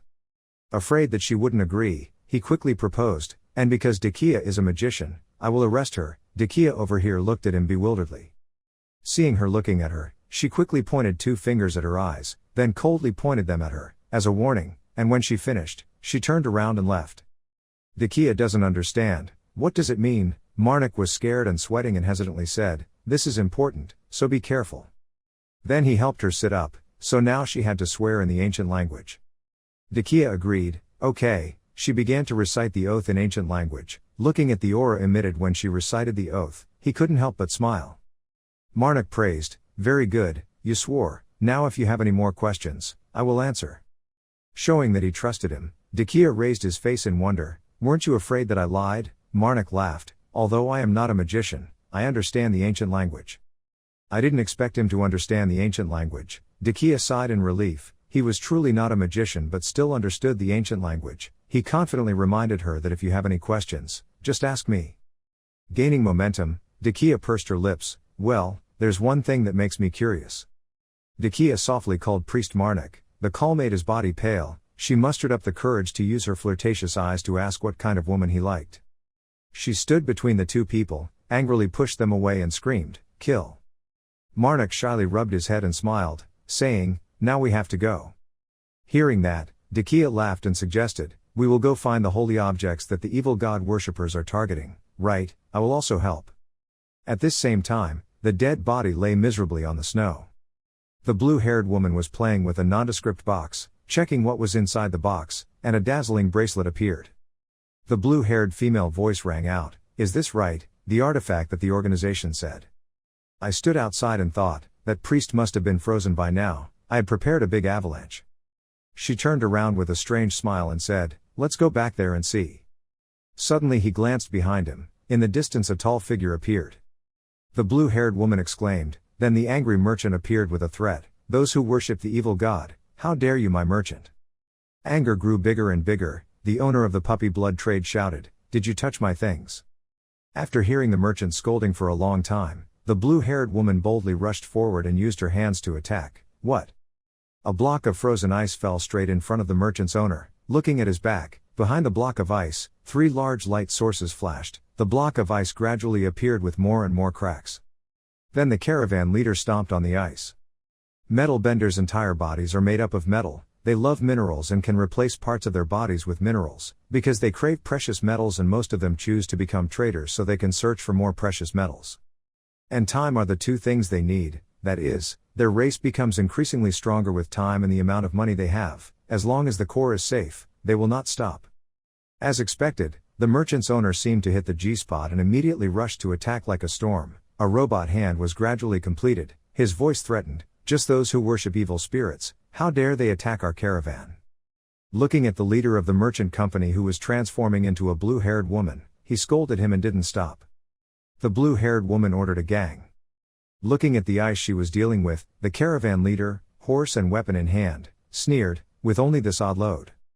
He alone rushed straight and broke the ice with curses, "Don't think you can stop me." I saw that the attacks she unleashed all backfired, causing the blue-haired woman to break out in a cold sweat. "If this continues, I will die." Once standing in the distance, the patriarch asked him to try to endure a little longer at all costs. After hearing that, the blue-haired woman scolded back, "It sounds easy." She helplessly looked at the merchant's owner and was angry. That guy was really crazy. He turned around too quickly. Observing him, the company commented, "A body made of icy steel covered with a silver alloy that was quite difficult to attack with magic." Seeing that they highly appreciated me, the merchant group's owner was called back. They couldn't do anything to me. He looked down on them. Pem glanced at the merchant group's owner. He rushed forward on all four legs to attack the three of them. A huge foot appeared as if it had been buffed with more strength under his foot. Pem activated the matrix. The power source then seemed to be unlocked. Then thousands of turbid spiritual energy entangled each other. It was like ropes, tightly grasping the steel body of the merchant's owner. He helplessly roared, "Yes." After that, the merchant's body seemed to be imprisoned and unable to move.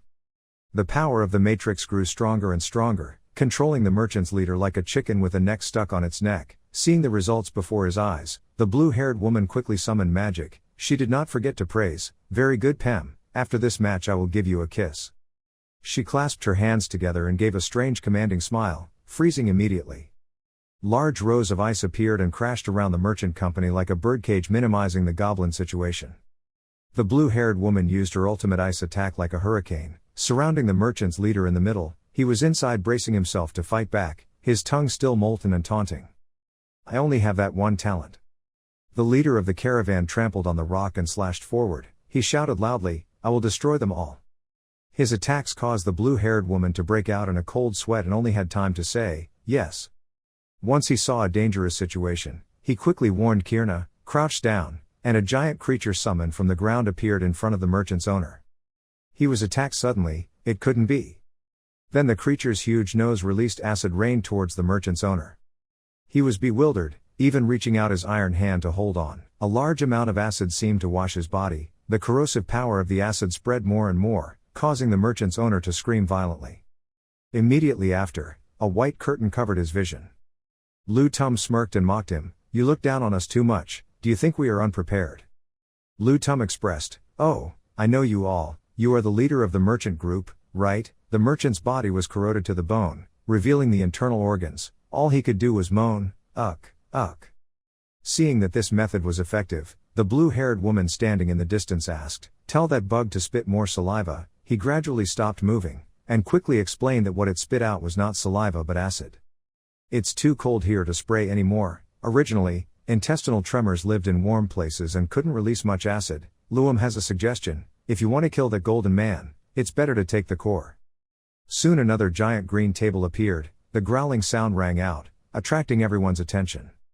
Looking at the golem rushing towards them, the blue-haired woman was so confused that she felt numb. What was next?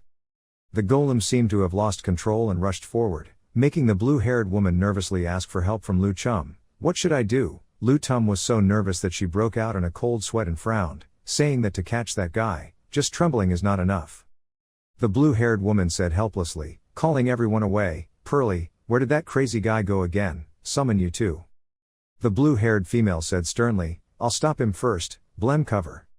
Then she used her old trick again to freeze thousands of large layers of ice that stabbed straight up to hold the golem's feet. Looking at the large blocks of ice in front of his eyes, he angrily gritted his teeth and quickly jumped, stomping his feet to gain momentum and jumping high. The blue-haired woman saw it and exclaimed, "Oh," jumped up to avoid the move. Her eyes opened wider and her mouth kept screaming. That shadow locked her quickly. If she kept going like this she would die. Having heard her ranting for a long time, Plum appeared calm with bored eyes and said, "I know." A moment later, the three of them were surrounded by a layer of black gas. The golem clenched his fist like a hammer immediately. Intestinal worms decompose immediately. The icebergs next to them also had the same fate and burst. After a while, Marnik carried Decay into the forest, looking like the two of them were in a very bad mood. He smiled to ease the atmosphere and asked her with concern to see if she could move. Placing her body lightly against the big old tree, Marnik said softly, "Try standing up again." Babbling steps stood up. Decay looked better, spoke up, "I'm okay now." Suddenly she got a little stuck and quickly turned back to verify, "But it's okay to not need my help, right now I look a bit pitiful." Marnik hesitated. "I wanted the same," but afraid that she would feel sorry for herself, he quickly told her to look over there.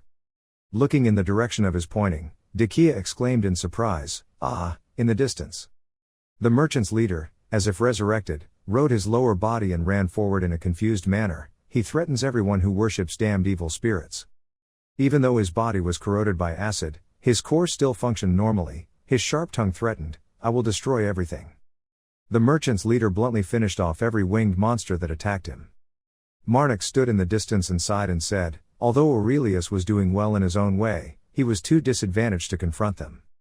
Looking up at the sky, there were thousands of monsters with falling heads attacking in droves. He helplessly said that they were outnumbered. Even if he tried, he would. Suddenly Marnik's attention was scattered to the side. What caught his eye was the image of a golem attacking the ice blocks ahead. Marnik wondered why this direction. At that time, the golem clasped a miniature black figure in his hand and held it up high. He didn't understand what was happening when he saw the golem throw it thousands of miles away. It crashed straight into the thick layer of snow, whitening the entire sky. Its screams echoed. Marnik curiously walked next to the giant animal thrown away by the golem. He was stunned. That was just a quick look at its appearance. Marnik realized that the snow world was also dead. From his pocket his grandmother's hand appeared. The sound rang out, "Kill." Marnik frowned angrily and said, "Why is it here?" Decay appeared from behind and saw her pale blue face as if hit by the South Asian wind. She lowered her face and chose to stay silent. His bloody hands took the long chain from Snow's body. He quickly realized that the golem saw that and smiled slightly. At this moment, Marnik's face changed as tense as a string. He said softly, "Mom, a new source of spiritual energy has been added." Marnik commented that this time I will enhance my existing power. He added, "The power I will enhance is 13,379 holy power. Is a corrupt giant with the image of a golem alone bombarding wanderers under the blue light of aura." Followed by the pitiful cry of snowfall, haunting the whole sky. Each snowfall was beaten until blood flowed, each in turn met a tragic end under Marnik's sword. Then a ball of light appeared, with blood and snow falling as a sacrifice. As if Marnik had turned black, his mouth smiled with delight, and the armored golem let out a long roar. The demons rushed forward one by one, preparing to attack him, but were momentarily slashed by his power. One by one their heads fell down. The monster's shrill scream was accompanied by streams of black, foul-smelling blood splashing everywhere. Marnik's corrupt giant increased in power and became even more ferocious, destroying its enemies without regard. Soon, the enemy's demons were wiped out in the blink of an eye. The guy with green-brown hair bulged his face, his eyes were magical, his legs couldn't stand and he fell to the ground as if he couldn't believe his eyes. It couldn't be. The blue-haired girl also turned pale, scared, sweating profusely, and kept stammering out the name of her accomplice, Pelham. "Hurry up, Shadow." Pelham put his hands together and prepared to attack. But before he could do anything, the giant killed him in an instant. Blood splattered directly into her pale face. She was so scared that she immediately ran away like she saw a ghost, screaming loudly as she ran. A hand covered in blood that didn't belong to someone immediately grabbed her leg. "I won't let you go," he said with a drawl. She was scared and kept trying to wiggle her legs, but her body was only half left dragging under the cold snow. She kept calling, "Please erase it, let me go." She cried and cried to call her remaining teammate, but he was a coward so he immediately abandoned his property and ran to save himself and Lutham. "Help me," her loud scream from behind could not stop him from running. He kept running with all his life, his eyes filled with fear. Unexpectedly, before he could run too far, a ray of red light shot through his body and cut him in half. He was still a little weak looking at what had penetrated him. And in the middle of his chest was a long iron stick piercing through his body. On the other side, the blue-haired girl was running with all her strength. I've left those two behind, if I want to escape, she thought as she ran, running away with her head down. This is the only chance. Her perverted eyes are clearly visible right before her eyes. As soon as her victorious smile flashes, her life will be ruined. The monster rushed in and immediately stopped in front of her, causing everything around her to shake, so she had to stop and not see. From the intense vibration, she squinted her eyes.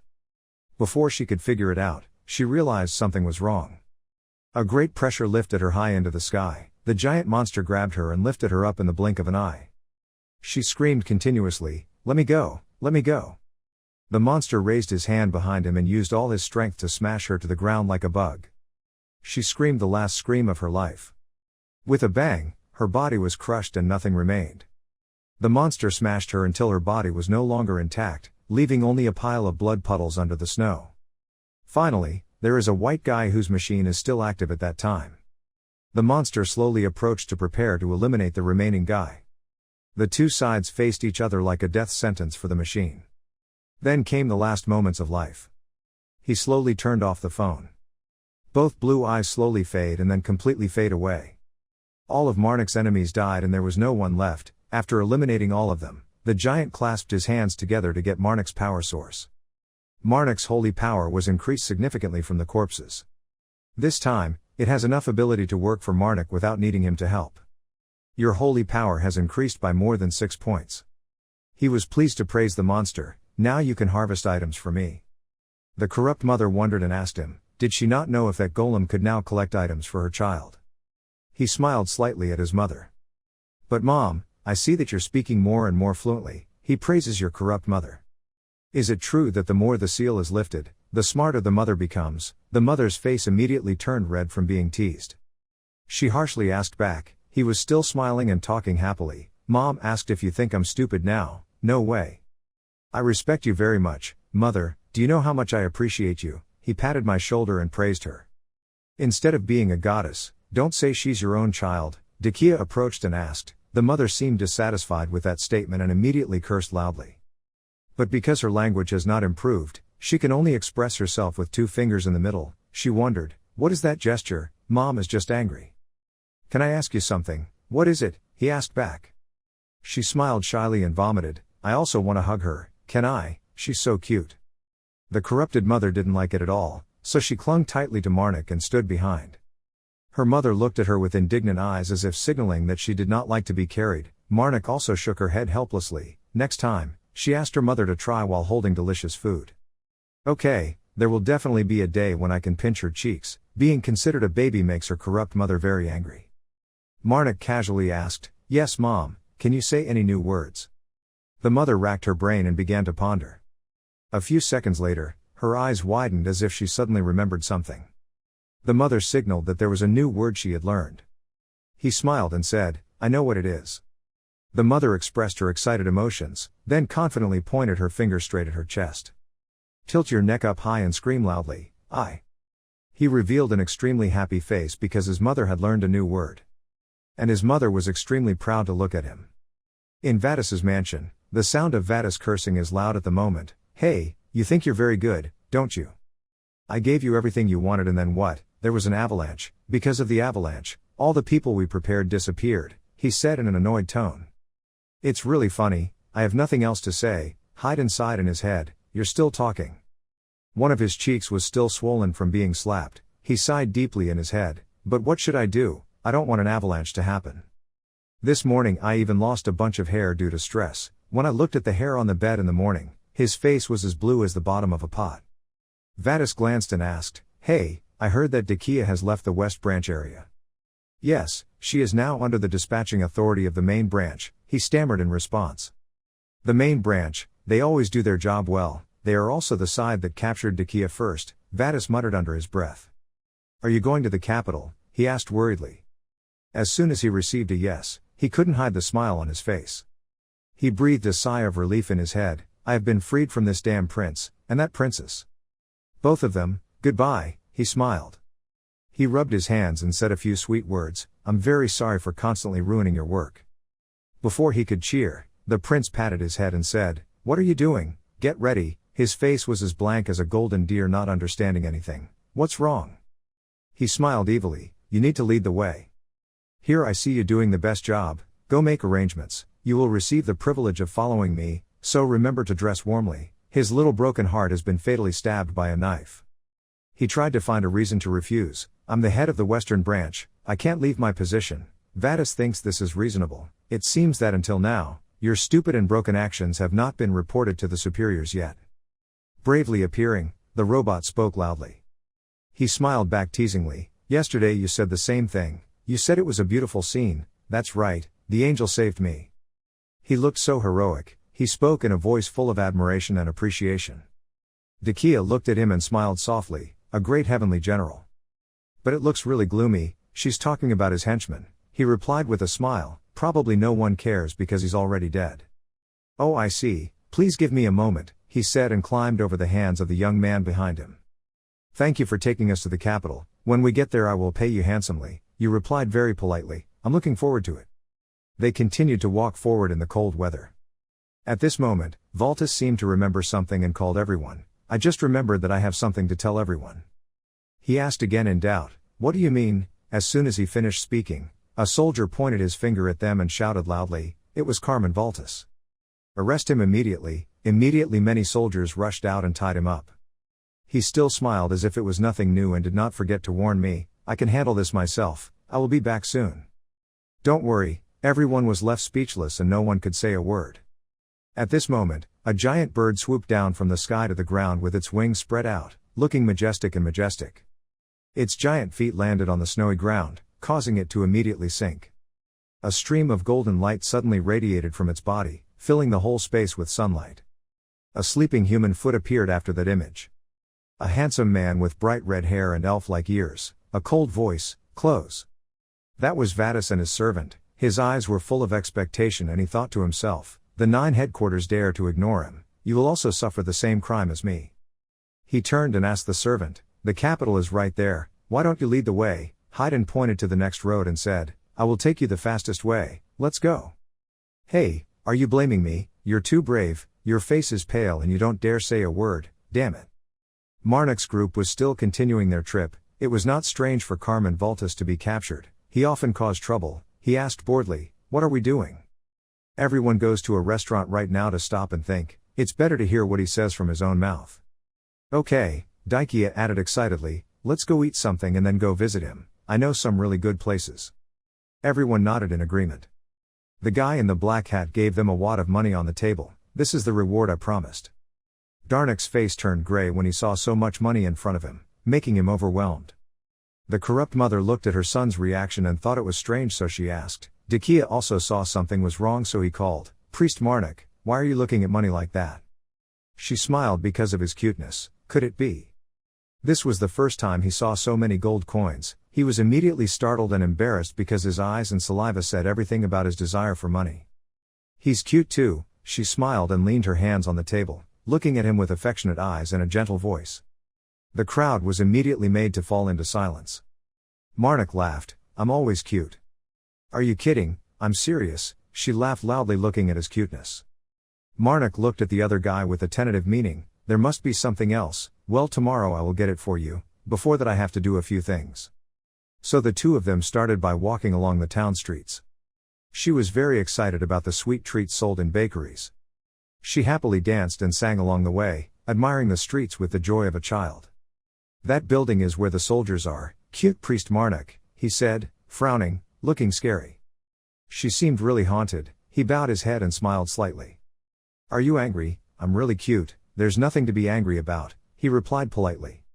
"I won't tease you anymore so you're not sad." "No." She trotted closer to him and asked softly. He still kept a calm attitude and said, "Okay then, let's go, I'm not really sad."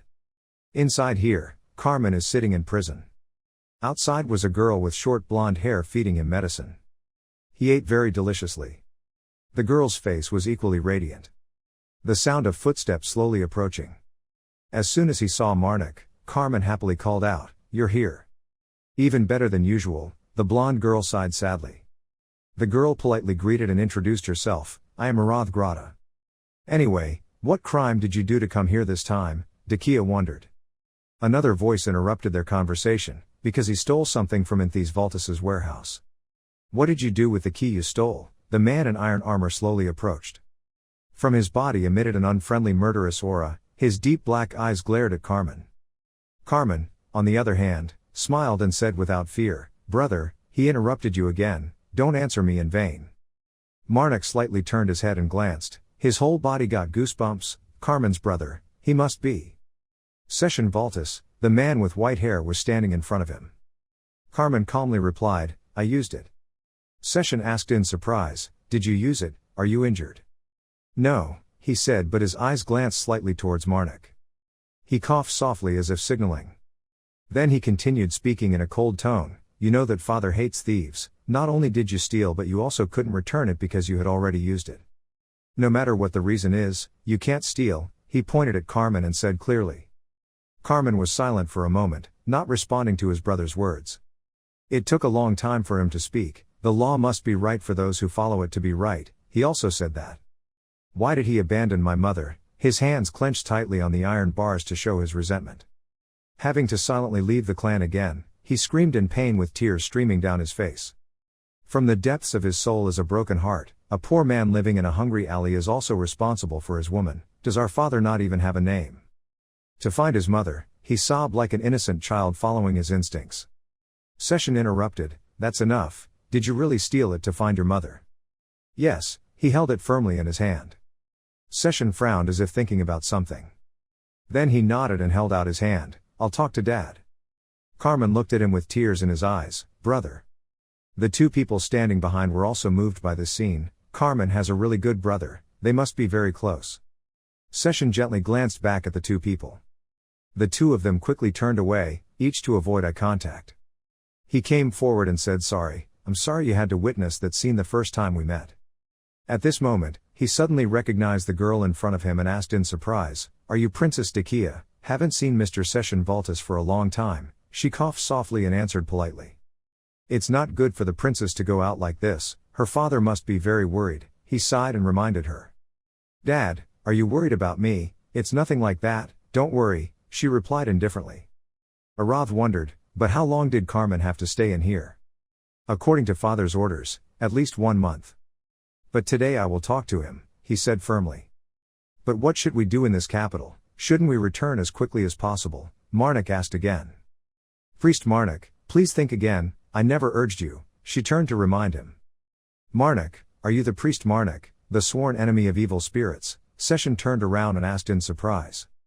So Carmen belongs to Eratico's Savior Society, yes, the priest nodded to confirm that he was. Then it will be easier for me to talk to my father, he breathed a sigh of relief. I'm leaving, he bowed his head to say goodbye to everyone. Marnik kept his eyes on Session until he left. Carmen looked down and replied, He is a good person unlike me, he is my example. Really, the mirror acts like that, the princess teased. He embarrassedly scratched his head and said, Well, that's something I have to express my opinion from time to time. Marnik turned to leave the prison, the princess ran after him and suggested, I just remembered this place, let's go there. Let's get out of here. Arath and Carmen waved goodbye to the two of them, looking like an extremely happy couple. When Marnik returned to his room, he began to think that according to the death trumpet and the others, there would be holy objects here. I guess I have to use what I got from Mr. Treaton. Then he remembered the letter with the red seal from last time. Can I come in? The princess knocked on the door and asked. The corrupted mother was extremely angry and cursed her to go away. He turned and whispered, Go away, that's too much, Mom. You can't refuse me today, look, she excitedly held out a bag of groceries to show off. The cake was from the most famous shop in the capital. His corrupt mother was curiously hiding behind him and peeked out to see. Before I could finish the sentence, my corrupt mother threw away the cake in her hand. Angry eyes looked at her like an enemy.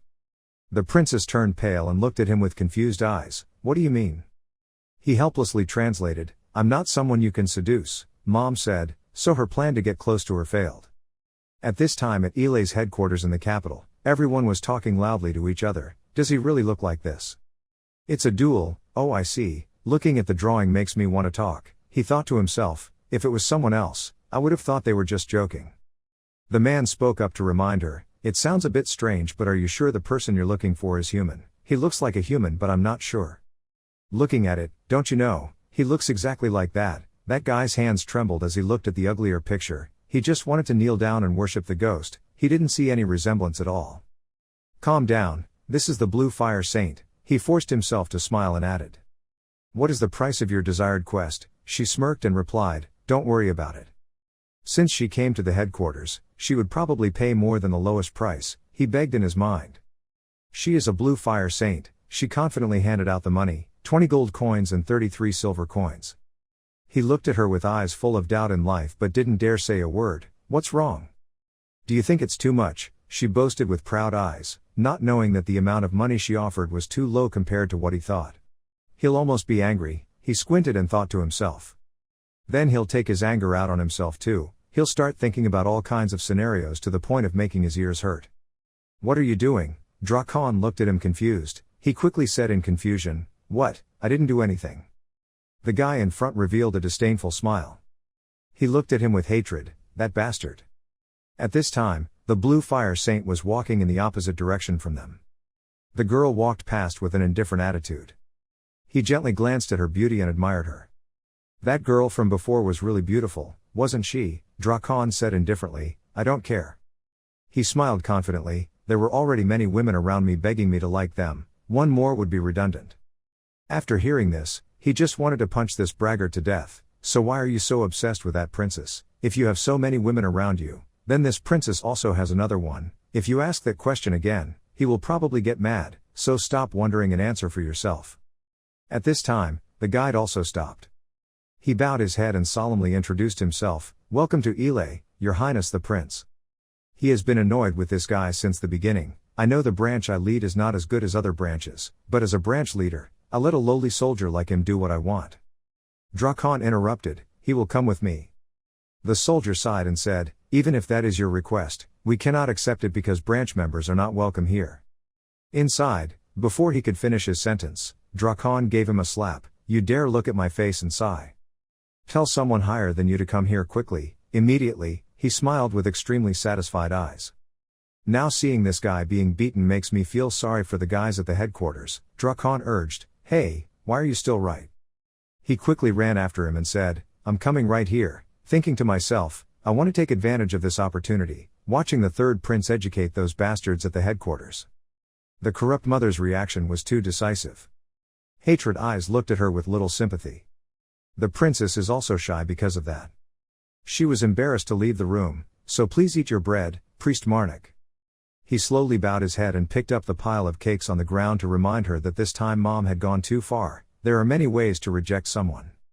As someone who is willing to admit her own shortcomings and has a very noble heart, the corrupt mother felt a bit embarrassed after hearing this. She fiddled with her hair because she felt that her actions were a bit too much. "Next time, please apologize to her, promise her." The mother nodded in agreement. The mother held out her hand and agreed to taste it. "As soon as I took a bite, my mother's face immediately lit up. Two eyes like seeing diamonds." Mom jumped for joy.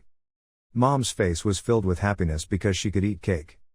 Mom ate so greedily that she forgot everything. Marnik reminded her, "Eat slowly so you don't get indigestion." At this time, the princess shyly walked in and whispered, "Priest, I suddenly remembered that I had never tried that bread before. Can I have a piece of food?" Your words startled my corrupt mother. She immediately dropped the cake she was chewing on the bed. Both looked at each other in surprise. Her eyes glanced slightly downward. Seeing that the pile of cakes had been nibbled on a little at a time, she was very satisfied. She smiled softly. A gentle voice rang out, "It's delicious, isn't it?" And sure enough, 10 minutes later, her wish to hug her corrupt mother was fulfilled. She giggled and replied, "How come your hair is so smooth? Your skin is also soft." They both went out the next afternoon. "I could go by myself, did you forget?" "Do they really live here?" They stopped at a small house in front of them. "So this is the marked place." The two of them approached and there was a man sitting outside. He asked, "This is my house, what are you doing here?" He immediately held out the cross-shaped badge. The man quickly opened the door to let him in, but she didn't understand anything. "What was that thing you just showed him?" she asked curiously. "The devil I met before gave it to me. He said to use it to meet his friends. He sent it to me separately because he forgot to send it with the letter of introduction. Anyway, I didn't know a place like this existed in the capital. In front of them was a vast, deep space with many different doors. I've never been to the capital before, she giggled and teased, you're such a country boy. But he wasn't surprised to see buildings like this, she asked back. He smiled and thought to himself, because before coming to this world, I had seen big and majestic buildings like that. While walking, a man walked towards them. Should I attack if he does something, like cast a spell, she thought to herself. He thought shyly, I don't want to be forced to stay in this ramshackle building. Trust me, she screamed in thought. He smiled reassuringly, next time. So you came over to get acquainted, you're the guide, right? He nodded without saying anything. Then turn around and continue walking. Hinting at them to follow, they reflexively just kept going. The sound of footsteps quickly stopped. She raised her head and saw the man stop. Are we allowed inside? She asked. Marnik approached the doorknob and replied, I think yes. He didn't forget to take a careful look around. Then when I entered, there was a bed and a woman inside. The woman inhaled something in her hand and exhaled smoke. The woman with a graceful and seductive voice asked, Is there anything you want from me? Her body exuded a sharp and thorny aura. Blood-red eyes, rosy cheeks, plump body and skin as white as a chicken egg, all enhanced the face with the beauty of a girl in her 20s. She asked first, Aren't you a guardian priest? He shook his head and replied, No. I worshipped my corrupt mother. As soon as she finished speaking, her face immediately changed. What? She sat up and screamed in shock. Are you a corrupt mother's child? You're not joking. Come closer. Hearing this command from her made him a little surprised and asked again, Why? Let me read your mind. Is that necessary? He asked in concern. Well, it's not really necessary, I'm just curious.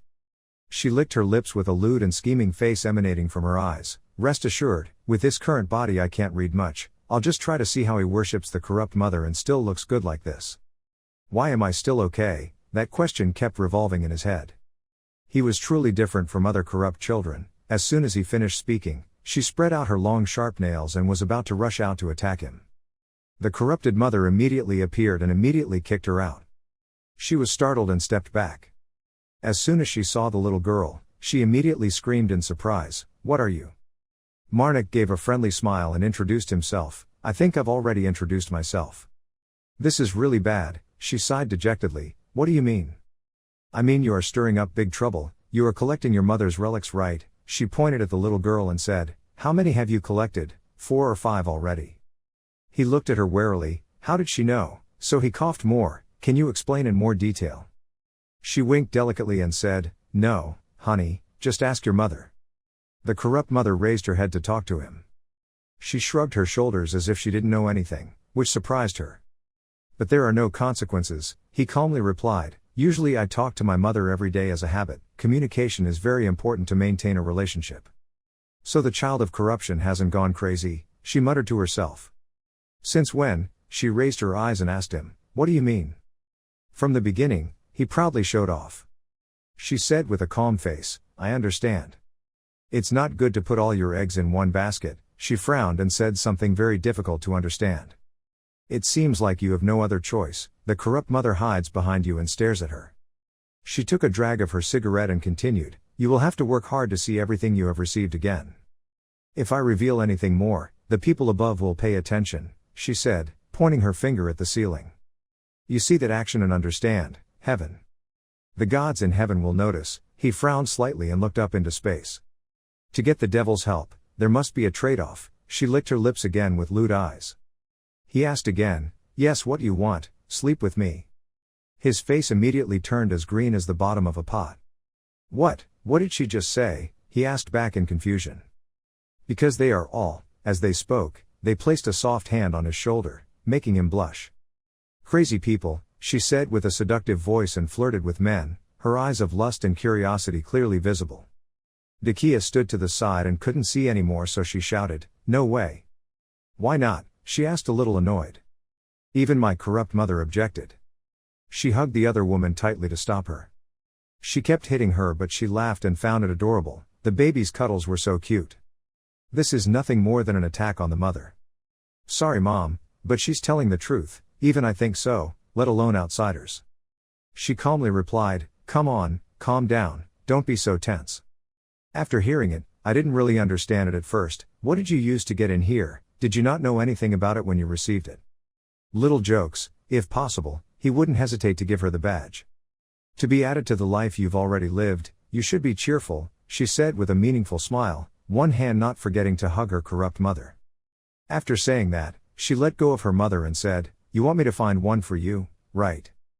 Both of them immediately cheered for joy. Really, that's great. After finishing speaking, she immediately pulled open the large curtain behind her. Outside is the scene of an entire wooden arena. There are many people below with wooden floors. Each fire to make a lamp is lit. Where they are standing is a room to observe everything below and is separated by a layer of glass.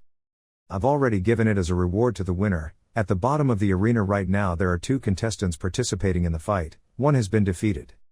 Everyone down there watched the battle and was extremely excited. She explained further, "I already told you where it is. Now if you want it, participate and win." She brushed off the blanket on the bed.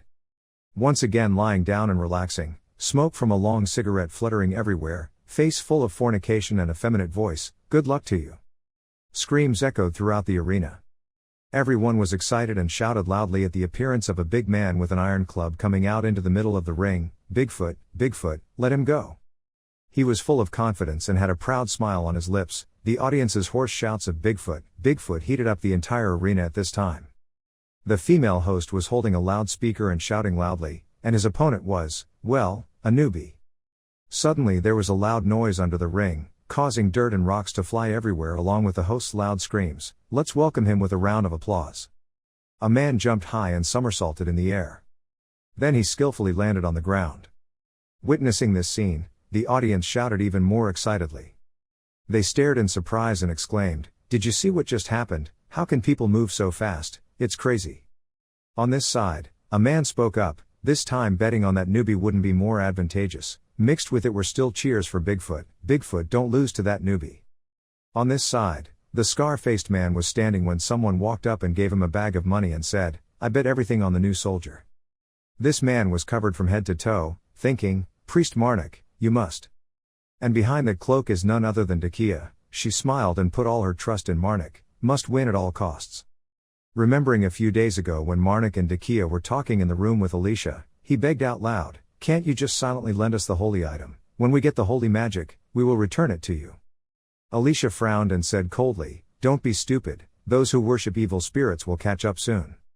At this point, she suggested to Marnik, "You should join the arena, it has something to do with you and your corrupt mother." While speaking, Alicia suddenly asked, "Do you know what liberation is?" Marnik nodded and replied, "Yes, I know." Hearing that, she breathed a sigh of relief, so lucky. Then remind him, free him, he will definitely encounter those guys when looking for the sacred object, so he should think about destroying the enemy's vitality first. Saying this, she glanced at him, besides. Hearing what Alicia just said, Marnik looked a little tense and said, "It won't be easy for them to use their power." Because the priest there would pay attention, Alicia nodded and replied, "Exactly." Marnik thought to himself, "As for me, I might lose, but attacks without holy magic can't kill me." Thinking about it, he hesitated to speak, but then told her, "I don't intend to risk my life to kill them so simply, because they are followers of the devil." Alicia heard that and was a bit confused. I heard how many people you have eliminated so far." Marnik had his own reasons to explain to her, they all deserve to die, but Alicia immediately objected, "You are too picky." She gave a sinister smile, then took out a glowing red eye and said, "Then I just need to give you a reason, you will be able to." He widened his eyes and looked at the eye in Alicia's hand. She crushed his eyes right in front of him and said, "Kill them all, right?" The eye that had just been crushed now emitted a dazzling light around it. The image of a man with 2 white eyes appeared, screaming incessantly. There are many images of other people also suffering and screaming in despair. They helplessly witness themselves falling into the mouth of the monster, which opened its mouth like a black hole, waiting for its prey. Hands shaking, begging for help. A little girl cried next to her lifeless mother. Continuously appearing are images of people being brutally tortured. Seeing this made him so scared that he couldn't speak. After recovering, Marnik asked, "What was that just now?" Alicia smiled and replied, "The memories of evil spirit worshippers. Is this reason reasonable enough?" He asked again in doubt, "Was it all true?" She replied firmly, "Sadly it was true." Returning to the battle, the two players came to confront each other. The shout went up, "Bigfoot, Bigfoot." Mixed with that is also the sound of cheering for Marnik, "Murderer, murderer." Marnik in the mask, the corners of his lips curled up slightly, as excited as the audience, so cool, to have the opportunity to wear a mask. He thought to himself, I have a mask that can change shape at will, and the princess will definitely wear a ring to help control magic. Bigfoot cheekily looked down at Marnik, who was smaller than him, then raised a provocative tone, "Put on armor and pick up your weapon, kid." But in return, Marnik's loving finger was reserved for him. This immediately angered him. Bigfoot shouted angrily, "Arrogant brat." He couldn't help but raise the mace towards him and shouted, "Don't you dare tease me." Before the start of the show, Bigfoot immediately launched a powerful blow in your direction. "I will rip off your skin." The enthusiastic crowd couldn't take their eyes off this dramatic match. But as soon as the dust and smoke cleared to the point where he couldn't even touch a strand of Marnik's hair, everyone in the stands couldn't hide their surprise and exclaimed, "He dodged it, so fast." Marnik waved his hand to provoke his opponent. Seeing him despise him like that, he was so angry that he gritted his teeth and shouted, "This bastard." Then he swung his mace repeatedly at Marnik, but these three tricks could not make it difficult for him. With just a few slight moves, he was able to dodge them. After so much effort, he was able to cut through a few strands of Marnik's hair. Bigfoot's whole body was sweating profusely.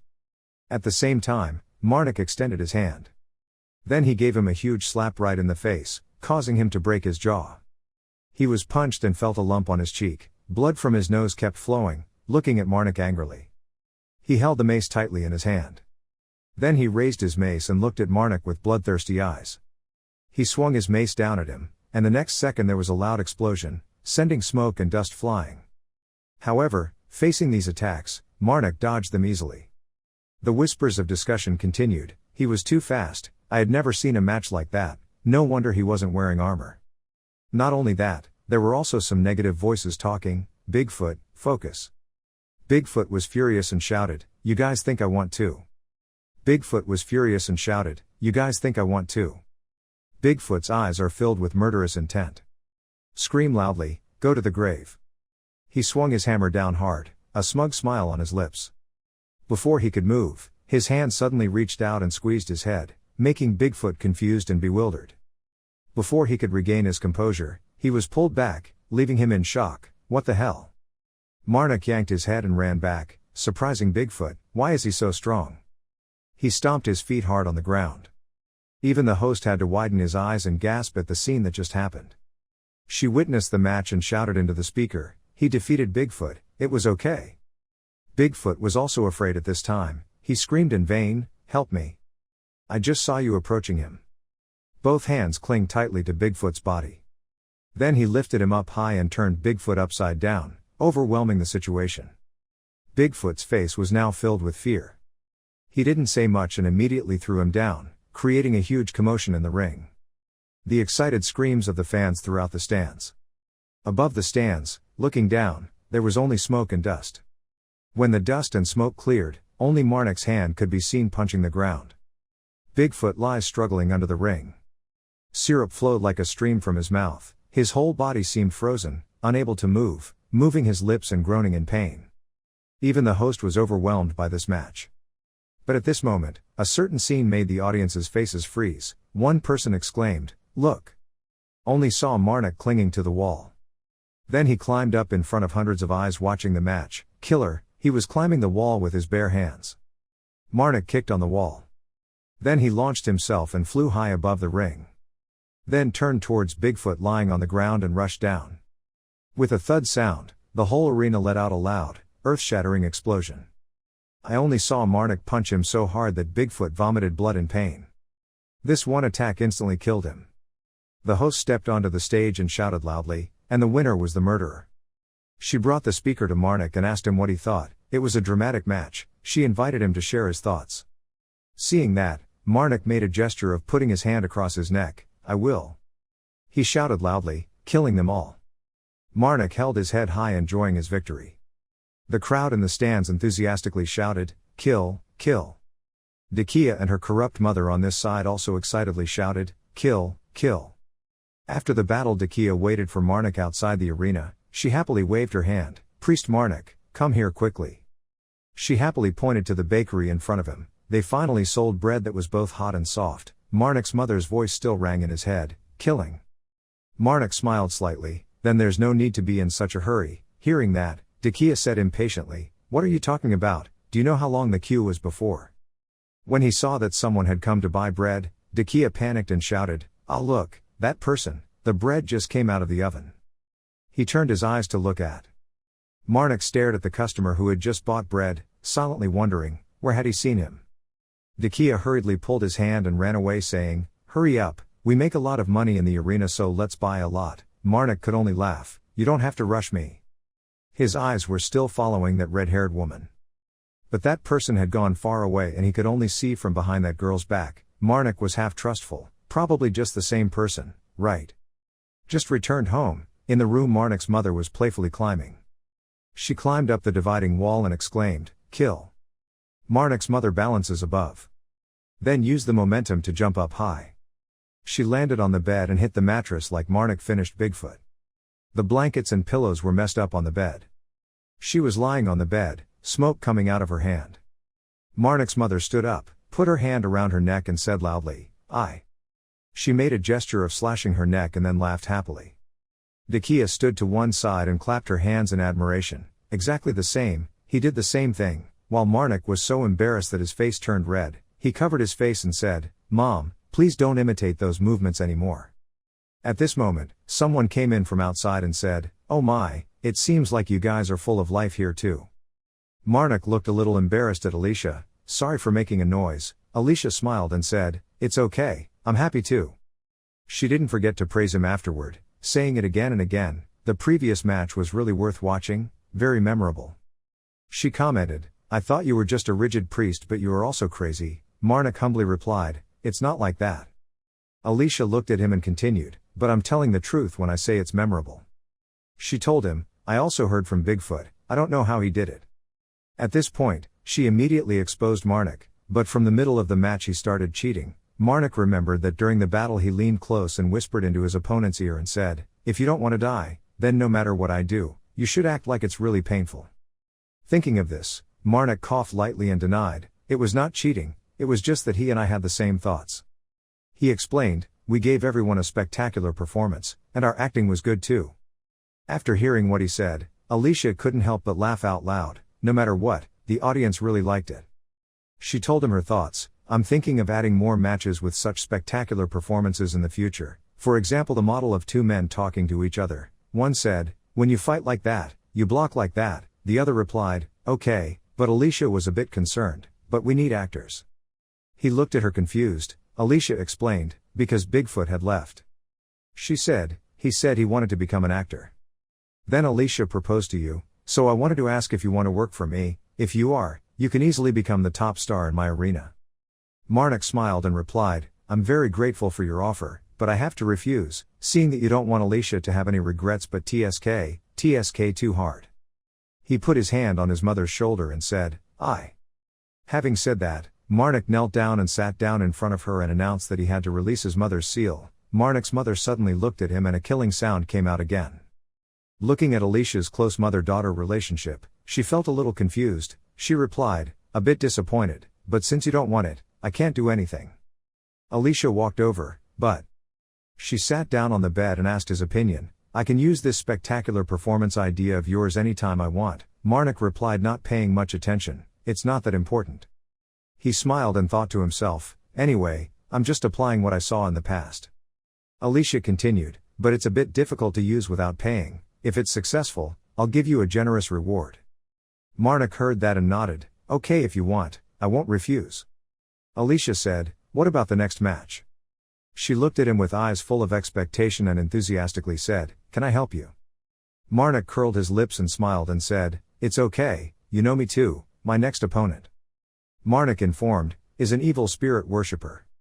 The next day, a new battle opened. The audience in the stands cheered excitedly. A burly man with muscular arms, a powerful belly and a spiked helmet on his head gradually appeared. As soon as he appeared, the host shouted loudly, the Skull Crusher, his opponent was. She hesitated for a few seconds, heating up the entire arena, and then spoke loudly into the speaker, a rising star, the god who set the arena on fire that day. And then Marnik also came out from inside the waiting room, but the host's voice was still heard. Everyone please call his name. Everyone was excited and shouted loudly, murder, murder, murder, murder. Suddenly someone seemed to realize something, that.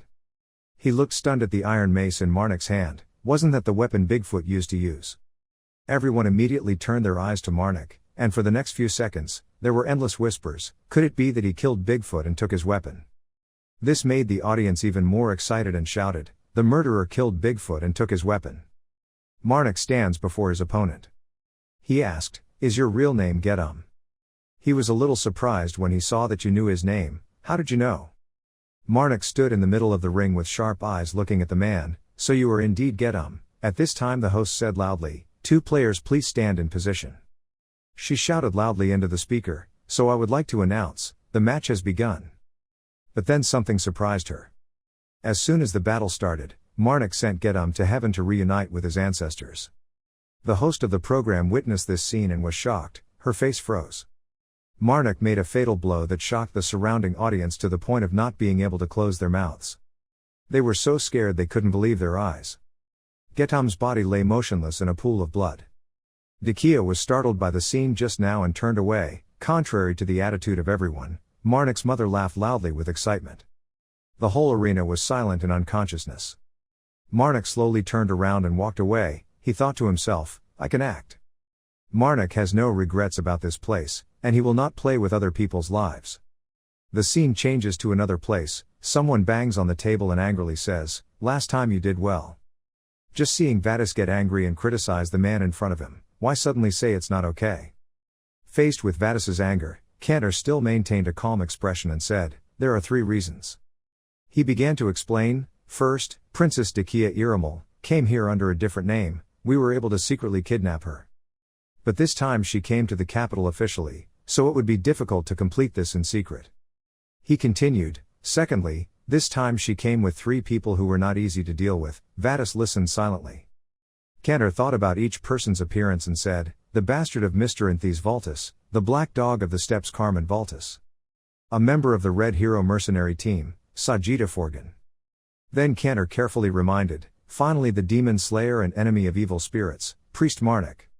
Hearing that, Vadis indifferently replied, so what, isn't this a good thing? We just need to give the mercenary and the priest some money, and they will wag their tails and listen to us. Hearing that, Cantor gently reminded him that at least it would not be possible to bribe Priest Marnik. Vadis asked suspiciously, how are you so sure? He immediately explained that Priest Marnik was already famous for killing many evil spirits, so it would be very difficult to betray the princess. Moreover, hearing this, Vadis immediately became angry and shouted, don't talk nonsense. Cantor continued with a calm expression, according to our informant, we heard that the princess secretly visited Marnik's room at midnight every day. Hearing this, the anger inside Vadis boiled even more. He asked him, who else knows about this? Cantor replied, only our organization. Hearing that, he immediately ordered, do all you can to prevent this news from spreading. If this news spreads, before finishing speaking Cantor interrupted and replied, we have no intention of letting anyone else know this news. He asked him again, what about the final reason? Cantor immediately replied, it was because of the White Wolf Session Valtis. He immediately mentioned that we received news that he had contacted the princess, and if the princess disappeared, he would also take action. Cantor also emphasized, and if it was Session Valtis, then he would act according to the Black Wolf Inthes Valtis. No matter what the situation is, we Ile do not want to confront Mr. Inthes Valtis. The more Vadis heard, the angrier he became, shaking and clenching his fists. After Cantor finished speaking, he curled his lips and smiled. Looking at Vadis being angered by him, he couldn't hide his happiness and thought, it took quite a while to convince this stupid lizard, but our argument is very clear. Cantor looked down on Vadis' status a bit. Even if he was a prince, what could he do? Suddenly, Haydn, who was still recovering, looked at Cantor and curled his lips into a smile. He was startled and looked over with a puzzled face. Seeing Haydn look at him and laugh like crazy, Cantor's heart was filled with confusion. What's wrong with that crazy bastard? Is this something to laugh about? Suddenly Vadis pressed Cantor's head down on the table and said, everyone was talking about Inthes Valtis. He shouted excitedly, you guys are a bunch of 3-year-olds, just because you're afraid of one person, you refuse my request. Vadis forced Cantor down on the table and threatened him, listen carefully, I can tell the queen all the dirty things you trash have done.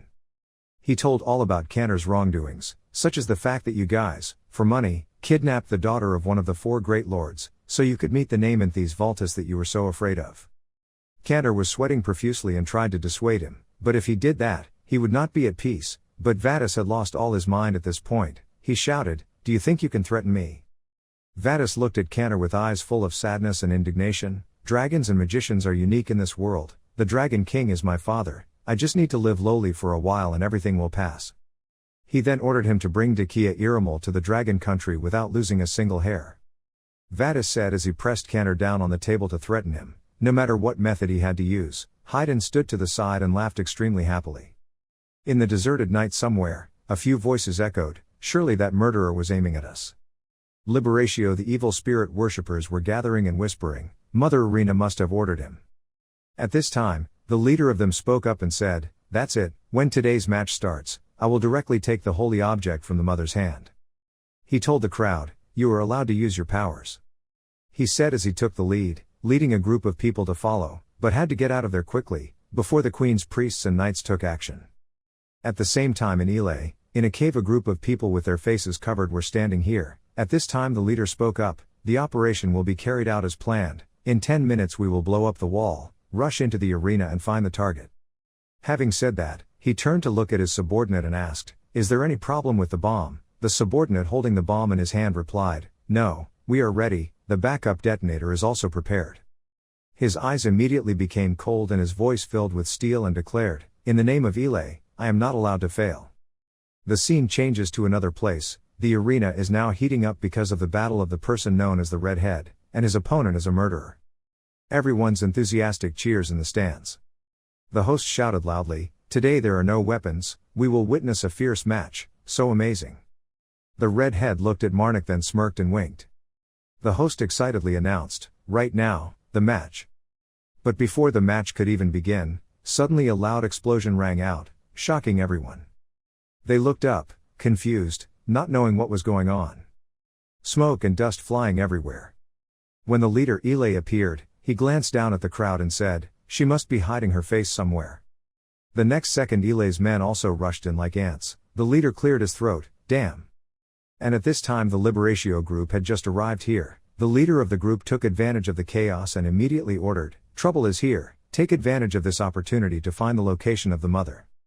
His 2 subordinates immediately rushed in 2 directions. He said, "I don't understand what's going on." The Red Head looked at the chaotic scene in front of him, bewildered and confused, not understanding what was going on. He was sweating nervously as he watched Marnik speak, enforcing illegal fighting arenas. He also observed the surrounding situation. Right at this moment a powerful voice rang out, everyone knelt down, and obeyed the Queen's orders. Valtis in majestic royal armor shouted loudly, "Those who set foot in the arena illegally will have to pay a fine."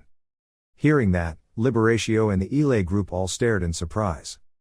Valtis led the group of soldiers shouting loudly, "Anyone who resisted would have their legs cut off." The soldiers followed orders and went to where there were people. On the ground there were 2 men kneeling. One said in panic, "Oh, why is it today?" The man opposite said desperately, "Pay the money and go home." Valtis observed the surrounding situation. The leader Elay exclaimed in horror, "Why is the king's army here?" In a split second, Valtis quickly discovered Elay's group. He shouted orders. The black-shirted men put down their weapons, and those who were hiding stopped immediately. A few people who worshipped evil spirits ran away in fear. One of them turned around and shouted loudly, "If it's us, will you stop, you idiot?" Hearing that, Valtis was so angry that he gritted his teeth and shouted, "Damn it." Then immediately ordered the soldiers, "You guys close the door, the rest follow me." But just as he was about to act, someone suddenly warned him, "Don't." Valtis was startled and turned his head to look and saw Marnik blocking his way and shouted loudly, "What do you want? Get out of my way." Manuel spoke up, "Now is not the time to chase those people." He pointed towards the group of Elay people hiding and continued, "Those people came here to kidnap Princess Decay." A few people around also spoke up to testify, "I also heard it, we shouted to find Princess Decay too." Others also confirmed, "Me too, me too." Knowing that he had been exposed, leader Elay immediately ran and shouted to his subordinates, "Everyone dispersed." Valtis immediately switched his target to this group of people. He shouted loudly, "Let's just ignore the escapees for now, pursue the men in black. If they resist, kill without mercy. Then order Sajida, destroy them for me. Sajida appeared like the wind and threw a spear to knock down a guy. The terrified leader could only stand and watch his men turn into gold in front of him. Valtis led the entire army of soldiers to give orders and all attacked. Seeing the unfavorable situation, Ilay's group immediately ran away. Scene change, a hand pushes the door open. Decay in the room was startled by a loud noise. She looked towards him and saw him and exclaimed, "Priest Marnik." She asked in confusion, "What was the situation?" Marnik explained, "Those who worshipped the spirits were coming to the place where demons resided." He said enthusiastically, "Our pursuers are having to fight the royal army." As he said that, he quickly changed clothes. "It might be blocked here, we should go out." Seeing him change clothes right in front of Decay, he blushed and turned away. Marnik took off the mask and gave it to her and said, "First you wear this." Seeing that Decay was confused, "Isn't that?" She held the mask and looked at him in confusion. Was it his mask? Marnik continued, "After all, now it was clear that she was a princess." Hearing that, she didn't ask anything more and immediately put on the mask. I see. As soon as Decay finished putting on the mask, he quickly grabbed her hand and urged her, "Let's go, to the emergency exit that demon mentioned." But as soon as I walked out the door, there was a loud scream outside, "Who are you?" "Only those who have a duty," but before he could finish speaking, a spear stabbed straight into his head. He immediately fell down in front of Marnik. Ilay's people shouted loudly, "Except the princess, kill them all." Marnik quickly pulled out his sword and said to Decay, "From now on we will confront them head on. We will have difficulty if we are noticed, so I cannot use the sword." At the same time, Ilay's group also rushed into the room. When he saw that, he immediately rushed out. His corrupt mother urged him to kill him. Marnik had a murderous look in his eyes and rushed towards him with his sword. He appeared like the wind and crashed into a guy so hard that he couldn't react. Plasma spurted out from his body. His bloody hands held his sword tightly. The sword pierced his body, causing him to cry out in pain. On this side, Decay also quickly used the ring on her hand. One guy was hit, 2 sparks of fire suddenly appeared in his eyes. Immediately he covered his face in pain and screamed miserably, "My eyes." While he was in pain and suffering, Decay immediately pulled out her sword and stabbed him. This sword immediately sent him down to the golden stream. The 2 men were bleeding profusely and fell to the floor. Decay turned to ask, "Priest, did I do well?" He smiled gently and replied, "Well, you're really good, let's get out." Decay asked Marnik, "By the way." Decay ran after Marnik and asked worriedly, "Didn't you say that those who worship evil spirits have gone to the devil? Is that okay?" He shook his head and replied, "Okay." Marnik smiled proudly and said, "It's not like before, it's very difficult to kill a demon that has resided in the body for a long time." On this side, those who worshipped evil spirits were stunned when they saw Alicia. One guy shouted angrily, "Why didn't he say that Mother Irina was a demon from the beginning?" Alicia turned her head slightly to look at him and said coldly, "You should have asked, I will answer kindly." One of them trembled and sweated and said, "Damn, why are my attacks so useless?" The man saw this and shouted loudly in excitement, "Everyone calm down, it was a devil, he had to pay a price to get this power." He turned his gaze to his subordinates and ordered the 2 of them to find the sacred object, and the rest to join the battle. Once the price was paid, Alicia stood to one side, slightly curling her lips and smiling. Alicia stuck out her tongue savagely and said, "You know too much, but I knew one day you would come." After saying that, she rushed towards them, causing the crowd to be startled. The scared man, sweating profusely, stammered, "Damn it." Alicia showed them the gruesome scene behind the wall. Only seeing bodies piled up like mountains, she calmly said, "In the underground arena it is easy to arrange these things." Alicia's hair now turned into ferocious pythons. She said eagerly, "Since you all came to play, you must have fun." Alicia smiled and asked the crowd, "Right?" The scene changes outside the arena. Valtis stabs his sword at a guy in the Ilay guild and shouts, "Damn it." He was stabbed, his face suddenly changed and he screamed in pain. The man then also died tragically under Valtis's sword. He wondered, why did this happen? Valtis is confused, "I just want to have more experience like you said." But reality hit him hard. The soldiers he brought were even more inexperienced. They know that wearing armor and holding weapons is of no use. More than half of the soldiers have lost their lives. Valtis is helpless, we have lost. He thought again, I guess Marnik is with Princess Decay, then. Thinking of that, he felt a little more reassured and immediately ran forward. What I need to do is, Guard, Valtis rushes over to the soldiers. Then a sword stabbed and killed a member of the Elay group.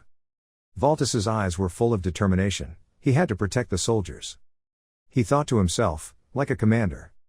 Valtis turned his head to look at the trembling soldier and told him to calm down and focus with the others. He hesitantly replied, "Thank you, sir. I'm shouting loudly now, everyone listens." Valtis ordered, "No need to try to kill the enemy, regroup and focus on defense." He pointed at a soldier and told him, "From now on I will be the commander." He obediently replied, "Yes, sir." Valtis reminded him, "The priority of survival is to protect yourself well." After saying that, he turned to look at Sajida, then smiled and asked him if you can still fight. Sajida smiled confidently and replied, "Of course." He excitedly said, "We will kill all these bastards." Marnik's side was being chased by a group of people. They shouted loudly. It was Marnik. The masked woman was Princess Decay. Marnik looked at Decay then spoke. "It seemed they recognized my face." The two of them were running when suddenly a guy appeared in front of them and shouted loudly, "Stopping. The only way to get in his way is death." Marnik rushed towards the man and gave him a sword. He was attacked and screamed in pain. Plasma flowed like a stream from the man's body. And then Marnik sent him back to reunite with his Star Fruit brothers with his own sword. Marnik raised his hand and grasped the hilt of his sword. Then he turned his head to look at the two men chasing him. His corrupt mother's voice rang out again, "Kill." He answered her, "Yes, go to the left." Then he immediately struck first. With just one strike, the opponent's sword was immediately broken in half. Marnik turned his head to signal, "Decay." She heard that and nodded and replied, "Okay." Hearing that, she nodded and replied, "Okay." The man standing was suddenly slashed by a sword. He clutched his neck and screamed in pain. The guy behind him saw this and widened his eyes and cursed. Then he also picked up his sword and rushed up to deal with Decay. Decay immediately cast magic. When he saw that, he stared in shock. Decay also finished him with one move. Marnik raised his sword and rushed forward. Then a sword decisively cut off the man's head. He immediately collapsed on the spot. Decay now takes off the mask and gives it to you. "I'll give it back," she said shyly. It was a bit difficult to fight with a mask on. He took the mask and replied, "Okay, let's keep going." His corrupt mother urged him to kill. Before the two of them could breathe, another group of people came from behind. The princess was there, surrounding them. Seeing the large number of Decay worried, "What should we do?" Marnik said calmly, knocking down the ceiling, "I will protect you." Hearing that, she immediately cast magic to create a ball of fire. Then launched into the ceiling, causing a huge explosion. The ceiling collapsed, causing the panicked crowd to obscure their vision. One guy angrily shouted, "Bastard." He took the opportunity to hold her hand. Then dragging Decay, he turned and ran away. But before they could run far, they had to stop. In front of the two people, another group of people blocked their way. The leader held a sword and threatened, "Marnik, we have no interest in you, hand over the princess." He then made a compromise with you, "Whatever others pay you, we will pay more. We will also forgive you for killing our comrades," but Marnik's only response is a sneer. He told them, "The princess promised to give me an amount of money equal to her weight." Decay was a bit confused when she heard that. Marnik asked them, "Can you give more?" Decay stood next to him and said dumbfounded, "Priest Marnik." The leader nodded and replied, "Of course, our tenant will give you double." Hearing that, he smiled and said, "Double, that's impressive." But Marnik put his arm around her shoulder. Then he pulled her to his side and said, "I don't think so." Marnik hugged Decay in his arms and asked, "Can you give me this kind of money?" Decay heard that and blushed shyly. When the leader saw their intimate scene, he was furious and shouted, "You bastard, you dare to joke with us." He pointed his sword at him and said loudly, "You're at the end of your rope, do you think you can win against this many people?" Facing them, he calmly said without fear, "With a cat, what is the difference between 2 mice or 12 mice?" Seeing him disrespect his enemy like that, the leader was so angry that his veins bled and immediately ordered his subordinates to kill that bastard. Marnik raised the corner of his mouth and turned the sword into a chainsaw. The group of people aggressively rushed towards Marnik. He started the chainsaw. One guy widened his eyes in surprise. Marnik rushed towards him, then grinned savagely and let out a meow. Then cut his body into 2 pieces. Marnik fearlessly rushed into battle. With just a few punches he took the lives of several guys like crazy. Marnik came like the wind before the leader. The leader witnessed the horrifying scene before him and was stunned. Marnik's murderous eyes approached him. The corner of his mouth raised and said, "I told you, there is no difference." After that, only a pitiful scream could be heard, accompanied by blood splashing. The scene changes to another place. Alicia slowly walks over and says, "Now it's just you." The blonde guy kneeling in front of him had to exclaim, "You are so strong, how long have you lived?" Alicia smiled and replied, before the first corrupted child was created." Alicia smiled and said, "Don't be so hasty, it's your turn." She asked him, "You are a priest of the revival peak, right? What's in your head is broken, it seems to be because of him." He didn't say anything and his mouth was as quiet as a clam. Alicia couldn't wait any longer and kept urging him, "Answer me, answer me, answer me, answer me." He finally opened his mouth and said 4 words, "Renaissance peak." She looked at his appearance and smirked, "Are you planning to summon a part of your god?" Suddenly the priest's body changed, white light radiated all over his body. Alicia exclaimed, "People have been working hard lately." She opened her eyes wide and looked, "That's right, I was wondering why you guys collected the relics that sealed the corrupting holy power." She bluntly said, "You guys are planning to bring down a part of your god to the mortal world." Alicia exposed all their plots. She continued, "To destroy the balance that had been maintained for a long time." She glanced at him and smiled and said, "Am I right, the peak of Renaissance?" The priest, who was said to have hit his heart, shouted angrily and shut up. The priest now turned into the appearance of a hideous monster. He looked at Alicia contemptuously and said, "Devil." The crowd's eyes widened in surprise. Marnik took another step forward. His eyes were filled with murderous intent standing in front of them. Seeing that, one guy turned around and said to his accomplices, "Don't be afraid, attack him, there's only one left." Marnik looked ahead and said, "Decay, leave it to me." Decay replied, "Are you sure?" She immediately summoned a large fireball and cautiously asked, "Telling me to do this?" A loud explosion sounded. Marnik's cold face lit up. Seeing this scene, one man was so surprised that his eyes widened. The fire burned fiercely, covering the bodies of the Elay group, causing them to scream in pain. Marnik started his saw in combination with Decay's fire magic skill. Fire magic burned each person one by one, pain spreading throughout their bodies. A streak of light flashed past a guy. They were engulfed in flames and screamed for help. It was too hot, help. Marnik rushed into the fire and killed each of them one by one in the most miserable way. He grinned savagely. Immediately after that, a loud, earth-shattering explosion rang out. The sound of hurried footsteps running outside. The two of them ran away from the explosion. Marnik breathed a sigh of relief. He was out. Decay wiped the sweat from her face and said, "I don't want to go near this place anymore." She worriedly asked him, "But are you okay?" "I shouldn't have done that," Marnik replied, "I'm almost done healing, my hair has grown back." He looked at her with eyes filled with tenderness and questioning, "And she?" Decay smiled, "I'm fine." Suddenly, a noise came from behind, alarming the two of them. I only saw a guy with a bloody body screaming behind him. Behind him also appeared the silhouette of a woman holding a sword with both hands. The bloody sword still has stains. Marnik looked at the woman and his expression immediately changed. Decay's face was filled with insecurity. Pierre had a murderous look on his face. Marnik gritted his teeth and looked towards her.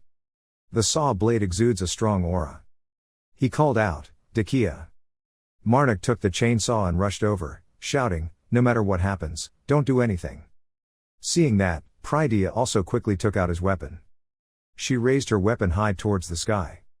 Marnik rushed towards her. The corrupted mother kept giving orders, "Kill." Pierre swings his sword.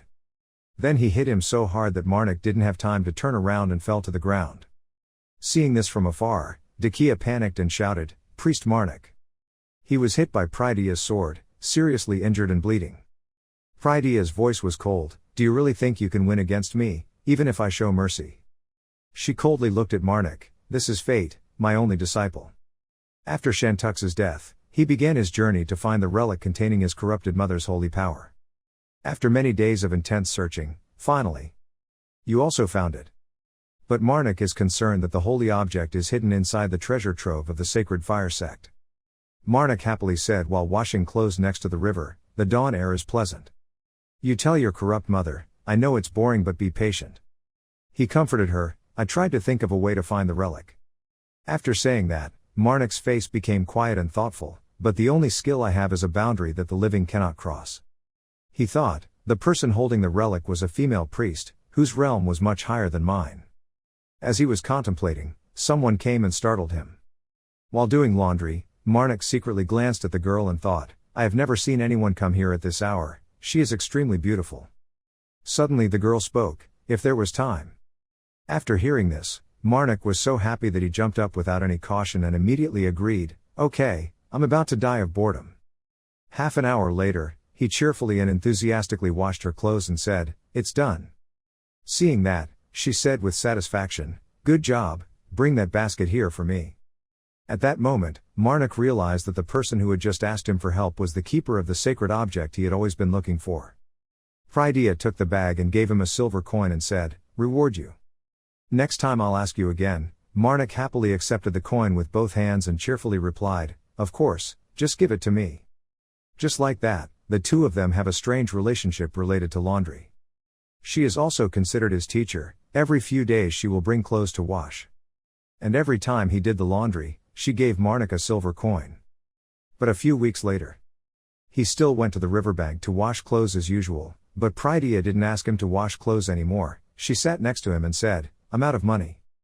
Marnik smiled and asked, Prydia said dejectedly, I have spent all the money my ancestors left me, so I have to do it myself. He remained silent and did not respond. Then hesitantly spoke up, I don't need money, I'll help you. Prydia looked at Marnik in surprise and asked why. He smiled and replied, even if I go home now, I still have nothing to do.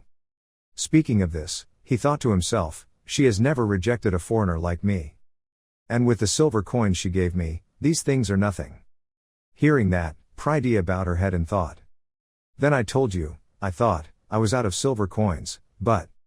She suggested in a low voice, let me teach you swordsmanship. Marnik widened his eyes in surprise and looked at Prydia. Then confusedly asked, what is that? She shook her head a little shyly, okay. Marnik excitedly grabbed her hand and excitedly said, okay, that's great. And right now, all he has is strength, even though Marnik is terrible at fighting. He smiled contentedly and said, fortunately this world also has a master.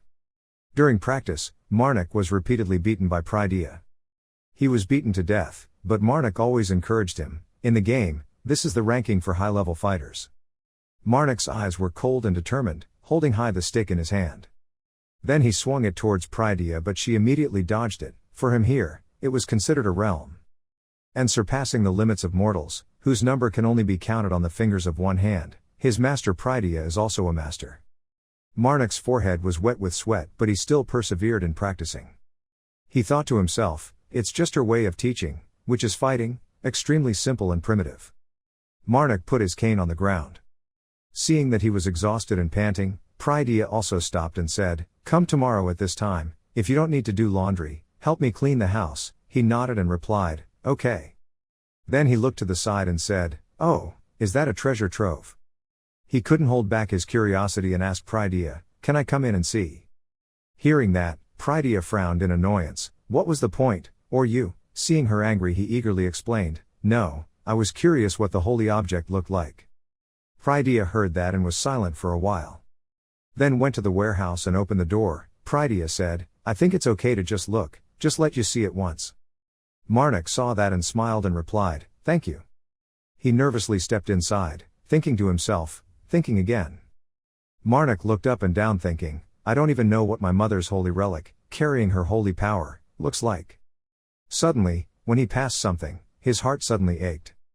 Marnik was stunned as he looked at the treasure displayed in front of him. He opened his eyes wide in surprise, this was. He couldn't believe that the holy object was right in front of him. Marnik raised his weapon to try to block an attack. In his mind, Marnik recalled the lessons that the girl with blue hair, also known as Prydia, taught him. He immediately turned his wrist and clenched his fist. Prydia smirked and leaned aside. With this same move, during practice sessions she knocked down Marnik. The place where he fell was filled with smoke and dust.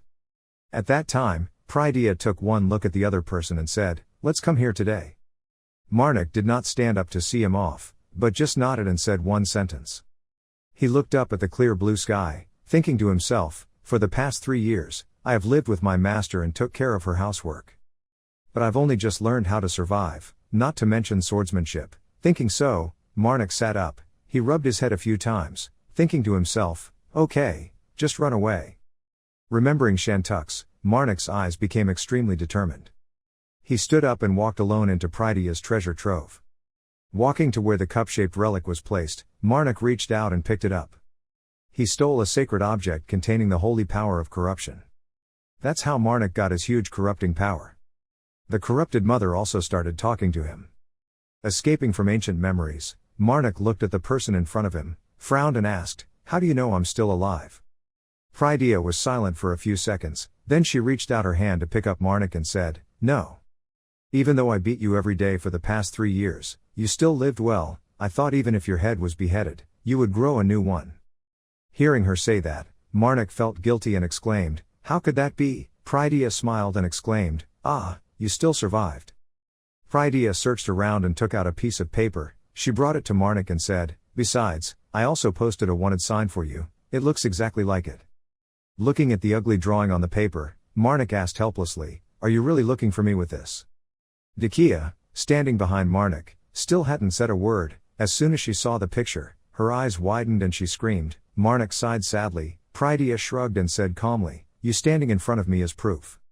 After saying that, she cleared her throat, her face showing seriousness and said, "Disciple, I don't care what you are, but I have my ego.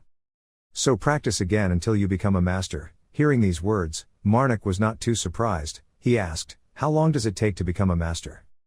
Prydia stroked his chin and said thoughtfully, "I practice non-stop every day." Hearing these years of terror, Marnik turned black and thought, "At this rate, the main mission will also be over, and don't combine geniuses like you and me into one." Thinking for a moment, Marnik called out to Master again.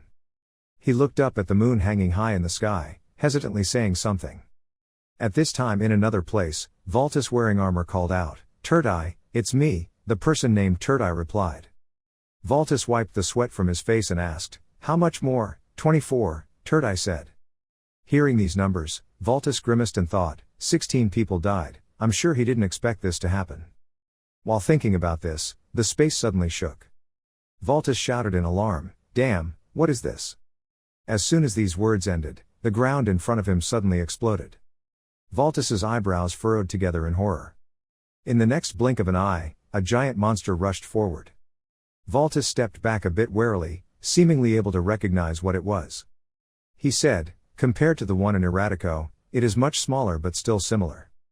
Having finished speaking, Valtis immediately gave the order, "Turtai, run quickly." Turtai standing behind answered clearly.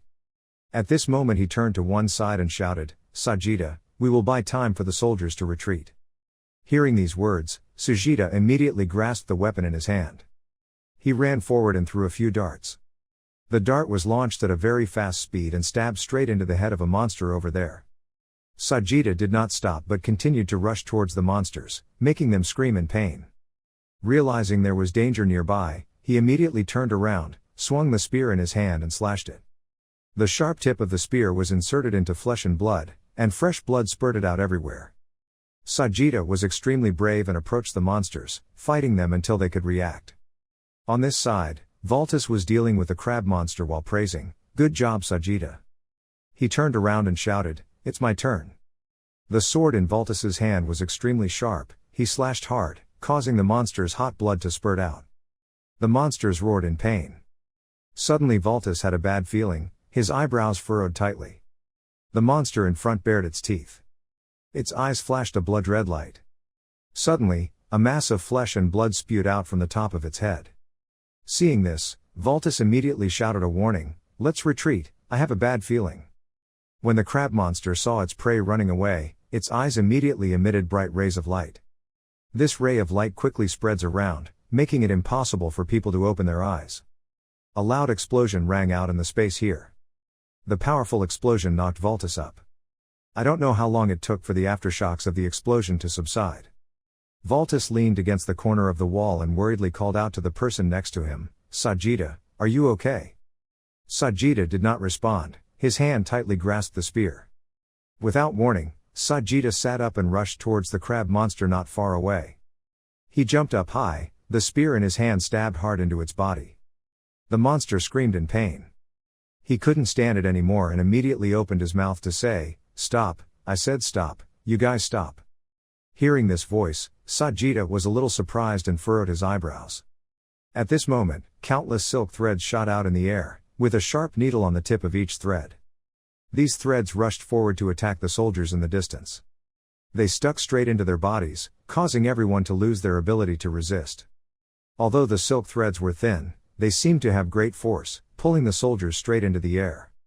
These threads belong to the crab monster, which is constantly pulling soldiers towards it for food. Seeing this scene, Valtis immediately shouted, "Sajida, we are falling behind. This situation is very dangerous." The two people Valtis and Sajida have no way to save the soldiers stuck in the thread. The two people along with the remaining soldiers quickly turned around and ran out quickly. While running, a thread suddenly stuck into Sajida's leg. He was startled and cried out. Valtis reacted quickly and grabbed his sword and rushed forward to cut off the thread on Sajida's leg. Having escaped control, at this moment Sajida sensed danger on top of his head and quickly raised his head to look up. Seeing the ceiling begin to crack, Sajida widened her eyes and cried out in warning, "Valtis," above her head. At this time, pieces of the ceiling were starting to collapse on Valtis' head. He quickly pulled out his sword. The blade collided with the rocks, sending out red sparks. In the distance, another thin thread rushed towards me. It aimed right at the position where Valtis was standing and then penetrated his body. Valtis was in so much pain that he threw his head back and screamed for a long time. Outside the forest, Prydia told Marnik to keep practicing until you master it. Hearing these words, Marnik turned black and thought to himself, if it's been that long, all my main tasks would be over, and also, don't equate me with a real genius like you. Thinking like that, Marnik immediately opened his mouth and called out to Master. Before he could say anything, a loud explosion rang out, red flames flared up fiercely in one direction. Decay held her head and cried out loudly. Marnik hurriedly shouted, "Master, shouldn't you go over there and see what's going on?" Prydia hesitantly said, "Well, I met that person on the way here. He will probably come there soon, we don't need to rush anything." While she said these words, on the street, a multi-headed monster was forming in the night. This monster was transformed by Alicia herself. In the forest, Marnik asked suspiciously, who did the master meet?" But at this moment on Valtis's side, he looked extremely painful and raised his head and let out a long scream. Right at the moment when everything was hanging by a thread, a person holding a sword rushed forward from afar. The sword in this person's hand aimed right at the crab monster and struck, cutting off one of its legs. After finishing one move, the man firmly landed on the ground. His face was extremely sharp. He was the Black Wolf, Inthes Valtis. In a corner, seeing clearly who had just arrived, Valtis couldn't believe it and called out, "Dad." As soon as these words finished, a stream of sword energy shot forward and cut off the silk thread sticking to his body. Valtis stood up with difficulty. Inthes asked if he could still walk. "Yes," Valtis said firmly. Hearing that, Inthes immediately said, "Then go." Realizing that he was unable to continue fighting, Valtis bowed his head, gritted his teeth, and said a word of obedience. Then he ran over and helped Sajida go out together, and for a moment there was only Inthes left. He cautiously looked towards the monster, but a cold voice rang in his ears, "Surrender quickly, you damn thieves." Alicia turned into a multi-headed snake monster walking towards her. She continued to say, "Where did you hide it? Quickly return it to me." After asking, there was still no response. Alicia angrily rolled her eyes and shouted, "I asked, where did you guys hide it?" The crab monster next to him lifted his mouth into a smile. In front of Inthes were two giant monsters. He was silent for a moment, then hesitantly said, "That." Before she could finish her sentence, Alicia couldn't hold back any longer and rushed towards the crab monster and shouted loudly, "Give it back to me. Return it here." The two monsters immediately started fighting. Alicia kept shouting, "Give it back to me, give it back to me." Below, Inthes stomped his foot hard. His hand reached out and grasped the hilt of his sword. He immediately rushed forward and rushed towards the two monsters fighting each other. At that moment, a loud explosion rang out, red flames rising up, illuminating the entire area. The crab monster was slashed by the sword's energy, causing blood to splatter. Seeing this scene, Alicia opened her eyes wide and paused a bit. Inthes on the other side dropped to one knee. He jumped up and jumped onto the crab monster's body to gain momentum and jumped towards Alicia. Seeing that, she exclaimed in fear, "Don't touch me, don't." Inthes did not stop but continued to swing his sword down. Alicia screamed loudly, begging you not to touch me. Seeing the blade about to touch her body, she trembled and said, "It's not over." After slashing once, Inthes quickly landed on the crab monster. On the opposite side, Alicia's small heads were chopped off. Fresh blood splashed out. Inthes still did not stop and continued to swing his sword. His face carried a cold expression, his eyes were extremely sharp. Inthes stepped on one of Alicia's severed head, curled his mouth and said, "Shouldn't it end here?" In her transformed state, Alicia only had one central head left. She silently scolded her. She thought to herself, if it wasn't for Mr. Tau Alpha, I could have gotten that thing back. Alicia was extremely angry. She gritted her teeth and said, "I have no other choice but to give up." Remembering Marnik's face, she softly called out, "Help me, please." As soon as these words ended, a strand of blue hair suddenly flashed across Inthes's back. Pierre ran in, pulled out his sword and stood in front of Alicia. When she saw this scene, her red eyes opened wide in surprise. Pierre's eyes flashed sharply. Without saying a word, she immediately rushed forward to attack Inthes. Inthes leaned to the side and tried to compete with her.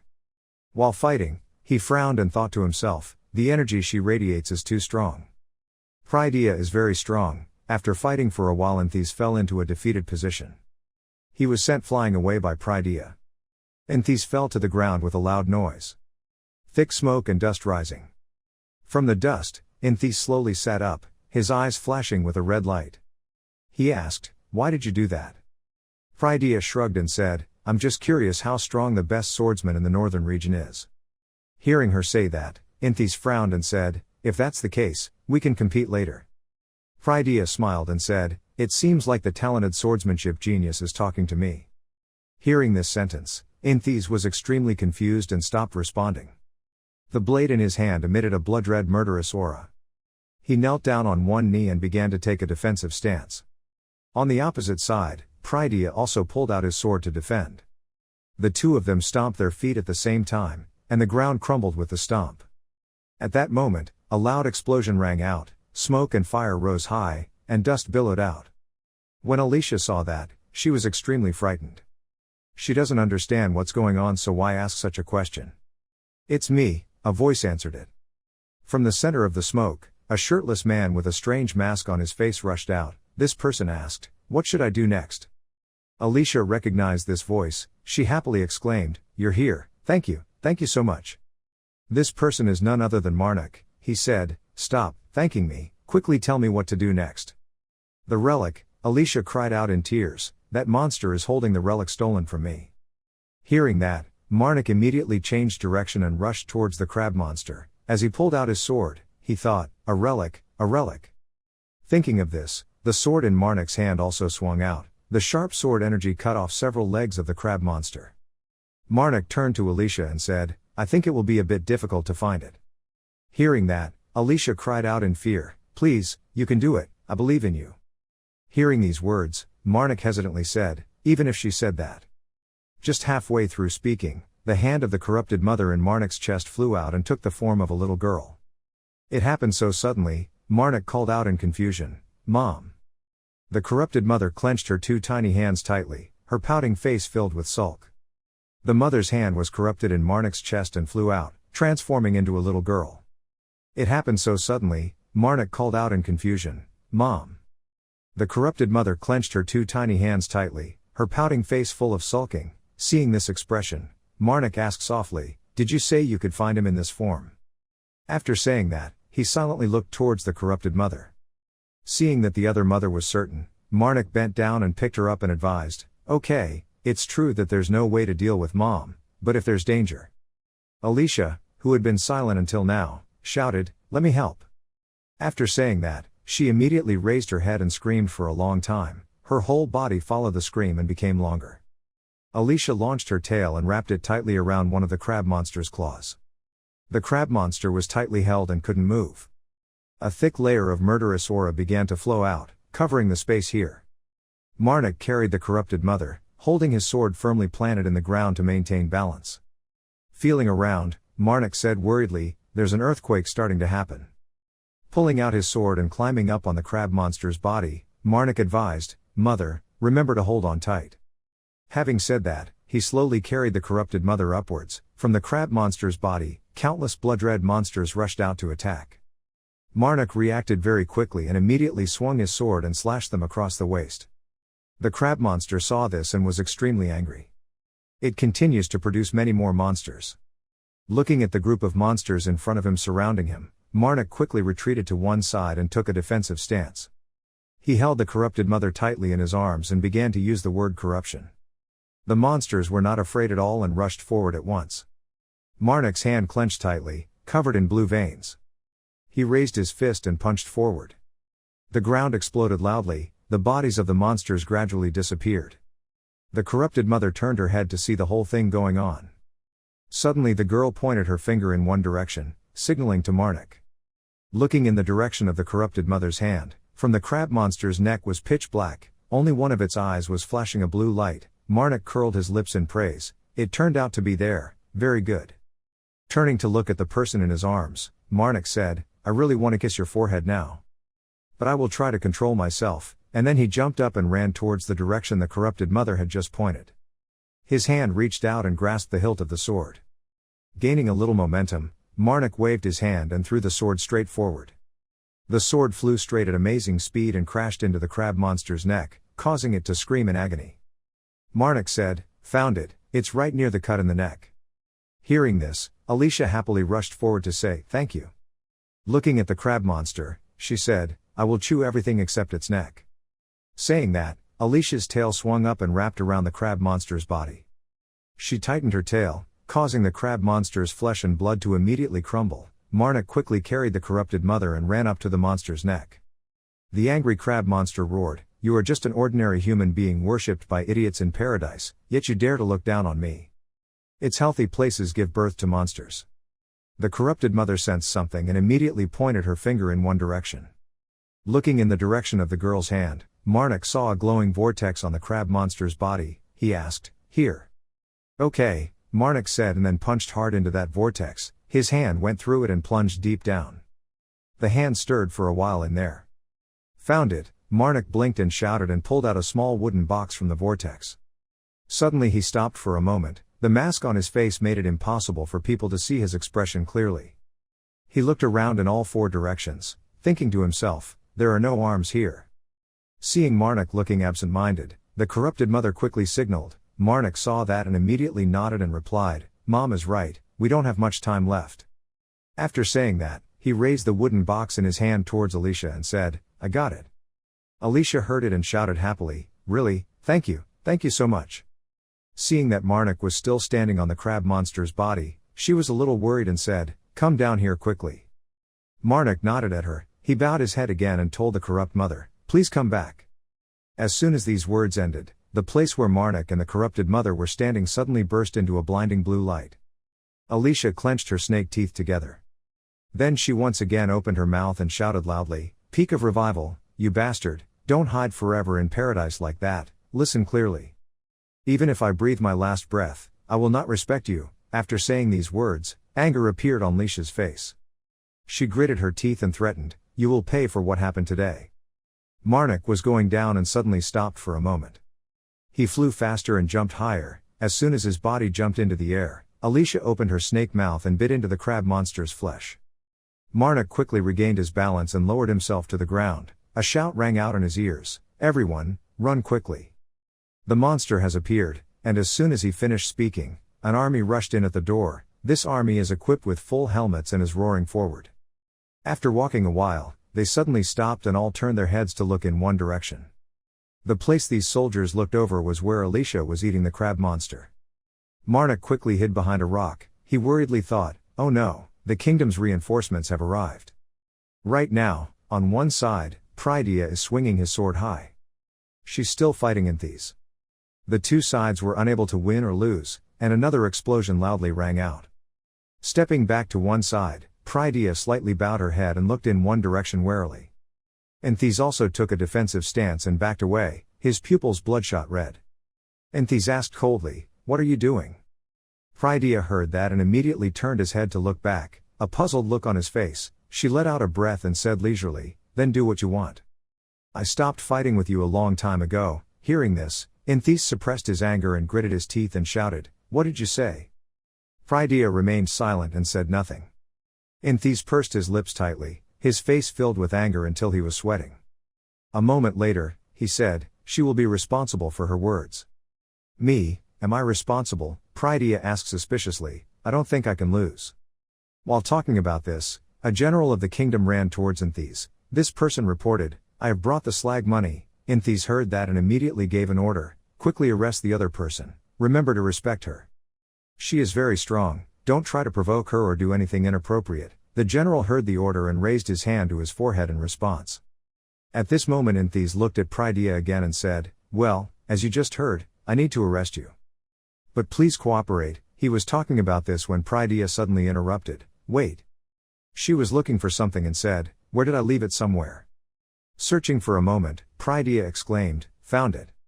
She took out a piece of paper and showed it to the general who had just arrived to see.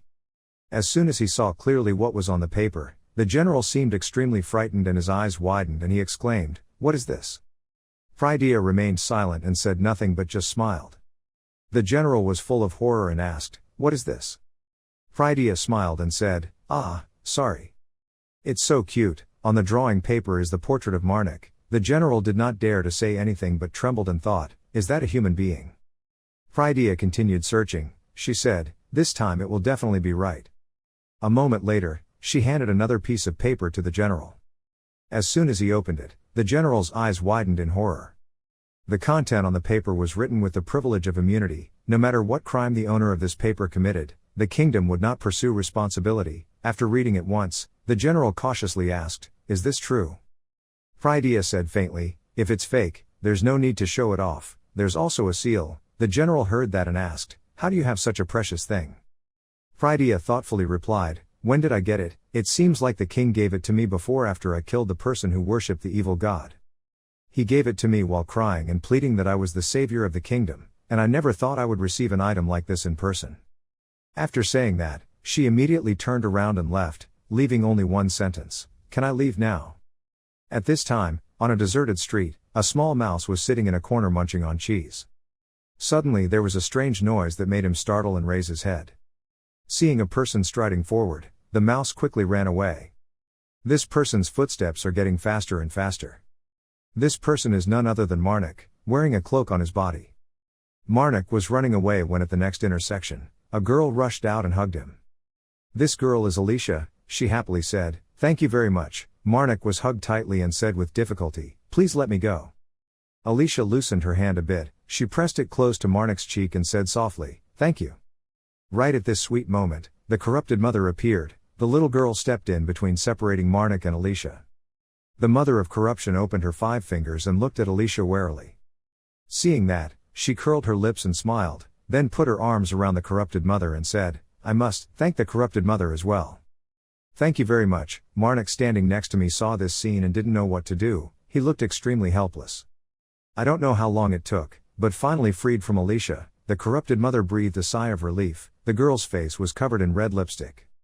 The 3 went to Alicia's residence. She went into the kitchen and brought out a plate of cakes, smiled and said, "You two, come quickly and have hot tea."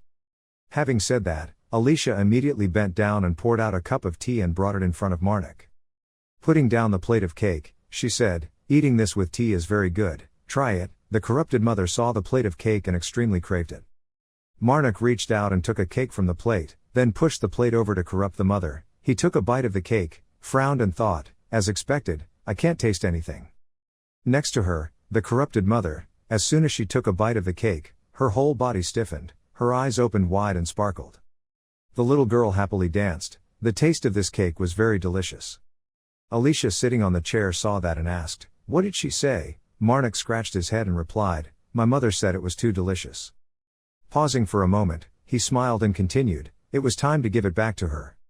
When Alicia saw the box, she happily exclaimed, "Thank you very much, even though I've said it many times, I really thank you." Responding with a smile, Marnik asked again, "Where is her daughter now?" Alicia was silent for a moment and then said, "She is dead." Seeing the other person hesitate a bit, she quickly reassured him, "He doesn't need to feel guilty." Hearing these words, Marnik was silent for a moment and then curiously asked, "So is your husband the same?" Alicia shook her head and replied, "I don't have a husband." After speaking, she immediately opened the wooden box and said, I'll just show it to you too. Inside the wooden box is a drawing of a little girl along with a few small items such as hairpins, rings. Alicia said slowly, we always try not to have children while we possess bodies in this world. Our goal is to enjoy life to the fullest before leaving. Marnik didn't understand at all. He asked, then why did she give birth to that child? Alicia answered immediately without thinking, because I was curious. Actually, other devils would also try it at least once. Closing the lid of the wooden box, she suddenly asked, do you know? Marnik nodded slightly and asked, what's wrong with it? Alicia smiled and said, I've never said anything before because it sounds a bit like bragging, but that was created by my daughter. Hearing this information, Marnik opened his eyes wide in horror. Sitting back in the chair, Alicia turned around and asked, can you bring it here? I'll show you something interesting. Marnik nodded and took out the sword he found in the ruins. Looking at the sword on the table, Alicia opened her mouth and mumbled a few sentences that she couldn't make out. In the blink of an eye, a dazzling light erupted from the sword's body. Right after that, a line of text appeared, sending my eternally beloved mother, Alicia. The sixth creation of the Empire's best blacksmith, Sillin. Look at these words, Alicia said proudly, look, I told you so. Marnik sweated and asked curiously, is there anything else hidden in here? Alicia shook her head and said, I don't know either. Marnik lowered his head to look at the sword in front of him. He pondered for a moment and then said, listening to her was enough to understand that she considered everything her daughter created to be her treasure. Do you want this sword? Alicia shook her head and replied, no need, the most precious thing to me. As soon as these words ended, the corrupted mother sitting next to her suddenly reached out and grabbed Marnik's shirt. Seeing that, Alicia immediately asked, what's wrong, what does she need? Marnik shyly said, my mother just wanted to ask if you still had cookies or not. Alicia laughed. She put her hand on her chin and said, the second drawer is on the left side of the kitchen cabinet. There are a lot of cookies in there, take as many as you want. The corrupted mother immediately took the plate and went to the kitchen to get the cake. Looking at the girl's back, Alicia narrowed her eyes and exclaimed, she is so cute. Marnik nodded and replied, that's right. Silence for a moment, he heard Alicia hesitantly say, but I really don't know how to express my sincerity. Hearing these words, Marnik panicked and quickly refused, thank you but I probably have to refuse, please don't say things like that in front of my mother. Hearing that, Alicia said a little regretfully, oh, it's so embarrassing.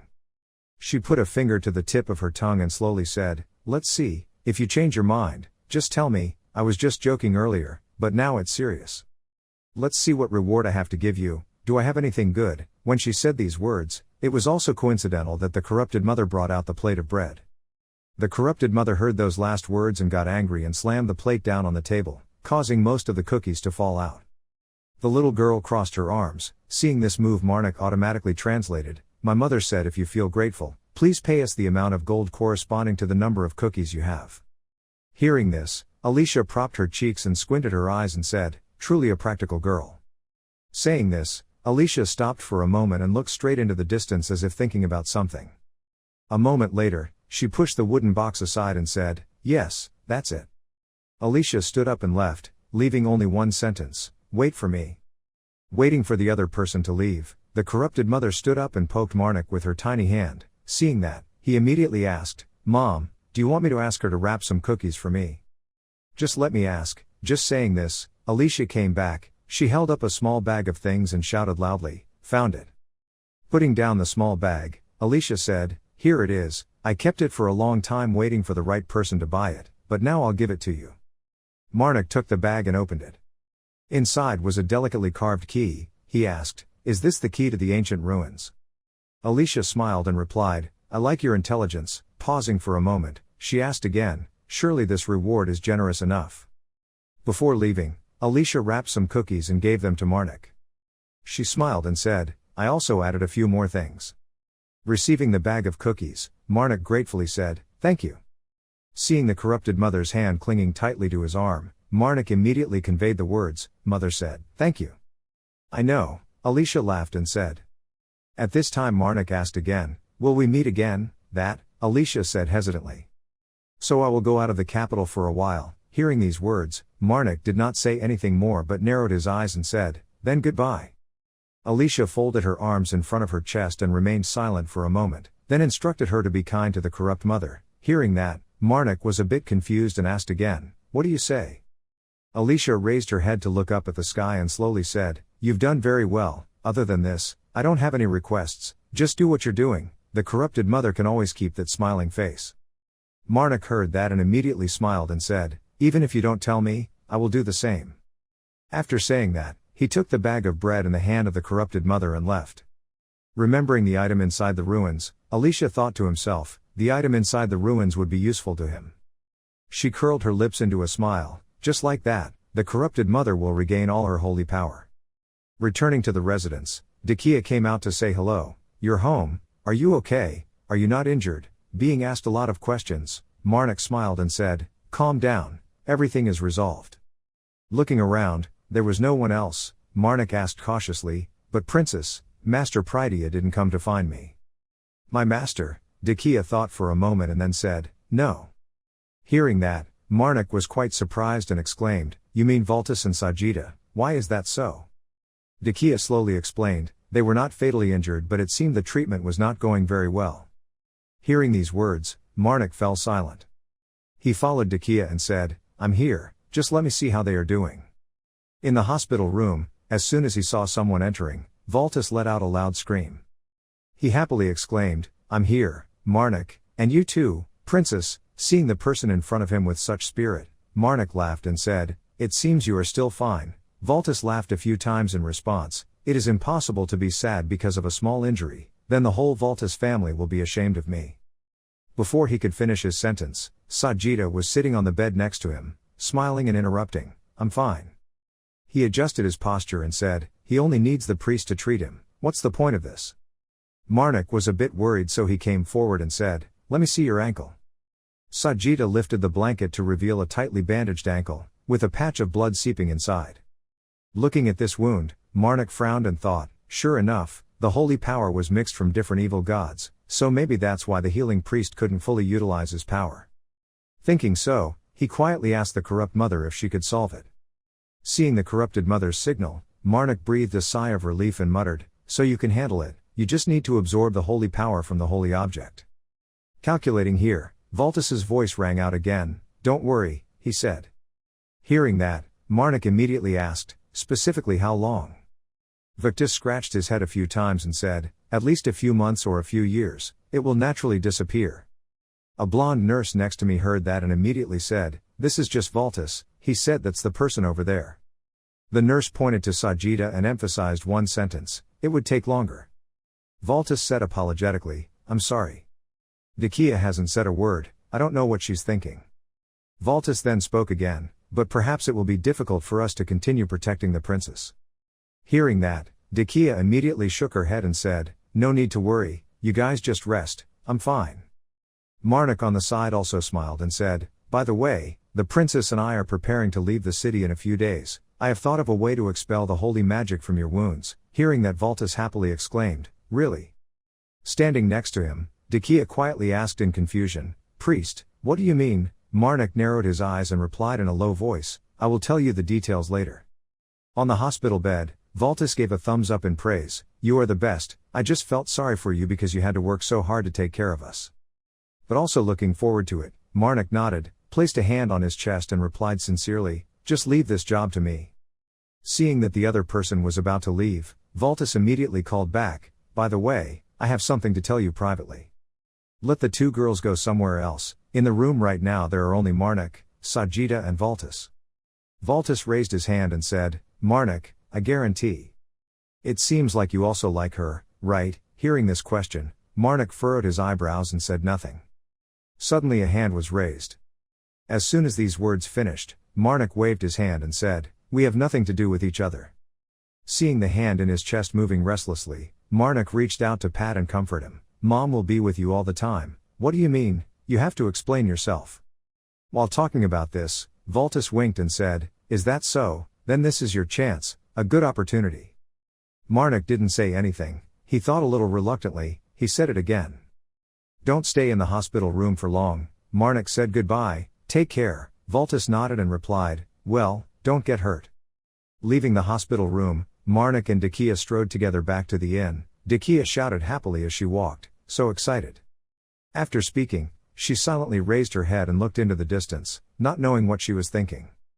The two quickly went inside the inn. As soon as they entered the hall, they were both quite surprised to see Prydia sitting at a table waiting. In front of her was a plate of food and a glass of water. She raised her voice and said, "You're too late." Marnik smiled and slightly shyly called master. Prydia smirked and said nothing. A moment later, she raised her hand and patted the empty space next to her and said, "I've been waiting for you for billions of years, my disciple, come sit here." Hearing that, Marnik immediately lifted his foot and walked over. But he did not sit down next to Prydia, but sat on the opposite side with Decay, watching this scene. Prydia frowned slightly but didn't say anything more. After sitting down, Marnik asked, "Why did the master come to find me so late?" Prydia slowly said, "I have to stop by the palace. The queen of the northern kingdom has something to ask me." Marnik exclaimed a little surprised, "What's going on?" Prydia explained, "Of course, it was about the followers of the evil god who were wreaking havoc in the north of the capital. She asked me kindly, so I accepted." "Stop for a moment," she said, "you go back to your room to clean up, I will go with you to Aguilar." Hearing what the other person said, Marnik was silent for a moment and then decisively refused. Prydia exclaimed in disbelief, "What do you mean?" "Did I hear correctly?" Marnik shook his head and replied, "No, you heard right." These words were too straightforward. The atmosphere in the hall suddenly froze. A tear fell into the glass of water on the table. Prydia scolded, "You cruel thing." Prydia raised her head with tears in her eyes and asked, "Why do you treat me like that? Do you know what I have done for you, my only disciple?" Before she could finish her sentence, Marnik interrupted and said, "That's enough." He crossed his arms in front of his chest and said faintly, "I won't be fooled anymore, you can't cry all the time." Hearing these words, the tears on Prydia's face disappeared. She shrugged her shoulders and said calmly, "Ah, I thought it would work."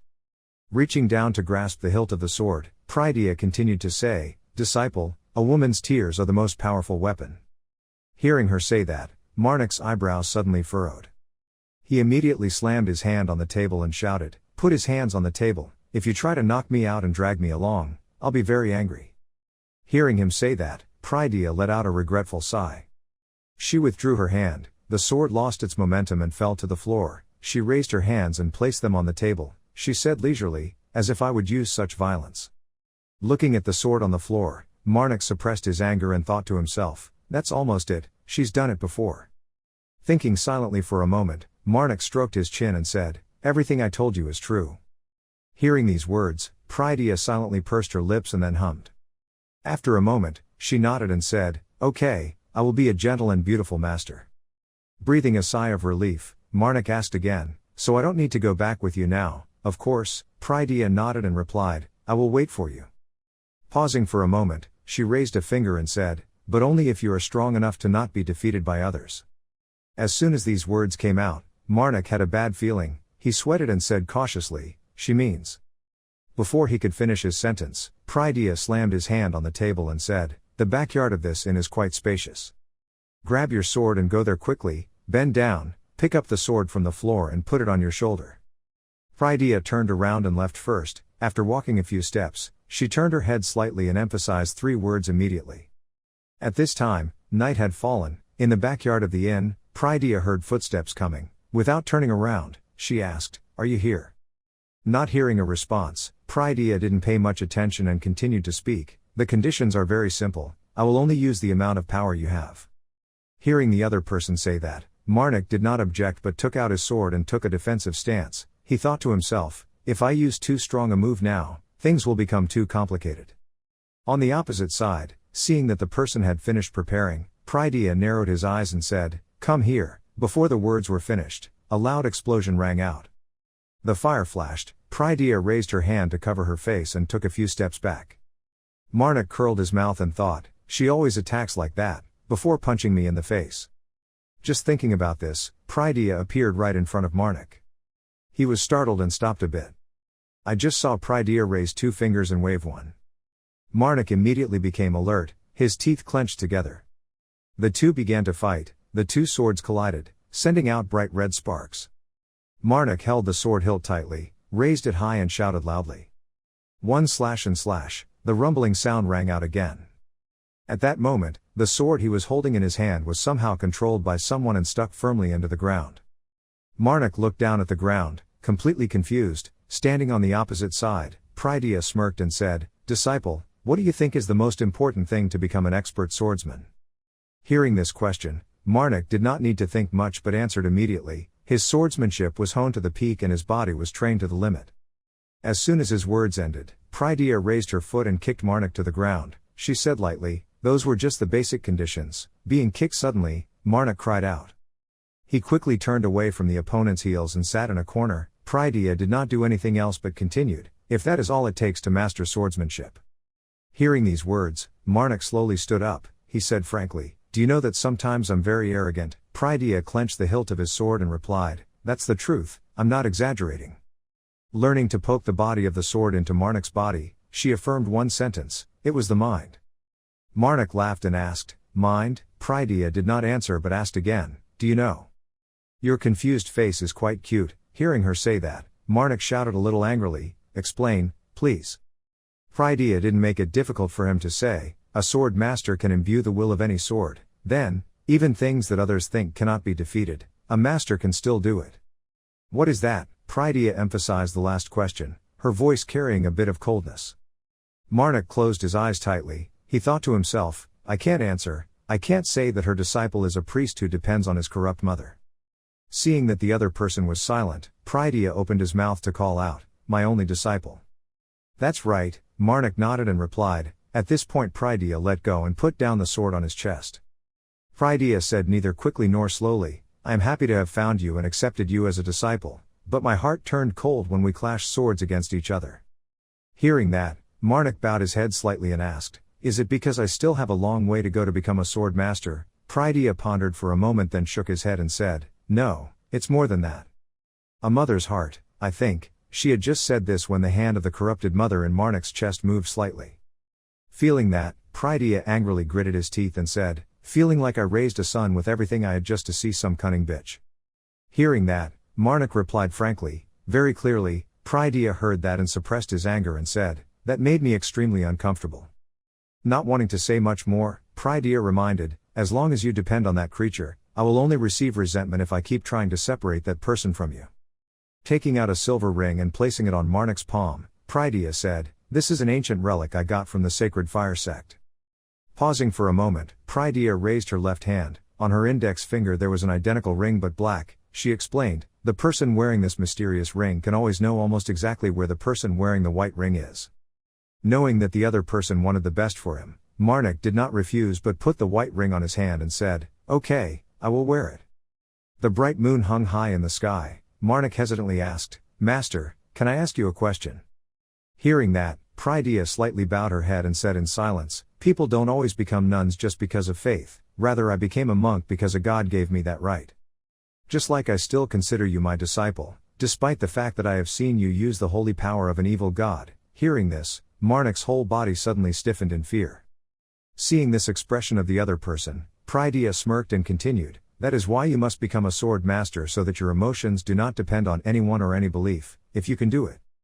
Following Prydia's words, Marnik silently placed his hand on his left chest. After pondering for a moment, he then said, "You already know that I am an evil god worshipper and that the person I depend on is also a god." Prydia shrugged his shoulders in disgust and replied, "I'm not an idiot." Hearing that, Marnik laughed and asked, "So can I ask one more question?" Prydia nodded and said, "Just ask as many questions as you like." Marnik hesitated for a moment and then went straight to the point, "Why do you consider me your disciple and not someone else who is more talented and willing to listen to you?" As soon as these words ended, Prydia suddenly burst out laughing and said, "I thought you would ask a more difficult question if you hesitated like that, but I didn't expect it to be this easy. I can't go back to those old days without you." Having said this, Prydia immediately reached out and gently touched Marnik's cheek. She whispered softly, "I need you, you are very important to me." At this time, in a place that looked extremely dark, with corpses lying on the ground, an angry voice rang out, "These idiots." A slightly short man held a sword in his hand and gritted his teeth as he scolded, "The headquarters is in chaos because you guys ruined the plan to kidnap the princess. How can you act like it's all my fault?" This person's name is Haydn. In front of him is a group of masked people holding swords. The leader of that group of people said in a cold voice, "It's all your fault, die traitor." Seeing that he was about to be killed, Haydn immediately put strength into his 2 feet. He cried out, then turned around and ran in the opposite direction. The masked people behind him hurriedly chased him, shouting, "Catch him, and kill him." The sword energy continuously passed through Haydn's body. He dodged with great difficulty, his face full of panic, and shouted loudly, "Someone save me." While hiding his legs and running away as quickly as possible, an explosion rang out behind Haydn. A bright red fire flared up, covering the entire road behind him. He was startled and turned his head to look back and mumbled something. "I only saw a man with dragon arms coming out of the fire. This person was Vadis Draco." Haydn was afraid and hid in a corner of the wall, trembling and asking, "Did you come to save me?" Vadis Draco curled his mouth and said in disgust, "But why did I come here, going on a trip?" He was extremely impatient and said, "Close your mouth and follow me. If you're too slow, I'll leave you here." "Yes sir," Haydn quickly replied and quickly chased after him.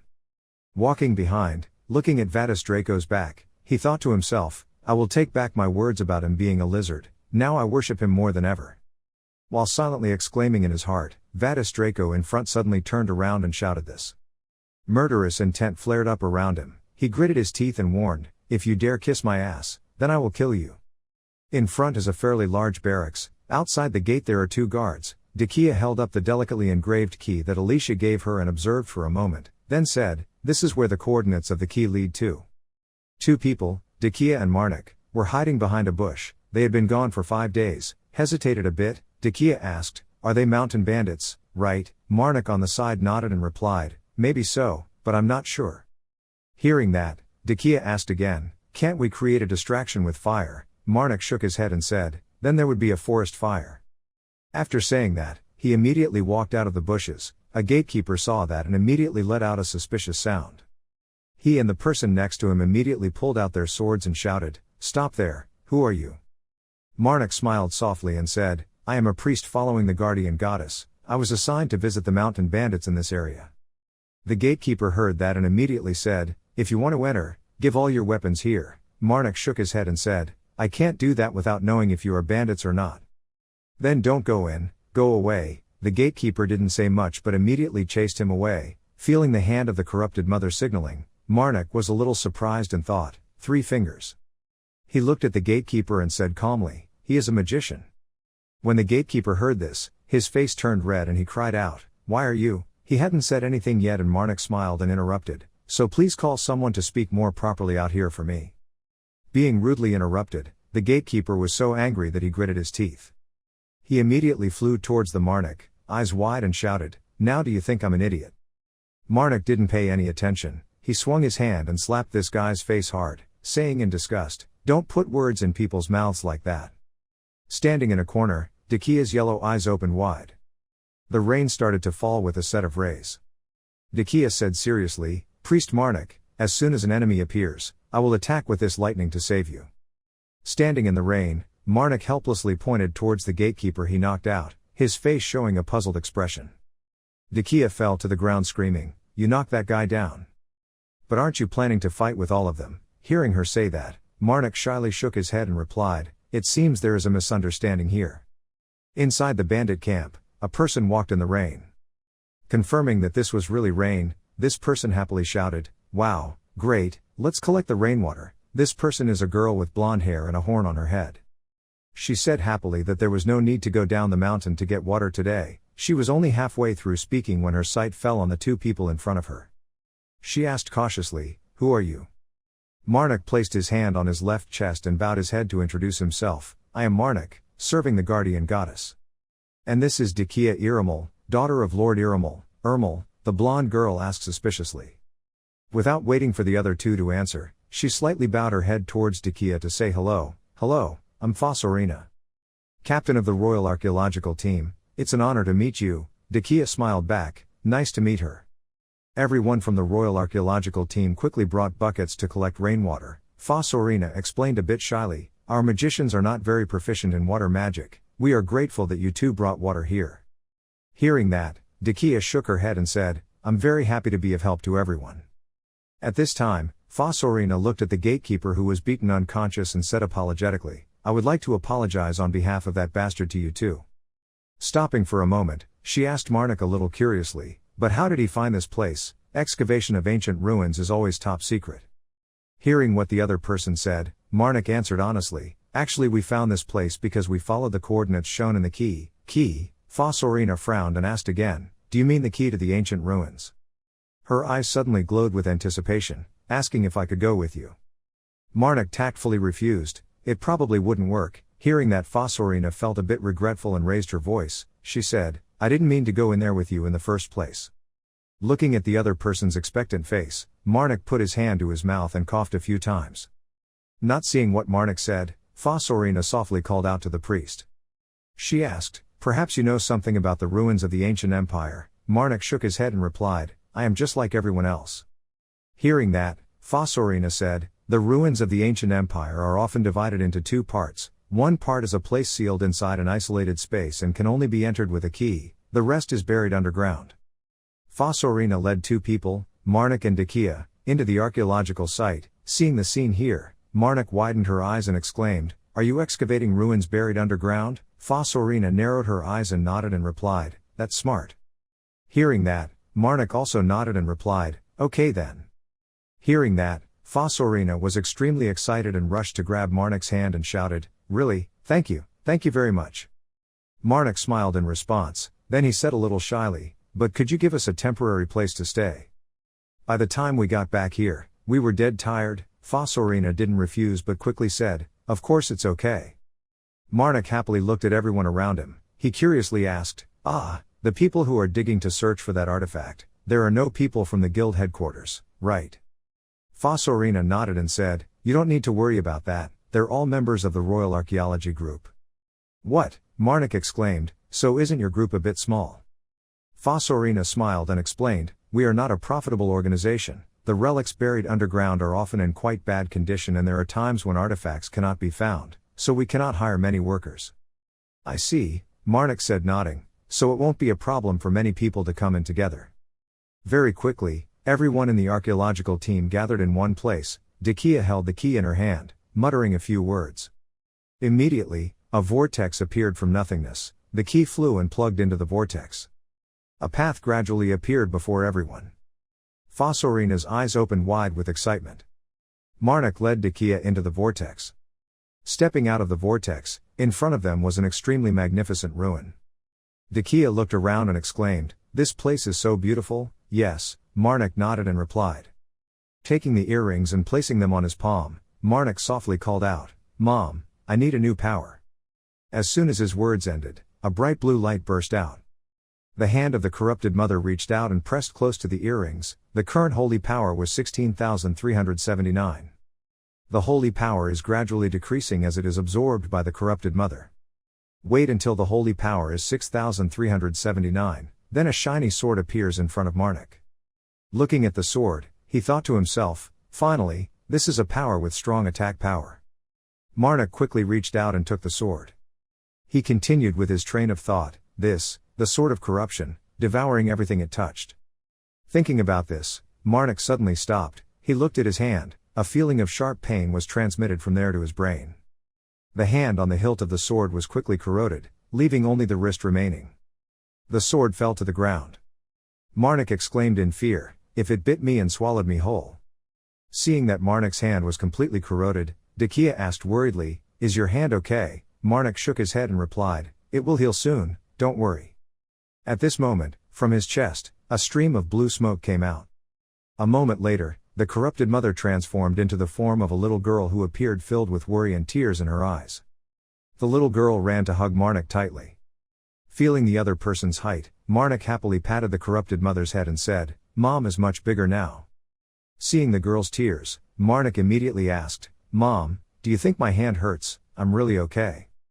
Having just said this, the Decay opposite suddenly exclaimed happily, I have an idea, why don't I let the girl hold that sword? Hearing that, Marnik said a little hesitantly, but if mother is hurt. Before the words were finished, the corrupted mother clasped her hands tightly, filled with determination. Seeing that, Marnik immediately patted the girl's shoulder and said, let's see if I can use it. Having finished speaking, he used magic to pull the sword up from the ground. The corrupted mother stared at the sword with high concentration. The girl reached out and grabbed the hilt of the sword. As soon as his hand grasped the hilt of the sword, a stream of demonic energy roared out from the sword. The corrupted mother became frightened and threw away the sword. The little girl sat down on the ground, holding her hands, sobbing. Marnik quickly ran to hold the hand of the corrupted mother. The hand was now purple and black, he worriedly asked, "Is the mother okay?" After witnessing this scene, Decay frowned and said, "Isn't there something a bit strange?" Marnik asked suspiciously, "What do you mean?" Decay said slowly, "The corrupted mother was hurt by her own power." Hearing these words, the corrupted mother got angry and her face turned red and she shouted, "You." Decay quickly corrected her words, "No, I mean." Before he could finish his sentence, Marnik realized something and interrupted, perhaps because his mother had not yet completely regained her holy magic. But now that he can say new words, Marnik is so happy that he sheds tears. The corrupted mother heard that and smiled, pointed at me and said, "I am, kill."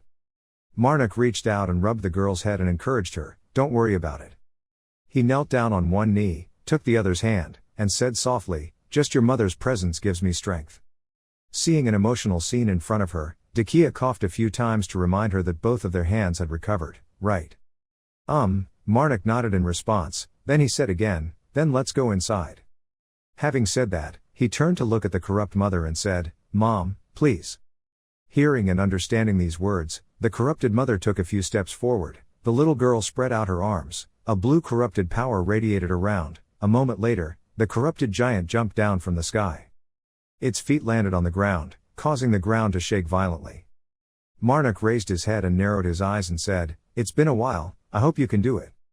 The corrupt giant seemed to understand this. It raised its head and shouted loudly in response. At this time Marnik said to him again, "Can you keep this for a moment?" His hand reached out and pointed to the corrupted sword beside him. The corrupt giant silently reached out, his huge hand grabbed the sword. Suddenly it stopped a bit. Blinking later, it raised its head and let out a miserable cry. The hand holding the corrupted sword is corroded. Marnik thought to himself in horror, even a corrupt giant could not keep that sword. Looking at his face trying to suppress the pain, Marnik sweated and said, "Sorry." Not bothering to care about the corrupted sword anymore, Marnik looked towards the path in front of him and said, "Then let's go inside the ruins." As soon as these words finished, the corrupt giant raised his head and let out a loud cry. Decay frowned and asked, "What should we do now?" Marnik shook his head and replied, "Now just wait and see. I think it's better to let the corrupt giant open the way." At this time, the corrupt giant has already taken a step forward. Not having gone far, it has to fight a stone monster. Ernak stood to one side, frowning as if thinking something. The corrupt giant clenched his teeth together. In the distance, another stone monster appeared. Decay impatiently used fire magic. She said, "I should use magic." Marnik turned to stop and said, "Just wait and see." Having just said this, the corrupt giant sat down. The stone monster's eyes flashed blue. They rushed to attack the corrupted giant. He could only hold his head and endure the battle. Unable to bear this scene any longer, the corrupt giant raised his head and cried out. It quickly took out its weapon and held it in its hands, preparing to counterattack. The corrupted giant's blade slashed into the stone monster's body, emitting sparks. Soon, it had the upper hand. It continued to swing its fists up and punch down hard on its opponent. The corrupted mother outside happily cheered. Marnik saw that and burst out laughing. It was truly worth cheering for him. At that moment, a loud explosion sounded in front, dust rose up. Marnik quickly raised his hand to shield the corrupted mother. The corrupted mother bent down and took out a round blue pill of unknown origin from her pocket. The little girl held the round ball in her hand and looked at it attentively for a moment. Then she used all her strength to break the round ball in half. Startled by this action, Marnik quickly cried out, "Mother, what is that?" The corrupted mother opened her hand and smiled. Her holy power had now reached 13,379. Seeing that, Marnik lifted the little girl up and said, "Now mother can be considered a goddess." Mom is so wonderful. Looking at the spinning scene of two people in front of her, Decay is extremely helpless. She said, "You two are very compatible." Hearing this, Marnik immediately put down the corrupted mother with her eyes spinning in her hand. He turned his head and asked, "Ha ha, do you think so?" Decay was silent for a moment then said, "Do you think we can get along like that?" Put the corrupted mother on the ground. Marnik said, "I think we are compatible, right? Or is it just me who thinks so?" As soon as these words came out, Decay felt embarrassed. She cupped her red cheeks with her hands and bowed her head, not knowing what to say. Standing next to him, Marnik smiled and thought, "When fighting, she always helps me whenever I need it." At this moment, on the other side, the corrupt giant defeated the stone monsters. It raised one arm high to celebrate victory. Looking at that, Marnik silently thought, considering the situation, I will use 10,000 holy magic to strengthen the power of myself and the necessary corrupted giant.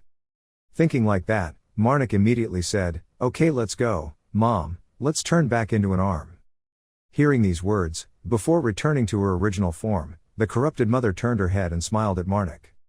The corrupt giant took the lead and went inside first. After walking for a while, his steps suddenly stopped. It was silent and alert. At this moment, right opposite the corrupt giant, a huge body slowly appeared. A swift attack towards the corrupted giant. It quickly retreated a bit to avoid it, dust rising up. Marnik put his hand in front of Decay and shouted loudly, dangerously. Another loud explosion rang out, the ground under the portrait shook violently. Marnik's eyes opened wide, not understanding what was going on. After a moment, his eyebrows suddenly furrowed, his face took on a pensive look. In front of us, a giant yellow robot stood in front of us. Realizing the danger was near, Marnik clenched his teeth together. The giant robot's arm is roaring forward. Having no other choice, he immediately used the word skill of corruption. Blue totems immediately appeared on his face. After the transformation, Marnik turned around and said to Decay, lady, hold me tight. Having finished speaking, Marnik hugged Decay tightly, turned around and ran away. The corrupted giant opened his mouth wide and roared. It stood still, staring at the giant robot.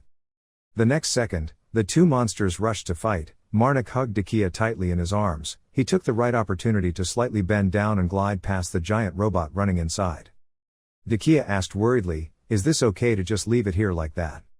Looking at the corrupt giant biting his opponent, Marnik nodded and replied, it will be okay, we will return after completing the job. After saying that, he concentrated hard and looked forward, his feet rushing quickly. After walking for a while, a door appeared in front of me. Marnik put Decay down and panted and said, it seems like this door is it. He walked over and reached out to push the door open. From inside, a little bit of dust and smoke came out through the hole. Waiting until the smoke and dust cleared, many robots appeared in front of Marnik and Decay. The red eyes of these robots opened. It raised its sword, preparing to attack the two strangers in front of the door. Pull out your sword. Marnik silently scolded, they don't even let me rest.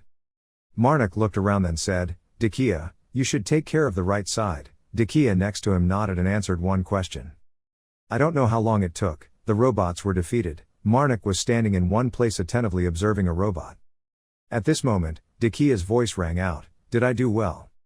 Hearing the question, Marnik turned around and nodded and said, you did well, you used a large amount of magic, maybe we should rest a bit. Sitting on the ground, Decay winked her yellow eyes and smiled. I was about to say something when a noise came from outside. The giant robot stood in front of the entrance, coldly looking at the two people inside. It slowly raised one arm. Marnik noticed its arm and discovered it was a type of gun. At first, his eyebrows furrowed. Hurrying to hug Decay, Marnik shouted, this way, quickly. The two people quickly ran to hide behind a wall. The giant robot outside began to shoot bullets. The dense bullets shot out, causing several cracks to appear on the wall. Marnik protected Decay in his arms, warily looking outside. The outside was devastated by the robot, with broken rocks falling all over the ground. I don't know how much time passed, there was no more movement from outside. Marnik thought to himself, it must have fired all its bullets. Thinking so, Marnik immediately took one step to look outside. After observing for a bit, he picked up Decay and started running again. After running a few steps, Marnik suddenly stopped and heard some strange sounds behind him. He turned his head to look back, suddenly his face became tense and he gasped. I just saw the robot raising its remaining hand. The bullets he just caught are being sucked back. Marnik thought in horror, is it picking up the bullets it shot? Seeing this scene, Decay worriedly asked, what should we do now? Thinking for a moment, Marnik said, can you hit that thief's gun with your magic? It's an object that can easily explode when hit by magic. Hearing that, Decay nodded and replied, okay, I'll use the magic now. Marnik looked at the giant robot for a bit, shook his head and said, no, wait a minute, just when that guy was about to fire.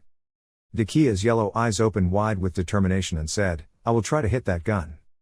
Speaking of this, the robot standing opposite began to take action. Marnik just in time shouted, now, do it. Hearing the command, Decay immediately opened her hand and unleashed a stream of magical fire. The fire met the air and immediately flared up, forming a fireball that hit the giant robot's gun. The gun in his hand immediately exploded. Marnik held Decay in his arms and raised his head to observe the situation. A moment later he bent down, smiled and said, "Very good." Having received a compliment, Decay confidently said, "Okay, just leave it to me, these robots won't be able to do anything to us." Marnik nodded slightly, continuing to lift his legs and run inside. Decay was hugged tightly and turned back, continuously firing fire magic to stop the giant robot. It was suddenly surrounded by bright red flames. Decay suddenly stopped for a moment. Feeling this, Marnik quickly walked and thought to herself, "It seems she is about to run out of mana." After running for a while, Marnik suddenly furrowed his eyebrows. Facing him, a white door appeared. Marnik immediately raised his foot and kicked this door. He kicked very hard, but the door was still closed tightly and didn't move a bit. Seeing that, Marnik silently scolded him. Putting Decay on the ground, he said, "I think this is the exit, please watch for me while I look at it a bit." Having said that, Marnik looked back and silently calculated, it was almost too late. They will catch up with me soon. As soon as this thought occurred, the silhouette of a giant robot appeared in the distance. Marnik immediately drew his sword. He put all his strength into the sword, trying to slash the door in front of him. The door in front of us still stood firmly there. On the surface there were only small scratches caused by the sword, enough to show how sturdy this door was. Seeing this, Marnik opened his eyes wide in surprise. He couldn't understand what the hell was going on, and heard the game's reminder, "Don't cheat." Marnik frowned and thought, maybe I have to take down that thing to open the door. Thinking for a long time, the giant robot stepped closer. Marnik silently scolded him. He turned to call, "Decay, please do as I say." After giving each other instructions and cheering each other up, the giant robot began to lift one of its arms. After giving each other instructions and cheering each other up, the giant robot began to lift one of its arms. Marnik immediately opened his mouth and called out loudly, "Decay." Decay on one side is bowing her head and creating fire magic between her palms. A moment later, a fire flared up and hit the giant robot. At this time, Decay was exhausted. She let her hands drop and fell to the ground. Seeing this scene, Marnik gritted her teeth and thought, this is the last magic she can perform. It's time for me to seize the opportunity and act quickly. Thinking so, Marnik immediately flew up high. Summoning the sword of corruption held tightly in his hand. Lowering to the ground, he firmly planted the tip of the sword on the floor to maintain balance. When the giant robot saw this scene, it seemed extremely confusing. At this moment, Marnik's hand holding the sword began to turn purple. His hand was quickly completely corroded. He frowned and thought, damn, the swallowing when holding this sword happened so quickly. The giant robot is preparing for action. Marnik's remaining hand, which had not been corroded, was still clutching the hilt of the sword. He gritted his teeth and calculated, it's not good, I can't maintain the word of corruption any longer. While thinking about this, Marnik's remaining hand was also corroded. The giant robot over there is lifting its legs and rushing towards it. A blinding light flashed above its head. Right at the critical moment, the corrupted mother transformed into a human form and rushed out. The little girl reached out and grabbed the hilt of the corrupted sword. The corrupted mother used all her strength to lift the corrupted sword and slash towards the giant robot. At this time, Marnik fell to one side, eyes wide open, looking at this scene. I just saw the corrupt mother's face wet with tears. The giant robot begins to show signs of disappearing. Decay also had no strength left and lay flat on one side, her face covered in sweat. The giant robot's head has been almost completely corroded. The two Marniks were gone. After defeating the giant robot, the corrupted mother hurriedly rushed towards the Marnik. His eyes opened wide, flashing a blue light. I only saw the corrupted mother in front of me holding out a hand, her face filled with worry. Marnik's eyes opened wide. He worriedly called out, "Mom, are you okay?" At this time, Marnik's two hands had grown back. Looking at the healthy girl in front of him, he breathed a sigh of relief and said, "Oh, Mom is fine, so happy." Looking to the side, Marnik asked again, "Did you bring me and Daki here? I really can't live without you." Hearing these words, the corrupted mother put her hand to her mouth and coughed several times. Right after that, the little girl stood up and danced happily. Seeing that, Marnik also stood up and cheered, "Yes, Mother is the best." While talking about this, a voice rang out from behind Marnik, "Priest Marnik." Decay was awake, but she was not in a hurry to sit up. She raised her eyes to the ceiling and asked suspiciously, "I'm not dead yet, right, not yet, Marnik replied. He walked over to help the other person sit up and asked with concern, can you walk? Decay nodded and said, yes, thanks to the rest, I feel better. Where are we? Looking at the door in front of him, Marnik said, we are here. This life just ended, a sound rang out, what is this eternally cute thing? Decay frowned slightly in confusion. Marnik stood next to him and said leisurely, as expected of a mother and son pair. Hearing this, Decay immediately turned around and asked, is this a riddle? Marnik bowed his head slightly and said Alicia.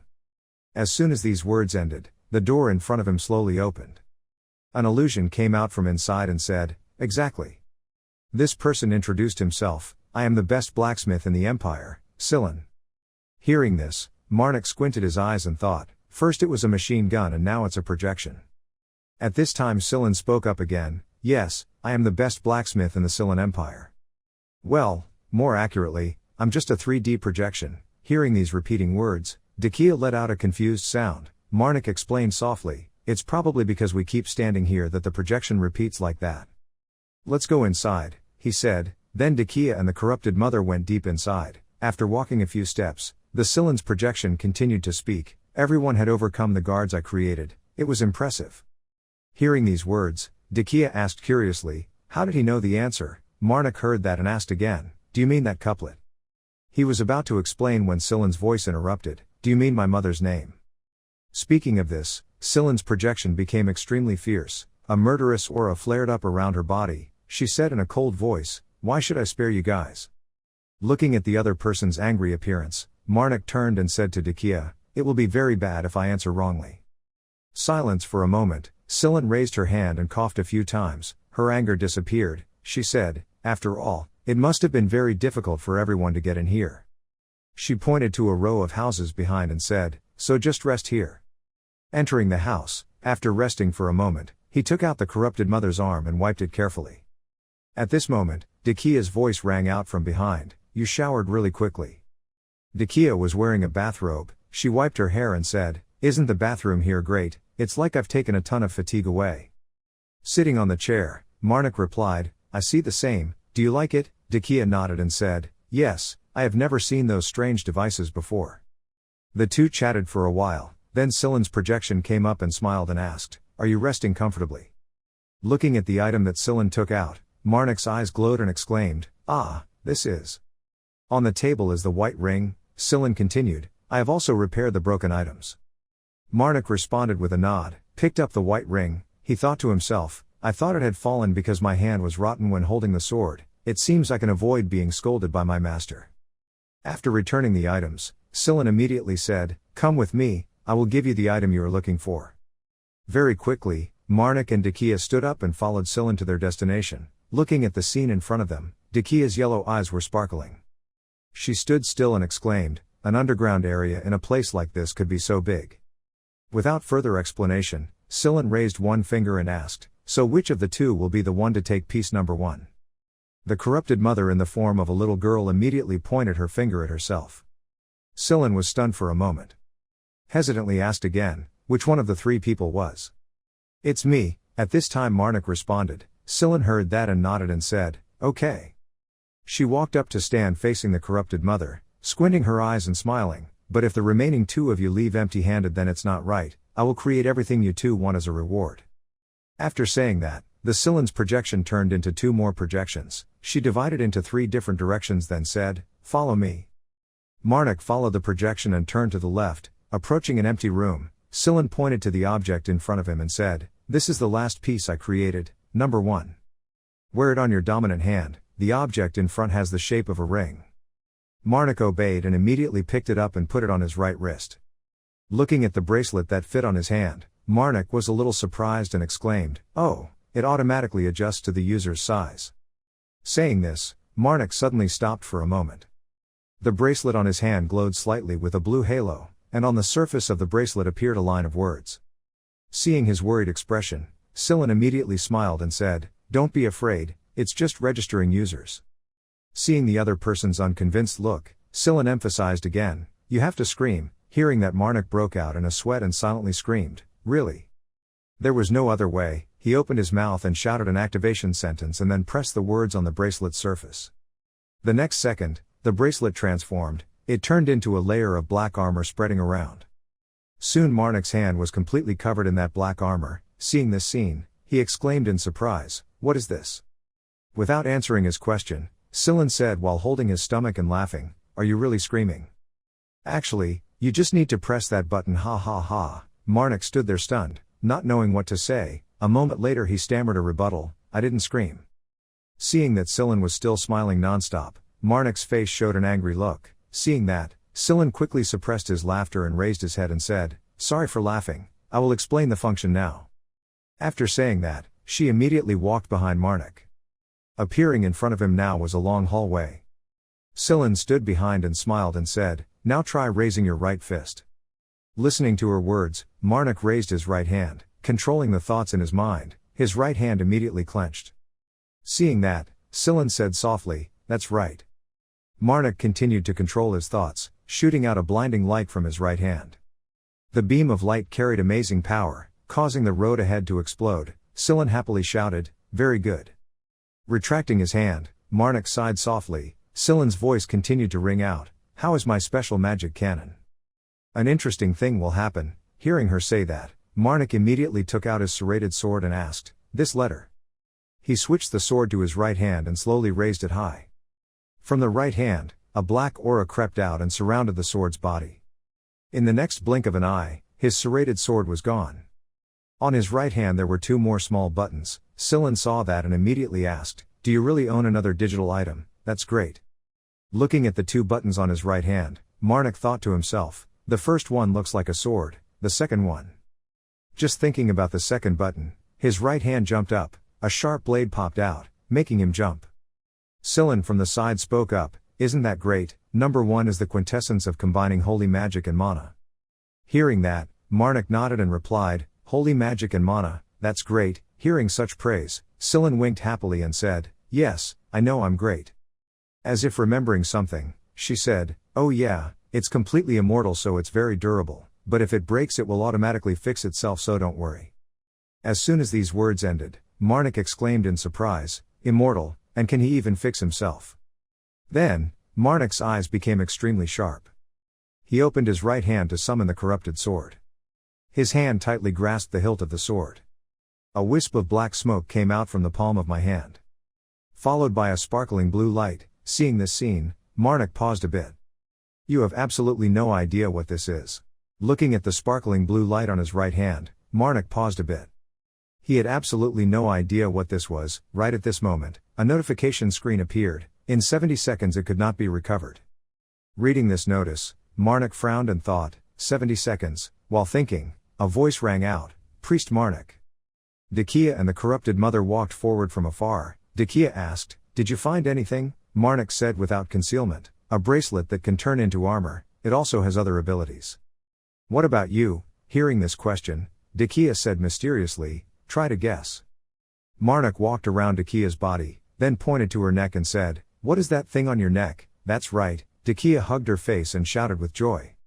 She explained, "It helps control magic power, just like the ring I used to have, but it does not limit the amount of magic power it can control." "Hey, listen," Marnik said with narrowed eyes, "I'm glad you like it." While talking about this, the corrupted mother reached out and grabbed Marnik's shirt. He immediately bent down and called out for mother. Marnik asks, "Don't you like your reward?" The corrupted mother raised her head and raised her left hand. Seeing that, Marnik asked suspiciously, "My left hand?" After asking, he silently looked at the girl. The eyebrows are slightly furrowed together. Marnik held out his left hand. The corrupted mother quickly put a black ring on his ring finger, and then she opened her left hand. There was also a black ring in the same position. Seeing this ring, Marnik immediately said, "We can determine each other's location with this ring and it can protect us with a barrier once a day if necessary." Saying so, he remembered the words that Prydia had said when giving him a white ring. He thought to himself, "Are you jealous of the ring that Master gave me? It's so cute." Thinking like that, Marnik couldn't bear it anymore, immediately bent down and picked up the corrupted mother and shouted, "Thank you, I like it very much." Sillin, who had been silent all this time, suddenly asked, "Now that everyone has received their reward, what do you want to do?" Placing the corrupted mother on the ground, Marnik asked, "What will we do?" Decay immediately said, "I agree to leave, all my fatigue has been washed away." Hearing that, Marnik also nodded in agreement. Then we will leave. Hearing his words, Scylla immediately exclaimed, "Oh, everyone is leaving." Scylla clapped her hands once, a robot arm emerged from the floor, she pointed at that hand and smiled and said, "The key you used to get in, I want it back." Hearing that, Decay immediately turned around and asked, "What should we do?" Marnik bowed his head and stroked his chin thoughtfully, saying, "I still have a promise to the archaeologist captain." Hearing that, Decay didn't say anything more but took out the key. She put it in the robot arm. At this moment Scylla smiled and said, "Thank you, then see you again." As soon as these words ended, a giant mechanical hand poked in from the door. This hand tightly sucks Marnik and Decay and pulls it inside the palm. Marnik widened his eyes and exclaimed, "What the hell is going on?" Scylla poked her head in from outside. She approached Marnik and said, "If you collect all 10 of my numbered pieces, something very interesting will happen." Having finished speaking, the giant mechanical hand carrying Marnik and Decay came out of the ruins. It forcefully threw the two people straight to the ground. Marnik quickly lowered his foot to keep his balance. He thought to himself, "I didn't expect her to kick us out like that." Looking at the light of the vortex where they had just come out, Decay frowned and said, "She had just created a way out of the dungeon." Suddenly realizing something, Decay softly called out, "Priest, this is the smell of blood, right?" Marnik nodded. He took off his coat, took out a mask, and said in a cold voice, "I plan to welcome them warmly with the title of murderer." At this time, on a certain street, a group of archaeologists led by Fossorina was being chased. Running ahead, she frowned and thought, "Damn, the end of this road is a dead end." In the background, a huge flock of bats was rushing towards us. Fossorina said softly, "There were more of them than usual." "But why, right now, there is a bat preparing to attack a man in the archaeological team." Fossorina reacted very quickly, swung the hammer and hit the bat once. A loud explosion echoed on the road here. Scared by the explosion, the group falling behind immediately became alert and did not move forward. Lowering the hammer, Fossorina gritted her teeth and said, "Where is that bastard Thran?" Hearing her ask that, a member of the archaeological team immediately pointed in one direction and said, "He was right in front just now." Upon receiving this information, Fossorina immediately said, telling Thran that he should dig faster with the strength he has if he wants to live. Hearing that, the other person quickly said, "But Captain." Before I could finish my sentence, Fossorina angrily interrupted, remained silent and passed my words to that bastard. The order had been given, no one dared to utter a single word. The person from before immediately turned around and ran to pass the word to Thran.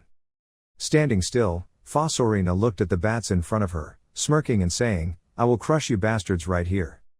And complete my mission." As soon as the words fell, she immediately swung the hammer in her hand.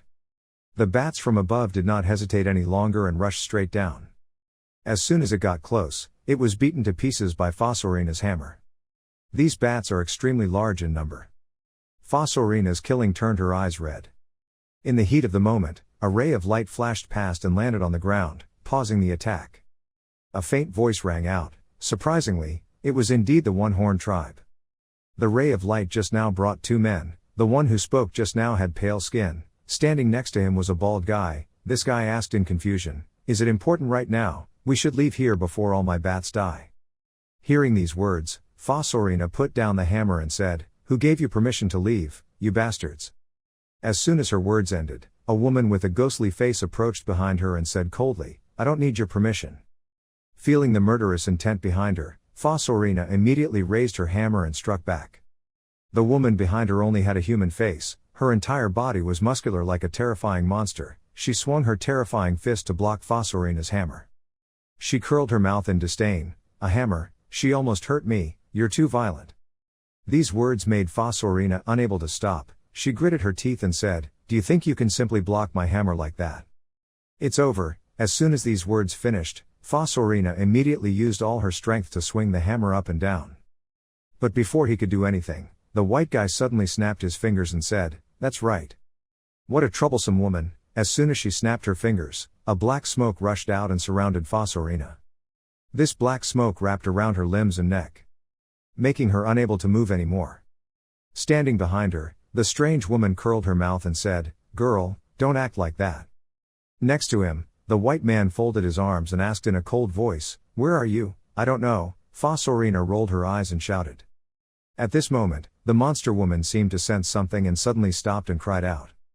I only saw in one corner, the bald guy who was the owner of the bat group was slashed to death on the spot by a black shadow behind him. This black shadow is none other than Marnik. He is shirtless, has a mask on his face, his right hand with black armor is clutching a serrated sword. The blade was covered in fresh blood that was dripping onto the ground. The white guy also witnessed this scene and couldn't believe it and exclaimed, "No way." After saying that, he raised his hand and snapped it. Immediately, the Marnik's body was also wrapped tightly in black smoke. He didn't pay any attention. Immediately using the word skill of corruption, the black smoke was immediately blown away. The monster woman reacted very quickly and quickly grabbed Fosorina's neck, trying to take her hostage. Marnik smirked, raised his feet and ran closer. Blue light flared around his body, the sword in his hand was ready to slash at any moment. Seeing the blue light in front of her, the monster woman widened her eyes and exclaimed, "Holy magic." Not bothering to pay attention to her, Marnik swung his hand and slashed his sword hard on the ground, causing dust and dirt to shoot up. When the white man saw this scene, he was startled, his face filled with fear. After finishing one slash, Marnik put his sword back and stood still, turning his back to these people. His masked face turned slightly. His eyes flashed blue light. He asked coldly, "How many of you guys there are?" Marnik wore a mask on his face and said in a cold voice, "You guys, how many people?" The white guy didn't answer. He clenched his fists and placed them in front of his chest, mumbling something. A second later, an explosion rang out and dust shot out. Following that explosion, a strange object appeared. The white guy saw that and smiled brightly. But before he could laugh for long, his eyes suddenly opened wide and he exclaimed, "No way. I only saw that on the other side." Marnik's blade had slashed through that strange object. Fresh blood splashed. The white guy's face was full of blue veins. He couldn't believe it. "You, what?" Seeing Marnik's muscular body with amazing strength, he cried out in fear, "What the hell are you?" Marnik did not answer. His eyes flashed blue light as he stared at his opponent. Then, from heaven above, 4 stars have descended to earth. One of the 4 stars asked, "Do we need to respectfully serve the fallen gods, even just a little?" Looking at the white man in front of him, Marnik repeated again, "How many of you are there?" The white guy didn't answer. He curled his fingers like he was preparing to do something. But before he could do anything, Marnik rushed forward with amazing speed and grabbed the white man's neck. He asked coldly, "How much?" The white guy still didn't answer but stubbornly said, "Why should I?" Before he could finish his sentence, Marnik has put more strength into squeezing the opponent's throat. He used one hand to lift this white guy up high. The white man had such difficulty breathing that his nose and mouth bled profusely. He forced himself to say, "Besides us, there is another team. If you let me go, I will, or not." Marnik turned his wrist once. "You turned around and threw this white guy right down there." Finished processing. Marnik turned his head back and exclaimed, "Oh wow." The evil monster woman said, "I have to teach you a lesson." As soon as these words ended, before she could do anything, her pupil shrank. I don't know when, the corrupted sword was deeply embedded in the monster woman's belly. She let out a painful cry. Standing opposite, Marnik said leisurely, "That is true, a perfect massacre." Having finished dealing with these 2 people, Marnik turned around and asked Fosorina, "You there, where's my next target?" Fosorina looked at the person opposite. She didn't realize that the other person was a Marnik but still held out a hand and said, "Pull me up first and then think." Marnik did not refuse but reached out to pull Fosorina. She thought to herself, "He is kinder than she thought, even though he looks a bit strange." Marnik guided Fosorina further inside. Fosorina asked, "I don't know who you are, but can you save me?" Marnik heard that and immediately said, "I'm a murderer." Fosorina was not afraid as soon as this sentence came out but raised her voice. She said, "Okay, murderer, my friend." Hearing these words, Marnik remained silent and said nothing. As if realizing something, Marnik quickly turned around and saw Fosorina's face full of hunger. He was startled and shouted, "What are you doing?" Fosorina shyly licked the drool at the corner of her mouth, blushed and said, "Sorry, I didn't even notice." Marnik was not very patient and said, "If you don't want to be killed, then lead me to the meat that needs to be killed." Fosorina heard that and quickly nodded and replied, Okay. Please." Seeing what else you were about to say, Marnik immediately shouted, "Shut up, I didn't have to do that for you. I just want something new to slaughter." Fosorina didn't say anything more but just nodded and replied, "Okay." Marnik also didn't pay attention to her but focused intently on looking ahead. He opened his hand and used 2,000 holy powers to strike into the distance. A loud explosion rang out. Fosorina was stunned and silent, not saying a word. At this moment, Marnik thought to himself, it seems that the corrupted sword does not absorb corpses. While thinking about Marnik, he bent down slightly on his knees. He turned and signaled Fosorina to climb on his back and said, "Now I will run out of here as quickly as possible. If you don't want to be killed by me, show me the right way." Fosorina quickly climbed on the other person's back, narrowed her eyes and replied, "Okay, I'm counting on you."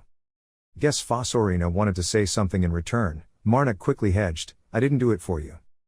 Carrying the girl on his back, he continued to repeat what he just said, "I just wanted something new to slaughter." Fosorina heard that and laughed and nodded. Then, without saying anything more, Marnik focused his strength on his legs, and in the blink of an eye, he carried Fosorina and rushed forward.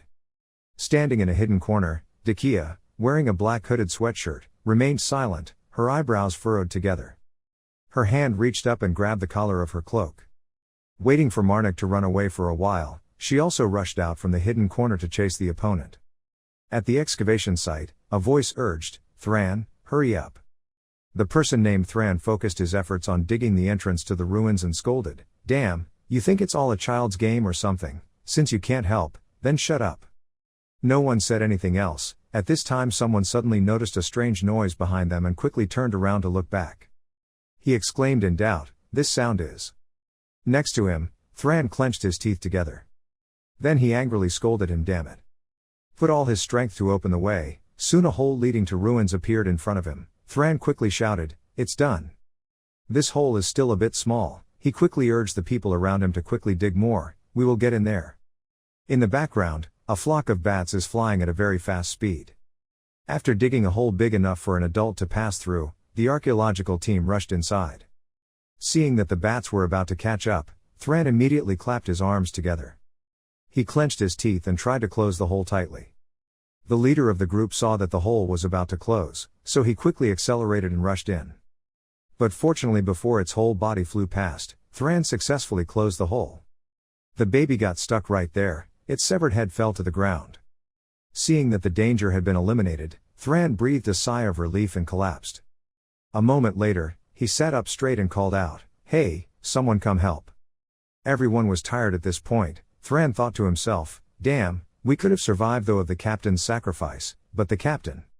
Not knowing the guilt in his heart, Captain Fosorina was currently being carried on Marnik's back and ran quickly out. Outside the entrance that had just been closed, a person spoke, "Can you run?" The person who spoke was a young girl wearing a coat with a hood. Behind her was a blonde-haired man. This person crossed his arms and frowned as he continued, "It seems that archaeological team is stronger than we thought." While talking about this, another person walked up behind him. This person laughed and said, "Ha, you are sure they have relics?" The blonde man nodded and replied, "There is no doubt that the superiors can track the location of the relics, Jamel." The person who just arrived has long orange hair tied neatly on both sides. Her name is Jamel. Suddenly the girl in the hat shouted angrily, "The problem here is that the location is not specific." Jamel exhaled and frowned in agreement, "We can't keep looking for relics in such confusion." "So what?" The blonde man raised his eyebrows and asked. Hearing that, the girl in the hat said, "You are the leader, you should know. We can do the same." "Yes," Jamel nodded in agreement. Hearing these words, the blonde man thought for a moment and nodded and replied, "Okay, but for now let's continue chasing the archaeological team," he said as he walked to the entrance that was sealed by Thran. He turned around and called, "Jamel, open the door." Jamel heard that and immediately nodded in response. She stood up straight, her hands clasped in front of her chest. A white light flared around her body. She said, "O united megaliths." As soon as these words were spoken, the stone surface in front of him began to crack. Soon it exploded and shattered. The girl wearing the hat shouted, "Okay, let's go." These people immediately controlled the bats to open the way in first. But this group of bats suddenly lost control and rushed into the cliff. Seeing this, Jamel quickly cried out, "What's going on? What's wrong with these kids?" The blonde man frowned and said, "The other group must be in trouble." The girl in the hat also continued, "What should we do? Go help them." The blonde man remained silent and did not respond. Jamel then spoke again, "That group is full of strange people, I really don't want to." Before she could finish her sentence, the blonde man interrupted, "Our mission is to retrieve the relic, let's just focus on that." Standing in the back, the girl in the hat said. If you say so, I agree with that idea, Jamel continued. On the other side, Fosorina's hand reached out to rub Marnik's neck. Seeing that, Marnik frowned and asked, "What are you doing?" Fosorina smiled and narrowed her eyes and asked, "Are you interested in archaeology?" Marnik furrowed his eyebrows and said, "Answer my question, this girl, before I kill you." Fosorina stopped joking and said seriously, "My name is Fosorina, I am the captain of the Royal Archaeological Team. I can give you a job immediately." After saying these words, she thought to herself, "His body is really great." Seeing that the person's hand on his back was not at peace, Marnik suppressed his anger and shouted, "Removed his hand from me, if he touched me again I would blow your color away." Fosorina felt a bit regretful when she heard that and withdrew her hand and said, "Ah, okay." Seeing that the person on his back was more obedient, Marnik asked again, "I thought your teammates were in danger, you didn't look worried at all." Fosorina closed her eyes and replied faintly, "I don't even know if they died or not, so there's nothing to be sad about." While talking about this, her eyes suddenly opened wide, she rolled her eyes and cried out loud. Pointing to one direction, Fosorina said excitedly, "My people must have gone that way." Looking in the direction the other person pointed, Marnik saw through a gap, a splendid ruin appeared. Fosorina said, "That is the place where Princess Scylla died." Hearing her say that, Marnik frowned and thought, "Princess Scylla." In Marnik's mind, the image of Scylla standing on one side immediately appeared in Marnik's mind, spreading two fingers to greet him. Fosorina continued to say, "This is her laboratory as well as her fortress." Marnik's eyebrows furrowed together. Fosorina continued to say, "What I'm about to say is just my hypothesis, so don't take it as truth."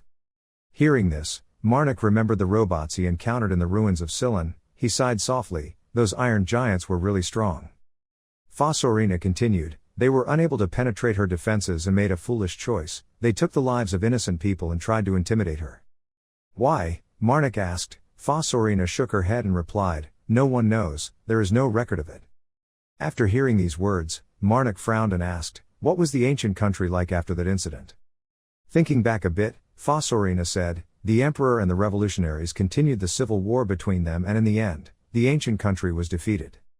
Marnik carried Fosorina on his back, he ran away and asked, "Do you know anything about Scylla's numbered creations?"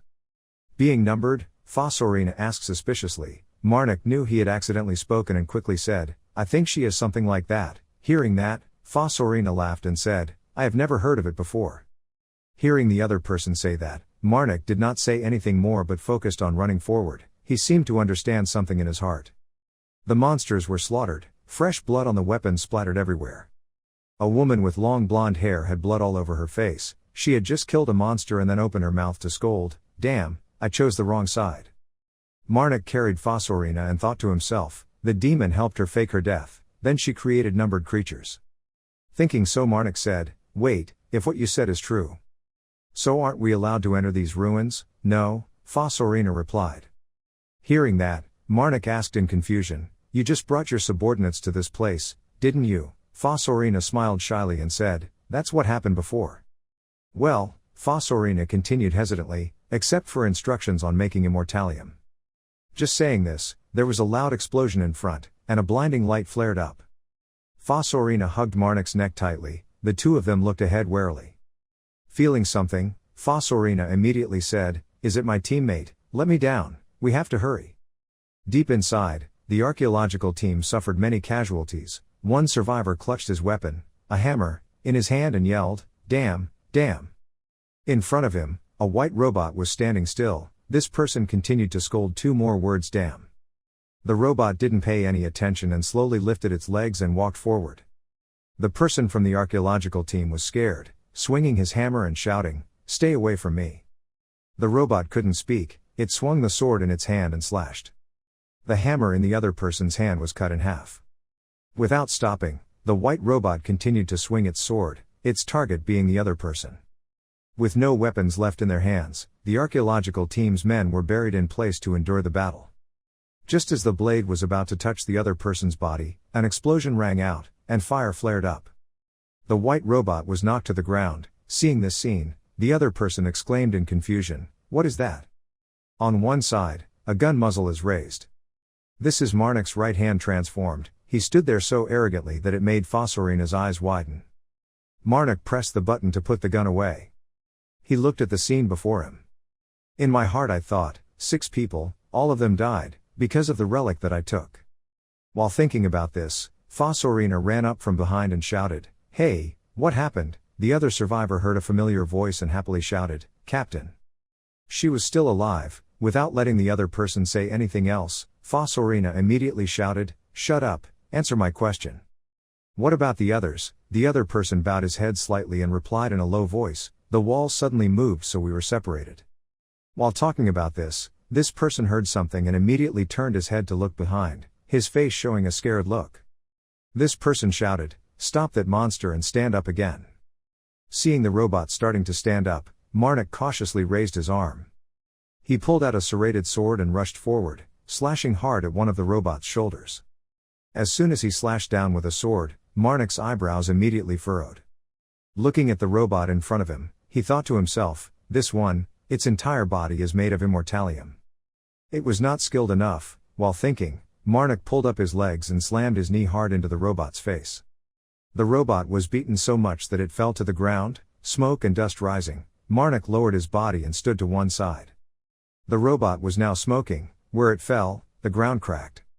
Fosorina immediately stepped forward and stepped on the robot's sword. She shouted at the archaeological team, "This bastard." "Yes," the other person said and immediately ran to help. Standing on one side, Marnik thought to himself, "If we are both immortalium, then surely we will only be eating each other's immortalium." However, while thinking about it, Marnik walked forward and stabbed the serrated sword into the middle of the robot's forehead. Marnik thought that his saw blade could regenerate itself, so he used even more force, paying close attention to the robot's still shining eyes. I don't know how long it took, a part of its forehead was removed, and the robot's still bright eyes turned dark. Marnik takes back his sword. At this moment, Fosorina sat down on the ground and said with a sigh of relief, "We are alive." The hand of the corrupted mother in Marnik's chest moved slightly. He closed his eyes and softly replied, "Yes." While thinking about this, a puff of smoke rose from the robot's body. "Is it poison?" The archaeology team's nose was startled and he cried out. Marnik's eyes flashed blue light. He thought, "Is immortalium melting?" "The white robot is melting," Marnik said regretfully. "It's useless. I'm sure Silen predicted this would happen, just ignore it."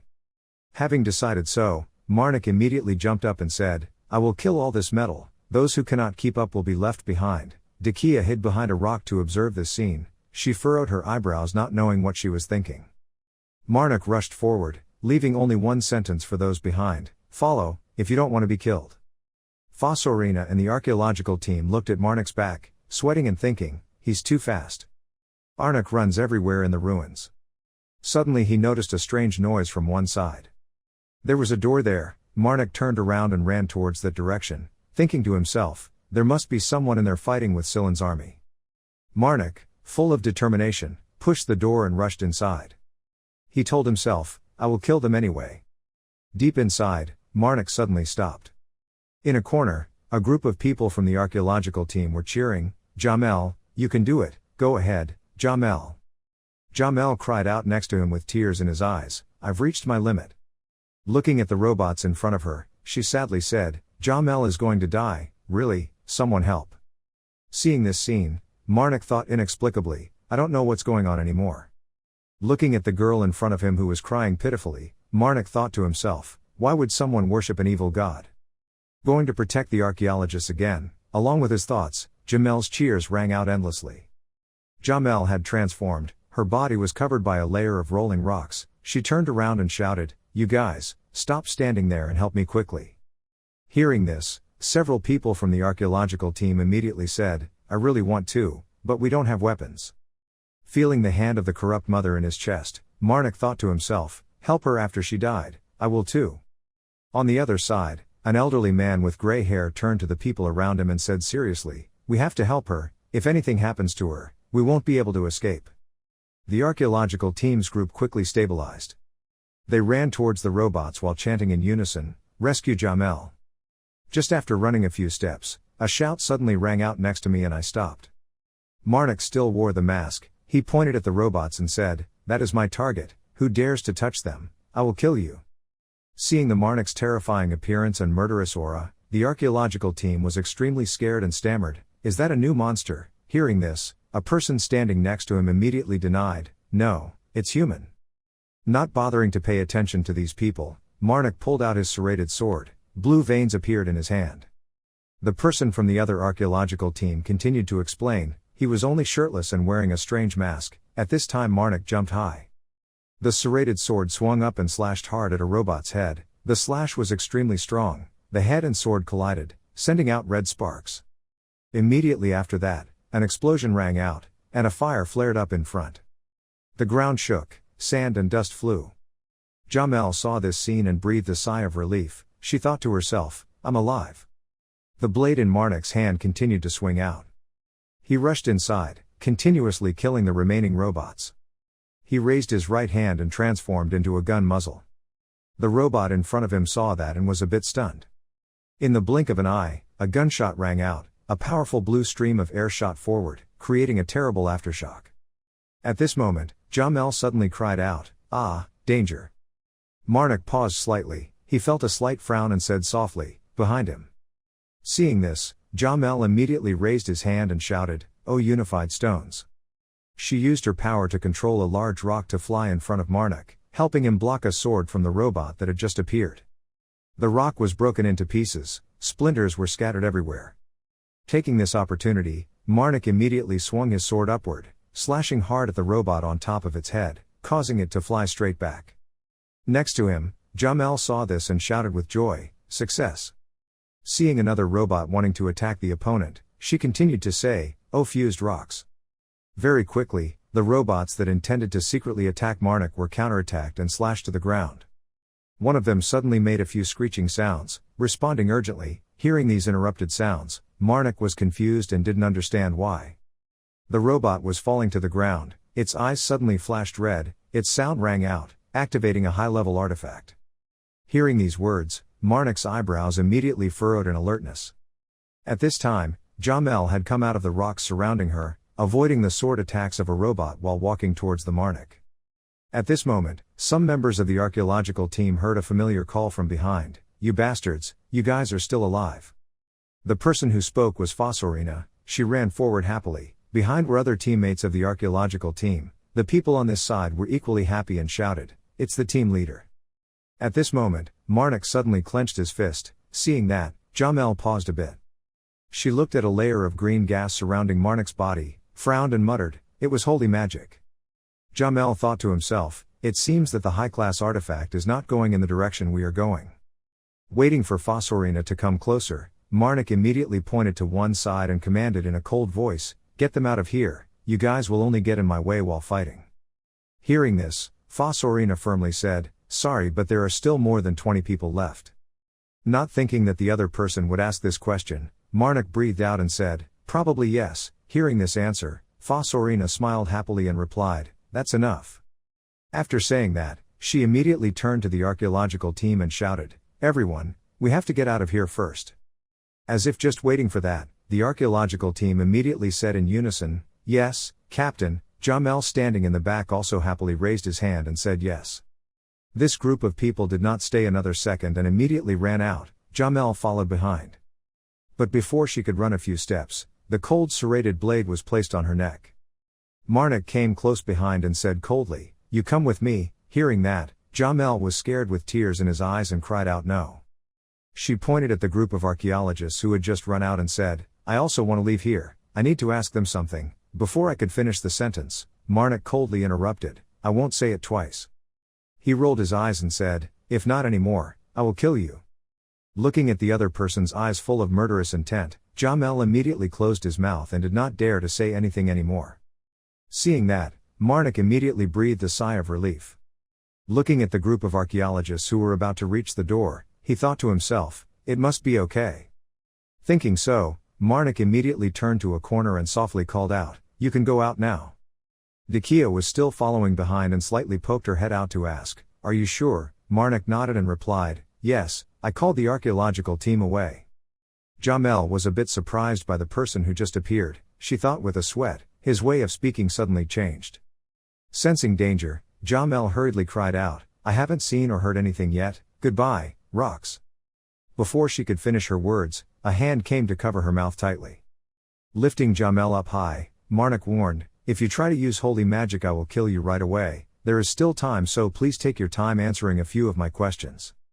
Scared, Jamel cried and cried, "I don't know anything." Marnik used more force to squeeze her mouth. He shouted and asked, "How many people were there in the Liberation Army?" Their mouths were gagged. Jamel could not speak clearly but could only scream loudly.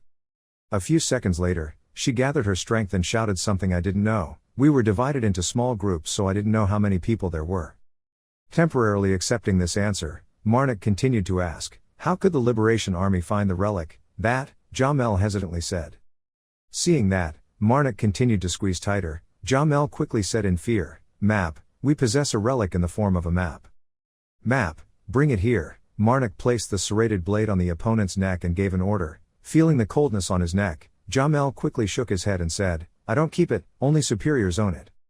Arnik continued to ask, "How many relics had the Liberation Army collected so far?" This time Jamel didn't hesitate any longer and immediately said 1-4. Hearing that, Marnik thought to himself, "I also heard that last time." He immediately gritted his teeth and threatened, "Don't lie. The person who worshipped evil gods a long time ago that I interrogated also said it was 4. Jamel quickly objected, "I'm telling the truth, I don't know when you heard that." "Civil war?" Marnik asked a bit suddenly. Jamel immediately said, "The Carcerous faction wants to depose the gods." Defeating a god, Marnik opened his eyes wide and asked, "Destroy God?" Marnik asked in doubt. Jamel, with tears flowing down in fear, stuttered and replied, I don't belong to any side, so I don't know the details." While talking about this, there was a loud bang from the door. Thick smoke and dust rising. Wait until the smoke and dust clears, a giant robot appears. Followed by a cold mechanical sound, the enemy was located and immediately killed. Looking at the giant robot dozens of times bigger than him in front of him, Jamel cried out, "Can I use holy magic now? I really won't betray you." Marnik frowned, seeing the corrupted mother's hand move slightly in his chest. He understood and thought to himself, the safest way is to kill her, but there is one thing that bothers him. Remembering the image of Shantux's gentle smile, Marnik awkwardly cursed silently. He let go of Jamel, then warned and said, "I will only trust you once." Jamel hugged his neck and sat down in a corner, breathing and saying, "I'm alive." Resting for a moment, she immediately opened her hand and shouted, "Oh united megaliths, please help me." Under Jamel's control, the bullets seemed to have come to life and immediately surrounded the giant robot.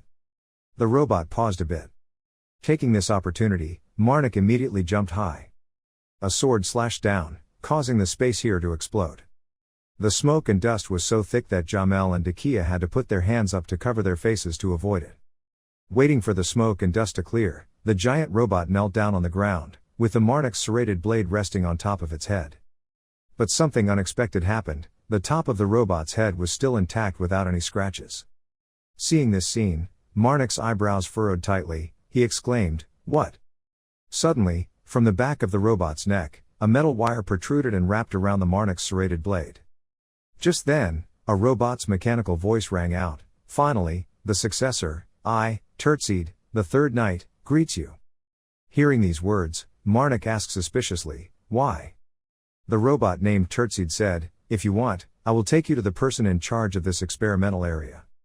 Standing far away, Decay couldn't hear clearly, so she impatiently asked, "What's going on?" Marnik turned his head and said, "I was told that this place, it's Scyllin's experimental area." After talking to Decay, Marnik turned around and asked Tertseed, "You won't ambush us on the way there, right?" Tertseed bowed his head slightly and said, "I swear on my name, Tertseed, such a thing will not happen." Hearing that, Marnik immediately said, "Then ask you to lead the way." Receiving the order, Tertseed immediately replied, "It is my honor to be able to serve you." Tertseed walked in front, leading the way. Marnik, Decay and Jamel followed behind. After walking for a while, Jamel suddenly smiled wryly and asked, What will happen to me now?" Hearing this question, Marnik remained silent and did not answer. He thought to himself, "I really don't want to kill her, but letting her live is also a problem." The corrupted mother's arm moved slightly as if she wanted to give an opinion. Seeing this, Marnik slightly wavered and said softly, "Let's kill her first and think about it later." Marnik walking in front was thinking about the pros and cons. Decay walking next to him suddenly turned back to look at Jamel. Decay asked, "Do you want to go back to your friends?" Hearing this, Jamel honestly smiled and said yes. Decay didn't make it difficult and said, if you want, you can go, getting consent so easily. Jamel immediately waved his hand and said, I forgot about Giselle and Zarn. I don't even know who they are. Decay laughed at these words. She asked again, so what, they will be sad. Jamel bowed slightly thoughtfully and said, I'm sure they will understand. Even though I don't even know who they are. Hearing this, Decay knows it but doesn't expose it but just nods and replies, I understand. After saying that, she immediately walked forward and whispered into Marnik's ear, I think she's caught the trick. Hearing that, Marnik said very seriously, we can't just let her go, but I don't want to kill her, it seems she will have to come with us for a while. Decay exclaimed a bit suddenly, saying that. If she continues to accompany us from now on, saying your name won't be a problem, right? Hearing that, Marnik nodded and replied yes. As he took off the mask, he said, if that's the case, then I'll take off the mask. As soon as she took off the mask, Jamel was immediately stunned and her eyes widened. She recognized the person in front of her and immediately cried out Marnik. Jamel pointed straight and said, are you that Marnik priest? Marnik smiled, he put his clothes back on and asked, do you know me? Of course, Jamel cried out, how many times have you destroyed our organization? Everywhere in the Liberation Army there are portraits of you, everyone knows you. Sometimes you will kill me too, once you get the answer you want from me, Jamel said while crying in fear. Seeing that, Marnik immediately said, not really. He hadn't finished his sentence when Jamel clenched his hands with determination and shouted, I will do well. Please don't kill me, as she said, she knelt down and lifted Marnik's leg. Surprised by this action, Marnik quickly said, okay, so let me go. If enough time passes, I can still let you go, really? Jamel asked suspiciously. Pausing for a moment, she knelt down sincerely and said, as long as you don't kill me, I will swear loyalty to you. Marnik laughed as if he agreed. He scratched his head and said, okay, let's move on. Follow Tertsid's footsteps and go a little further. Coming to a door, he stopped and said, we're here. Opening the door in front of him, a bright white light rushed in. Tertsid said solemnly, manager, I have brought my successor. Inside, a robot called the manager spoke up, the successor is here. Pointing at Marnik, Tertsid said, he is standing right next to me. The management robot let out a loud noise. It turned its cracked eye to look at Marnik and said, my visual sensor is broken, so I can't see, successor, if it's really you here. Can you bring the proof of inheritance close to my hand? Then a mechanical hand reached down from the ceiling and brought it to Marnik's face. Marnik slowly extended his right hand towards. The bracelet on his wrist began to transform. Feeling this item, the robot manager immediately said, Mom did not abandon us. Standing on the opposite side, Marnik made a suggestion, I want to confirm one thing. Okay, the management robot replied. After a moment of silence, Marnik asked if anyone had ever been here and had left. The management robot felt every corner of the ruins once and then replied, there are a total of 24 people here. Tertsid was the only knight left among the four, so, without waiting for him to finish his sentence, Marnik interrupted and said, I understand. Don't kill anyone in the group of 22 people, let them go. The robot manager doesn't ask why but immediately receives orders, according to your wishes. Then we will concentrate all the remaining forces to deal with the other group of 2 people. Hearing the group of 2 people, Jamel paused a bit, a little worry appeared on his face. She quickly turned towards Marnik and said, Giselle and Zarn, can't let them go. Not seeing the other person's response, Jamel continued to beg with tears in his eyes, I will try harder, really. When the corrupted mother heard these words, her hand moved violently. Marnik raised his hand to reassure her and softly said, Mom, please calm down. After calming down the corrupted mother, Marnik thought for a moment and said, let both of them go, but I don't want the paths of those 2 groups to cross each other. Understanding Marnik's meaning, the management robot replied, then we will send the archaeologists back to their colleagues and lead the group of 2 people another way. Hearing these words, Jamel stood behind full of joy and excitement. At this time, the manager robot called out again, the successor, Marnik, heard the call and immediately raised his head curiously. I just saw the robot manager holding out an arm and saying, please take it, Mom left this a long time ago. The management robot called Marnik, his successor. It extended its mechanical hand to one side and said, please accept this, Mom left this a long time ago. According to the hand of the management robot looking over. A pair of black armor appeared in front of Marnik. He was a bit quiet, his eyebrows furrowed. Marnik observed for a moment then raised his right hand to collect the black armor pants. A new button appeared on his right wrist. Marnik looked at it and said, it also absorbed this. He thought to himself, is the booster already attached to his leg? Thinking so, Marnik immediately raised his head and said, thank you. The robot manager replied, no need to thank me. Marnik very gratefully bowed his head slightly. He thought to himself, that's right, I didn't think I'd be that lucky. As if remembering something, Marnik asked, but you all don't look too good, why? The management robot replied without thinking, I will answer you. Hearing that, Marnik said quietly, but since you are all here. The management robot replied, it could be said that we survived, but we didn't really win that battle. Hearing this, Marnik spread his arms in praise, doing this is truly wonderful, thank you, the successor, the manager robot replied. Marnik smiled and said yes in response. At this time, the robot manager continued to speak, there is something I want to ask you. Marnik nodded and asked, something I want to ask. The management robot's broken eye flashed a red light, it said, please allow us. Receiving this proposal, Marnik did not say anything immediately but silently pondered. A moment later, he raised his head and asked, will you listen to me no matter what happens? The robot manager replied, of course, if you want, we will give the whole world to you. Hearing him say that, Marnik raised his hand to stroke his chin. He thought to himself, the whole world could turn its back on him at any time, so having an army he could trust would be better. Thinking for a moment, Marnik decisively responded, okay, I accept. Receiving this answer, the robot manager immediately said, thank you very much. Marnik narrowed his eyes and smiled, suddenly remembering something he asked again, but how long would it take? The management robot replied, if we reset the entire army, it would take about 100 years.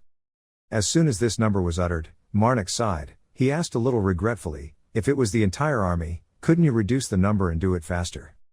The management robot calculates, how much do we have? Enough to wipe out 1/8 of the empire. The empire has collapsed, Marnik said. The management robot heard that and exclaimed in surprise, is that true? The empire has collapsed. This number is still very long. Marnik raised a finger and cautiously asked, 1 year is too little. 1 year, the management robot repeats 1 time. Then he said, I also want to give you an army right now if possible.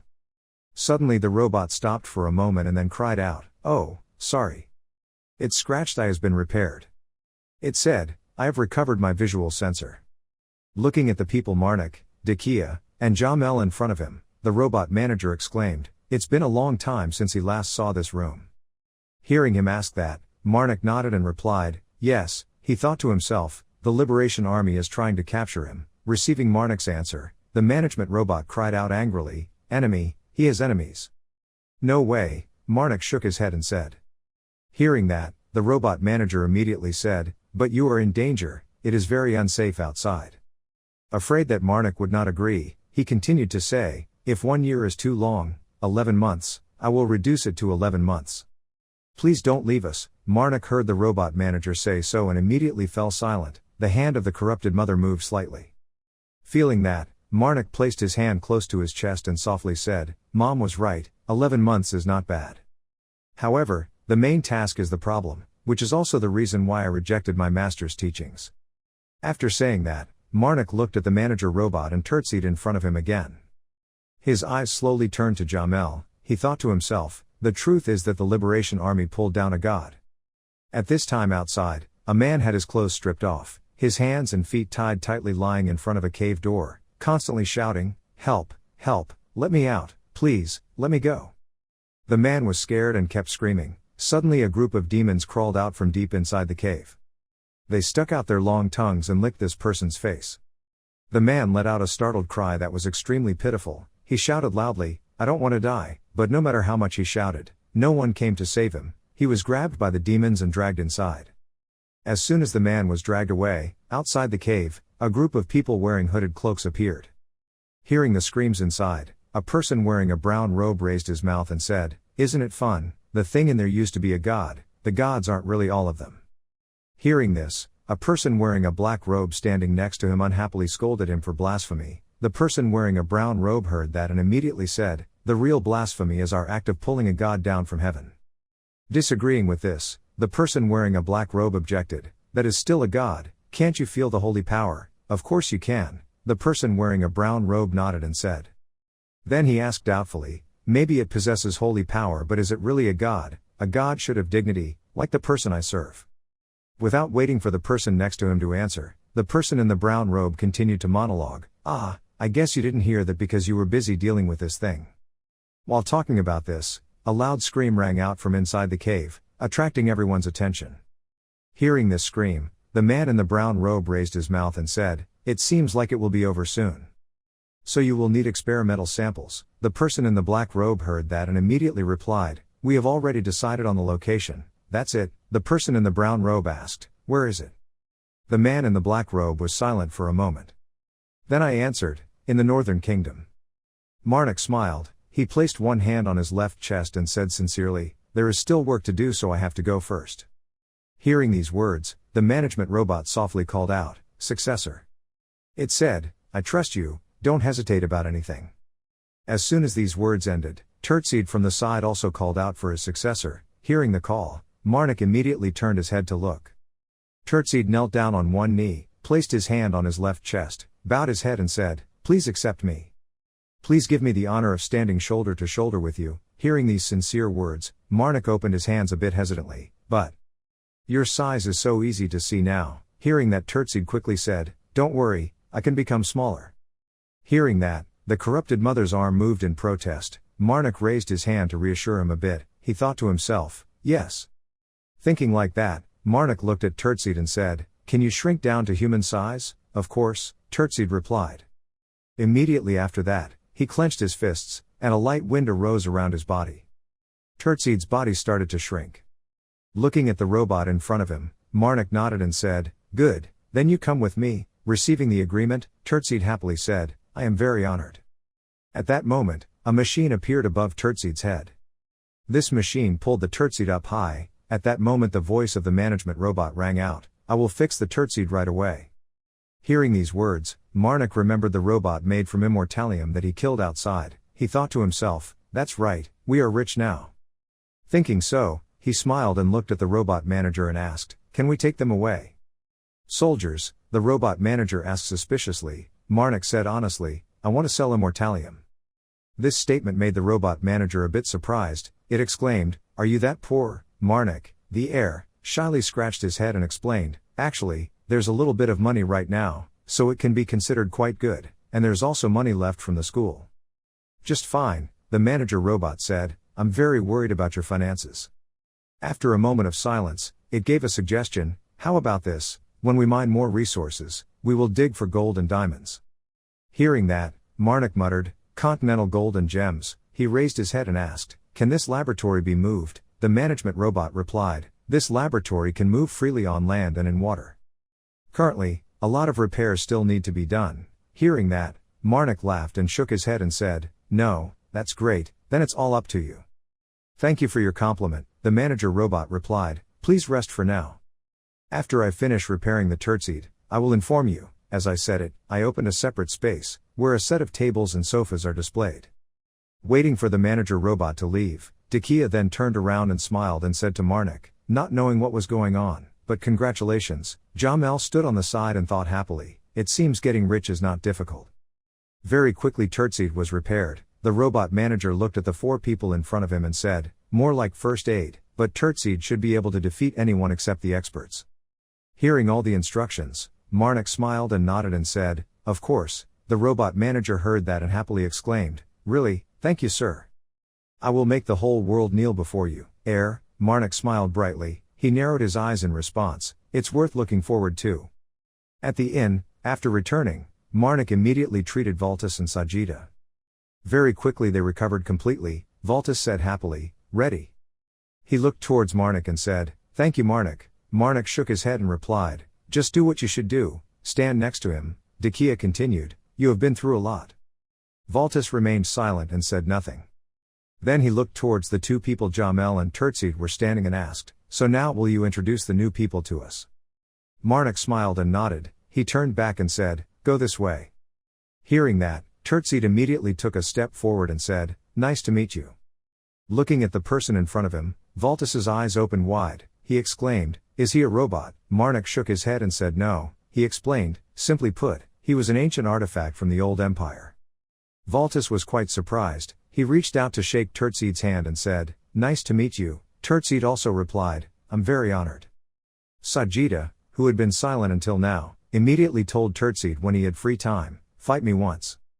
Turtseed heard that and immediately said, the heir must give permission before I can do it.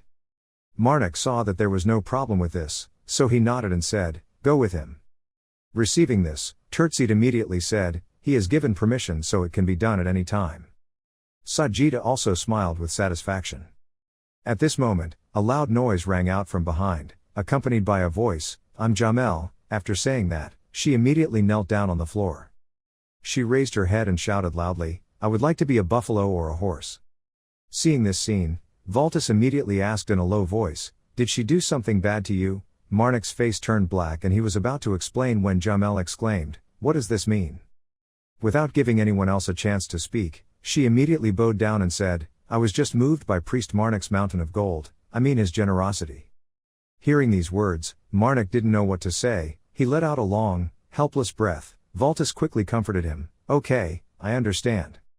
Somewhere, a pair of giant wings are flying, blinding red flames flare around its body, followed by a commanding voice, everyone listen.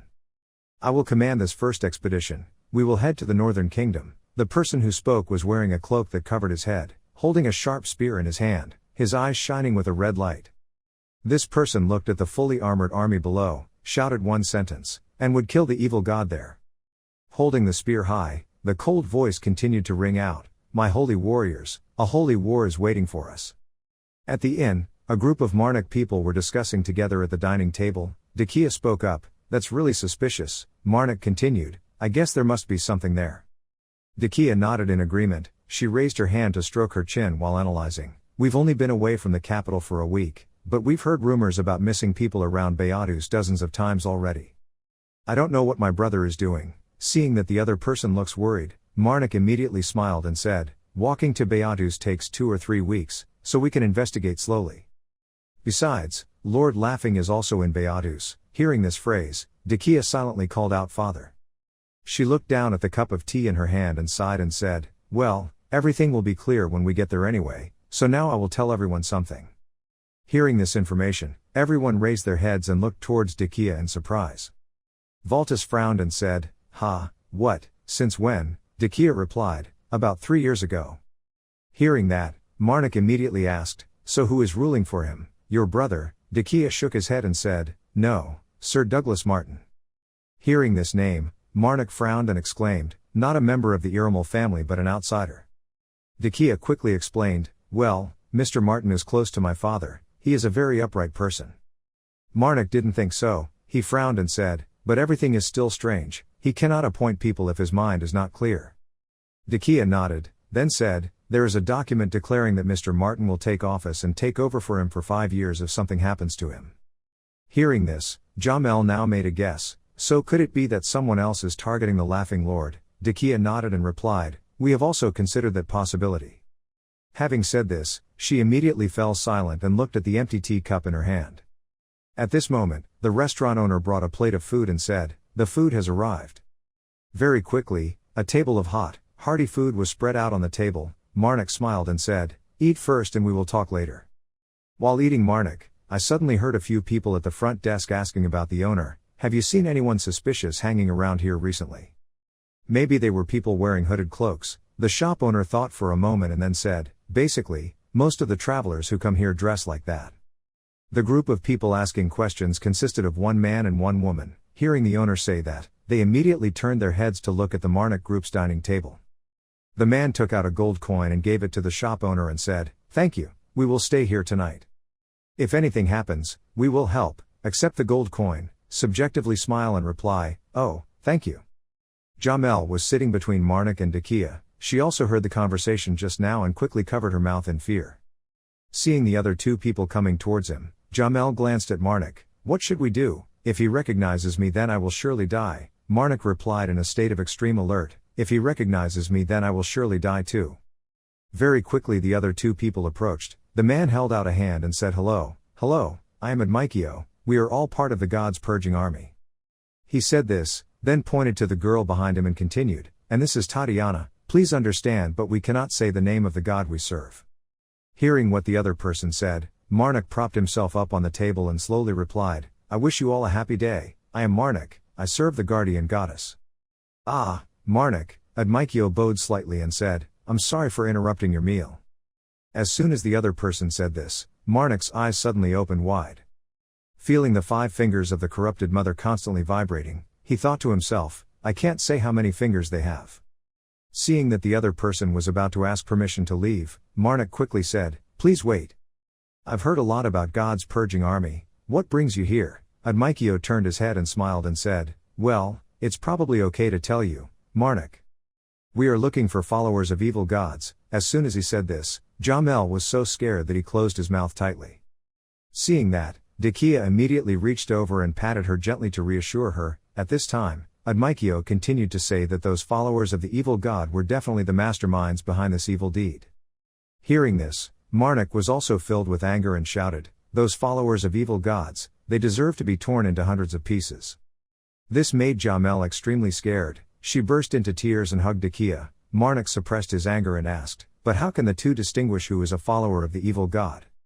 Hearing that, Admikyo immediately replied, probably because he was on pilgrimage and hadn't heard it yet, the gods. Jamel sat in a corner. The more he listened, the more frightened he became, constantly holding his mouth and hiccuping. Admikyo clasped his hands together respectfully and continued to say, oh my god, you must have been very touched just now. Marnik did not answer. He silently thought, 4 of the avatars of violence have descended to earth. Admikyo placed his hand on his left chest and said very respectfully, we will be able to stand side by side with the angels fighting in the holy war, it's an honor, right? Hearing these words, Marnik's teeth clenched together. He thought, main mission, it's finally started.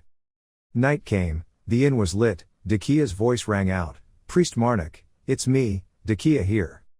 In the room, Marnik squeezed the mother's head to corrupt her and said, come in. Decay didn't rush in but called in from outside, I want to discuss future plans with you. After saying this sentence, she opened the door, smiled and walked in. Marnik asked suspiciously, what is the discussion? But at this time outside, Jamel just in time opened the door to his room, just in time to see the moment Decay entered Marnik's room. She screamed in horror 2 times.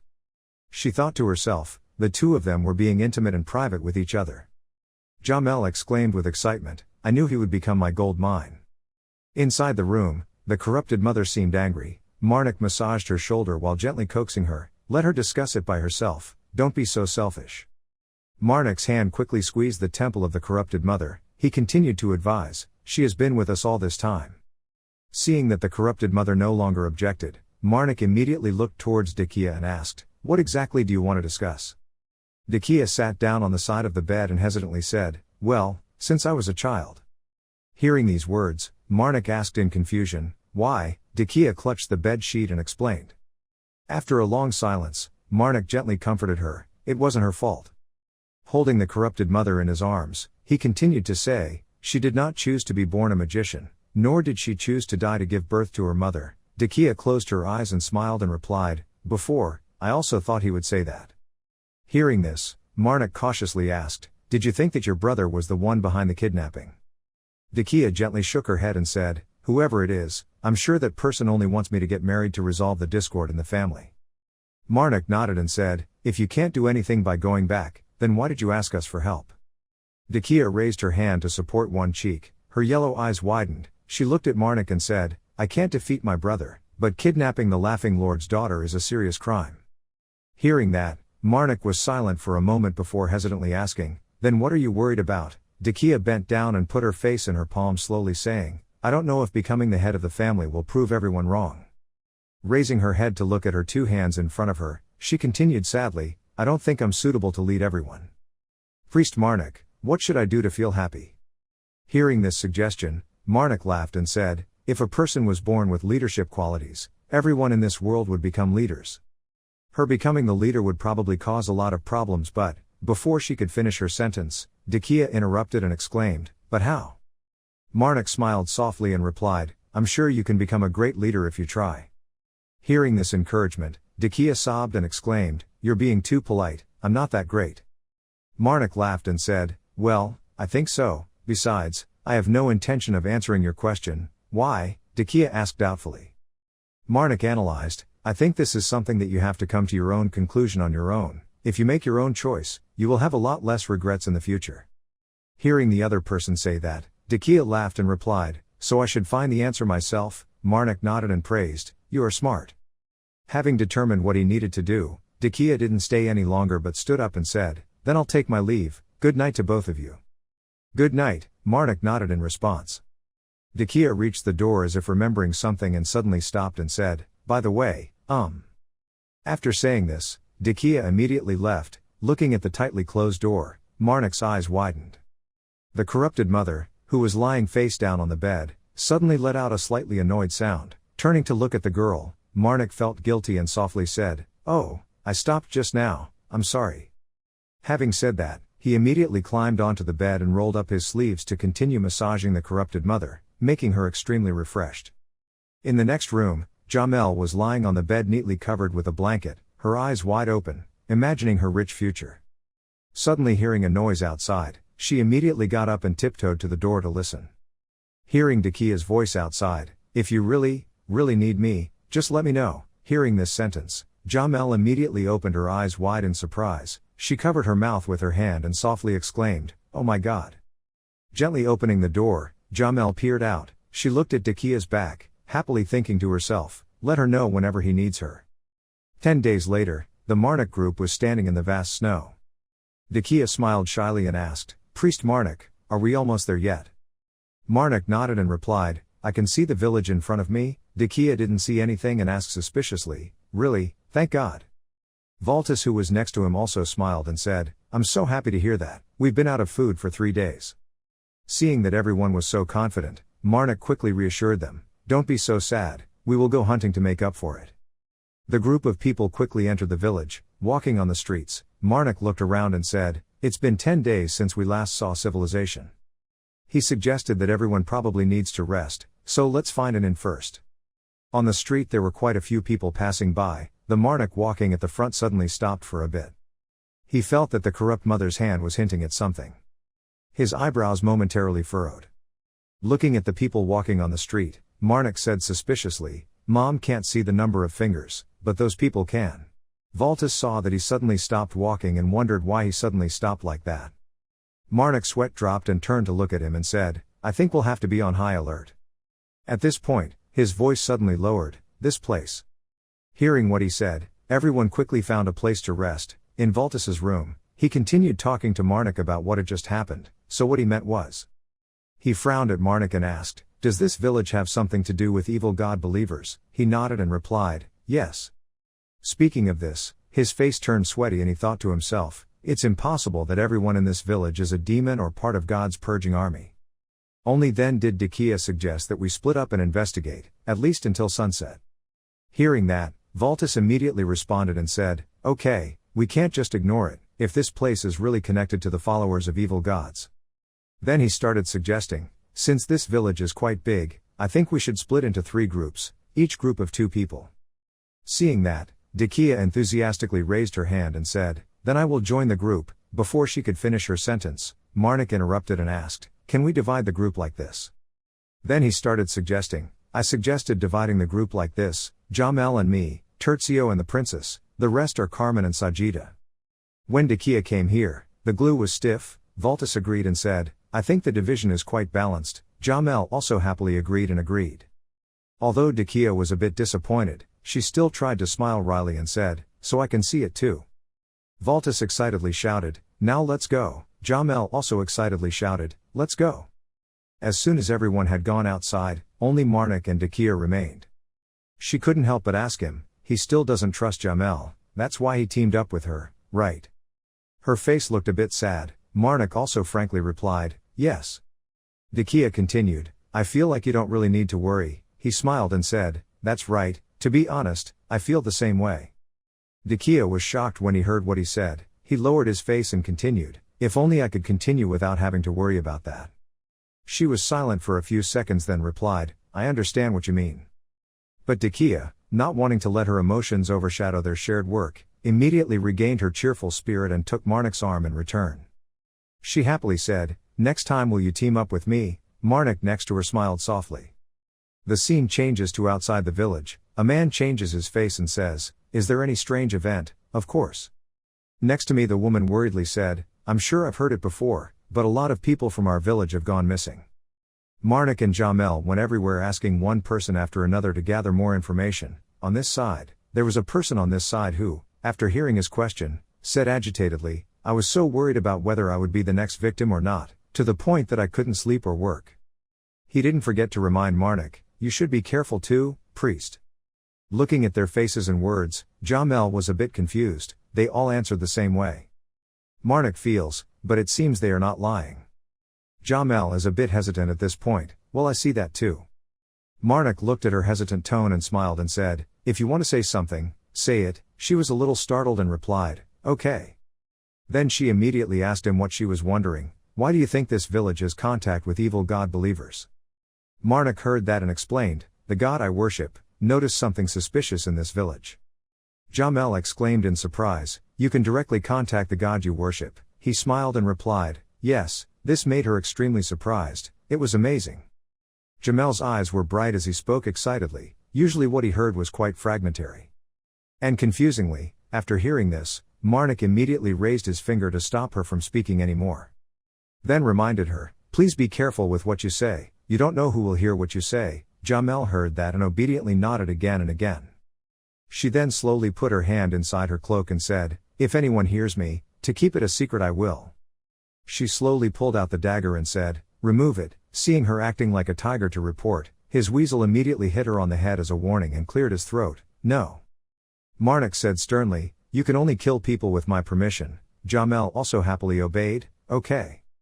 Seeing that it was almost dusk, Marnik immediately urged her, the sun was about to set, let's go meet the flour mill before it got dark. Every time he spoke, Jamel was caught off guard. She was so surprised that her mouth was open. What flour mill? While walking on Marnik Street, he explained to her that the flour millers were mainly tax collectors, so they must know something that ordinary people do not know. The two went to another place to explore. A man said without surprise, there are a lot of missing people. It was still the same familiar motif to the previous villagers. He said, surely the two of them had heard it before, but this village had many missing people. Marnik was a bit disappointed and thought to himself, he said the same thing as everyone else. At this point, he couldn't hide his doubts, as if the whole village. Suddenly, a noise somewhere caught their attention. The man calmly said, that is the village chief's residence. As soon as he finished speaking, a crack appeared on the top of his head, with a lot of blue fluid shooting out. His facial muscles wrinkled and his lips could only move. He mumbled a few words. What is that? Seeing that, Marnik asked in confusion, are you okay? His whole body now began to contort into a twisted shape. His head exploded and then terrifying tentacles appeared to rush out of his body, causing both Jamel and Marnik to be startled. When his corrupted mother saw this, she ordered him to kill. Marnik immediately transformed into a robot arm. He raised his robot arm and used momentum to rush towards him. He was also very quick to predict his next move and jumped up and flipped around in the air. But there was no way he could be faster than him. Marnik rushed towards him quickly and unleashed a powerful fist. The tentacles on his body were immediately broken into many pieces. He fell hard to the ground and continued to struggle on the ground. A moment later, he also lay motionless. Marnik thought, everyone talked about the disappearances, but no one said specifically who the missing people were. He speculated that maybe it was because of this monster that he couldn't identify the villagers' fingers. Thinking clearly, he immediately told Jamel, a parasitic monster. Hearing that, she immediately changed her expression. Was she a parasite? He nodded and replied, yes. Then I started analyzing, I think everyone in this village. While speaking, a bright light suddenly appeared behind him, startling Marnik. He turned his head back in shock and thought, it was Decay's magic. What exactly was she going through that had to use spells to this extent? At the same time, on Decay's side, she was facing a monster. The strange monster is neither human nor naughty, the lower half of his body is mutated and not intact. His eyes were empty, just black. He burst out laughing like a madman. Marnik was startled. As soon as he saw the light, he immediately recognized it as Decay's magic. In front of him, many people in the village were parasitic creatures. Tentacles were growing on everyone's bodies. They were constantly running towards Marnik. He thought in surprise, under what circumstances would she use magic at this level? Seeing that the monsters were approaching him, Marnik quickly activated the robot arm. He punched them hard and immediately took down a few of them. Marnik turned around and hurriedly urged Jamel, we have to hurry, follow me. Jamel replied loudly, okay. Immediately after that, he quickly ran forward, Jamel also quickly ran after him. There was a loud explosion in the middle of the village. Right near where the explosion came from, Decay's slow footsteps slowly stepped forward. A few light scratches appeared on her face, Decay gritted her teeth, her eyebrows furrowed in anger.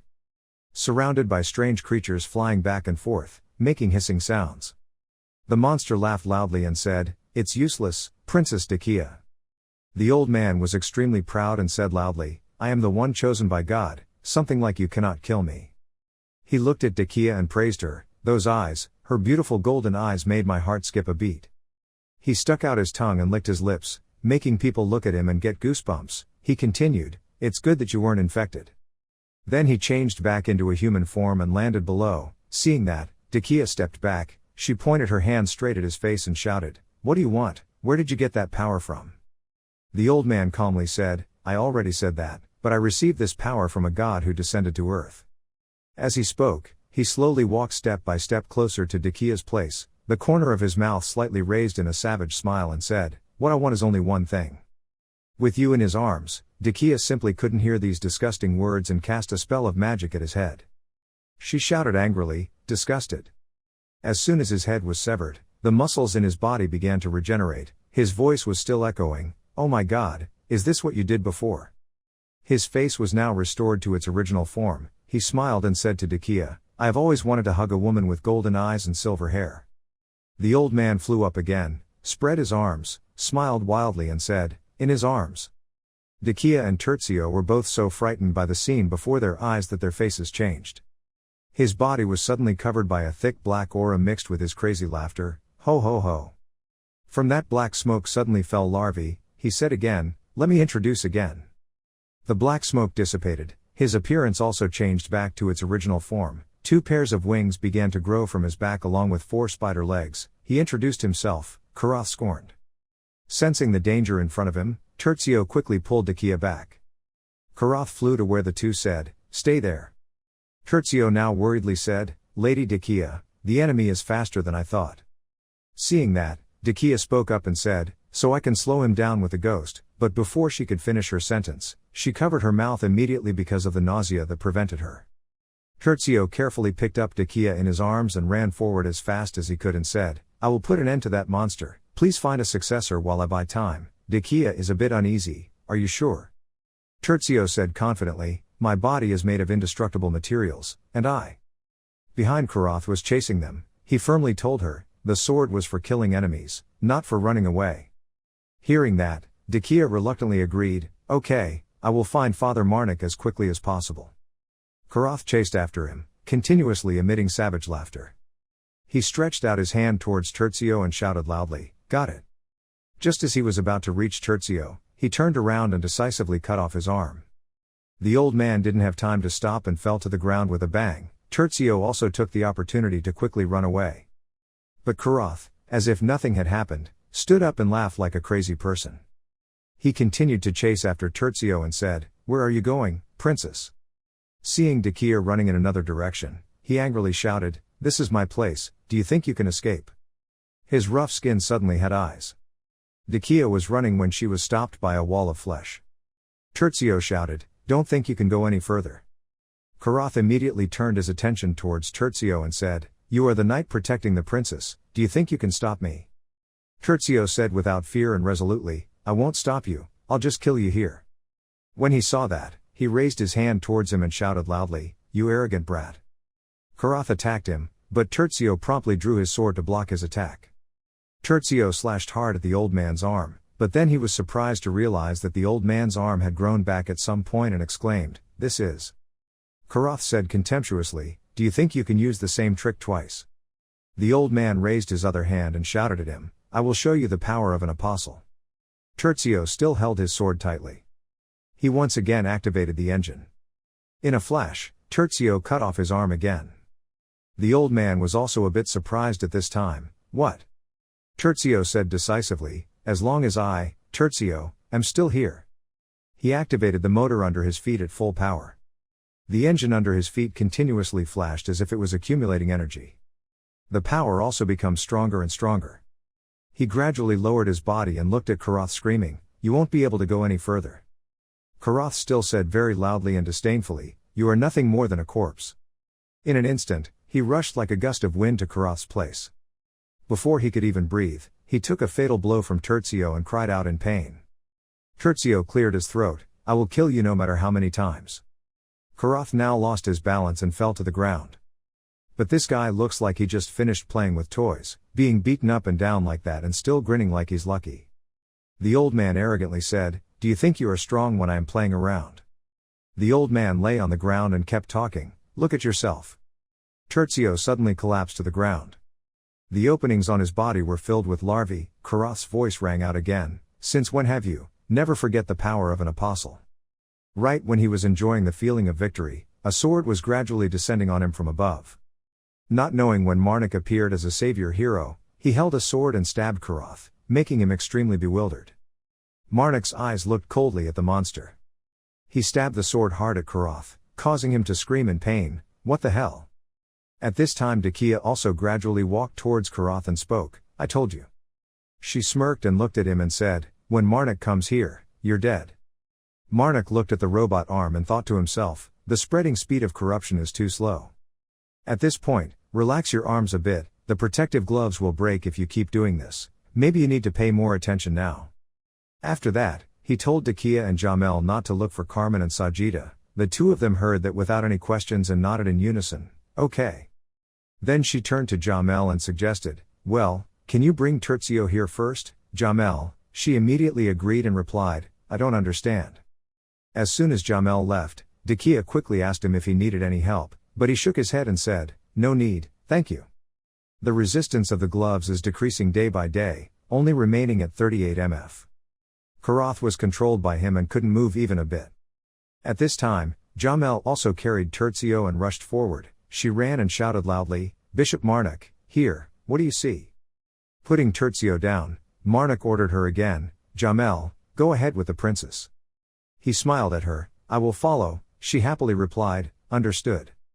After that, Jamel also quickly left here with Decay. Watching her back gradually disappear, he spoke up, that's far enough. Marnik looked at Karath with contempt, the corner of his mouth slightly curled up to reveal a sinister look. He gave an order, the pit was corrupted. Immediately all three people seemed to fall into another dimension. Terzio looked around bewilderedly, this is.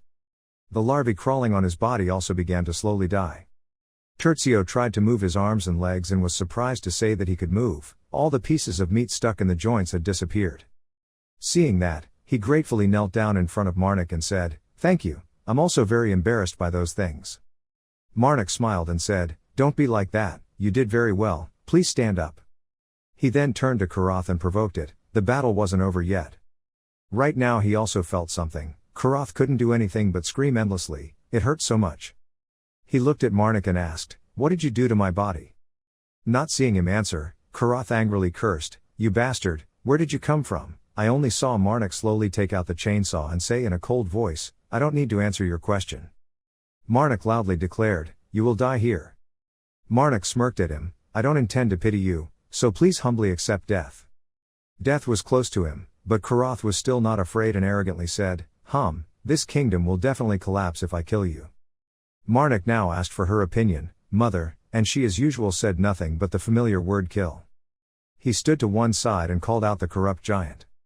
Karath now had his fist in his hand, he shouted loudly, go die. Having said that, he rushed forward but was immediately stopped by something. Just seeing the corrupt giant rush in like a wind and block his fist, Karath saw that and exclaimed in surprise, what the hell? The giant rushed forward and threw a punch in response, causing him to scream in pain. One of its punches made Karath fly away like a kite with its string broken. The corrupted giant looked at Karath with contempt. Then it turned to look at Terzio below as if to remind him of something. The two then just looked at each other and remained silent. Karath staggered in pain and stood up angrily, you. He looked at the corrupt giant and shouted, you bastard. The giant shouted loudly then held the sword and rushed towards Karath. It raised its blade and slowly approached Karath. He also continuously released things from his body and at the same time rushed forward and shouted, do you think I will be defeated like this? That thing is no different from sharp thorns stabbing straight into the body of a corrupt giant. He clenched his teeth painfully. The corrupted giant tried to endure the pain and used all his strength to stab the sword into Karath's body. The old man immediately vomited blood like a pig was pricked and spurted blood, and fat larvae shot out from his body. Karath fell to his knees in pain. He clutched his chest, which was bleeding non-stop. The corrupt giant looked at Karath as his mortal enemy and let out a growl. Karath was collapsing on the ground when he suddenly stretched out his tens of meters long arm to stab the corrupt giant's body. The next second, I heard a loud explosion and smoke and dust flew everywhere. At that time, Karath's body gradually became stronger. He became angry and shouted, "Damn it, I will show you the true power of an apostle." Marnik glanced at him again with cold eyes and said, "There is no such thing. Karath is as dumb as a cow wearing a hat, why?" He grinned and said, "Mother, I beg you." As he spoke, he used the Sword of Impure Holy Magic 15,379 to 25,379. His mother also gave the order at this time, "Kill." The unclean sword was activated, a bright light appeared. From within the light, the unclean sword gradually appeared. Marnik took the sword and thought to himself, 20 seconds, the magic casting time is shortened as I become stronger, although it's not as good as expected, it's enough. He held the sword in his hand and gave a sinister smile looking at Karath. Karath saw that and laughed loudly and said contemptuously, "Do you think I will let you attack with that stupid sword again?" Marnik did not immediately respond, "You have never fought properly, right? I have no intention of showing you mercy this time." When he got here, he paused a bit. What? Just seeing Marnik raise his sword high, a large amount of power began to flow into the sword.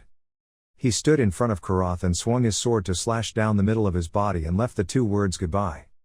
The sword seemed to tear his whole body into two pieces, causing him to cry out in pain. Karath was split in half, his flesh and bones shattered. In an instant, Karath disappeared into smoke, and Marnik also breathed a sigh of relief.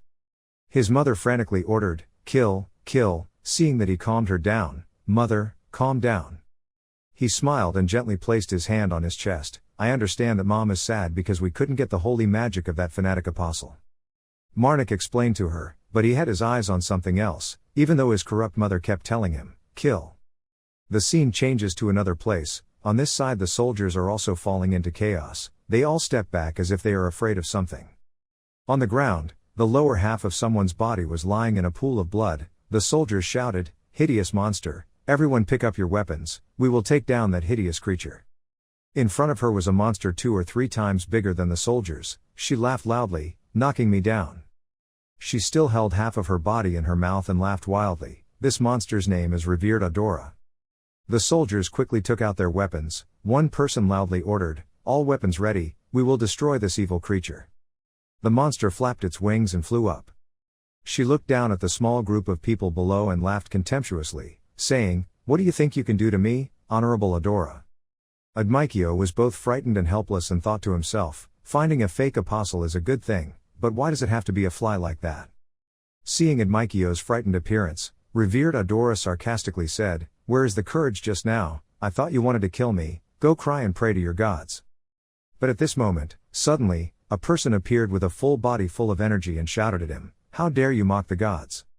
The hidden man in the brown cloak stared at Revered Adora. Seeing that he was being robbed by someone else, Revered Adora shouted angrily, "Who are you?"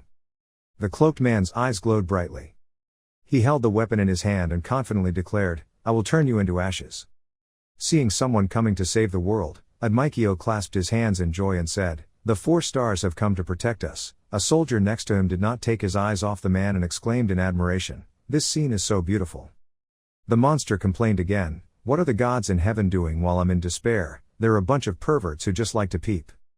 Du Tin didn't want to say more, so he threw the spear at her and shouted loudly, "Shutting up." Revered Adora looked at the spear without any concern or fear. But as soon as the spear rushed past and made a mark on her face, she was startled and started sweating. Revered Adora turned her head to look at the spear in surprise. He was much stronger. Knowing that she was not this person's opponent, she immediately turned around and tried to give up everything and run for him. But the 4 stars are not such altruistic people. As soon as the spear was returned to his arms, he immediately raised it. Then the 4 star screamed loudly, died and without any hesitation threw the spear towards Revered Adora. The monster now knew what he was afraid of. She panicked and thought, "Damn, if I was hit I would have lost my life." Revered Adora's whole body suddenly tore into 2. At the same time, the spear also flew and stabbed directly at revered Adora. She had no choice but to tear off the outer protective layer and run as fast as she could, thinking to herself, she has to get out of here first. His whole body surged with strength, he waved his hand and shouted loudly, "Dream on." Just as revered Adora was running away, the 4-star scarf was like a fiery phoenix wing rushing to block her head. Revered Adora indignantly turned her head and gritted her teeth, "My life just got easier." At this point, she risked her life without caring about the danger, but she used the magic of the 4 stars, muttering, "I can't die in a place like this." Through that magic, she couldn't help but scream in pain. Revered Adora fell just like that. The soldiers below excitedly shouted loudly, cheering the 4 stars, "Please avenge our fallen comrades." But at this moment Edmikio suddenly realized something. He turned his head to look behind and thought to himself, "That sound is like the sound of a horse." At this moment, the corner of revered Adora's mouth also curled up with pride. The sound of horses running gets closer and closer. From afar, a man had a long scar slashed across his right cheek. Below him was half a horse's body rushing towards him very quickly, much to the surprise of the surrounding soldiers. The man rushed forward and ran away with revered Adora. Seeing that, the 4 stars did not want to spare us and shouted loudly, "I will not let you escape." The man with the scar still looked calm and ran forward. The magic of the 4 stars shot towards the scar-faced man. At the moment of danger, he promptly jumped up and dodged an attack. The 4 stars chased after him, shouted loudly, and stood there. Revered Adora now turned her head to look, raised her fist aggressively and threatened, "Just wait, I will come back to take revenge." The 4 stars stood watching them leave, their eyes filled with murderous intent. "Deep in the forest there is a cave here." The scar-faced man took revered Adora and hid in this cave. He then told her, "Karath is dead, Adora." Revered Adora heard that and exclaimed a little incredulously, "Ha, that damn old man." But a second later she asked the man again, "What about the relic he kept?" The scarred man bent down and shook his head slightly, saying, "It's gone, I think someone took it away." Somewhere, on the street, someone was bending down to pick up something that looked a lot like a coin and said, "Oh my god, they did something very cool with my mother's relic." It turned out to be Marnik. He held the holy object tightly in his hand and said with a smile, "Isn't that right, Mom?" A few days after the 4th Apostles' raid, Marnik and a few other people were at the foot of the mountain. Marnik thought to himself, "Luckily I found my mother's relic." At this point, his expression darkened in wonder, but I still didn't understand. He stared at the sacred object in his hand and wondered why his mother's sacred object carried the holy power of another god. Marnik was confused. Did they take away a part of her mother, or could they absorb her holy magic? Seeing that, Marnik immediately replied to his mother, "Yes, I will leave it there for now. Mother is right, we will know when we get close to another piece with similar holy power." Then he reassured her, "We cannot capture Karath, but we have regained a little holy magic, so don't worry, Mother." At this time the system also shows a notification, Holy Magic 5379 to 13876. Seeing him just standing there, Decay worriedly asked, "What are you thinking?" Seeing that, Marnik smiled and replied, "I was thinking about the incident a few days ago." When Decay heard that, she felt a bit dumbfounded. "Ah, the massacre of villagers." His mother spoke again, "Kill." Marnik put his hand on his chest and told her, she should react like that. He explained to her that he massacred the village under the Iramal family, so she also felt responsible. Decay asked hastily, "I should ask my brother why this territory is like that." Marnik looked at her confused. Wasn't he asking Mr. Martin? Decay immediately shook his head and said, "No way, Mr. Martin had already done his best." She frowned. "My brother's inaction was very suspicious. Normally he always takes advantage of every opportunity to increase his influence." While walking, Jamel let out a loud noise. She shouted excitedly, "I see. In front is a huge, majestic citadel. This place is Beatus." Valtus happily said, "Since I got here earlier than expected, should I have a drink tonight? I invite you." Seeing that, Jamel was extremely excited. "Okay, if he's not drunk, he won't go home." Valtus laughed, "It's not that bad." Marnik turned to ask Decay's opinion, "What about you, princess?" She replied, "Since it's already late, I can tell them tomorrow." She was also very interested in looking at him. Since Carmen had invited her, she had to drink it first. Marnik nodded. "Okay," she said happily. Tonight she had to empty Carmen's pockets. The scene changes to a bar. Inside Haydn happily holds a glass of wine. Next to him is Vadis. He smiled and offered a drink. You should also have a glass. He enthusiastically offered it but received in return Vadis's unkindness. He angrily scolded, "Shut up, I'm not in the mood." Haydn also lost the urge to drink. Looking at Vadis' bad mood made him shyly turn his head to look behind and replied, "Okay." Vadis angrily asked, "When did that bastard get here?" The Marnik group went inside the Beatu city together. Valtis turned back and asked, "Do you want to suggest any place? I have come here and worked but have never visited any pubs." Seeing that, Decay smiled shyly and replied, "Well, I don't know any more." She put her hands on her face and said, "I've never been here before, I'm too shy, I can't help." Valtis smiled and replied, "Ha, it's okay, there are so many people, we can just ask them." After saying that, he went over to the group of people over there and politely asked, "Excuse me, can I ask a question, is there?" Decay followed the gaze and said, "I'm so jealous of Carmen, he's always full of energy." Marnik heard that and objected, "Not sure yet." At this point, he remembered the time he was with Valtis on the cold snowy night. Valtis's expression at that time was gloomy, not at all like the cheerful guy of today. He continued to tell Decay, "No matter how big or small, everyone has a dark side inside." Hearing that, Decay wondered and asked, "Do you know something about him that I don't know?" Marnik shook his head and replied, "I can't tell you without his permission." Decay walked next to you and made a TSK sound. "TSK, you're really mean." On this side, Jamel also found the pub and went back to call everyone, "This way." Seeing that, Decay pulled Marnik along with him, "Let's go." Arriving at the tavern, a table of delicious food was ordered to the table. Everyone holding glasses of wine cheered and congratulated, "Long live Priest Marnik, cheers." Cheers rang out throughout the whole pub. Marnik thought a little shyly, cheering and toasting is fine, but why shout my name? Jamel raised his glass and took a long drink. She was now drunk, her face was red and she spoke, "My investment." She couldn't control her actions and threw the glass away and shouted, "I will be rich." The glass was thrown away by her without any mercy. And she collapsed on the table immediately. Valtis laughed loudly, "She drank everything I gave her and now she's collapsed." Then he turned to clink his glass with Sajida. "Sajida, we can last for a long time, let's keep drinking." Sajida also happily said, "Okay." Marnik looked at Decay and said, "Princess, we." Seeing that she was still awake, I praised her. Her alcohol tolerance was higher than I thought, but I didn't know that at this moment she was covering her mouth and making strange sounds. Decay raised her head again, looked at Marnik, smiled brightly and said, "Priest Marnik, I." At this point she couldn't stand it anymore, her face was pale, it seemed like she was about to vomit. Seeing that, he quickly helped her stand up and told everyone, "We'll be back in a bit." Valtis burst out laughing again, "Haha, good luck. Marnik helps you out, hold on a little longer, I'll take you to the place where it's settled. Just laugh and tell me if you can't hold it anymore." Marnik stole the box from somewhere and ran quickly to open the door to let Decay deal with it. Avoiding a melon shell, he encountered a coconut shell. While walking, he accidentally encountered Vadis. He glanced at him and said, "Marnik." Seeing him call his name, he was surprised and thought, "I don't recognize him."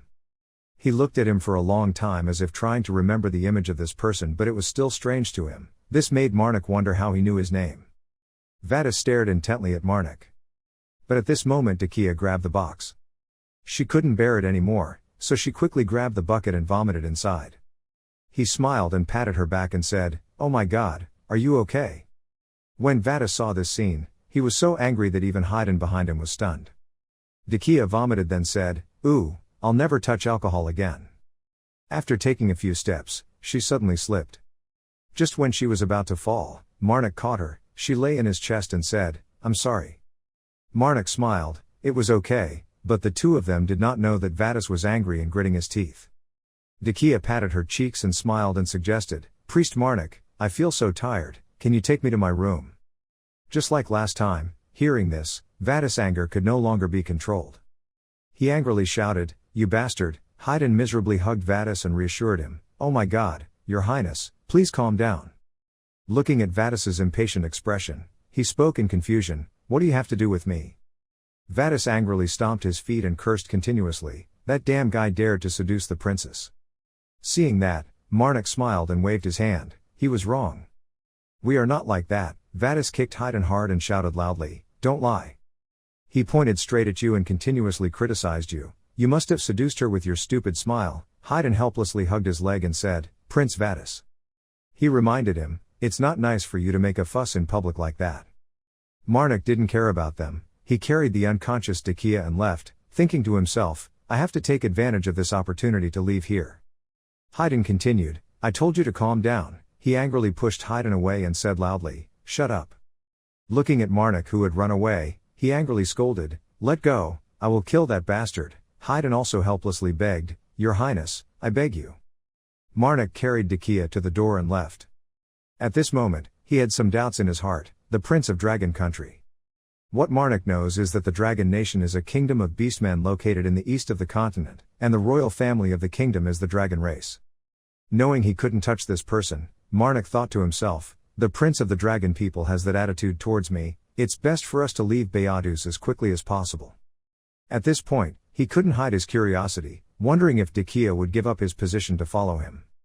Thoughts keep intertwining with each other, or maybe the gods will realize the existence of the mother, and send angels down to restrain me. The two went to the counter. Marnik put down a coin and then spoke, "Giving me a towel and a glass of cold water." The store owner came to the two people. But right now Marnik is still deep in thought, the Dragon Clan Prince, the Liberation Army and the angels. He wondered, perhaps he was the one pushing this world to the brink of destruction. At this moment, the shop owner spoke up, interrupting his thoughts. He brought him a towel and a glass of water and said, "Here are your water and towels." Marnik smiled, "Thank you." Then he turned to Decay, "Princess, here is cold water." She lay down on the table and spoke, "I want to sleep a little more." Marnik looked at her and said, "Well, Princess, you should at least drink some water." And right now, outside the pub, someone is walking in. Marnik turned his head to look. As soon as he saw that person, he was startled. In front of a long-haired guy with yellow eyes identical to Decay, he suddenly thought to himself, "Why is he here?" A white-haired man appeared in front of the door. Marnik recognized this person. He thought to himself, "Why is he here? This person is so Iramal."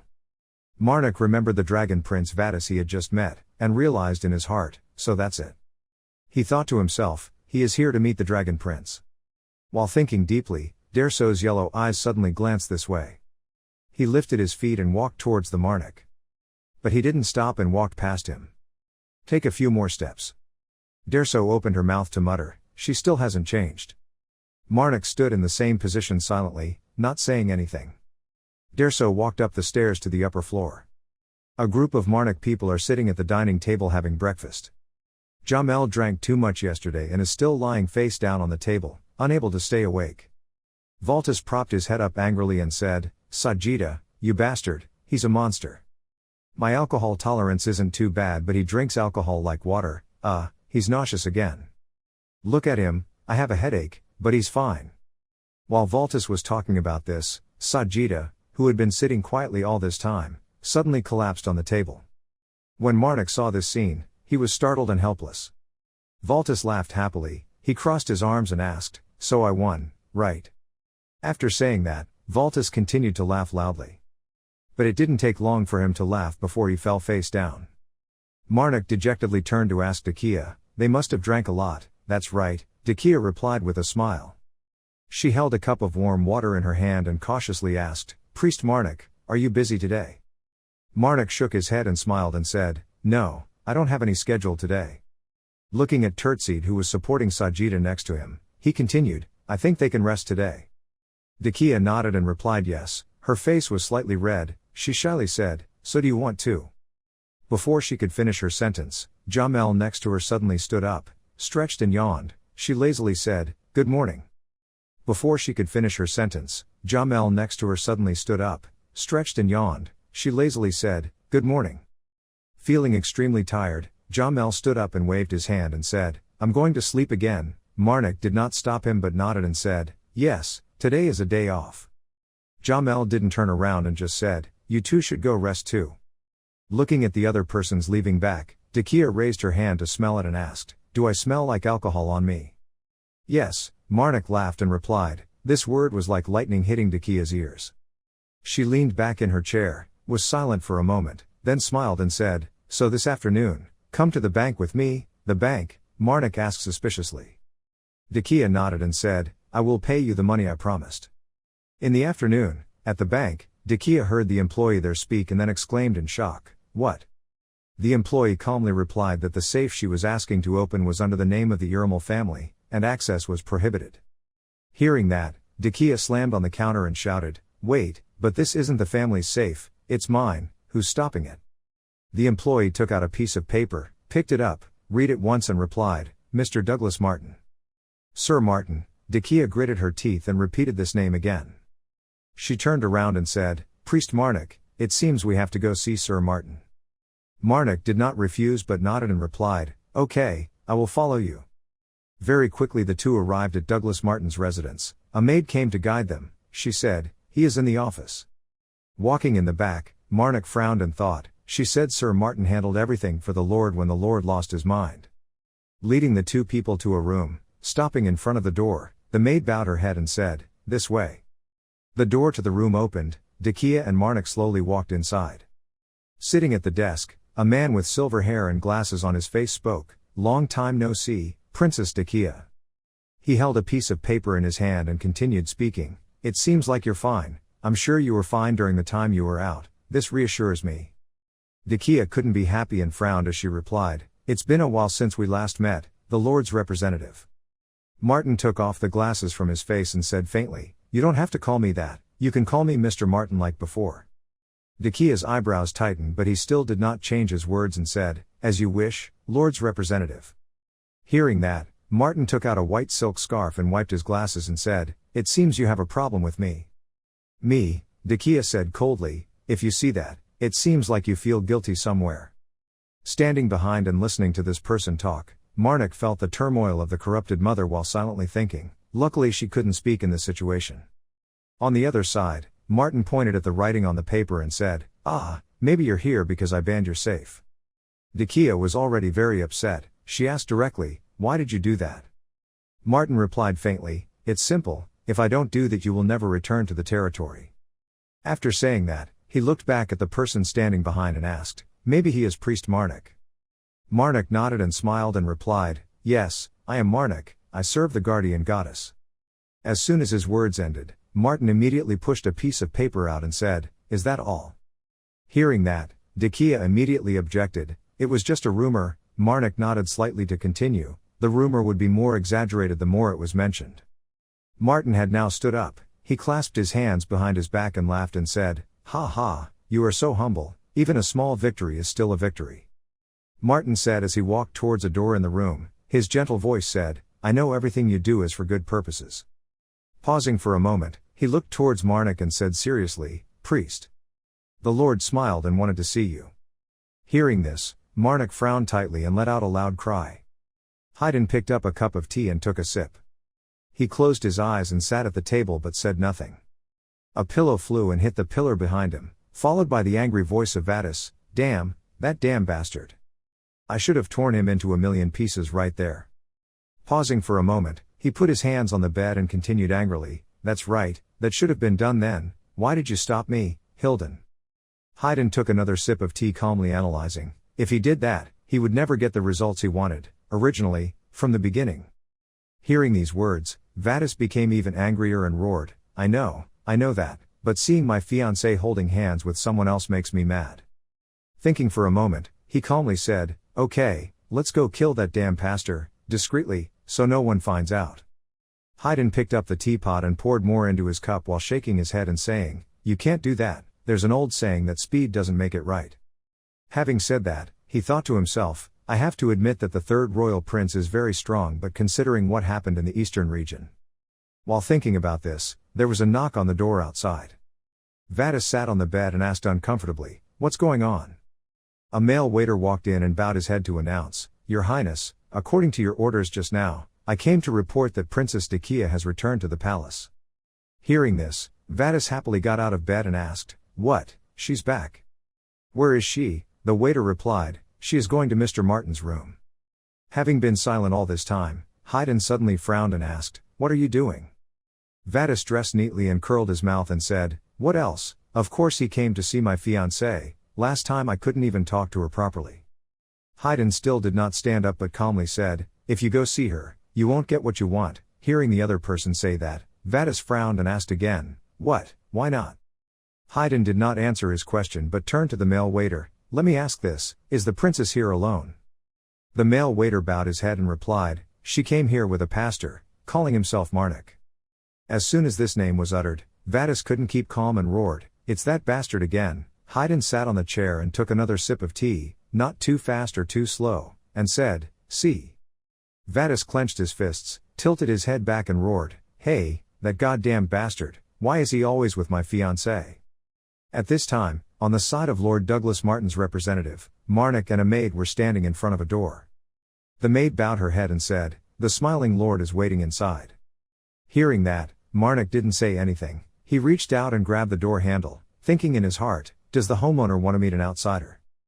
Pushing the door to go inside, Marnik continued with his thoughts. The lord smiled, his mind was no longer alert, right.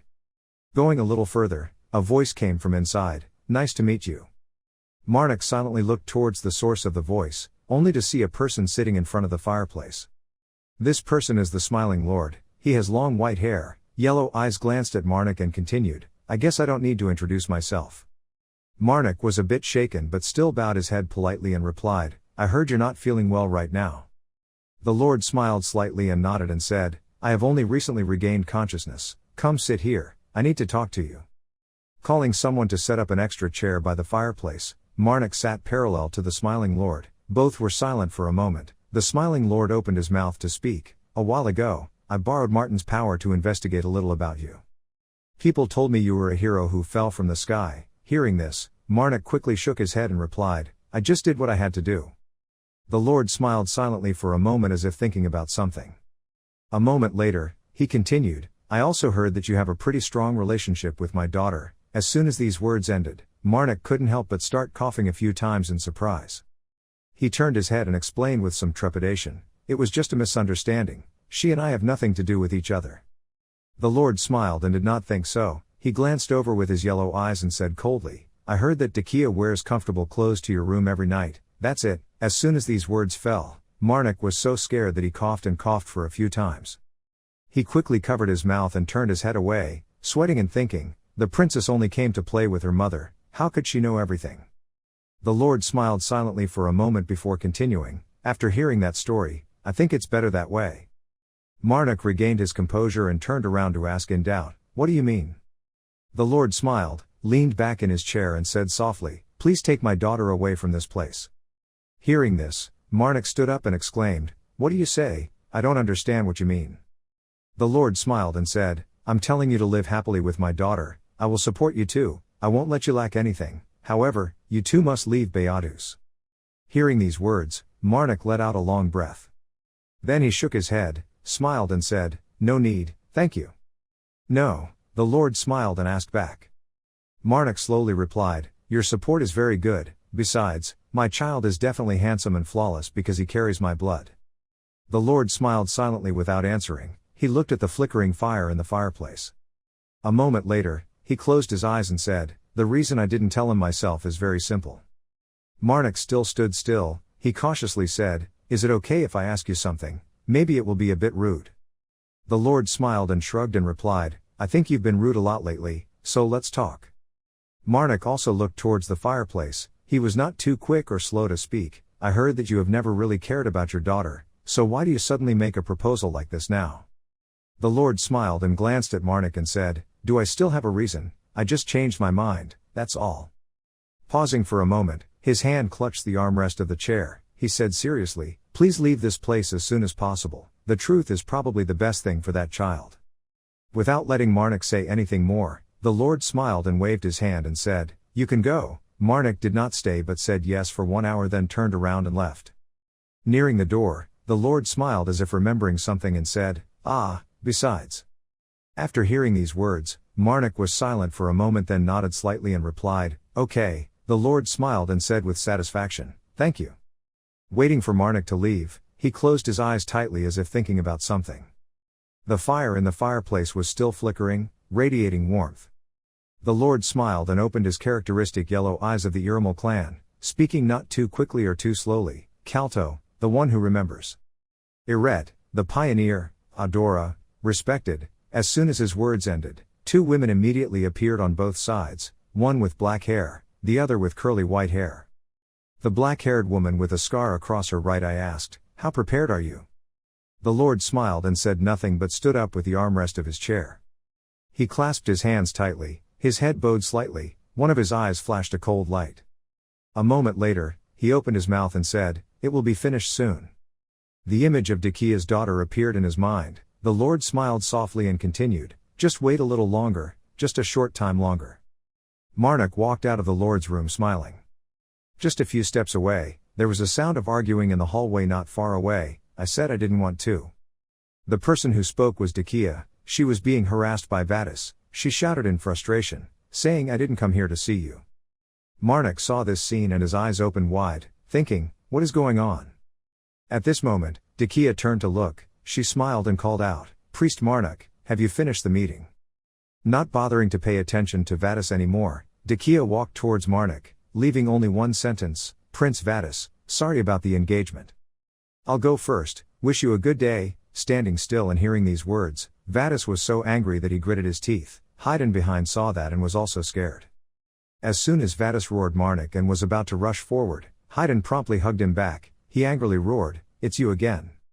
Vadis got away from Haydn. He walked forward, pointed straight at Marnik and said, "Stay away from my fiancé immediately." Hearing that, Decay quickly turned around and spread her arms out shouting, "I won't marry you." Vadis pointed at himself, confused and asked, "Why, is there something about me that you don't like?" Decay shook her head and replied, "It's not that you're lacking anything, I just don't want to get married." Hearing her say that, Vadis calmed down a bit and said softly, "Don't be like that, why don't we have a meal together?" As he spoke, he held out a still shaking hand as if waiting for something. On the opposite side, Decay frowned slightly and refused, "I already have a schedule." "So what about tomorrow?" "Busy." "The day after tomorrow?" "Busy." "So busy." Hearing these words "busy" continuously, Vadis said enthusiastically, "I haven't said which day yet." Decay didn't want to say anything more. She turned around and left, leaving only one sentence, "I'm very busy." Marnik was now hiding behind a pillar, feeling the corrupted mother's arm move a bit. He thought to himself, she really left him. But this matter was not over yet. Vadis refused to give up and continued to chase after Decay, saying, "How about this?" He took out a flyer, pointed at the person on it and said, "I heard there is a theater troupe in Beadus. There is a famous singer with them. Do you know her? Her name is Adora." The person on the flyer is the woman with curly white hair who appeared next to the smiling Lord just now. Vadis continued to beg, "Come with me to see her." He hadn't finished his sentence yet. Decay straightly refused, "I've already met her." Vadis said in a confused voice, "But the first performance will take place in 3 days." Decay frowned uncomfortably and said, "All performances are the same, I won't watch any new performances anymore." At this moment, Vadis was so angry that he gritted his teeth. Blue veins appeared on his face. He roared, "You rejected me because of that bastard Marnik, right?" Hearing that, Decay continued to stretch out his hand to block him and said, "No, it has nothing to do with him."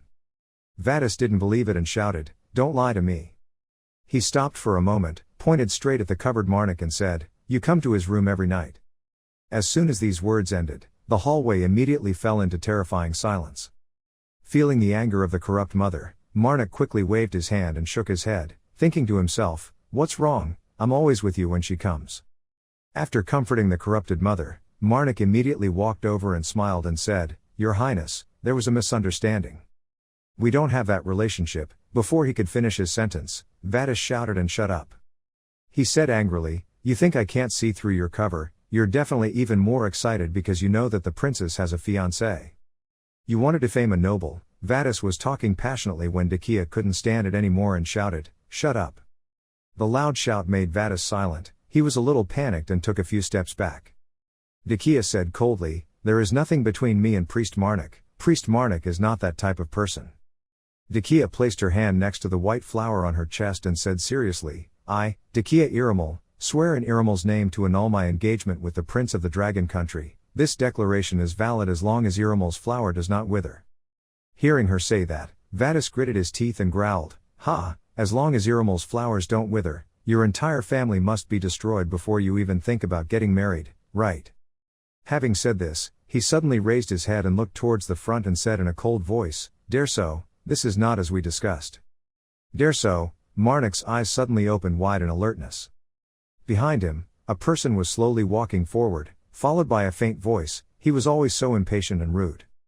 Having said that, Derso looked at Decay again and said, "You know that you shouldn't swear so easily in the name of the Irmal family like that. I don't know if I have a position in the family because I'm a magician." Seeing the person who just arrived, Decay furrowed her eyebrows and called out to me. Vadis still couldn't contain his anger as he aggressively walked forward and shouted Derso. He approached, faced the other person and asked in a cold voice, "You promised to marry me the princess." Derso did not bother to move but curled his mouth and said, "I said you can marry her if you can. Why do you complain to me when you are a failure?" This word was like a knife stabbing into Vadis' heart. He couldn't believe it and blurted out, "What?" He widened his eyes and shouted, "What did you just say? Do you think you can escape this?" Not wanting to say more to this crazy person, Derso said coldly, "Vadis Draco, if you raise your voice to me again." The 3 words Dragon King made Vadis feel a bit scared and gasp. He tried to suppress his anger and turned around to call Haydn, who was lying in the corner, "Don't sleep anymore, wake up quickly." Seeing that this matter had been resolved, Derso did not stay any longer and instead walked past Vadis. Decay, who had been silent all this time, suddenly spoke up, "Wait, you're the one who suggested the kidnapping." Hearing this question, Derso slightly raised his eyebrows and asked back, "Kidnapping? I just told him to protect you." As he said Derso, he walked closer to Decay. He looked straight into his sister's eyes and said coldly, "If I wanted to kidnap you, do you think you would still be standing here? You should be grateful that I showed mercy when it came to bloodline." Hearing these words, Decay was stunned for a moment and asked, "What?" Derso glanced at Marnik and said, "It's better to leave here with that guy. Do you need to explain more clearly?" Without letting Decay answer, Derso insisted, "Leave Beatus within 3 days, Decay." Having said that, he did not stay but immediately left. Vadis also ran away at some point. At this time only Decay and Marnik were left in the hallway. She raised her head and screamed loudly and scolded, "That bastard, unreasonable, left Beatus within 3 days." Scolding such words, Decay still wasn't angry but turned to look at Marnik and cautiously asked, "Priest Marnik, can I use magic to punch him?" Marnik quickly waved her hand and said, "Her brother will lose his life." Decay heard that and calmly said, "It's okay to have a thick face." At this time, the hand of the corrupted mother in Marnik's chest moved slightly, causing him to pause a bit. He raised his hand to stroke his chin and silently said, "I agree." Both her father and brother said it couldn't be a coincidence that we left in a hurry. They were muttering to themselves when Decay suddenly called out, "Priest Marnik." "Yes," Marnik replied suspiciously, only to see Decay pointing to one side and frowning saying, "Isn't that Jamel?" Looking in the direction of Decay's hand, Marnik saw Jamel being escorted away by 2 soldiers, her hands tied together. Seeing this scene, he frowned and said, "Yes, but what did she do?" Before he could finish his sentence, Tertseid rushed from a corner. He urgently shouted, "Successor." Waiting for Tertseid to run closer, Marnik asked, "Tertseid, what's wrong?" Tertseid nodded quickly and said, "Well, someone exposed Ms. Jamel as a worshipper of evil spirits." Seeing that things were not going well, Decay immediately called a soldier to ask what was going on. When she received the answer, she nodded and said, "You can go." "Okay," the soldier replied once and then left. The Marnik people silently watched as the 2 soldiers escorted Jamel away. Waiting for them all to leave, Decay frowned and said, "It's true that we heard about evil spirit worshippers making trouble recently, but I didn't expect that they would start arresting them everywhere like that." Remembering Admikio and Tatiana, she continued, "I heard that the people of my purging army stationed nearby are on their way. What should we do?" Marnik was silent for a moment and then asked what she thought would happen to an evil spirit worshipper who was caught. Decay bowed his head and thought for a moment, then said that they would probably be handed over to the gods' purging army and then tortured until they revealed information about the liberation army, until they died. Hearing these words, Marnik suddenly stopped for a moment. He thought to himself, in order to find people who worship evil spirits without holy power, perhaps they found them by tracing the holy power of evil spirits left in their bodies. Placing his hand on his left chest, Marnik said softly, "If that's the case." Seeing that the other person seemed pensive, Decay immediately asked, "Priest Marnik, do you have any solution?" Marnik nodded and replied, "Yes, I think I have a way to save Jamel. It may be difficult for me but..." Halfway through, Marnik thought, "If you will help, mother, I think we can hide Jamel." At the prison, a mouse came out of nowhere and silently ran to one side looking for food. In a prison cell, Jamel was changed into a prison outfit. She sat in a corner, hugging her knees and bowing her head, thinking, I became a nun because of luck, but it was not necessary because I wanted to become a person who worshipped evil spirits. Thinking of this, Jamel couldn't help but sob. She didn't lift her head but muttered in a low voice, "O unified rock, what should I do now?" As I said this, there were 2 soldiers wearing armor patrolling outside. Jamel's whisper to himself could still be heard in the cell. If I tried to use my power in a place like this, I would die before I could escape. Outside, the mouse had not yet found any food when it was scared away by the sound of 2 people's footsteps. Feeling eyes looking at her, Jamel sadly raised her head. Through the wooden door, she saw 2 people standing there solemnly. Realizing who was coming, Jamel stopped crying and walked towards the door, smiling and saying, "Everyone." She couldn't say a complete sentence because in front of her were her 2 teammates Giselle and Zarn. Jamel happily clung tightly to the wooden door bars and shouted, 2 people were still alive. Giselle and Zarn were still silent, not saying anything but just staring at Jamel. Jamel sensed something was wrong and hesitantly said, "The atmosphere is so strange." "Yes," Giselle gritted her teeth and shouted, "Traitor." Hearing this, Jamel said in disbelief, "Did you just call me a traitor?" Giselle didn't bother to think but coldly said, "Yes, because you were a traitor, you lived your comfortable life with that damn priest while we had to fight for our lives." Misunderstood, Jamel immediately shouted to explain, "It's not like that, I worked hard to try to save the 2 people." Giselle didn't believe it and curled her mouth and said, "Ha, why can that priest help? Do you mean he can really control those ancient empire weapons or something?" Jamel nodded excitedly and replied, "Yes, he really can, I can explain." Giselle bowed her head slightly in doubt and said, "Can you explain?" Jamel nodded and hurriedly said, "After being separated from everyone, I found the excavation team we were looking for, but then a group of silver soldiers attacked and repelled the silver soldiers with me." Hearing about this, Giselle couldn't believe it and cried out, "What? Wait." Jamel used all his language skills to explain, because that was before he received that power, but just listen. The more she listened, the more absurd it became. Giselle immediately interrupted, "That's enough." Jamel immediately fell silent. She thought to herself, the story is still very long. Outside the wooden bars, Giselle said faintly, "Do you think we would believe that lie? What, the heiress, the princess of the ancient empire?" Seeing that the other person didn't believe him, Jamel said with tears in his eyes, "I didn't lie, it's all true." Giselle didn't bother to refute but nodded and replied, yeah, whatever." Pausing for a moment, she asked, "Then why didn't you gather with us after leaving the ruins?" "That," Jamel bowed his head and said hesitantly. Not letting her say anything more, Giselle pressed her face close to question, "Do you think I call you traitor for no reason? I've been following you since the day you led us to Beatus." Hearing this, Jamel quickly protested, "Well, he said he would kill me if I ran away, but he turned out to be a very good person." As if remembering something, Jamel's eyes glowed. She cried out, "That's right, everyone come with us." Jamel reached out and grabbed Giselle's hand and said, "Priest Marnik is a ray of hope, he is also good, so I believe he will accept everyone." As soon as these words ended, Giselle's eyes suddenly became cold. She snatched her hand from Jamel's hand and said, "Do you want us to become traitors like you?" Inside the cell, Jamel lost her momentum and fell straight to the ground. She cried out in pain, "Oh my God, my butt." Standing outside, Giselle continued to say, "I don't know about you, but Beatus is already in the hands of the Liberation Army." The fallen god was, before he could finish his sentence, Zarn couldn't stand it anymore and interrupted, "That's enough, Giselle." Being interrupted, Giselle angrily turned around and scolded, "I didn't mean to say anything, don't give me orders." Pausing for a moment, she reached into her pocket and slowly said, "I know we grew up together, but we cannot tolerate traitors." Pulling out a gun, Giselle looked coldly at the person in the cell and said, "The Liberation Army does not forgive traitors, no matter what.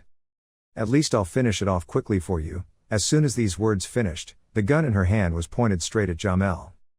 Giselle continued to threaten, "Don't try to use her power, otherwise she will be taken away by the gods' purging army," and, before she could finish her sentence, Zarn reached out to grab her gun. He interrupted, "Enough said." Seeing that the gun had been taken away, Giselle slightly lowered her head and thought, "Why did that idiot have to do that?" At the side, Zarn said, "Neither too fast nor too slow. Goodbye, traitor." As soon as the words ended, he didn't bother to think too much and immediately pulled the trigger. Seeing this action, in the cell, Jamel immediately raised her hands to cover her head. She cried out in fear, "I don't want to die." Right when everything was hanging by a thread, a mouse rushed in from a hidden corner. The bullet in the muzzle of the gun was also fired. There was a tiny person wearing white iron armor riding on a mouse's back, rushing forward to block the projectile. This person was none other than Tertseid. Tertseid jumped high, raised the sword in his hand, aimed right at the incoming bullet and slashed down. The sharp blade splits the bullet in half. It split into two halves and pinned them to both sides of the wall behind where Jamel was sitting. Tertseid turned around and firmly landed on the ground, raising his voice to question, "How dare you?" Stopping for a moment, he pointed the blade straight at the two people opposite him and continued to say, "Evil people, how dare you lay hands on the successor's friend?"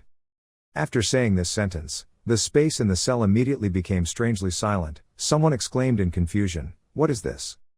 Jamel was bewildered, not understanding what was going on, when Tertseid, in his smaller form, immediately shouted, "Barbarian!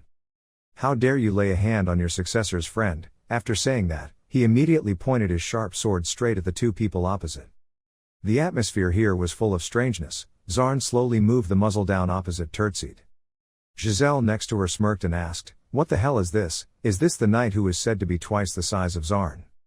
Looking down at Tertseid, she said contemptuously, "Jamel, is there something wrong with your head?" Being mocked like that, Tertseid didn't say anything but began to transform. A loud rumbling sound was accompanied by a blinding light, causing Giselle and Zarn to cover their faces with their hands and take a few steps back. Sensing danger, Giselle immediately shouted, "Shoot stupid Jamel." As soon as these words ended, Tertseid transformed back into his original form. His giant body carrying a sword on his shoulder stood tall in front of Giselle and Zarn. Looking at this scene, Giselle exclaimed in horror, "What is double? This is double." Not bothering to pay attention to these two people, Tertseid turned around and asked Jamel, "Were you injured anywhere?" Inside the cell, Jamel shook his head and said, "I'm fine, look ahead, listen to this reminder." Tertseid nodded and replied, "Okay." He looked at the other two people and said in a cold voice, "You will die here." As soon as this sentence ended, Jamel gasped in horror. She hastily exclaimed, "You don't have to kill them." Tertseid clasped the sword in his hand and said faintly, "That is the best solution." Seeing that the situation was not good, Zarn quickly called out, "Let's retreat, Giselle." Giselle nodded and replied. Immediately after that she knelt down on one knee, spread out her hand and slammed it on the ground, forming a formation. Seeing this, Tertseid immediately opened two laser beams and shot them out. He said, "I won't let you go anywhere." The laser beam flashed towards the two people Giselle and Zarn, but at this time they were enveloped in a thick black gas. In the black air, Giselle was hurriedly drawing the teleportation formation. Tertseid said coldly, "It's useless." Having finished speaking, he raised his sword, jumped high and slashed downwards. The ground immediately exploded, bricks and stones were shot everywhere. The explosion caused a fire to flare up. Jamel in the cell quickly raised his hands to cover his face. Outside, two people, Giselle and Zarn, were lucky enough to leave before Tertseid's sword slashed down. Seeing that the person had disappeared, he withdrew his sword and stood still. In the blink of an eye, Tertseid's body immediately shrunk. He called out the mouse. The tiny sword in his hand was raised high. Tertseid jumped on the mouse's back and made a sound, then rushed out to call Marnik. Inside the cell, watching Tertseid's figure riding a rat leave, Jamel couldn't believe it and exclaimed, is he riding a rat?" As if remembering something, she was startled and her eyes widened. She thought to herself, wait. Soon Tertseid brought Marnik. Jamel looked at the people outside the wooden door and shouted happily, "Priest Marnik, I know you won't abandon me." Hearing that, Marnik burst out laughing and said, "So?" After saying that, he pulled out a set of keys. Seeing that, Jamel curiously asked, where did you get the key?" Marnik looked for the key and explained, "I borrowed it because the guards were all asleep." Remembering Decay, Jamel asked again, "What about the princess?" Marnik said, "She is distracting the guards at the entrance." Finding the key, Marnik immediately plugged it into the door lock for Jamel. As soon as the cell door was opened, Jamel opened his arms and rushed out happily, shouting, "Priest Marnik." Before he could hug her, Jamel was suddenly stopped by a force. The corrupted mother transformed into a human form and appeared behind Jamel. The girl wrapped her arms around her opponent's neck and pulled him straight to the ground. A scream rang out. After finishing the deal, the corrupted mother happily ran towards the Marnik. Jamel lay flat on the ground groaning, "Oh my back." Marnik stood to one side and said a bit shyly, "Sorry, it was a bit too aggressive the first time we met." He pointed towards the corrupted mother and introduced, "This is the corrupted mother I serve." Hearing this, Jamel couldn't believe it and exclaimed, "Ha, is she a god?" Hastily standing up, Jamel ran towards where the corrupted mother was standing. She clasped her hands together respectfully and said, "Nice to meet you, oh so cool, I've never seen a god before, what an honor." "We can shake hands." Jamel hadn't finished his sentence but had just reached out his hand when the corrupted mother immediately ran to hide behind Marnik. Seeing that, Marnik quickly explained that he was afraid to shake hands. Pausing for a moment, he bent down and said softly, "Mother, you probably don't need me to remind you, but let's leave here as soon as possible." Hearing these words, the corrupted mother opened her mouth and said 2 words, "Kill, kill." Jamel stood to the side and cautiously asked, "Ha, what about me?" Hearing that, the corrupted mother immediately walked closer to the other person. The little boy held up one finger and pointed to the ground. Jamel followed his finger and looked down, then asked suspiciously, "What is this?" The corrupted mother said nothing but placed her hand on top of Jamel's head. Immediately, a blue light flared up around her body. Waiting for this light to disappear, the corrupted mother withdrew her hand. Seeing that, Marnik quickly asked, "Are you done yet?" The corrupted mother turned around and walked towards Marnik. He immediately bent down and picked her up. The corrupted mother smiled and hugged Marnik's neck. A moment later, the girl transformed into an arm. Looking at the arm in her hand, Marnik explained that the mother was a secret, "So don't tell anyone about this." Jamel nodded. Without thinking he replied, "I won't tell anyone." Remembering something, she raised a hand and said, "Yes, I also have something to tell you." "What is it?" Marnik asked. Jamel said, "Just now, my friend Giselle attacked me." Marnik nodded and replied, "I heard what Tertseid said." Jamel continued speaking hesitantly, but it seemed like she knew how to use power without needing divinity. Marnik heard this and was silent for a moment, feeling that this place was not suitable for discussion. He immediately said, "Let's talk about that later when we get out of here." "Okay," Jamel replied. She raised her hand to touch the top of her head and asked curiously, "What was that just now?" Marnik narrowed her eyes and explained that the mother had eliminated the remaining divinity in her body. As long as she didn't use her strength, she wouldn't be captured anymore. This made Jamel cry out in disbelief. "Really, that's great." Marnik smiled and nodded and said, "Mother Mary is always wonderful." Suddenly remembering something, Marnik immediately told Jamel, "I will let Tertseid protect you." After saying that, he turned to Tertseid and asked for his opinion. "Is that okay, Tertseid?" Tertseid did not refuse but nodded and replied, "Leave it to me, the successor." Receiving this answer, Marnik said with satisfaction, "Then I'm going, be careful." As soon as he finished speaking, he took a step forward and left the cell. The next morning, Tertseid brought Jamel back to the inn. Valtis and Sajida still sleepily asked, "Jamel, where have you been?" As soon as Jamel saw these 2 people, he grabbed a pillow and swung it up to hit each person once. She angrily roared, "We ate and drank together, but when I was arrested, everyone was still sleeping." Seeing this scene, Marnik burst out laughing happily. Standing to one side, Decay also laughed. She took one look at Marnik and then softly called, "Priest." Hearing this, Marnik asked again, "What about the bank?" Having said this, Marnik immediately stopped. Decay remained silent without saying anything, but opened her yellow eyes wide and looked at the other person. Marnik smiled and said, "So this is our last trip together, right?" As soon as this sentence ended, Decay was a little stunned. She opened her mouth and repeated the last 2 words once. At Bayatu Central Bank, after withdrawing money, Decay immediately ran out shouting, "Priest Marnik." She waved her hand and smiled at the other person. Then she walked closer and took out some papers and said, "Here they are, the money to pay you to work as a security guard for me to come here." Marnik took the paper in his hand and heard Decay continue to say, "I thought real gold would be too heavy, so I took the certificate so you can exchange gold. You can exchange gold at any bank in the Northern Kingdom. If you don't want the certificate, I can only get the gold." Hearing her say that, Marnik put the certificate away and smiled and replied, "That's fine, thank you." Pausing for a moment, he continued to exclaim, "So the last 2 people were Sajida and Carmen." While talking about this, Decay seemed to remember something and suddenly exclaimed, "Ah, that's right." When she said this, she turned her head away slightly, her face turned a little pink. Gathering all her courage, Decay pulled out 2 tickets and brought them in front of Marnik. She closed her eyes and exclaimed, "Come see it with me."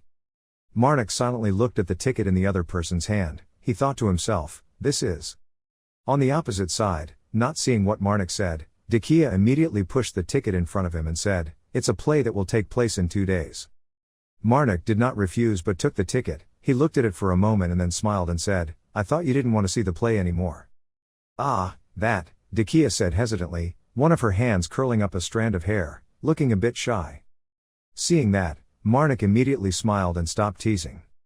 He held the ticket with 2 fingers, then narrowed his eyes and said, "This is the first time I've seen that play, I'm very happy." Receiving the agreement, Decay was extremely happy and smiled with her eyes closed. Decay thought for a moment and then led Marnik to a clothing store. After changing and grooming, the shop owner with a very satisfied bald head clapped his hands and exclaimed, "You are perfect." Marnik was now wearing a new suit that hugged his body tightly. His hair was neatly combed back to show off his extremely handsome, angular face. Hearing the boss's praise, Marnik shyly burst into laughter. He turned to Decay and asked doubtfully, "Was it really necessary?" Decay looked at the person in front of him without blinking and nodded and replied, "Of course." Marnik looked down at the clothes, put money on her body and said, "Haven't you spent too much? It's just an act." Hearing him say that, Decay quickly waved her hand and said, "It's nothing." After saying that, she looked around and looked extremely alert, then asked in a low voice, Do you know the Rockles Merchant Guild?" Marnik thought for a moment and replied, "I haven't heard of it. They are the most famous merchant guild in the Northern Kingdom." Hearing that, Decay nodded and smiled and continued, "I have a lot of shares there. I invested all my money when they were not yet developed." This information surprised Marnik so much that he gasped.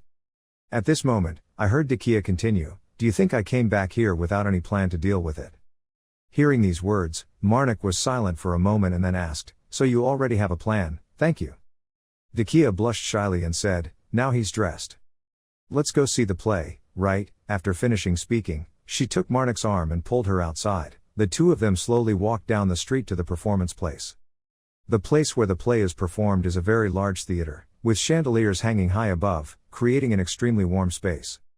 There were a lot of other people there. They were chatting with each other. Marnik and Decay also found their seats and sat down. On stage, the curtain was slowly pulled out. Following behind was a white-haired woman with curly hair named Adora. The stage light illuminated her face, her eyes flashed a red light. Adora's hands were placed in front of her chest. She started to sing a song. The melodious singing echoed in the theater. The audience below was extremely excited. Decay's eyes sparkled and she clapped her hands non-stop. Marnik sat right next to her and occasionally turned to look at her. The corrupted mother's hand in Marnik's chest moved slightly, causing him to pause for a moment. While thinking about this, the corrupted mother's arm continued to move. The girl suddenly asked a question, "Do you love her?" Hearing this question, Marnik immediately put his hands under his chin and silently contemplated. He thought to himself, "She scares me." While thinking about this, the image of Decay being killed appeared in Marnik's mind, with blood and gore all around the place where she collapsed. Decay opened her eyes slightly, her face was covered in blood. This made Marnik extremely frightened and tremble slightly. He clenched his teeth together. At this moment, Decay noticed something was wrong, quickly patted Marnik's hand on the chair and called, "Priest." Marnik was startled awake. He softly cried out in concern and said, "Sorry, I was a bit distracted." Not seeing what the other person said, Marnik softly called out, "Princess." Decay looked at him and then cautiously asked, "Can you concentrate? Now is the time for the play." Looking at the slightly disappointed face of the other person, the guilt in Marnik's heart rose to the extreme. He softly called Decay. And right now on stage, Adora is singing a verse with her head tilted back. Sensing something was wrong, Marnik quickly rushed forward and hugged Decay, leaning slightly down. Decay was confused about this action and asked suspiciously, "Priest Marnik?" On the side, the guests were still attentively watching the performance. At this moment, a strong stream of force shot down from the stage and swept across the necks of the guests. Adora stood on the stage controlling the power. From where she stood she could see the entire bloody scene below. The guests were still sitting in their chairs, but their heads had been chopped off. Adora stood under the stage light as if she didn't see anything and continued to perform with her head tilted back. Not long after the play was performed, Adora bowed her head and looked down at the stage below. Suddenly she stopped a bit. Her gaze shot straight towards where Decay and Marnik were standing. In just a blink of an eye, this woman's face began to change to become extremely scary. She bared her two sharp teeth, her eyes flashed with an evil murderous intent and said, "Are there still survivors among the audience?" A ray of light appeared in the sky. This ray of light seems to carry some kind of terrifying power that is spreading out. Its length spread across the night sky. Soon, the rays of light in the sky spread downwards, forming a funnel shape. This funnel is increasingly amplified and slowly descends to the city below. Martin silently looked at this image through the window. His face was tense, his eyebrows furrowed together. At this moment, a soldier ran in from outside to report, "Mr. Martin, something's going on." Martin didn't turn around but nodded and said, "I'm looking here." The other soldier continued to speak, "This must be caused by evil spirit worshippers. We must call for reinforcements from the purging army immediately." Martin was silent for a moment, then turned his head slightly and asked, "Where is the princess? I thought I ordered you to be the princess's bodyguard." Hearing this question, the soldier bowed his head slightly and replied, "She was going to see singer Adora's performance." Pausing for a moment, he closed his eyes and shouted tenaciously, "I will accept any punishment for dereliction of duty," but because the situation was so urgent, as soon as Martin said this, he interrupted, "Adora's performance." He seriously asked, "Shern, do you think those who worship Ta spirit should be condemned for this incident?" The soldier named Shern immediately said without thinking, "Yes, sir." "You're right," Martin replied in a cold voice. Shern sensed something was wrong and inexplicably cried out. Before he could understand what was happening, his head was chopped off and thrown straight out the window. Inside the room, Martin began to change, his teeth became sharp, he said faintly, "What a pity." Beneath the floor, Shern's headless body lay coldly there, surrounded by fresh blood. Martin slowly walked up to the corpse and said with pity that he could have lived longer if he had not abandoned the mission. Saying that, Martin went to the bookcase, reached out and took out a book. The back is straight and proud. Where this man went was a quiet hallway. Waiting for a moment, a voice rang out in his ear, "Douglas Martin." Hearing this call, Martin immediately turned around and knelt down on one knee to respectfully report, the princess had not left yet. Where he knelt down, there was a large tree. From the tree trunk, a faint voice sounded, "I understand, I can't help it now." The black-haired woman with a scar across her right eye spoke up without knowing how long she'd been here, "But there's a problem, Calto." "What?" the person named Calto asked. The woman said, "According to the plan, Adora should have attracted a large amount of materials, but nothing has happened yet." Hearing this, Martin immediately said, "I heard that Princess Decay came to see Adora's show." The black-haired woman was silent for a moment then said, "Then that Marnik priest must be there too. Looks like I'll have to go see Adora." "That's okay, right, Calto?" "Calto doesn't object, just do it." Receiving this answer, the black-haired woman immediately turned around and left. She curled her mouth and muttered, "Really excited." At this time at the performance venue, Adora was extremely excited and asked if anyone in the audience was still alive. In the theater, there is hot blood everywhere. Marnik started his right hand, he looked towards Adora and said coldly, "You are an evil spirit worshipper." Feeling the 2 fingers of the corrupted mother, Marnik was a bit surprised that this woman was only worth 2 fingers. His eyebrows furrowed tightly, he thought to himself, there is no way a person who can do this is only worth 2 fingers. It was impossible to avoid the collision anyway, so the fairy took action. Thinking of this, the serrated sword appeared in Marnik's right hand. Seeing that, Adora opened her mouth wide and screamed, "To see." Before she could finish her words, a blinding light hit her in front of her face. The person who just performed this move is Diaka. She summoned her sword, gritted her teeth and said, "How dare you? Right in front of Princess Iramal like me." Decay was really angry at this moment, a terrifying murderous aura flared around her body. She stomped her foot, preparing to attack. On stage, Adora turned into a monster with a scary face, her skin turned black, her hands with sharp claws spread out coldly. What a way to start the battle. Not bothering to hear anything else, Decay immediately swung her sword and slashed. Adora leaned to the side and curled her mouth and said, "Why is that girl so hot-tempered?" Decay did not respond. A mask appeared on her face, covering her face, revealing only her eyes. She began to mutter a spell. Decay's hand was raised high, from the palm of her hand a dazzling ball of fire erupted. Her other hand raised her sword.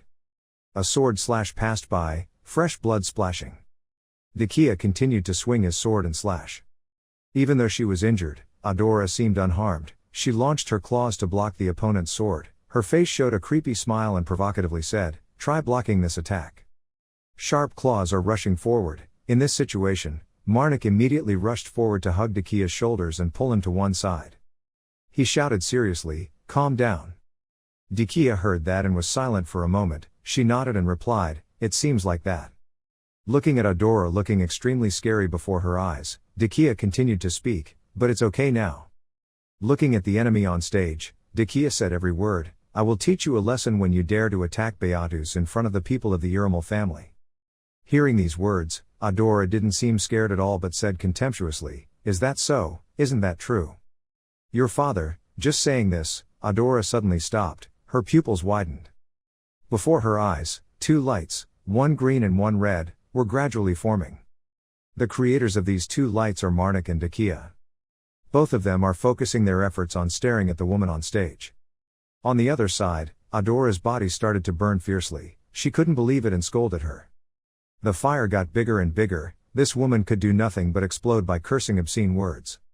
Adora's body couldn't bear it anymore and turned back into a monster. Seeing no one respond to her words, she cried out in frustration, "Someone who speaks must have someone to listen."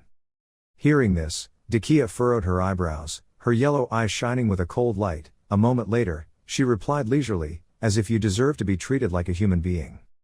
Seeing that Decay seemed about to lose control again, Marnik quickly called out, "Princess."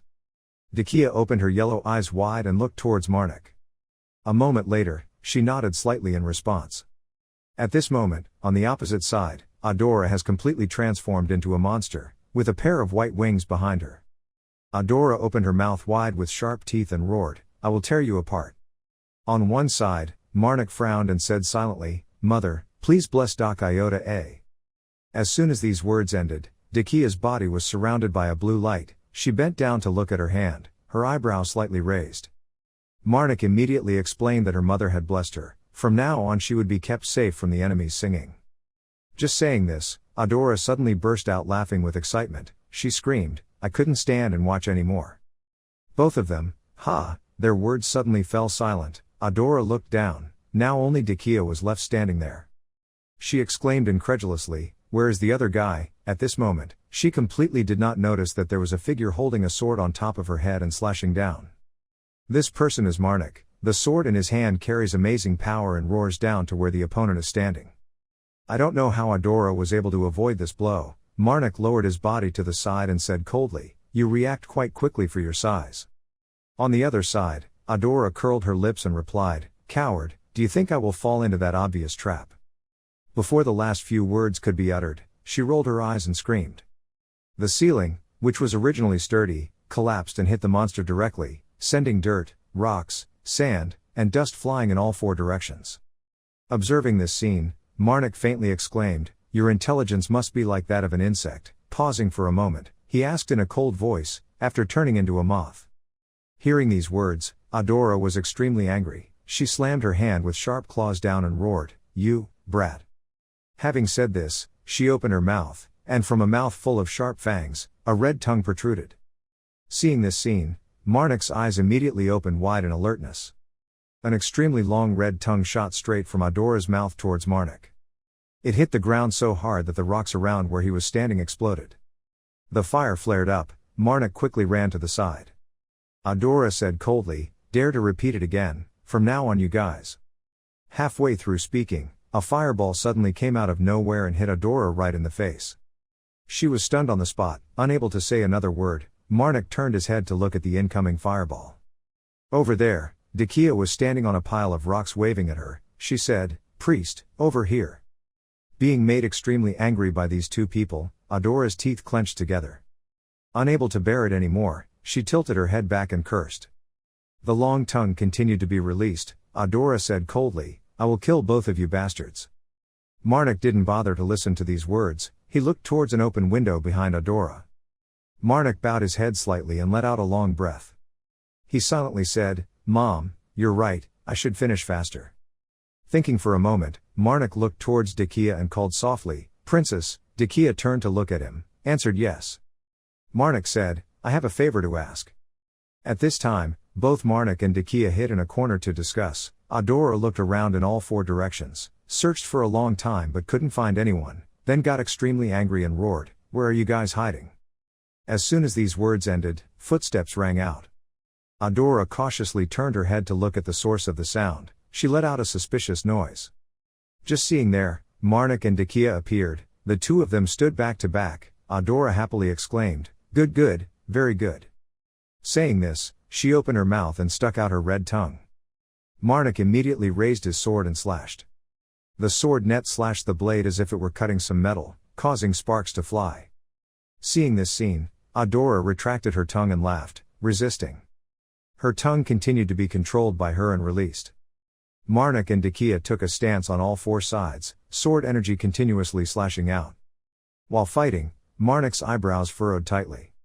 Standing behind, Decay opened her hand, a ball of white light erupting in her hand. She closed her eyes and began to mumble incomprehensible spells. The ball in Decay's hand grew larger and larger. This is what Marnik wanted to ask her to do earlier. At that time she was very surprised and exclaimed, "Ha, me." Marnik nodded and said, "Yes, you are the only solution. We won't be able to get out of here if we only use my skills." Hearing these words, Decay didn't need to think and immediately replied, "Okay." At this time, Adora's tongue was constantly attacking. Marnik stood in front blocking all her attacks to protect Decay behind her. Adora gritted her teeth and roared, "Die, die." On this side, the Marnik's legs retreated a bit from the continuous attacks. He frowned tightly, silently thinking, "Endure, endure." Marnik suddenly thought of the image of Decay being killed, his body covered in fresh blood that appeared in his mind. This made him unbearable. A blue light flew out from his eyes, murderous aura wrapped around his body. He thought, "I will not forgive you." On the opposite side, a red tongue with terrifying power struck once more. This tongue hit Marnik hard, causing him to immediately spit out a mouthful of blood. In the background, Decay steadfastly continued to mutter the incantation of the spell. Seeing that, Adora laughed happily and then roared, "It's over." Her claws swung forward and hit the Marnik on the head. The claw split his face in half, but he didn't seem to feel any pain as he grinned and said, "I got it." The Marnik's serrated sword is held high above his head. He didn't hesitate and immediately slashed down. Adora was extremely frightened and cried out. On the opposite side, one of the Marnik's eyes flashed blue light, looking extremely scary. Behind him, Decay finished reciting the spell. Blinding white light flared up, covering the entire theater. This light condenses into a column of light that Decay holds in her hand. Seeing this scene, Adora's eyes widened in shock and she exclaimed, "Wait." Decay didn't want to say more. She raised her hand high, her yellow eyes flashed with murderous intent. She gritted her teeth and said, "Die." The blinding light contains an incredibly amplified source of power. It aimed right at the position where Adora was standing and attacked.